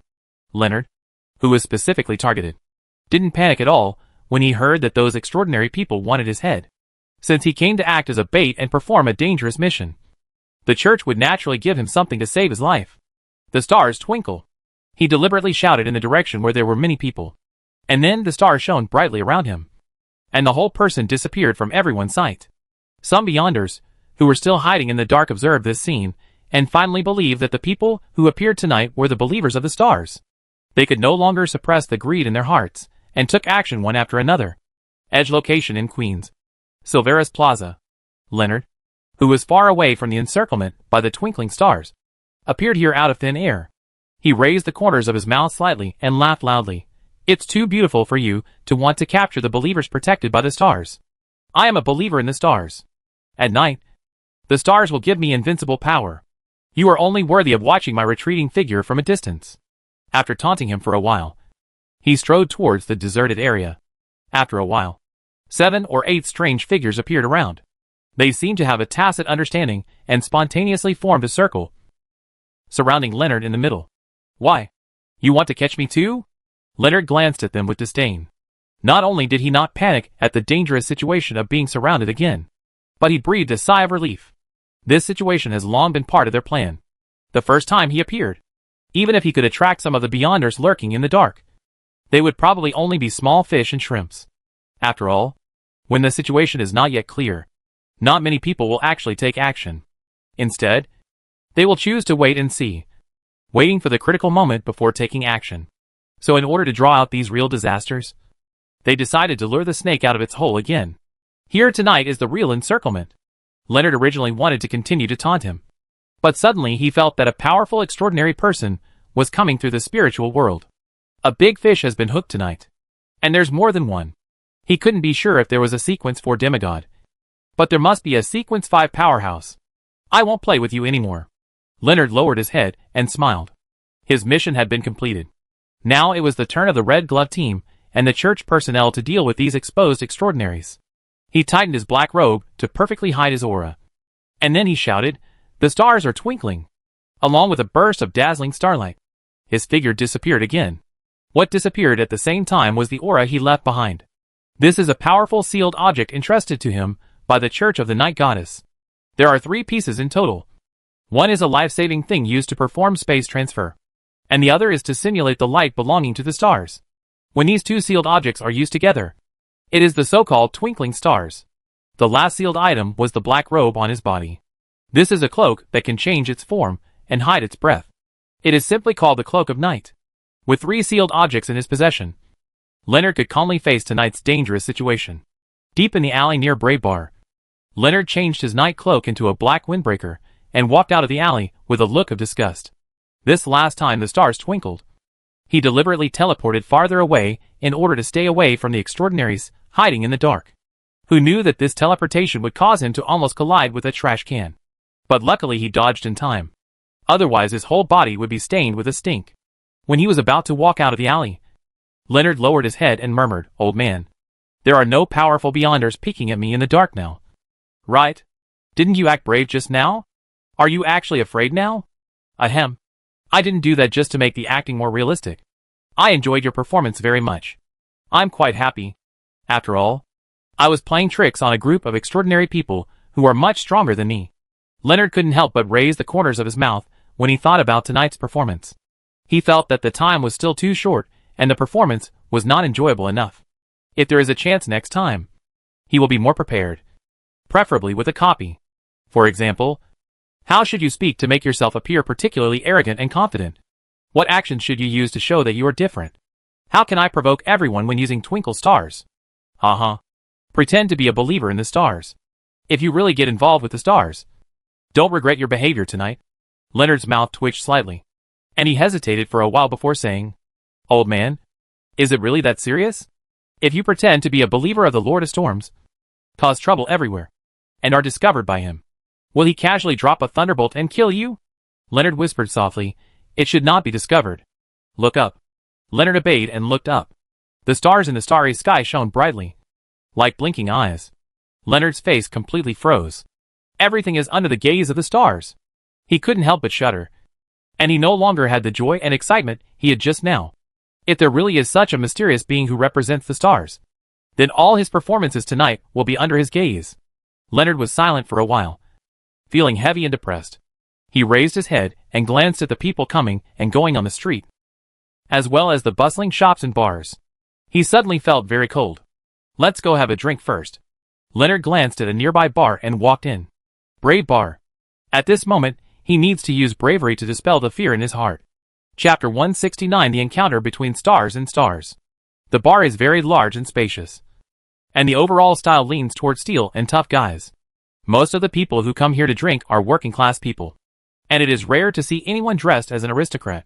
Leonard came to the bar and asked the waiter if he had any recommended wine. He also just came to Backland and didn't know much about this big city. In order not to show his timidity, he ordered 2 types of wine recommended by the waiter, and then only ordered Southwell beer, rather than drinking slowly in small sips. He prefers to drink in large gulps. Only by drinking half a glass or a full glass at a time can his melancholy thoughts be relieved. What the old man said just now really scared him. When you look up, you can see the stars.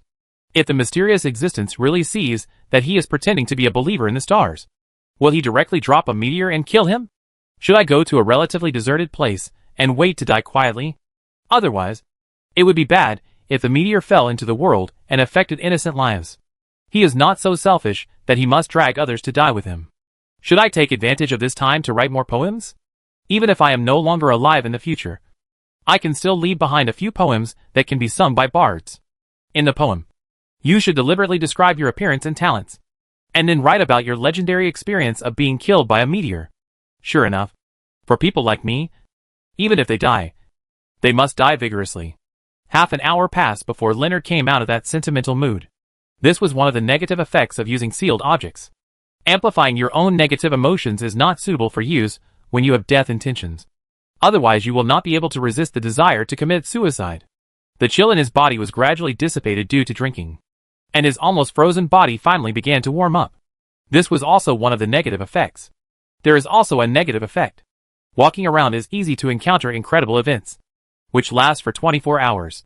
Incredible events are not necessarily bad things, but most of the sealed artifact holders die tragically due to encountering extremely horrific and unexplainable phenomena. That's why when he teleported to this nearby area, he didn't dare to go back to the church directly. Instead, he chose this nearby bar as a temporary residence. As long as the bar didn't turn away customers, he was prepared to stay here until dawn tomorrow. Leonard tapped the 5 fingers of his right hand rhythmically in front of the bar. He held the handle of the wine glass with his left hand and took a sip of beer from time to time, looking at the faces of the people in the bar one by one. He glanced around, looked away, and began to compose new poems in his mind. Compared to the role of nightmare, he preferred the previous midnight poet. At the beginning, he also felt that the midnight poet was very compatible with him, so he chose this extraordinary path. He, Leonard Mitch, L., was born a poet, a great romantic poet. Have a glass of blue love. While Leonard was thinking a lot, a voice from the side attracted his attention. His eyes followed the direction of the sound. At first glance, he felt amazed, then unwilling, and finally sighed, feeling ashamed of himself. In terms of appearance and temperament, he has always been very confident. If he wanted to, he could be on the cover of those magazines at any time. As for the overall temperament, it goes without saying that he rarely takes care of his hair, looks messy and unruly, and has a unique sense of beauty. His eyes are slightly confused and can see through the world but pretend to be unrestrained, which makes him look very vicissitudes of life. Feel. This is how he evaluates himself. Leonard Mitch, L. is the protagonist in the sung poem. He is the poem itself. To be close to him is to embrace the poem. But the man who appeared in front of him had blonde hair dyed like the sun, a well-proportioned and strong figure, and no faulty features. He always maintained a light smile on his face, giving people a very gentle and elegant feeling. Maybe he had been staring at someone else for a long time. That person came over in his direction, sat down near him, and said with a smile, "Friend, is this your first time here?" Leonard retracted his gaze, picked up the wine glass and said with a smile, "Am I making it obvious?" "Sort of. I'm a regular at this bar. Whether I'm a stranger or a regular customer, I can tell with just one glance. So that's it. This is indeed my first time here. It's a very nice bar. This is a paradise for the brave. That's why I chose this bar." When Leonard saw that the visitor had extraordinary conversational skills, was gentle and elegant, and was young, he gradually let down his guard and began to chat casually. After chatting with each other, we actually found it very interesting. When I learned that the other person also specialized in poetry, I finally couldn't help but ask for the other person's name. Hastur Campbell is really a good name. As mysterious and elegant as his person. The love poems written by Emperor Russell are very good, especially the one When You Get Old. The poems are concise, affectionate, and full of romantic feelings. Leonard's words were a bit more admiring for Emperor Russell. In his opinion, the combined talents of later poets could not compare to one Emperor Russell. Even though he is very confident, he still knows that he is still far from the level of Emperor Russell. Hastur said with a smile, "Emperor Russell is indeed a great poet. He can write both love poems and narrative poems very well. It's a pity that he can't concentrate on being a poet. For a poet full of romantic colors, it's very incompetent." Leonard's eyes lit up slightly. These words spoke to his heart. He also felt that Emperor Russell became unprofessional in his later years, and even went to be the consul of the Republic of Intis, wasting his limited time on such boring things. It was a great waste of his talents. In terms of ethics as a qualified poet, he felt that he was much better than Emperor Russell. For a long poem, this is a shortcoming. But for a long history, it is an inevitable necessity of the times. After all, Emperor Russell not only displayed his talents in poetry, but also made extraordinary achievements in the field of science and technology, and single-handedly started the industrial age. The only thing that is more regrettable is that he does not seem to be very disciplined in the relationship between men and women. Although this has always been the traditional culture of the Republic of Intis. Leonard listened to the other party's conversation and couldn't help but ask, "You seem to know the life of Emperor Russell very well?" "I am committed to studying the history and culture of Emperor Russell's period, and I do have a deep understanding of this great figure who ushered in a new era." Leonard nodded and continued to chat with the other party. This time their topic turned from Russell to poetry creation. Leonard is still very confident in this aspect. Poets who write better poems than him are not as handsome as him. People who are younger and more handsome than him are not as good at writing poems as him. With a smile on his face, Asta shook his head and said, "I'm not very good at poetry. Writing poetry requires spirituality, freedom, and freedom from restraint. Anyone can try it." Leonard encouraged the other person to write a poem, and then tossed out his own poem. There was no other way. When he met someone who couldn't defeat him in terms of appearance, he wanted to try to win back around through poetry writing. "Can I hear your poetry first?" Hastur could not think of a suitable poem for the time being. He does have a lot of beautiful poems in his mind. But who knows if Russell might have gotten there first? Wouldn't it be embarrassing if they collided with each other? Let's let Leonard show off his talent first. Alright. Leonard didn't force it, and thought about the second best poem he had written, so that even if he made a fool of himself, he would have a better backup.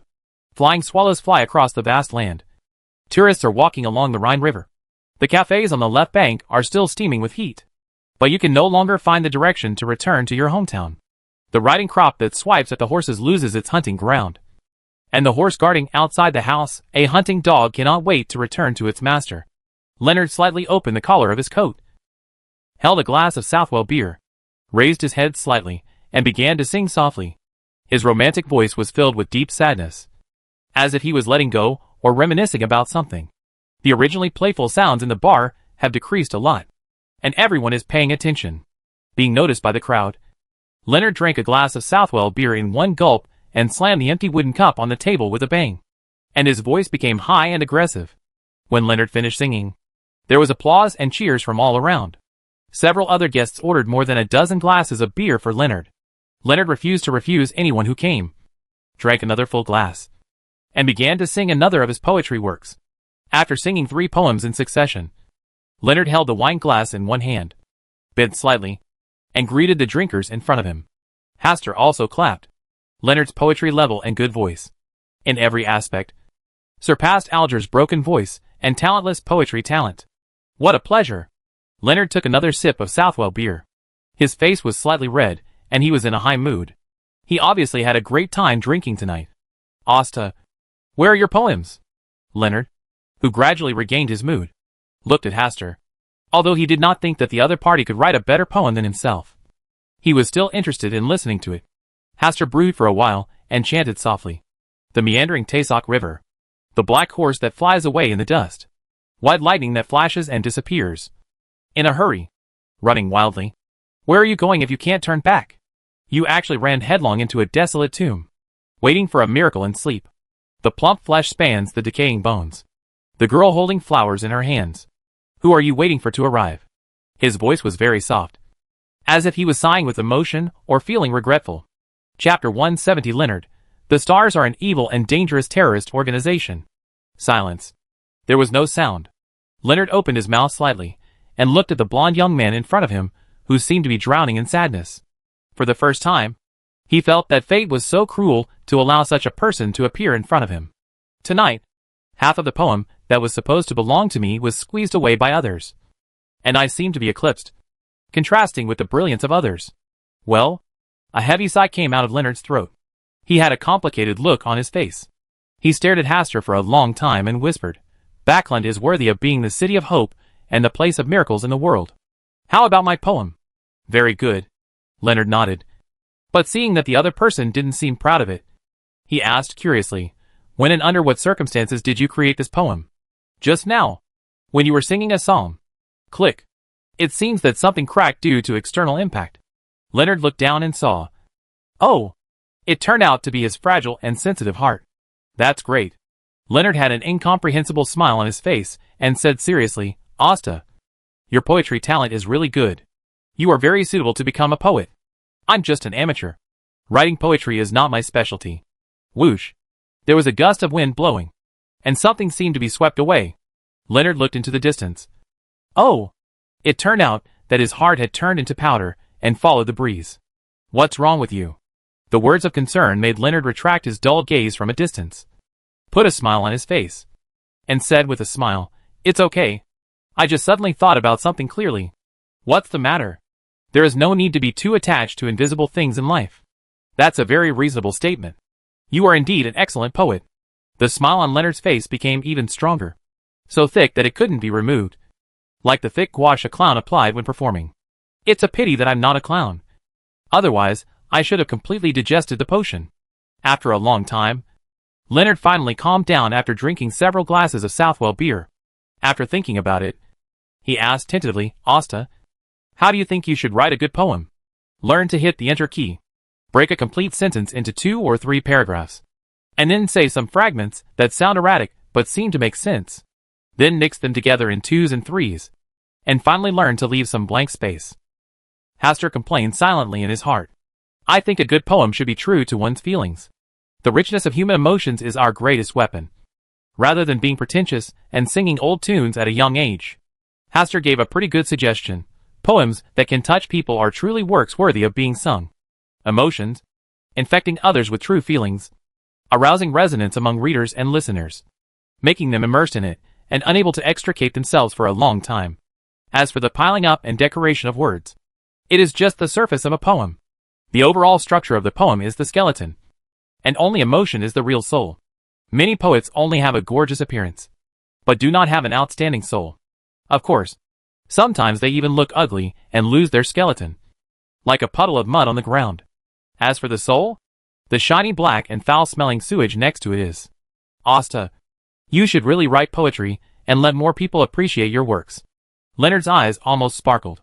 As the conversation progressed, he felt more and more that the blond young man in front of him was a genius in writing poetry.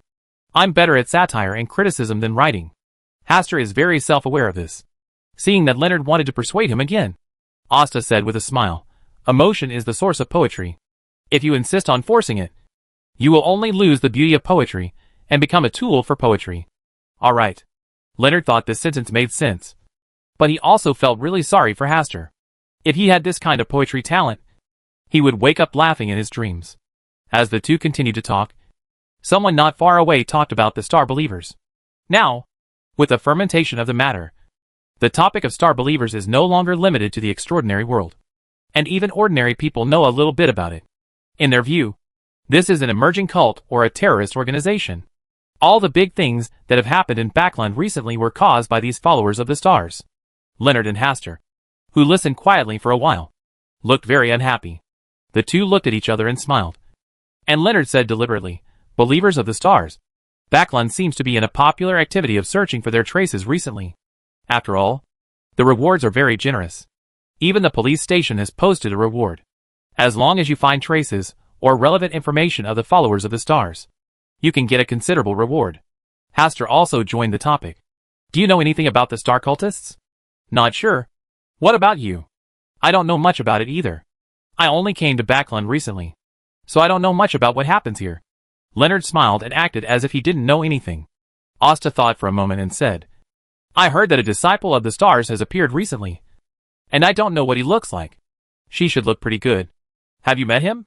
"I just heard people talking about him. He is said to be good-looking and looks very gentle." "Well, if there is a chance, I would like to meet that believer of the stars." Leonard turned the empty wine glass and asked curiously, "Why are you interested in him?" "I'm just curious about what kind of person can be protected by the stars." "That's not a good thing." Leonard thought for a moment and decided to remind Mr. Hastur, who had an extraordinary conversation. Now even people from the 7 Orthodox churches are looking for followers of the stars. This shows that this is an extremely evil and dangerous organization. It is best for us ordinary people not to have any contact with them. "Extremely evil and dangerous?" Hastur narrowed his eyes slightly and said with a smile, "But I haven't heard of those star believers doing anything terrible. That's just the appearance. Maybe they were responsible for the many recent murders. But didn't the police station find the murderer?" "How did you know it was the followers of the stars?" Leonard laughed and said, "I'm just guessing. It may not be true. But one thing is for sure. There is absolutely no harm in staying away from them." 2. Hastur raised his wine glass and clinked it with the wine glass in Leonard's hand, and said with a smile, "We ordinary people should really stay away from them." "Wait a minute. I'm going to the bathroom." Leonard drank another glass of wine. Finally couldn't help the swelling in his abdomen. Got up and went to the bathroom. "Oh, devotee of the stars," Asta murmured, ordered another glass of fruit wine, and drank it in small sips. He was thinking about finding out the fake person pretending to be a follower of the stars. If he was allowed to mess around, it would ruin the reputation of the stars. Although he didn't care much, he still felt a little uncomfortable. Even though he had done nothing, he still had to take the blame for Backland's troubles. People who blaspheme should be punished. After a while, Leonard walked briskly from the bathroom, and then asked the bartender for 3 glasses of Southwell beer and a few plates of snacks. Looking at him like that, he's probably going to drink late tonight. Hastur took out his pocket watch and took a look. It was already past 11 o'clock. "We've been chatting very late tonight, and it's time to go back and rest. After all, Backland is not very peaceful recently, so it's better not to stay outside for too long. Asta, do you want to continue drinking?" Hearing that Leonard was about to treat him to a drink, Hastur held up the half-drunk fruit wine in his hand, shook his head and said, "I've drank a lot tonight, and I have to go home to rest later. So let's wait another day." Leonard felt a little pity and walked over with a sigh. Hastur glanced at him and said, "What seems to be bothering you tonight? Why do you say that? You look like you are planning to drink until dawn." People who drink alone late at night usually have something on their mind. Only in this way can they drink all the wine. That's a good thing to say. Leonard did not state his true situation, but talked about how difficult it was for him to first come to Backland. For example, the house prices are too high, the place is unfamiliar, and you have to be busy with work, etc. Hastur listened quietly, and after he finished his glass of wine with Leonard, he stood up and said goodbye. Before leaving, he told Leonard that if he wanted to drink with him in the future, he could try his luck here, or tell the waiter here. Leonard said that if he was free in the future, he would come here to have a drink with him, and then watch Hastur leave in a carriage. Drinking is just not fun without a great drinking partner. Leonard sighed and thought of Klein. This friend, whom I had been friends with since Tingen, was good in many places, but his drinking capacity was average, so it was difficult to have a good drink with him. Klein's poetry level seems to be average. Right. Sure enough. People with both talent and appearance like Mr. Hastur tonight and myself are only a minority among the minority after all. Leonard drank in silence until the bar closed at dawn. And he was not ready to leave. Before leaving, the waiter told him that Mr. Asta had paid for his drinks in advance. TSK. Someone invited me to drink when I first came to Backland. I am indeed a very charming person. Leonard was quite moved by this. Stopped a carriage. And returned to St. Samuel's Church in the North District. Chapter 171 Mr. Hastur is the night blessed? St. Samuel's Church. When Leonard came back smelling of alcohol, there were already many people waiting for him, including Klein, who came with the Nighthawks team to report the results of last night's victory. There was no news all night, and we thought you were in danger. It'll be good to come back. It'll be good to come back. Leonard Mitch, L. You are a true warrior, and you have successfully proven to everyone that you are a qualified member of the Red Glove Squad. After a round of greetings and affirmations, Leonard, who was already a little lightheaded due to drinking too much wine, became even more lightheaded. Klein held his arm and asked him to sit on a bench to rest. Smelling the strong smell of alcohol on Leonard's body, Klein frowned slightly and said, You smell like alcohol. What on earth did you do last night? Acting as a bait is inherently dangerous. After Leonard escaped, he didn't hide quickly and drank all night long. I really don't know whether I should call him bold or ignorant. Leonard glanced at the other members of the Red Gloves team, who also wanted to know what happened last night, cleared his throat, and said, I happened to be teleported near a bar last night. Because of the negative effects of the sealed object, I didn't dare to walk around at will, let alone return to the church directly. I could only temporarily choose that bar as a place to stay. At that time, I was feeling chilly and my whole body was freezing. So I drank some strong liquor to relieve the symptoms. I didn't really want to drink too much at first. But then, I met an interesting drinker, and chatted with him in a very interesting way. Unknowingly. Just drink a lot. The drinker behind me went home to rest first. I stayed at the bar until the bar closed at dawn. And then I rushed back in a carriage. Leonard roughly recounted what happened last night, which satisfied the curiosity of the people around him. Klein thought for a while, but still didn't ask Leonard how much he drank last night. He has seen the prices in Backland before, and the wine in the bar will definitely be much more expensive than outside. Leonard drank all night, and probably drank all his salary for a week. The captain of the Red Glove team, who was responsible for leading Leonard, also thought about this problem. He smiled and patted Leonard on the shoulder. Don't worry. The cost of going out to perform the mission can be reimbursed. Thank you, Captain. Leonard had a smile on his face. A night's worth of drinks. Judging from his visual inspection of the drink prices in the bar last night, it shouldn't be a problem to quote 50 gold pounds for a night's worth of drinks. After all, they didn't know that most of what they drank last night was relatively cheap Southwell beer. And they didn't know that their drink money had already been paid off. Earning an extra 50 gold pounds for nothing is indeed a good development.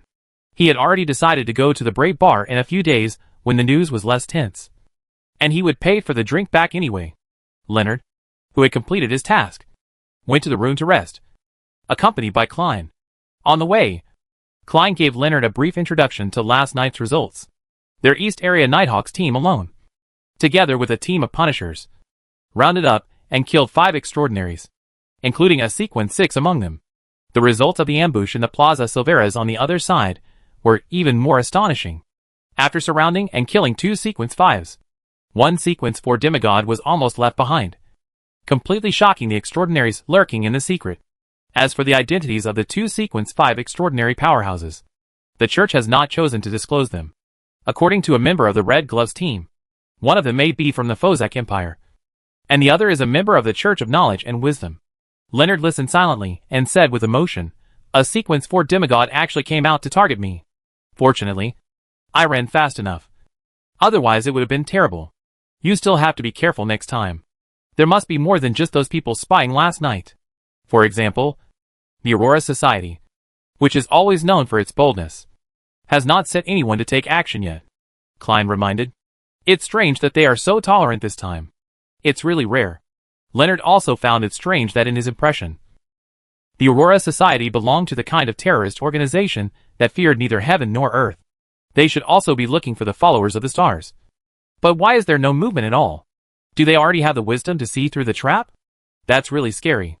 After sending Leonard back to the room, Klein left first. This time he came to St. Samuel's Church for business reasons, and did not have much time to reminisce about old times. Leonard returned home and lay on the bed, ready to have a good sleep, when he was disturbed by a voice deep inside his heart. There was something unusual about the man you were talking to last night. You mean Mr. Hastur? Does he have any special identity? Leonard's sleepiness was driven away a lot. It's not clear. I can't see through him. But it's just because I can't see through him that there might be something wrong with him. Old man, even you can't see through this? I'm just a little skeptical. What do you suspect? Could that person be the one favored by the night? The person I can't see through, apart from having a higher status than me, only has the secret of the night. Leonard's sleepiness disappeared, and he became energetic and asked curiously, Old man, how powerful were you in your lifetime? In life? Brat, I'm not dead yet. Ahem. It was a slip of the tongue. If you want to know what level of existence I am, then hurry up and improve your strength. Backlund is not simple. A sequence 7 is just a slightly more powerful ant. Seeing that the old man didn't want to disclose this issue, Leonard brought the topic to the issue of the night blessed. No wonder, I had a great conversation with him when we first met. It turns out that he is the favored one of the goddess. I just have doubts. As long as he has no ill intentions toward me, don't explore his identity. After all, it's rare to have a friend I can talk to. You are stupid, but your luck seems to be pretty good. Leonard shouted, Old man, can you speak properly? There was a tut from deep inside, as if he was disdainful of this. Do you still remember the negative effects of that cloak of night? It's easy to encounter incredible events if you walk around randomly. Perhaps your meeting last night was an incredible event. Is it really so accurate? Leonard was completely shocked by these words. But when I think about it carefully, I find it really incredible. I was just looking for a bar to drink, but I happened to meet someone who was slightly better than me in terms of appearance and talent. Recalling the scene last night, Mr. Hastur walked out of the VIP room in the bar, which meant that he came to the Bray bar earlier than he did. Judging from his tone, he was a regular visitor to that bar, so there was no possibility that he was squatting there to wait for him. Leonard thought carefully for a long time and agreed with the old man's guess. It is truly incredible that there is a man in this world whose looks and talents are better than his own. It turns out that the person pretending to be a follower of the stars is you, Leonard. In the Palace of Stars, Hastur accurately found the person pretending to be a believer in the stars. Leonard Mitch, L. By spying on the relevant fate. He drank too late last night, and slept until noon as soon as he came back. It wasn't until after lunch that he returned to his room and entered the Hall of Stars to start spying on his fate. Unexpectedly, the person finally found out was Leonard. Last night, I had a drink with Leonard and talked about the disciples of the stars. The two of them were very different. Thinking about it now, everything seems very interesting. Hastur chuckled a few times, and then thought about Leonard's intention of pretending to be a believer in the stars. He should have learned about the existence of the stars believers from the church. And he had only recently come to Backlund from Tingen. Combined with recent events, it is not difficult to infer that Leonard's disguise as a disciple of the stars was the instruction from the Church of the Goddess of the Night. The purpose of doing this should be to attract the true believers of the stars. It's a good strategy. But it's a pity that Backlund only has furs. A disciple of the stars. It's impossible for you to fish a completely flat fish out of the water, Hastur murmured, not wanting to take any measures against Leonard for the time being. Perhaps it was fate. Last night, I just went to the Bray bar and met Leonard, who had just arrived in Backlund not long ago. Leonard's identity card in the Tarot Society is the star, and he symbolizes the stars. There is a connection between the stars and the stars, and he pretends to be a believer in the stars. Hastur wouldn't mind making Leonard a true believer in the stars if given the chance. Making a fake show and doing it for real is also a good development. Hastur thought for a while, then glanced at the twinkling stars in the sky above his head. Except for the high-dimensional overlooker, who is still looking at the sea. The other stars are quiet. Hastur just stared at the high-dimensional overlooker for a while, then moved to another small point of light. Since the last time the white crystal eyeball was shot down from the sky by the Lord of Storms and landed on the border of the Republic of Intis, he no longer paid attention to it. Looking at it now, I saw that the white crystal eyeball had fallen on the bell tower of a small town, with cracks all over the body. But the light inside had not dissipated much. The hazy light seemed to be passing through the big bell, turning into invisible ripples and spreading in all directions. Is this pollution from high-dimensional overlookers? After looking at it carefully for a while, Hastur temporarily rejected this guess. The residents of the town are still living peacefully and have not changed due to the arrival of the white crystal eyeballs. No one even knows that there is a pair of white crystal eyeballs on the bell tower. It always makes people feel uneasy. Hastur stared at it for a long time, and after confirming that there was nothing unusual, he left the Hall of Stars. Chapter 172 Audrey's Troubles. Earl Hall's Villa. The dim sunlight was slipping out little by little through the cracks in the window. In front of the desk, Audrey murmured slightly, resting her right elbow on the table, holding her fair face in her palm, and unconsciously drawing circles on the table with her left index finger. A little annoying. Very annoying. Very annoying. Tonight, she was going to a party at Greylin's house. This was decided many days ago. This was also the first gathering after the Kylingers incident, so she still had a lot of expectations. But her father, Earl Hall, didn't know where he got the news, and he even talked to her about it. She originally thought that Earl Hall would stop her from going to Greylin's party to attend the party. But she did not expect that Earl Hall did not stop her, and instead asked her to give a message to Mr. Hastur. To be precise, she was asked to invite Mr. Hastur to her home. This was originally a normal social invitation, but when it came from Earl Hall's mouth, it gave people a very strange feeling. If you really want to invite Mr. Asta to your home, wouldn't you just send an invitation? Why do you have to make it so complicated and ask her to convey it on your behalf? Her eldest brother Hibbert also has a good relationship with Mr. Hastur, so it would be better for him to invite him than to invite him herself. Right? What really gave her a headache was that she had no idea why Earl Hall wanted to invite Mr. Hastur as a guest. After thinking hard to no avail, Audrey looked at the golden retriever in the corner, who was flipping through the pages of the book with her little paws. She looked at it for a while and said, "Susie, can you answer my doubts?" "Audrey, the book says that you can solve your own troubles by yourself. This is the way to completely eradicate your troubles.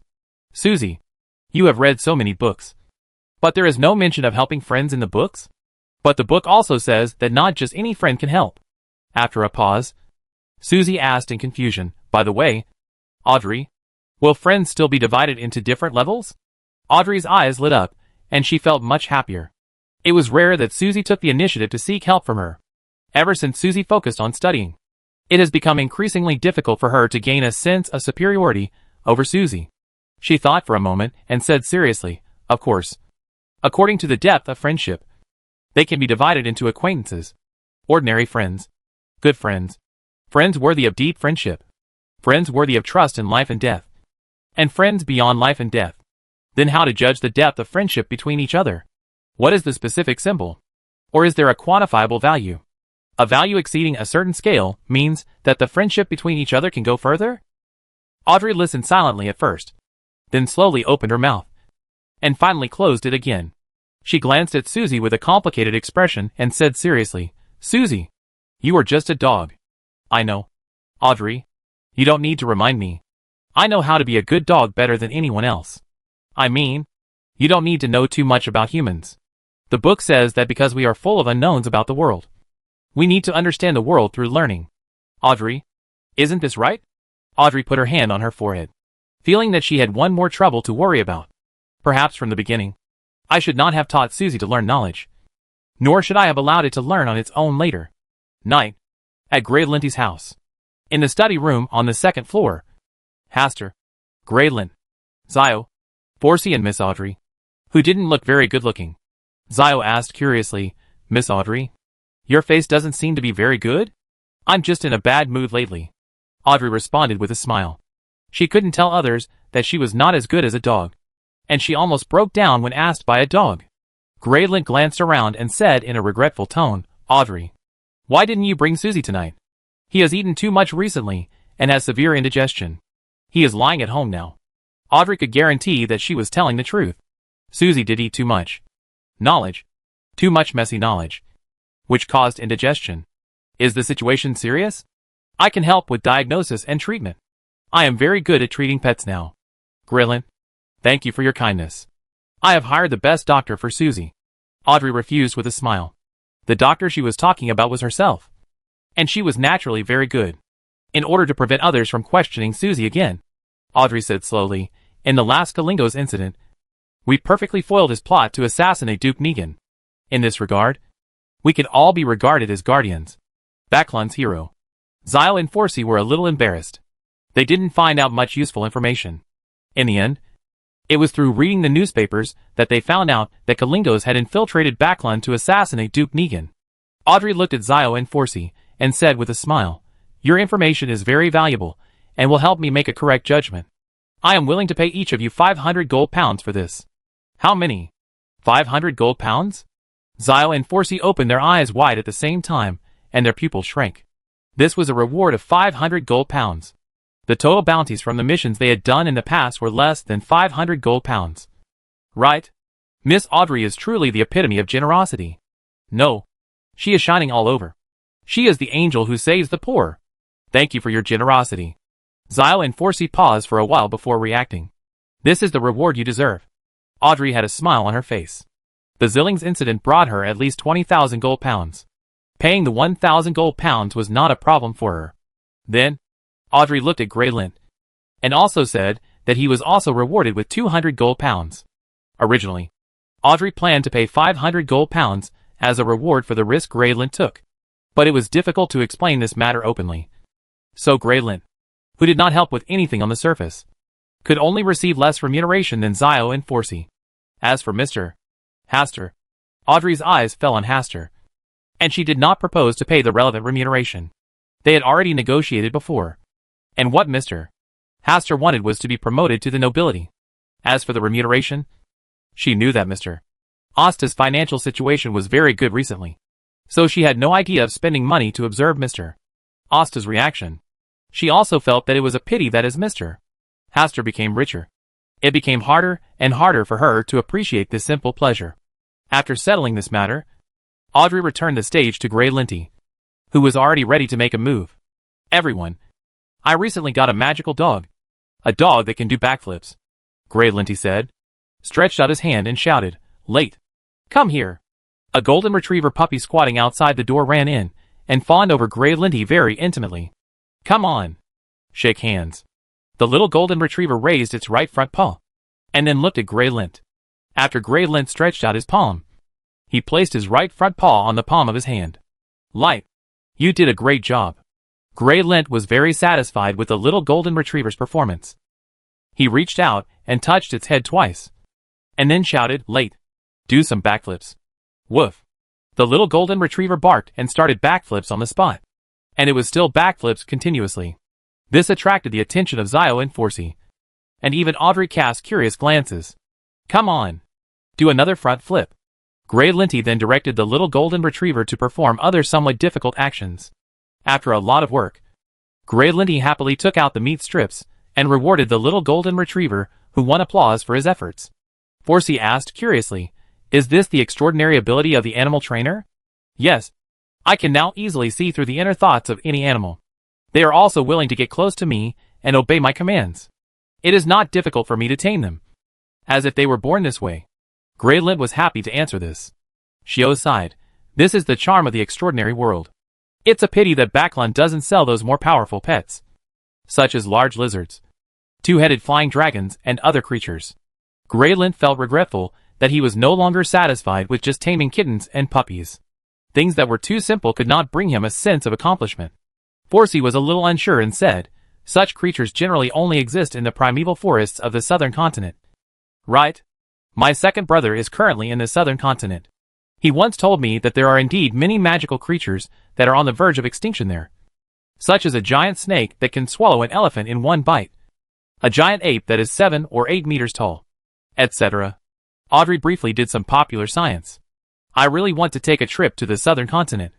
Grey Linty stroked the little golden retriever's head, his tone full of regret. Asta reminded with a smile, "The southern continent is not peaceful at the moment. You better give up this idea." "I'm just thinking about it. Apart from the air, Backlund is fine. I don't want to go to the southern continent to suffer." Grey Lint waved his hand to show that he was not stupid. Then Zio also began to share what he saw and heard during this period, the most important of which revolved around the believers in the stars. Grey Linty looked curious when he heard this. Forsey looked slightly strange, and the smile on his face was a bit forced. And Hastur listened quietly and calmly. Audrey, who took in the expressions of others, could not help but stay on Forsey for a while. Chapter 173. Forsey. It's not me. It's really not me. There was something wrong with Forsey's expression. Audrey, who was already a Sequence 8 mind reader, could see the slight change in Forsey's expression at a glance. Based on her understanding of Forsey, there was only one reason for this situation. Furs knows more about the Stars believers than Zio, who is talking about them. It is possible that she has come into contact with information about the Stars believers. Or maybe she even knows the Stars believers. In her little mind, Audrey kept making associations, and the idea that Forsey was a believer in the Stars also flashed across her mind. In the end, she thought that it was more likely that Forsey knew the hidden secrets of some of the followers of the Stars. As if aware of Audrey's scrutiny, Forsey immediately sat upright and restrained his mind to prevent Audrey from seeing through his true thoughts. Audrey felt it was a pity, and she wanted to observe Forsey more. When she retracted her gaze to look at Forsey, she caught a glimpse of Mr. Hastur observing her with the same eyes he used to observe Forsey. Audrey also subconsciously restrained herself and did not let her emotions be exposed. But as soon as she finished doing this, she was stunned again. Wasn't she just like the problematic Furs? A feeling of guilty conscience. Audrey glanced at Hastur with her peripheral vision again, and saw that the corner of his mouth was slightly raised, as if he was amused by his reaction just now. Who is the audience? Audrey hummed in her heart, and turned her head slightly to avoid Hastur's sight. The Stars believer. I have been hearing news about him recently. Just one Stars believer caused martial law in Backland. This person is really not simple. Greyland said with emotion. Yes, the followers of Chuanxing are indeed not simple. Fortunately, they haven't been caught yet. Otherwise the end will be miserable. Even being burned on the stake is already a gift. Shiorwa's pointed words made Forsey feel even more nervous, and her cheeks felt a little hot. Listening to their words praising the followers of the Stars, she felt ashamed and flustered. She is just a Sequence 9 apprentice. He really doesn't have the ability to stir up the changes in Backland. And the so-called disciple of the Stars is a fake. But she couldn't say these things openly, so she could only silently bear the blame. It's really not her. So aggrieved. I'm also curious about the identity of the disciples of the Stars. Audrey also joined the conversation, her eyes deliberately scanning Forsey's face. Forsey's face was tense, and he pretended not to notice Audrey's gaze, which made Audrey feel a little disappointed. Stars? Aren't there stars above our heads? Hastur's words aroused everyone's imagination, and they subconsciously looked up at the stars. Even Forsey also looked up. Audrey, who had already heard similar words, scanned the crowd first and then looked up at the sky. After watching for a while, Greyland shuddered and said, Everyone, let's not talk about this topic. There is always a feeling of being spied on. It's not that you will be spied on. Everything you do at this moment is being watched by the stars. Asta murmured in his heart and agreed. It is true that the stars overlook the world and are everywhere. Let's not discuss this too terrifying existence. It would be bad if it attracts the attention of the stars. Forsey also expressed his opinion. We better be careful. The stars are too far away from us. Audrey and Zio also revealed this matter by default. After a moment of silence, Zio asked as usual who knew the sheriff's potion formula, thinking that this would be another fruitless gathering. I have the sheriff's potion recipe. Hastur spoke, and his recipe for the sheriff's potion was provided by Sharon and Merrick. Zio's eyes lit up, and he said simply, How many gold pounds are needed? Having just received a huge sum of 500 gold pounds, her self-confidence was a little inflated. 450 gold pounds. Asta gave a relatively suitable price. Zio breathed a sigh of relief. Fortunately, she had just received 500 gold pounds from Miss Audrey. Otherwise she would have needed to temporarily borrow money from Forsey. Do you have a magic potion recipe from the Master of Magic? Forsey also wanted to see if she could gain anything. But unfortunately, no one responded to her mission. Audrey originally wanted to ask if there was a magic potion formula from a psychiatrist. But Zio and Furs obviously didn't have access to such useful information on Sequence 7. Greyland, who had been staying at home, didn't have to count on it. Mr. Hastur may know. After thinking about it, she decided to entrust Mr. Hastur to help find her privately. After chatting freely for a while, Audrey stood up and prepared to leave. Before leaving, she gave Hastur a hidden look. After the party, Hastur did not take the carriage, but just walked for a while in the direction Audrey left.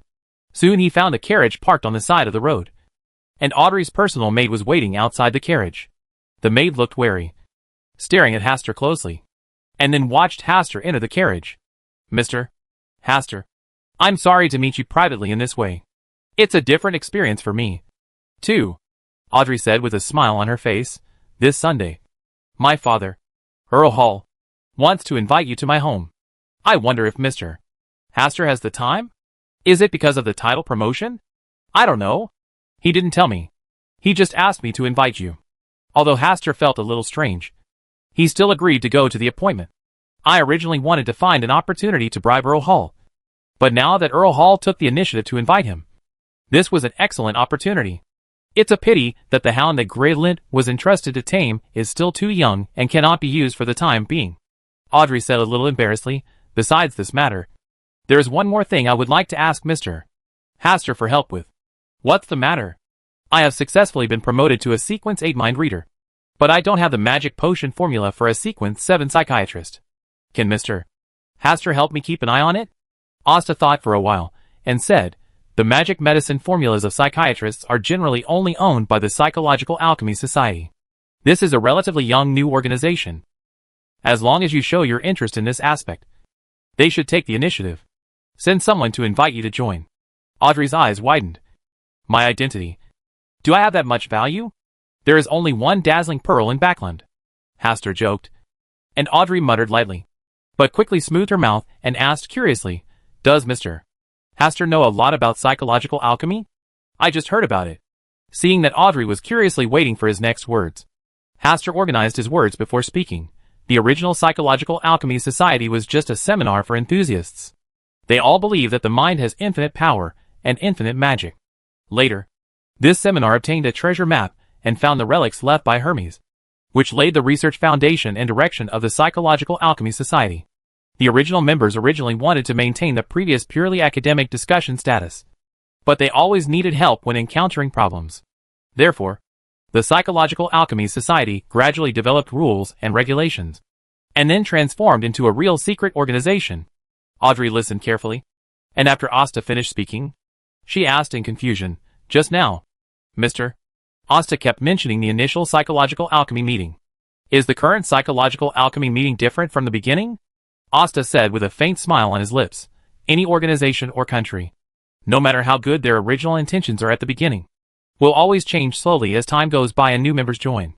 Psychological Alchemy Society, same thing. Is the current Psychological Alchemy bad? They no longer have the purity they had at the beginning. The organization originally established for purely academic discussions has now been mixed with too many selfish desires. Audrey was silent for a while, feeling that this was a pity. For her, the original intention of establishing psychological alchemy was really attractive to her. She likes this kind of pure academic exchange organization without too many selfish desires. Sadly, that has changed. After sighing in his heart, he quickly reacted. Since the current Psychological Alchemy Society is no longer as pure as it was in the past, and is full of selfish desires, then I will not have any psychological burden when I work as an undercover agent for the Tarot Society in the Psychological Alchemy Society. Does Mr. Hastur think I should join the Psychoalchemy Society? This might be a great start to your extraordinary career. Thank you, Mr. Hastur, for your advice. Audrey expressed her sincere gratitude to Hastur. After asking the serious questions, the carriage fell into silence for a short time. The more no one talks, the more awkward the atmosphere becomes. And the more awkward the atmosphere becomes, the less anyone wants to talk. Audrey glanced at Asta, who was sitting opposite her, and when she was about to speak to break the awkward atmosphere, Asta also opened his mouth to say something. The two looked at each other. Each was stunned for a moment, then looked away, a smile creeping onto their cheeks. Mr. Hastur doesn't seem to be very used to communicating with others. Miss Audrey is sometimes not as sociable as the rumors say. What kind of image do I have in the rumors? Audrey blinked, interested in the question. Of course she knew how the outside world evaluated her, but she just wanted to hear if Mr. Hastur said it differently. Cough, cough, cough. Outside the carriage, there were several undisguised coughs. This was her maid's reminder that they should end their chat. Audrey felt a little pity, and could only watch Asta lift the car curtain and drive away alone. Chapter 174, The Mother Tree of Desire. The fallen mother goddess asked me to ask a question. The Hall of Stars. Hastur convenes a belated gathering of stars. He found that if a star gathering was held every half month, the time would be too tight. with very little happening and not much to chat about. Every time he had nothing to say, he had to stand up and bring up the topic to keep the gathering of stars going. Once or twice is fine, but if it happens too many times, his knowledge reserve will be seriously insufficient. He can't guarantee that every topic he brings up will attract their attention.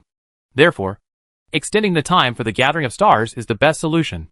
And for foreign gods such as the Mother Tree of Desire, Superstar Master, and Jinn God, half a month is too short, passing by in an instant. It should be extended to at least 1 month, or held once every 2 months, to meet the needs. As the chain of order danced, the Jinn, the Mother Tree of Desire, and the Superstar Master came to the Hall of Stars one after another. The genie of the lantern was obviously the more excited one, probably because he was locked in the wishing lantern every day and had no one to talk to.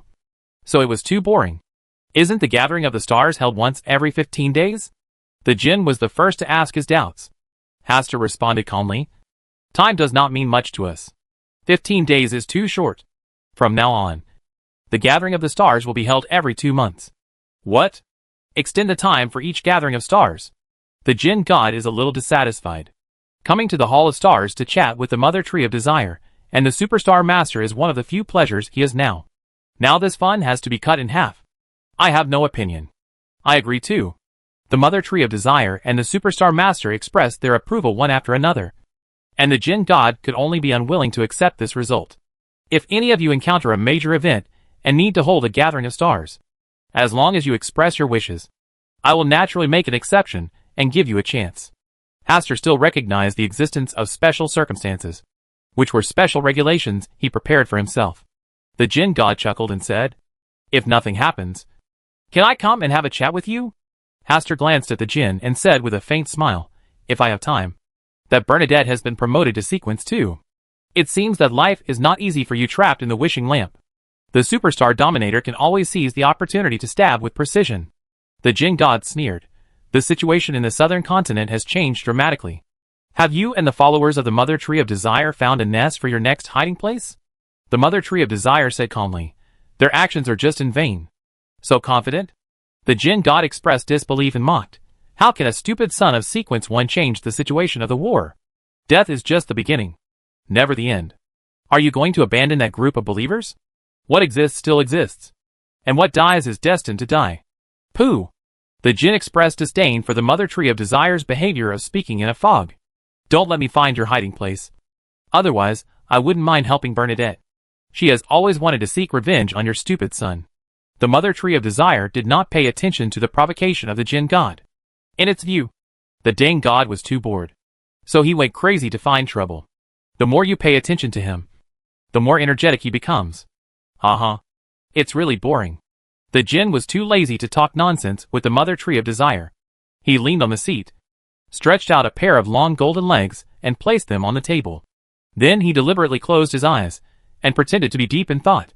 There was no Jinn to bring up the topic, and Hastur sighed secretly.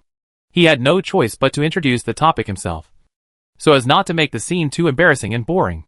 Hastur glanced at them, and said softly, Many beings are looking for my followers recently. Are you also involved? The Mother Tree of Desire and the Superstar Lord were silent. As early as the first time, they came to the Hall of Stars. They wanted to understand the mysterious existence in front of them by looking for believers in the stars. The Jinn laughed and said, There are always some people who have evil intentions. Hastur did not follow the gloating gaze of the Jinn God towards the Mother Tree of Desire and the Superstar Master, but stared at him for a while. The Jinn God seemed to have forgotten that he was the first outside god to come to the Hall of Stars, and was also the first to guide Bernadette to help find the stars' believers. He even suggested that Bernadette tell the Church of the Seven Gods about the stars' believers. Should I give him a warning? I am now trapped in the wishing lamp, and I am basically unable to interfere with the outside world. The Jinn God explained, meaning that even though he had looked for the followers of the stars before, he was now powerless, and the objects he needed to be wary of were the Mother Tree of Desire and the Superstar Master. For the mysterious existence that appears out of thin air, finding a way to understand him is an inevitable choice. This is just the instinct of self-preservation. The Mother Tree of Desire chooses to lower its attitude. Perhaps your believers are also searching for information about us. In comparison, you have an advantage in this aspect. The Superstar Master chose to look at each other equally. Hastur just looked at them calmly, The stars overlook everything. And you are all under the gaze of the stars.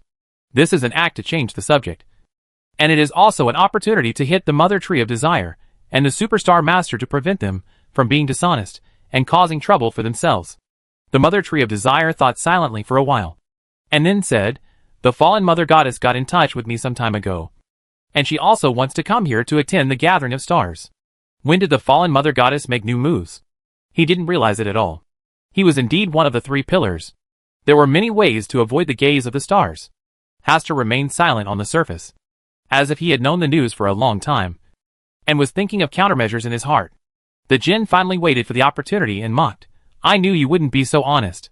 It turns out that you have secretly communicated the music with the fallen mother goddess a long time ago. TSK. It's a pity that you still can't escape the gaze of the stars. My confession is just to avoid unnecessary misunderstandings. Moreover, the fallen mother goddess only contacted me after the last gathering of stars. She only entrusted me to ask a question for him.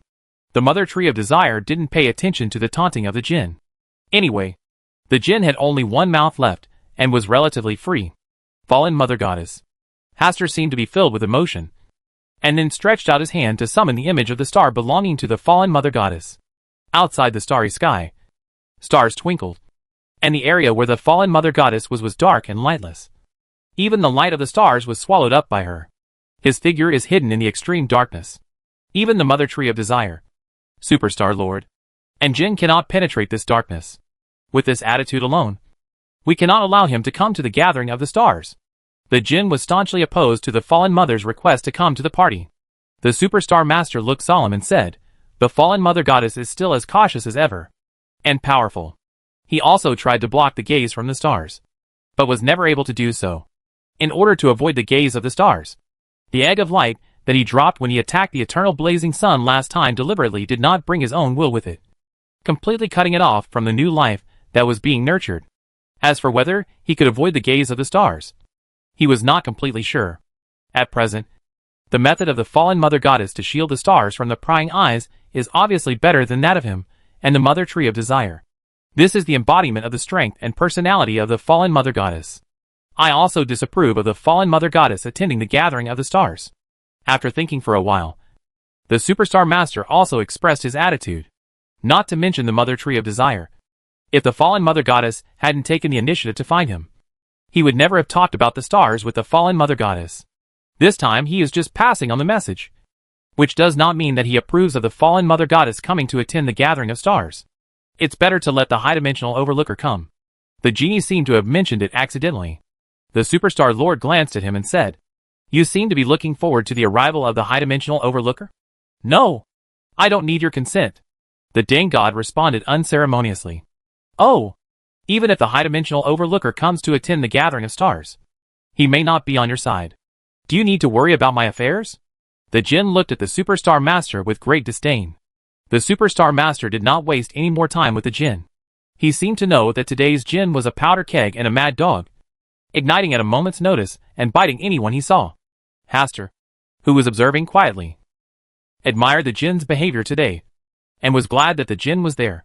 If the foreign gods he brought to the meeting at the beginning were the mother tree of desire and the superstar lord, it is estimated that the entire meeting would be controlled by these two. Hastur dispersed the picture of the star where the fallen mother goddess was, and said with a hint of smile, is the fallen mother goddess starting to get anxious too? The jinn answered naturally, of course he will be anxious. Isn't the moon one of the stars? His words hit home to the concerns of the fallen mother goddess. The moon sequence is one of 2 extraordinary pathways by which the fallen mother goddess was torn to earth. If the stars awaken, the extraordinary path of the moon sequence may be controlled by the stars. This makes it even more difficult for the fallen mother goddess to recover. For the fallen mother goddess, the existence of the stars seems to be naturally on the opposite side of her. This is also the thought in the hearts of the mother tree of desire and the superstar lord. This is also the real reason why they believe that the star returners are unwilling to bring the fallen mother goddess to the gathering of stars. Chapter 175 The Death Loop from the Lord of Mysteries. The words of the jinn god opened up a new way of thinking for Hastur. He had not thought about this before, and he had never thought about occupying the extraordinary path of the moon that originally belonged to the fallen mother goddess. But hearing what the jinn god said, combined with the behavior of the fallen mother goddess, it seems that he really has the ability to occupy the extraordinary path of the moon. Are they all thinking that the returner of the stars must have some ideas about the fallen mother goddess' extraordinary path to the moon? So they are unwilling to bring the fallen mother goddess to the Hall of Stars for a meeting?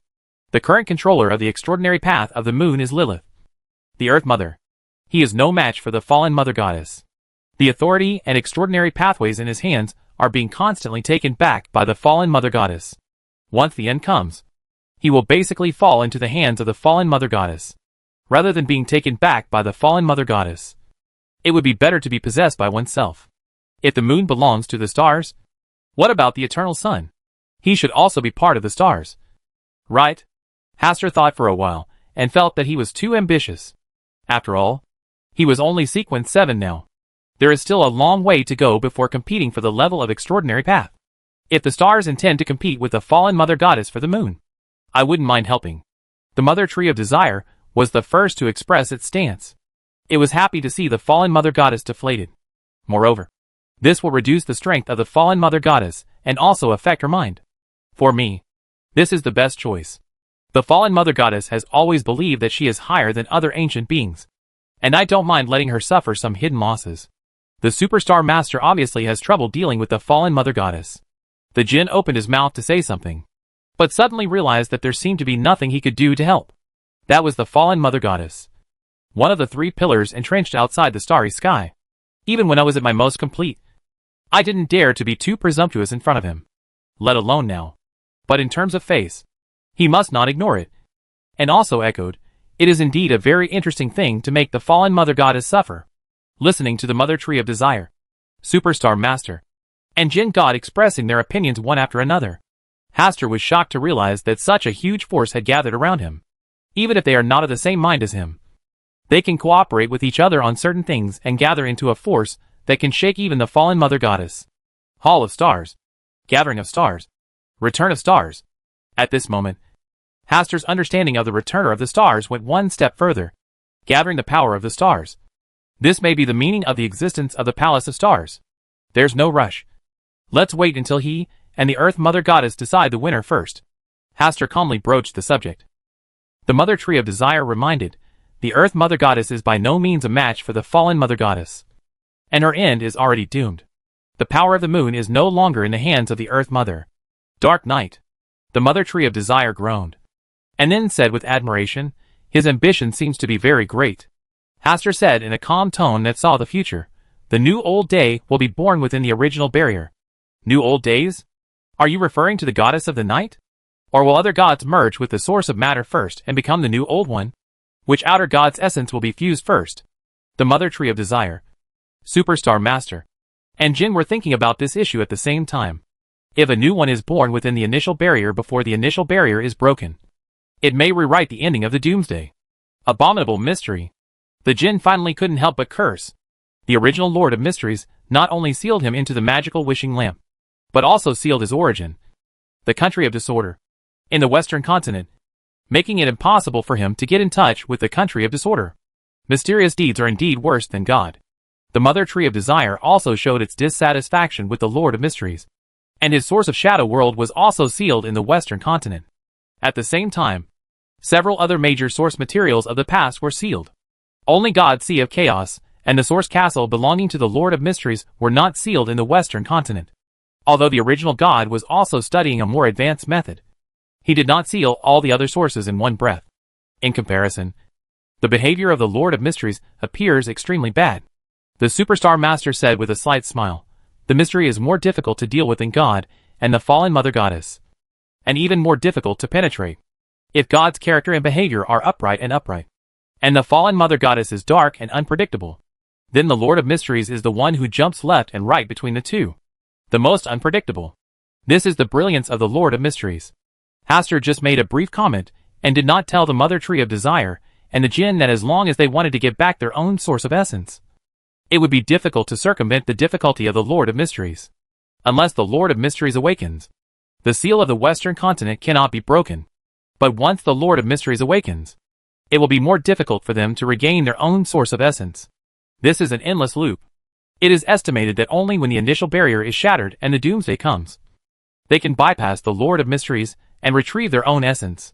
Therefore, no matter how hard the Desire Tree and the Jinn are planning now, As long as the end has not come, they are doing nothing. Hastur was kind-hearted, and could not bear to tell them this disappointing fact. Let them continue to move forward with hope. The jinn thought for a moment, and said in a serious tone, I would like to know if the Lord of Mysteries, who has not yet returned, is also under the gaze of the stars?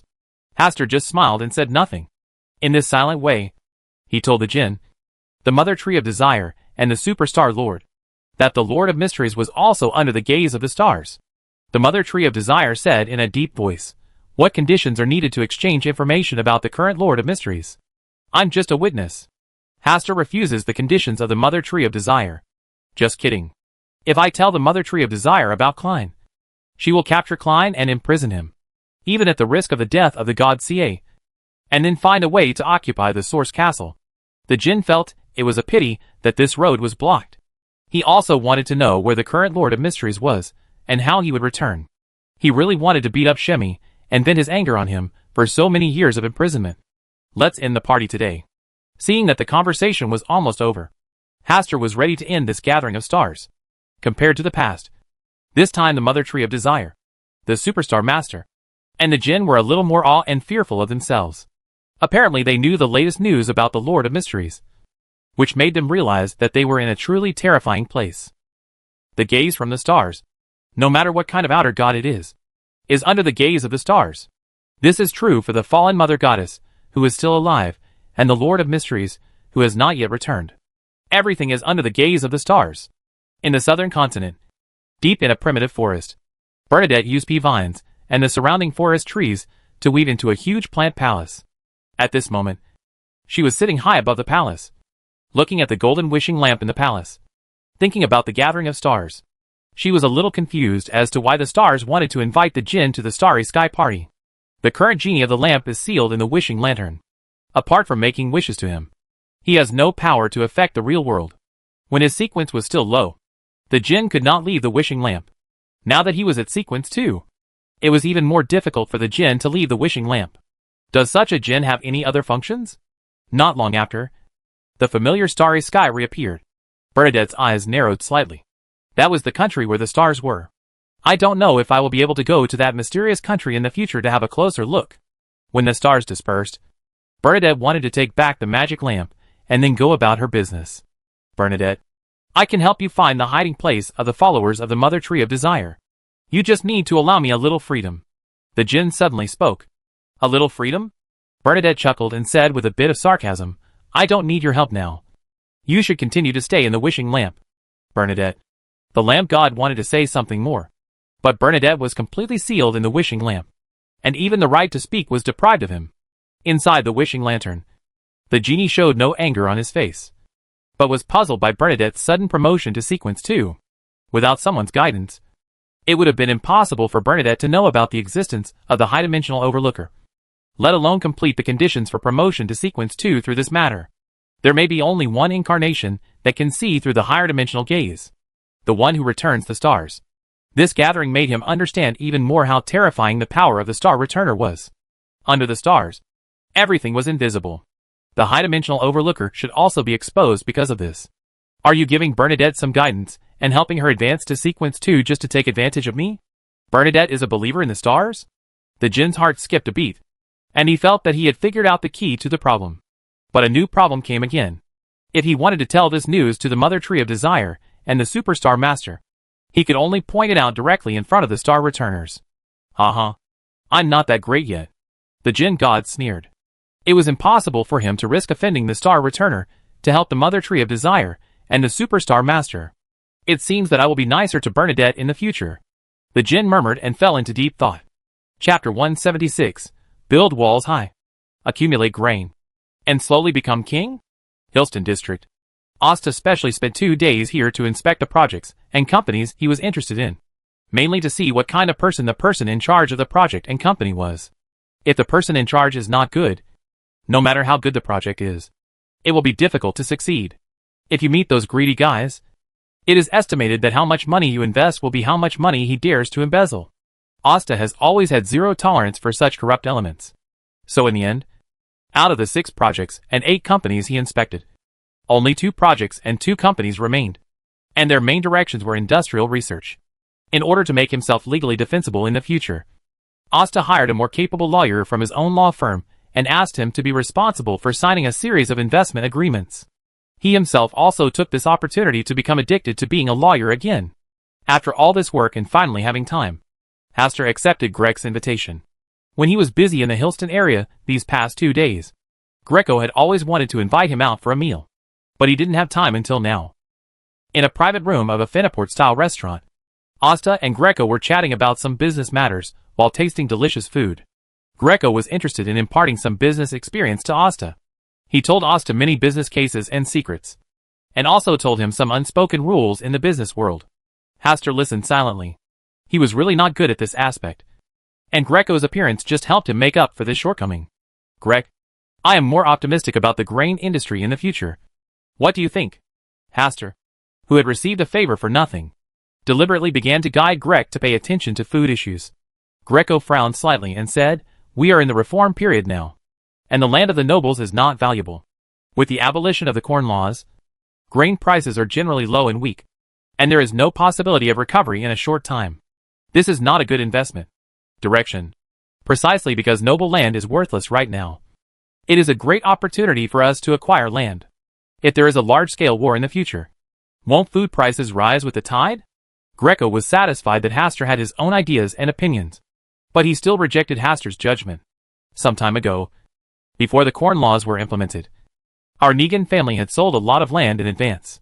My father and uncle would not agree with our family going back to the old path of land. Industry and banking is the focus of our future layout.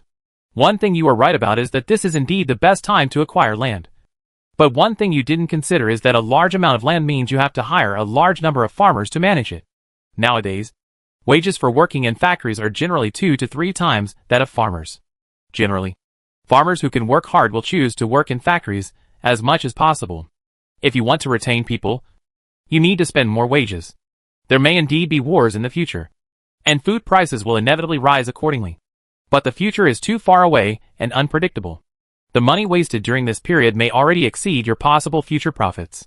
Greco paused for a moment, then smiled and said, "One more thing. Even if food prices rise in the future, our profits from industry and banking will still be far greater than from agriculture. So no matter which aspect you consider, buying land to grow food is not the best choice for our Negan family." Asta listened silently. He had to admit that what Greco said was very reasonable. The benefits of arranging industry and banks were far greater than agriculture. This is the inevitability of the progress of the times. But there was one thing that Greco didn't know. The future of war between nations is not far away. And the financial industry is a ruthless creature in troubled times. Not as substantial as a bag of white grain. The end of the world is only a dozen years away. And no matter how much the current industry develops, it will be extremely limited.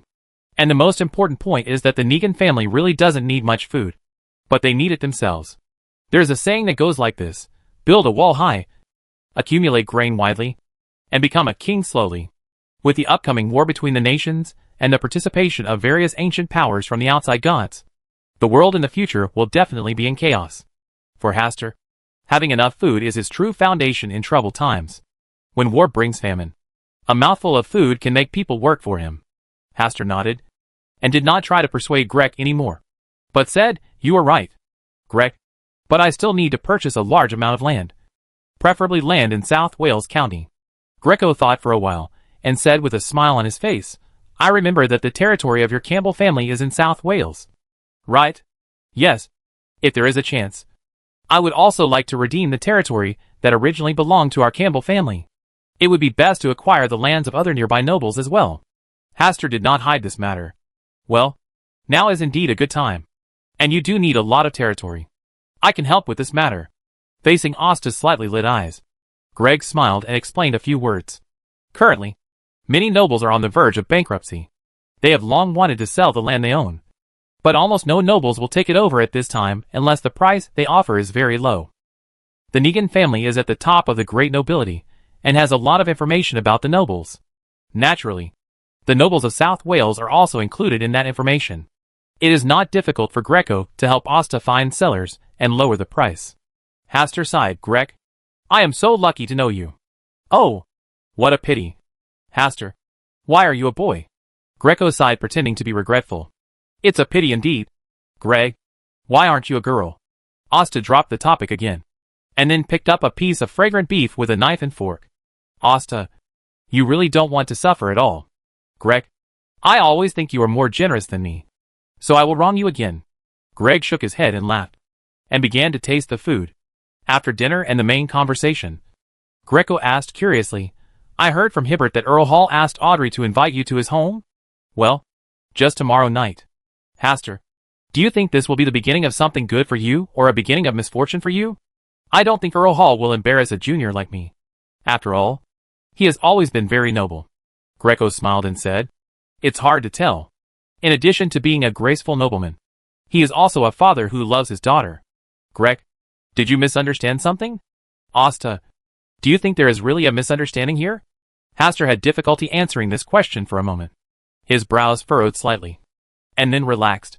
It must be that Earl Hall misunderstood that he and Audrey were just normal friends. Or perhaps Greg had misunderstood, and Earl Hall's invitation was just for a meal. After all, as a parent, he always wanted to see what kind of person his daughter's recent friends were. Sunday night at 6 p.m. Haster got on the carriage heading to Earl Hall's house with Butler Neal's ardent expectations. On the carriage, Haster remembered Butler Neal's encouraging eyes and proud expression. Butler Neal seemed to be proud that his pig would finally eat other people's cabbage. This sense of déjà vu is too strong. Haster opened his mouth to explain that there was nothing between him and Audrey. But Butler Neal just listened with a smile on his face and regarded his explanation as a shy expression of embarrassment. Every one of you thinks about the relationship between men and women. Can't you be more open-minded? Can't you and Audrey just be ordinary friends? Haster sighed and stopped thinking about these troublesome questions. Let's think about how to bribe Earl Hall later. Well, I should say to please him. Haster closed his eyes slightly and began to recall the information about Earl Hall that Greco had given him before. For example, what does Earl Hall like? What is he good at talking about? What abilities does he value most in his juniors? And what are the minefields that need to be paid attention to when getting along with him? The more he thought about it, the more awkward Haster felt. Why does this feel like a son-in-law coming to meet his father-in-law? Haster's mood became more complicated. The carriage rumbled forward and arrived outside Earl Hall's villa. Haster got off the carriage, and the person who came out to greet him was Hibbert, the eldest son of Earl Hall. After greeting him cordially and friendly, Hibbert whispered, Earl Hall is not in a good mood tonight. You have to be careful. Isn't that the case? This is your first time visiting my house. Shouldn't you leave a good impression on the elders? Haster understood immediately, and Hibbert also misunderstood. He could only say, I will try my best to deal with it carefully. I also believe that Earl Hall is a very elegant nobleman. Hibbert patted Haster's shoulder and said, If you feel you can't hold on, you can ask Countess Hall for help. Asta opened his mouth, really wanting to explain himself. I'm just here to be an ordinary guest. Why would everyone be so imaginative? But he still had no explanation in the end. No matter how much he explained to Hibbert, he would only regard it as an excuse for his shyness. Haster remained silent and followed Hibbert on the winding path through the fountain area, arriving in front of a large and luxurious house that had opened its door. Don't feel so heavy. Just relax. Our Earl Hall doesn't like a young man who is too restrained. Faced with Hibbert's careful reminder, Haster could only face it with a polite yet awkward smile. You can't say that the reason why you were silent along the way was because you didn't want to talk to him. Chapter 177 Susie, tonight. I am the real audience. 3 high-hanging crystal lamps, with firelight on the surrounding walls, illuminated every corner of the entire first-floor hall. The road from the hall to the restaurant was covered with expensive light red carpet, and 2 rows of maids in black and white uniforms stood in each row. Arriving at the restaurant, a long dining table was placed vertically, filled with all kinds of exquisite dishes, cutlery, forks and other tableware. The maids began to get busy in an orderly manner. Earl Hall was wearing a formal tuxedo, sitting at the top of the table. His face was as usual, and there was no sign of any mood swings.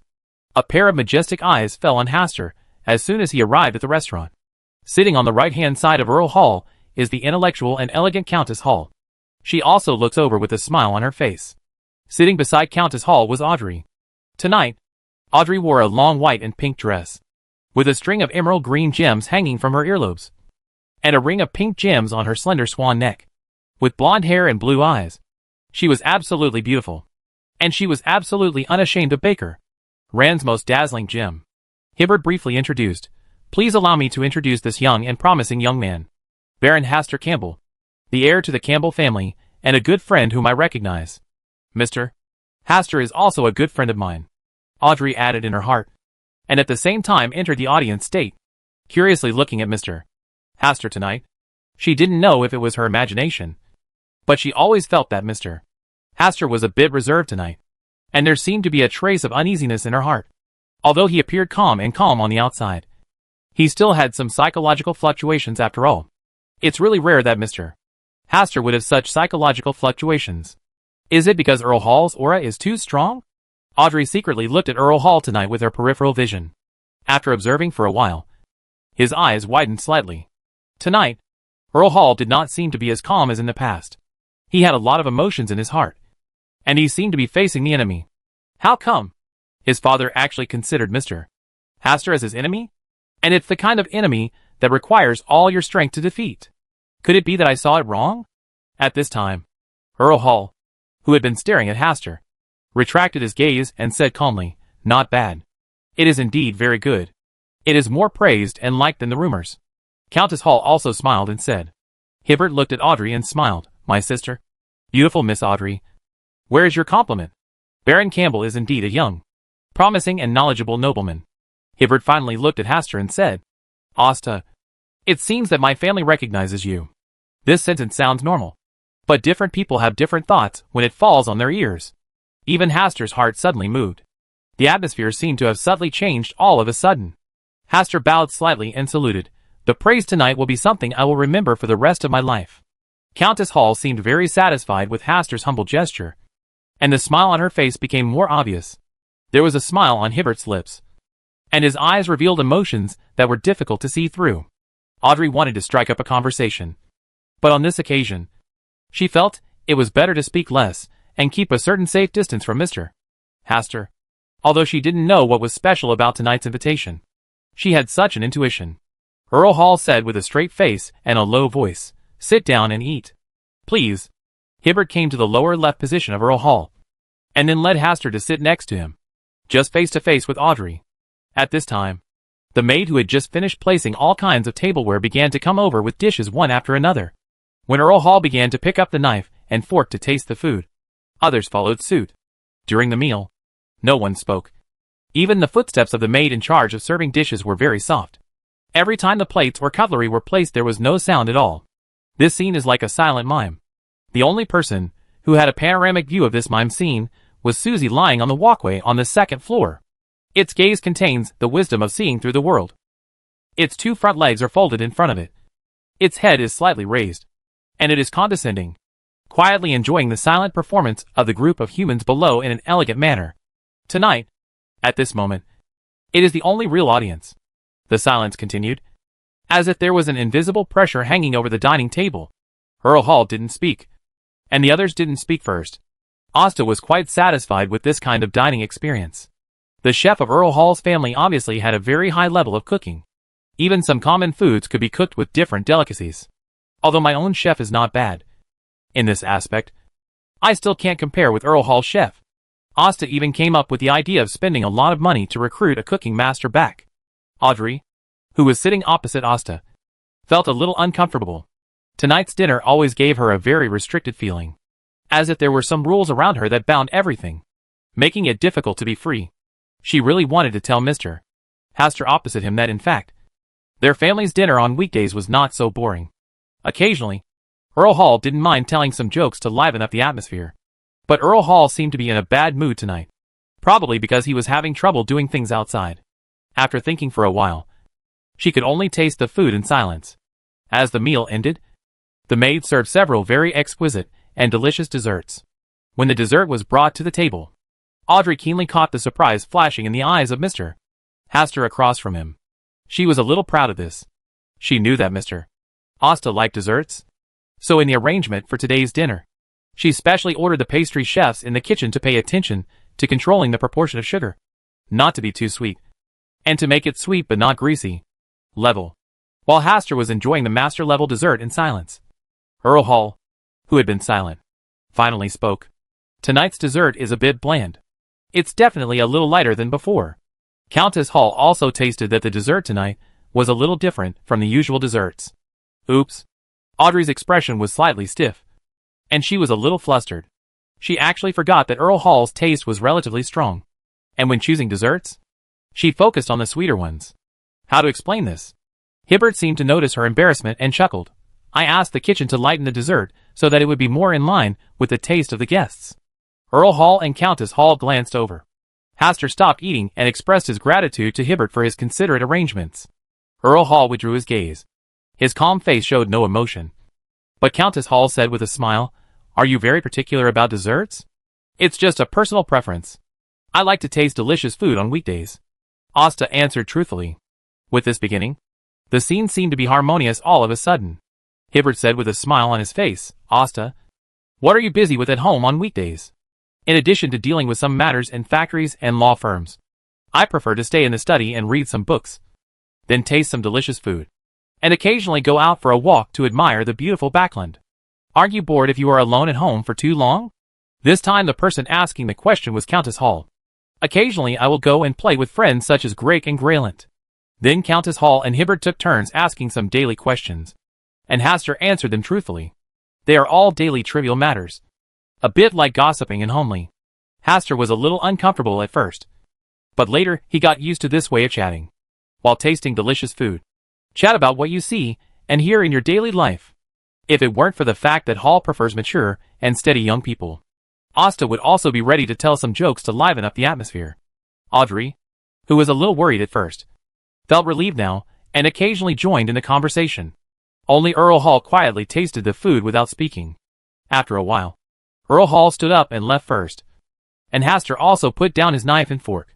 Hibbert smiled and said, "Asta, don't be so restrained. Our Earl Hall always leaves the table early. This is to leave space for us juniors to communicate." Countess Hall also stopped eating, but she did not leave the table. She also smiled and said, "You are the guest tonight, and your wishes come first. Thank you for your kindness." Hastur just finished the food on his plate and stopped eating. He wasn't used to making people wait. It would have been rude. When the dinner was over, Hibbert motioned to the maid waiting by the side to put away the things on the table. Hibbert invited, "Asta, would you mind chatting with our Countess Hall?" "It's my pleasure." Hastur got up and followed Hibbert, Countess Hall, and Audrey to the garden behind the villa. On the second floor, Susie, the real audience member, watched Hastur and others leave, stood up from the ground, shook her body, and followed to the back garden. Chapter 178 Drawing of Hell in the Garden. Under the crimson moonlight, the garden, which was already in full bloom, was now covered with a layer of light red gauze, making it even more delicate and beautiful. In the small garden pavilion, Bert and Hastur were sitting on one side, and Audrey was holding Countess Hall's arm and sitting on the other side. Without Earl Hall present, Hibbert and Audrey seemed much more relaxed and comfortable, and Hastur also felt that this atmosphere was very good.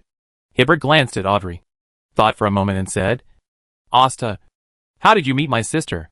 Miss Audrey was also invited to the party organized by Greylant, and we had the opportunity to chat for a few words.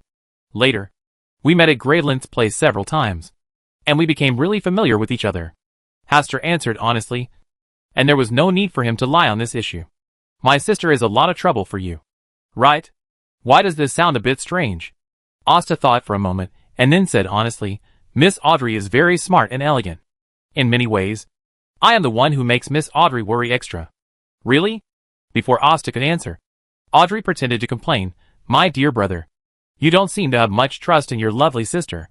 It is precisely because of my understanding and trust in you that I have such doubts." Hibbert's answer made Audrey gently shake Countess Hall's arm, and said coquettishly, "My dearest and just Countess Hall, you should give your daughter a fair trial." "Right?" Countess Hall smiled and patted Audrey's hand. "Of course. My Audrey has always been the daughter I am most proud of. She is excellent and perfect in every aspect. Countess Hall, your eyes are as wise as ever." Audrey glanced at Hibbert quite proudly, and when she caught a glimpse of Asta's surprised expression from the corner of her eye, her cheeks felt slightly hot. She even forgot that Mr. Hastur was still there. The coquettish and cute Audrey just now would definitely break the elegant and generous image of herself in Mr. Hastur's mind. "Right?" Hastur remained silent. He was indeed a little surprised. But what surprised him was not that Audrey still had a coquettish and cute side, but that he felt that Earl Hall's family atmosphere was really good. Perhaps only such a happy and free family atmosphere can cultivate a simple and kind-hearted aristocratic girl like Audrey. The reason why Audrey is Backlund's most dazzling gem is precisely because she has received just the right amount of carving since she was born. As she grew, the dazzling light of gems naturally began to shine throughout Backlund. After talking for a while, Hibbert excused himself and left, leaving Hastur to spend time with Countess Hall and Audrey. Without Hibbert present, Audrey was much more relaxed, always with a slight smile on her face. Sometimes she communicated with Hastur, and sometimes she told Countess Hall what happened when she had a party with Hastur, Grey Lint and others. Some interesting things. For example, Grey Linty's little golden retriever can do backflips, is very smart, and can understand people's words. In the distance, Susie was silently hiding under the flowers, disdainfully turning her body. It has learned such a simple movement as a backflip at a very young age. Is this a skill worthy of praise? As for being smart and listening to others, can it be compared to that? It can also turn the pages of books by itself. The book says, humility is a good moral character. When Susie thought of these words, she no longer had any intention of competing with the little golden retriever. She held her head up slightly and wagged her tail in a happy mood. At the small pavilion in the garden, Countess Hall glanced at the smiling Audrey, then at the calm Asta opposite, yawned slightly and said, "I'm a little tired. I need to take a rest." Audrey stood up and wanted to help Countess Hall go back to her room to rest. Countess Hall shook her head and said, "Leaving guests here alone is not the way our Count Hall family treats guests." "My dear Countess Hall, you are right." Audrey smiled and waved, and asked the maid on the side to escort Countess Hall back to her room to rest. Soon, Asta and Audrey were alone in this small pavilion. "Mr. Hastur, are you satisfied with tonight's dessert? The level is very good. I even want to recruit one of your chefs back." "That's probably difficult. Every chef is a valuable asset to our family. It seems that I don't have this luck anymore." Hastur also understands that loyalty is often the first priority for a chef in a noble family. Chefs who are not loyal enough are prone to poisoning their meals once they are bribed by hostile forces. "Mr. Asta can often come to our home as a guest." Audrey provided Asta with a solution. "It's my pleasure." Audrey sighed. "Oh, it turns out that you only need dessert to make Mr. Hastur compromise. That's the price of having great food. Will Mr. Hastur make some delicious food yourself? When I was alone, I would do it because I would really starve to death if I didn't do it. But I don't do it now because I'm too lazy to do it. This is too real. How was Miss Audrey's cooking class?" Audrey was silent for a while, then blinked and smiled. "Mr. Hastur, let me take you for a walk in the garden. It's just too boring to sit like this." Asta was a little surprised. Isn't Audrey good at cooking? But with her intelligence, it shouldn't be difficult to master cooking skills. Right? Hastur did not continue to ask, because it would be impolite to ask further. He accepted Audrey's invitation and followed her around the garden. The back garden of Earl Hall's house is so large that the boundary cannot be seen at a glance.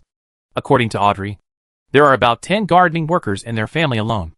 Under the crimson moonlight, on the garden path paved with white cobblestones, flowers bloomed on both sides.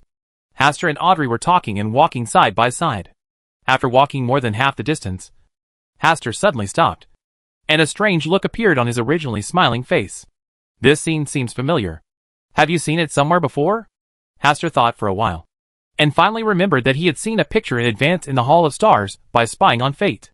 The painting was similar to the current situation, and the surrounding scenery was also very different. The only difference is that Earl Hall does not appear in this picture yet. Hastur breathed a sigh of relief. Fortunately, the H.L. drawing did not come true. "Mr. Hastur, what's wrong with you? Are you feeling unwell?"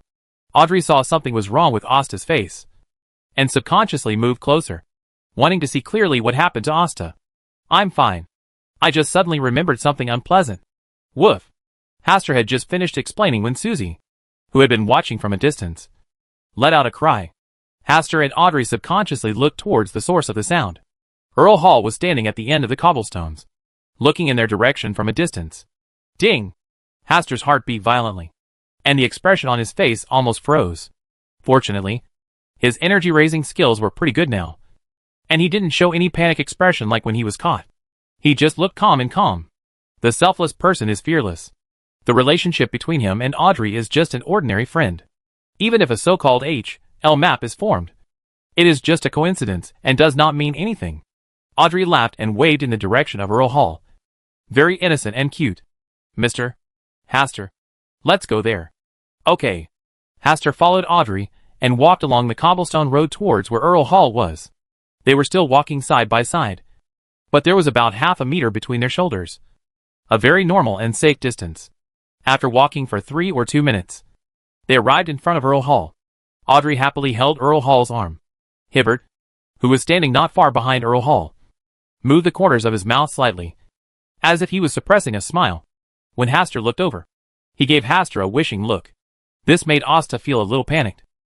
Although he didn't think there was anything wrong with the scene just now, he couldn't help but feel embarrassed because he had spied on this drawing of H.L. last time. I came to the banquet tonight, but in order to bribe Earl Hall. But now, before he started to please Earl Hall saw the scene just now. He didn't think Earl Hall would think of anything else at all. Under such lish start, Hastur found it difficult to bribe Earl Hall. Earl Hall chatted with Audrey for a few words, and Audrey said goodbye and left. At this time, only Hastur, Earl Hall and Hibbert, who was standing a little far away, were left. The smile that Earl Hall showed to Audrey just now also faded away at this moment. Not saying a word put a lot of pressure on Hastur. This pressure comes from his status as Audrey's father, not from his status as a powerful earl. Hastur sighed in his heart. Just by looking at this look, he knew that the current Earl Hall didn't like him very much. If this were a TV series, he could even predict Earl Hall's next words. You approached my daughter in order to take the opportunity to please me and let me help you get promoted to the title? Chapter 179 Use Magic to Defeat Magic. After a depressing silence, Earl Hall finally spoke. Why do you think I invited you to my home tonight? Hey, this is actually the problem. Asta was a little surprised. He thought that Earl Hall was about to transform into a domineering father who loved and protected his daughter. It seems that Earl Hall is indeed a very elegant nobleman, and even his questions are circumstantial. Asta thought for a while and said, because I am too close to Miss Audrey. I deliberately invited me to my home as a guest. Firstly, it is to see what I am like.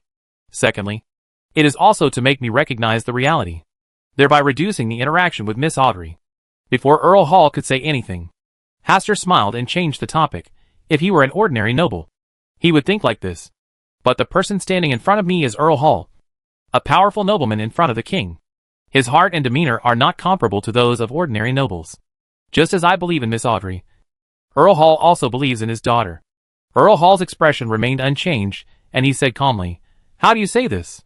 You will not interfere with Miss Audrey's choice of friends, nor will you invite me to your home out of such boring thoughts. Under your guidance, Miss Audrey has become elegant, confident, and intelligent. You believe in her vision of people, and will only respect the friends she makes. She will not do anything extra to influence or interfere with Audrey, Miss Lee's choice. You are a wise man who has experienced the world, and you also believe in Miss Audrey's wisdom in handling things. She has begun to grow up. You will only give her the freedom to choose, and you will not always restrain her growth. Hastur's sincerity and sincerity coupled with some flattering words made Earl Hall's eyes, which had always been indifferent to emotion and anger, shine with a strange light. Hastur's words were not purely to please Earl Hall, but a judgment based on his understanding of him and his attitude tonight. He believed that Earl Hall was different from Greco and Hibbert. Earl Hall was not a simple and superficial person. Such a person could not be deeply trusted by the king. Reality is not a TV series, and Earl Hall is not the kind of character who can be summed up with just one adjective. He is an elder full of wisdom, even though his belly is already a little bigger. Earl Hall looked at Hastur, and then said slowly, I am very satisfied with your answer. It is because of my understanding of you that I can make such a judgment. Oh, you know me well? I just know that no one in your position is a fool. Your thoughts are different from those of Greco and Hibbert. They will only see me getting close to Miss Audrey, and then have some unauthorized thoughts. Misunderstand? After Hastur finished speaking, he gave Hibbert, who was behind Earl Hall, an apologetic look. There was no way. This was indeed his true thought, and in order to please Earl Hall in front of him, he could only feel sorry for Hibbert first, believing that he would understand his difficulties. A slight smile appeared on Earl Hall's face. Hibbert really likes to make decisions without permission. He seems to simply think that I invited you to my home tonight for the sake of matters between you and Audrey. As a father, I certainly don't like my daughter to make friends with people with ulterior motives, but I believe in Audrey's vision and judgment. She has grown up, and is fully capable of making choices about her own affairs. For as a father, this is something to be proud of. I invite you to be my guest tonight. Firstly, I want to meet the younger generation of nobles in the Lone Kingdom. Secondly, I also want to see how outstanding the guy Voltaire's son is. Ah? Hastur was really stunned. Was Earl Hall good friends with Voltaire Campbell? In my own impression, there seems to be no beautiful picture of the two of them living in harmony. Earl Hall saw Hastur's doubts and said with emotion, when he was young, Voltaire was indeed a very good young man, and he was worthy of praise in many aspects. Unfortunately, after he got married and had his own children, he seemed to be a different person. He is different from me. After I had my own child, I started working hard in order to give my child a better future. Through Earl Hall's narration, Hastur could imagine the story of the two of them when they were young, before Voltaire got married and had children. His light should have been very dazzling, while Count Hall seemed relatively ordinary.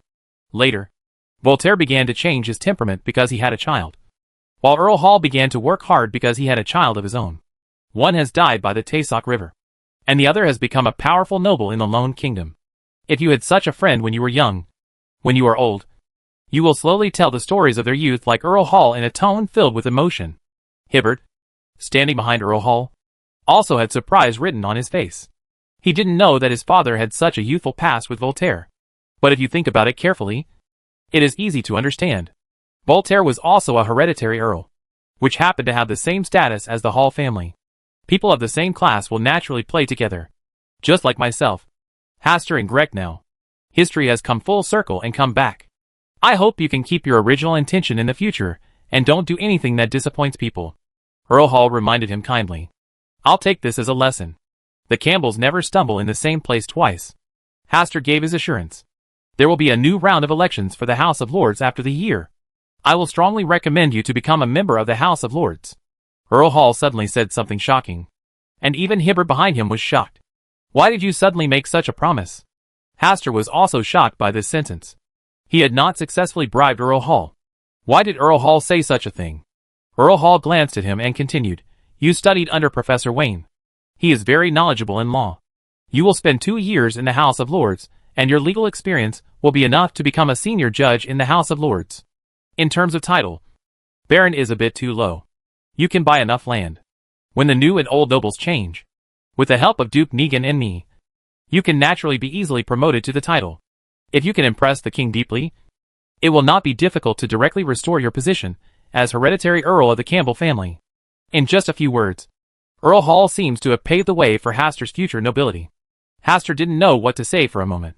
According to normal logic, even if Earl Hall is not specifically targeting him, he would not help him in this way. Right? Is it for Voltaire's sake? But this doesn't seem to make sense.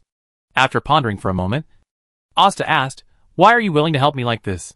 You said before that I trust my daughter's vision. Since she thinks highly of you and seeks my help for you, I will naturally meet her small request. Earl Hall's tone was very calm, as if becoming a member of the House of Lords, a senior judge, and being promoted to a peerage was an easy matter. It turned out that Miss Audrey interceded for him and asked for Earl Hall's support. Hastur's doubts were somewhat relieved, but he soon felt that something sounded wrong about what he said. Did Earl Hall say this to allow himself to accept Audrey's favor? Emperor Russell once said this, Politics is not about fighting and killing, but about human relations. The corner of Hastur's mouth twitched slightly, and Russell's classic quotation came again. Why does this guy have such a sense of existence? Thank you for your kindness. Can you let me go back and think about it seriously? Hastur thought about it, and decided to delay it for a while, giving himself enough time to review the matter and guess Earl Hall's true intention. Otherwise, it would be difficult for him to accept such good intentions. Go back and think about it. Earl Hall's originally gentle tone suddenly became a little colder. Baron Hastur Campbell, are you going to reject my kindness? Emperor Russell once said, There is no free bread in the world. Hastur decided to use magic to defeat magic, and said calmly, I don't think I can bear this heavy kindness now. Isn't it that you came to my home tonight to seek my help? Yes, but your help is so direct that I dare not accept it easily. Hastur told the truth that he did want to seek help from Earl Hall, but he did not want to owe a huge favor because of it. And this kind of arranged path always makes people feel unhappy from the bottom of their hearts. The help he wanted was not so direct. He just hoped that Earl Hall would not deliberately block his promotion channel at critical moments in the future. To put it simply, The helpful relationship he hopes to establish with Earl Hall is based on interests rather than favors. Earl Hall saw through Hastur's thoughts and sneered at the corner of his mouth. Innocent. Do you think everything can go in the direction you want? In the face of the interests of the nobility, favor is just a tool to be used. It seems that you did not learn the essence of how to be a qualified nobleman. An unqualified naive nobleman. Oh! Go back. Earl Hall did not give Hastur a chance to speak again, and directly issued an eviction order without mercy. Chapter 180. The father-in-law looks after his son-in-law. The entrance of the villa. Hibbert sent Hastur away, and after walking out of the door, he spoke. Asta, why did you refuse this kindness just now? It was so sudden. It felt like it was out of control. Hastur sighed. He had been thinking about this problem along the way. He needed Earl Hall's help, and Earl Hall made it clear that he would support him, and even paved a bright road for him. Why would I refuse such a good offer? Why not just accept it openly? Hibbert took a deep look at Hastur and said, Asta, you can never control everything. I understand this. Hastur nodded. He really understood this. But facing Earl Hall's sudden kindness, his first thought was to refuse. He had a feeling at that time that as long as he agreed, he would be tied to the Hall family chariot, interests and favors. In this regard, he is indeed not a qualified nobleman. The lesson tonight is worth recalling. Seeing the troubled look on Hastur's face, Hibbert smiled and patted his shoulder and said, This is only the first time we meet. You will still have the opportunity to please our Earl Hall in the future. Hope so. Hastur could only place all his hopes on the hound that had not yet been trained to be a good person. But he felt that after this incident, it was very unlikely to repair the relationship with Earl Hall. When I go back, think carefully about what my father said. He usually doesn't say too many irrelevant things to others. Hibbert left the last words to Hastur and watched Hastur leave in the carriage. After Hastur's carriage went away, he frowned slightly. To be honest, he couldn't understand what Earl Hall was thinking tonight. Even if you want to help Hastur get promoted to a peerage, you shouldn't be so explicit and direct. Right? The lone nobles have always been a symbol of reserve and restraint. He was just as puzzled as Hastur. Returning to the villa, he came to the study, where Earl Hall was waiting for his return. His face was very calm.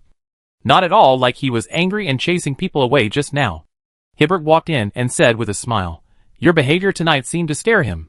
Why do you think I suddenly said those things?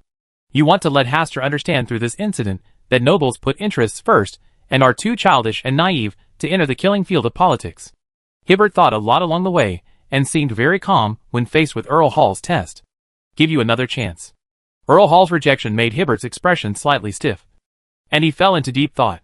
After a long time, Hibbert said uncertainly, Are you really angry because of the friendship between Hastur and Audrey? So you deliberately used this method to scare him away? Earl Hall's face darkened. An invisible majesty enveloped Hibbert. In this regard, Hastur is right. You are really stupid. You can only see what is happening on the surface, and then make associations without authorization. Hibbert, who was scolded, couldn't say a word and sighed in his heart. Even Hastur, the person involved, didn't understand this problem. How could he, an outsider, completely understand it? Among the nobles, interests are indeed the most important thing. But not everyone is willing to do this. In addition to interests, there are also favors. The reason why he rejected my kindness was because the help he was seeking was offset by benefits, not by owed favors. This is his self-confidence and his innocence. When he reaches my position, he is just a baron. What benefits can he bring to me? Hibbert listened to Earl Hall's instructions and said thoughtfully, Do you want to bind Hastur to the chariot of our Hall family through favors? Earl Hall had a smile on his face, but he still rejected Hibbert's guess. This is what he can't understand. Hibbert really wanted to say something. Why do you have to go around like this? It's understandable that his father has many evil intentions. But Hastur has so many evil intentions. He is obviously so young. How did you detect something wrong from your father's questions? I'm actually very satisfied with his performance tonight. Earl Hall's sudden change of topic made Hibbert almost lose track of his thoughts. He had clearly issued an eviction order with a sullen face just now. But now he said he was satisfied with Hastur? After thinking for a while, Hibbert asked out his confusion. Since you were satisfied, why do you want to be a villain for nothing? Asta's performance tonight was too simple and naive, and lacked real training. Giving him a little setback can help him go further. Hibbert couldn't understand this again. Is this satisfied with Hastur's simplicity and innocence? Or is he dissatisfied? At this stage, I am very satisfied with his innocence in some aspects. This may also be the reason why Audrey is willing to get close to him. He is relatively pure, and does not have too many selfish desires. Hibbert turned sideways silently, and said nothing. Just now, he said that he had made unauthorized associations with the relationship between Hastur and Audrey. But what about the beloved Earl Hall? Doesn't what he did seem to be testing Hastur's character? The father-in-law looks after the son-in-law? His sense of substitution is even stronger than mine. Hibbert was sure that Earl Hall must have his own personal emotions involved in tonight's incident, especially when he scolded Hastur for being naive and asked him to leave. Hastur returned home and sat in the study thinking about Earl Hall's intentions tonight. He didn't think Earl Hall was a person who would show his emotions so easily. But his performance tonight was very puzzling. He showed kindness in front of him. But then, he told him to go home directly. It's inexplicable. Asta sighed, took out his pocket watch and looked at the time. It was already past 10 o'clock. He had no intention of continuing to think about this issue. No matter what Earl Hall's true thoughts are. Just take your time and go your own way. After walking out of the study, Butler Neal looked sad at the door. Finally he couldn't help but said, I have always believed that the future of the Baron is limitless. I hope you will not be discouraged because of what happened tonight. Asta was stunned for a moment, then smiled and said, Butler Neal, thank you for your comfort. Butler Neal gave Hastur a look that encouraged him to work hard, and then went to do other things. Even Butler Neal is so good at making associations. So no wonder Greco and Hibbert are thinking wrongly. Fortunately, Miss Audrey is not thinking wildly, Hastur murmured, choosing to take a bath, and then go back to his room to rest. The Hall of Stars. Hastur's eyes fell on the star where the high-dimensional overlooker was. The white crystal eyeball, which was originally normal, was discovered by the personnel guarding the bell tower. They regarded this thing as a divine object given by God, and even built a small chapel to enshrine the white crystal eyeball. The white crystal eyeballs emit a hazy light, which seems to be affecting the people around them. But not many people come to believe in it. Most of them come to watch it just out of curiosity. Except for the clock keeper who discovered it. Other personnel did not show too much fanatical worship. There should be the consciousness of a high-dimensional observer in the white crystal eyeball. Otherwise, I shouldn't be able to see the scene. Does the high-dimensional overlooker want to develop his own followers in this way? This is too casual. It doesn't show any miracles. Nor does it show anything too abnormal. Except for the fact that it emits a little light. Hastur stared for a long time, but chose to continue watching. If the high-dimensional overlooker really develops his followers in this way, it can also provide him with some future reference. After looking at this side, I looked at another small spot of light. The incarnation of the high-dimensional overlooker no longer stayed at the seaside, but was sailing on the sea following a ship. His attire has changed into a classic sailor look, and he even does hard work on the ship. Did you come here specifically to experience life? Hastur really didn't understand the thoughts of those who were looking down from higher dimensions. After watching for a while, Hastur glanced at the other stars. There is nothing unusual about it. Only the lamp god is unfortunately sealed in the wishing lamp. Late at night, in Mrs. Germani's room, the crimson light outside the window spread little by little along the edge of the window, and a shadow that melted into the darkness silently came into the room from outside the window. Mrs. Germani, who was already lying in bed, woke up immediately and looked at the graceful figure in front of the mirror as if there was no one around. You came in through the window again. Don't you have a long memory? Don't be so cold. I didn't mean to hurt your sweetheart last time.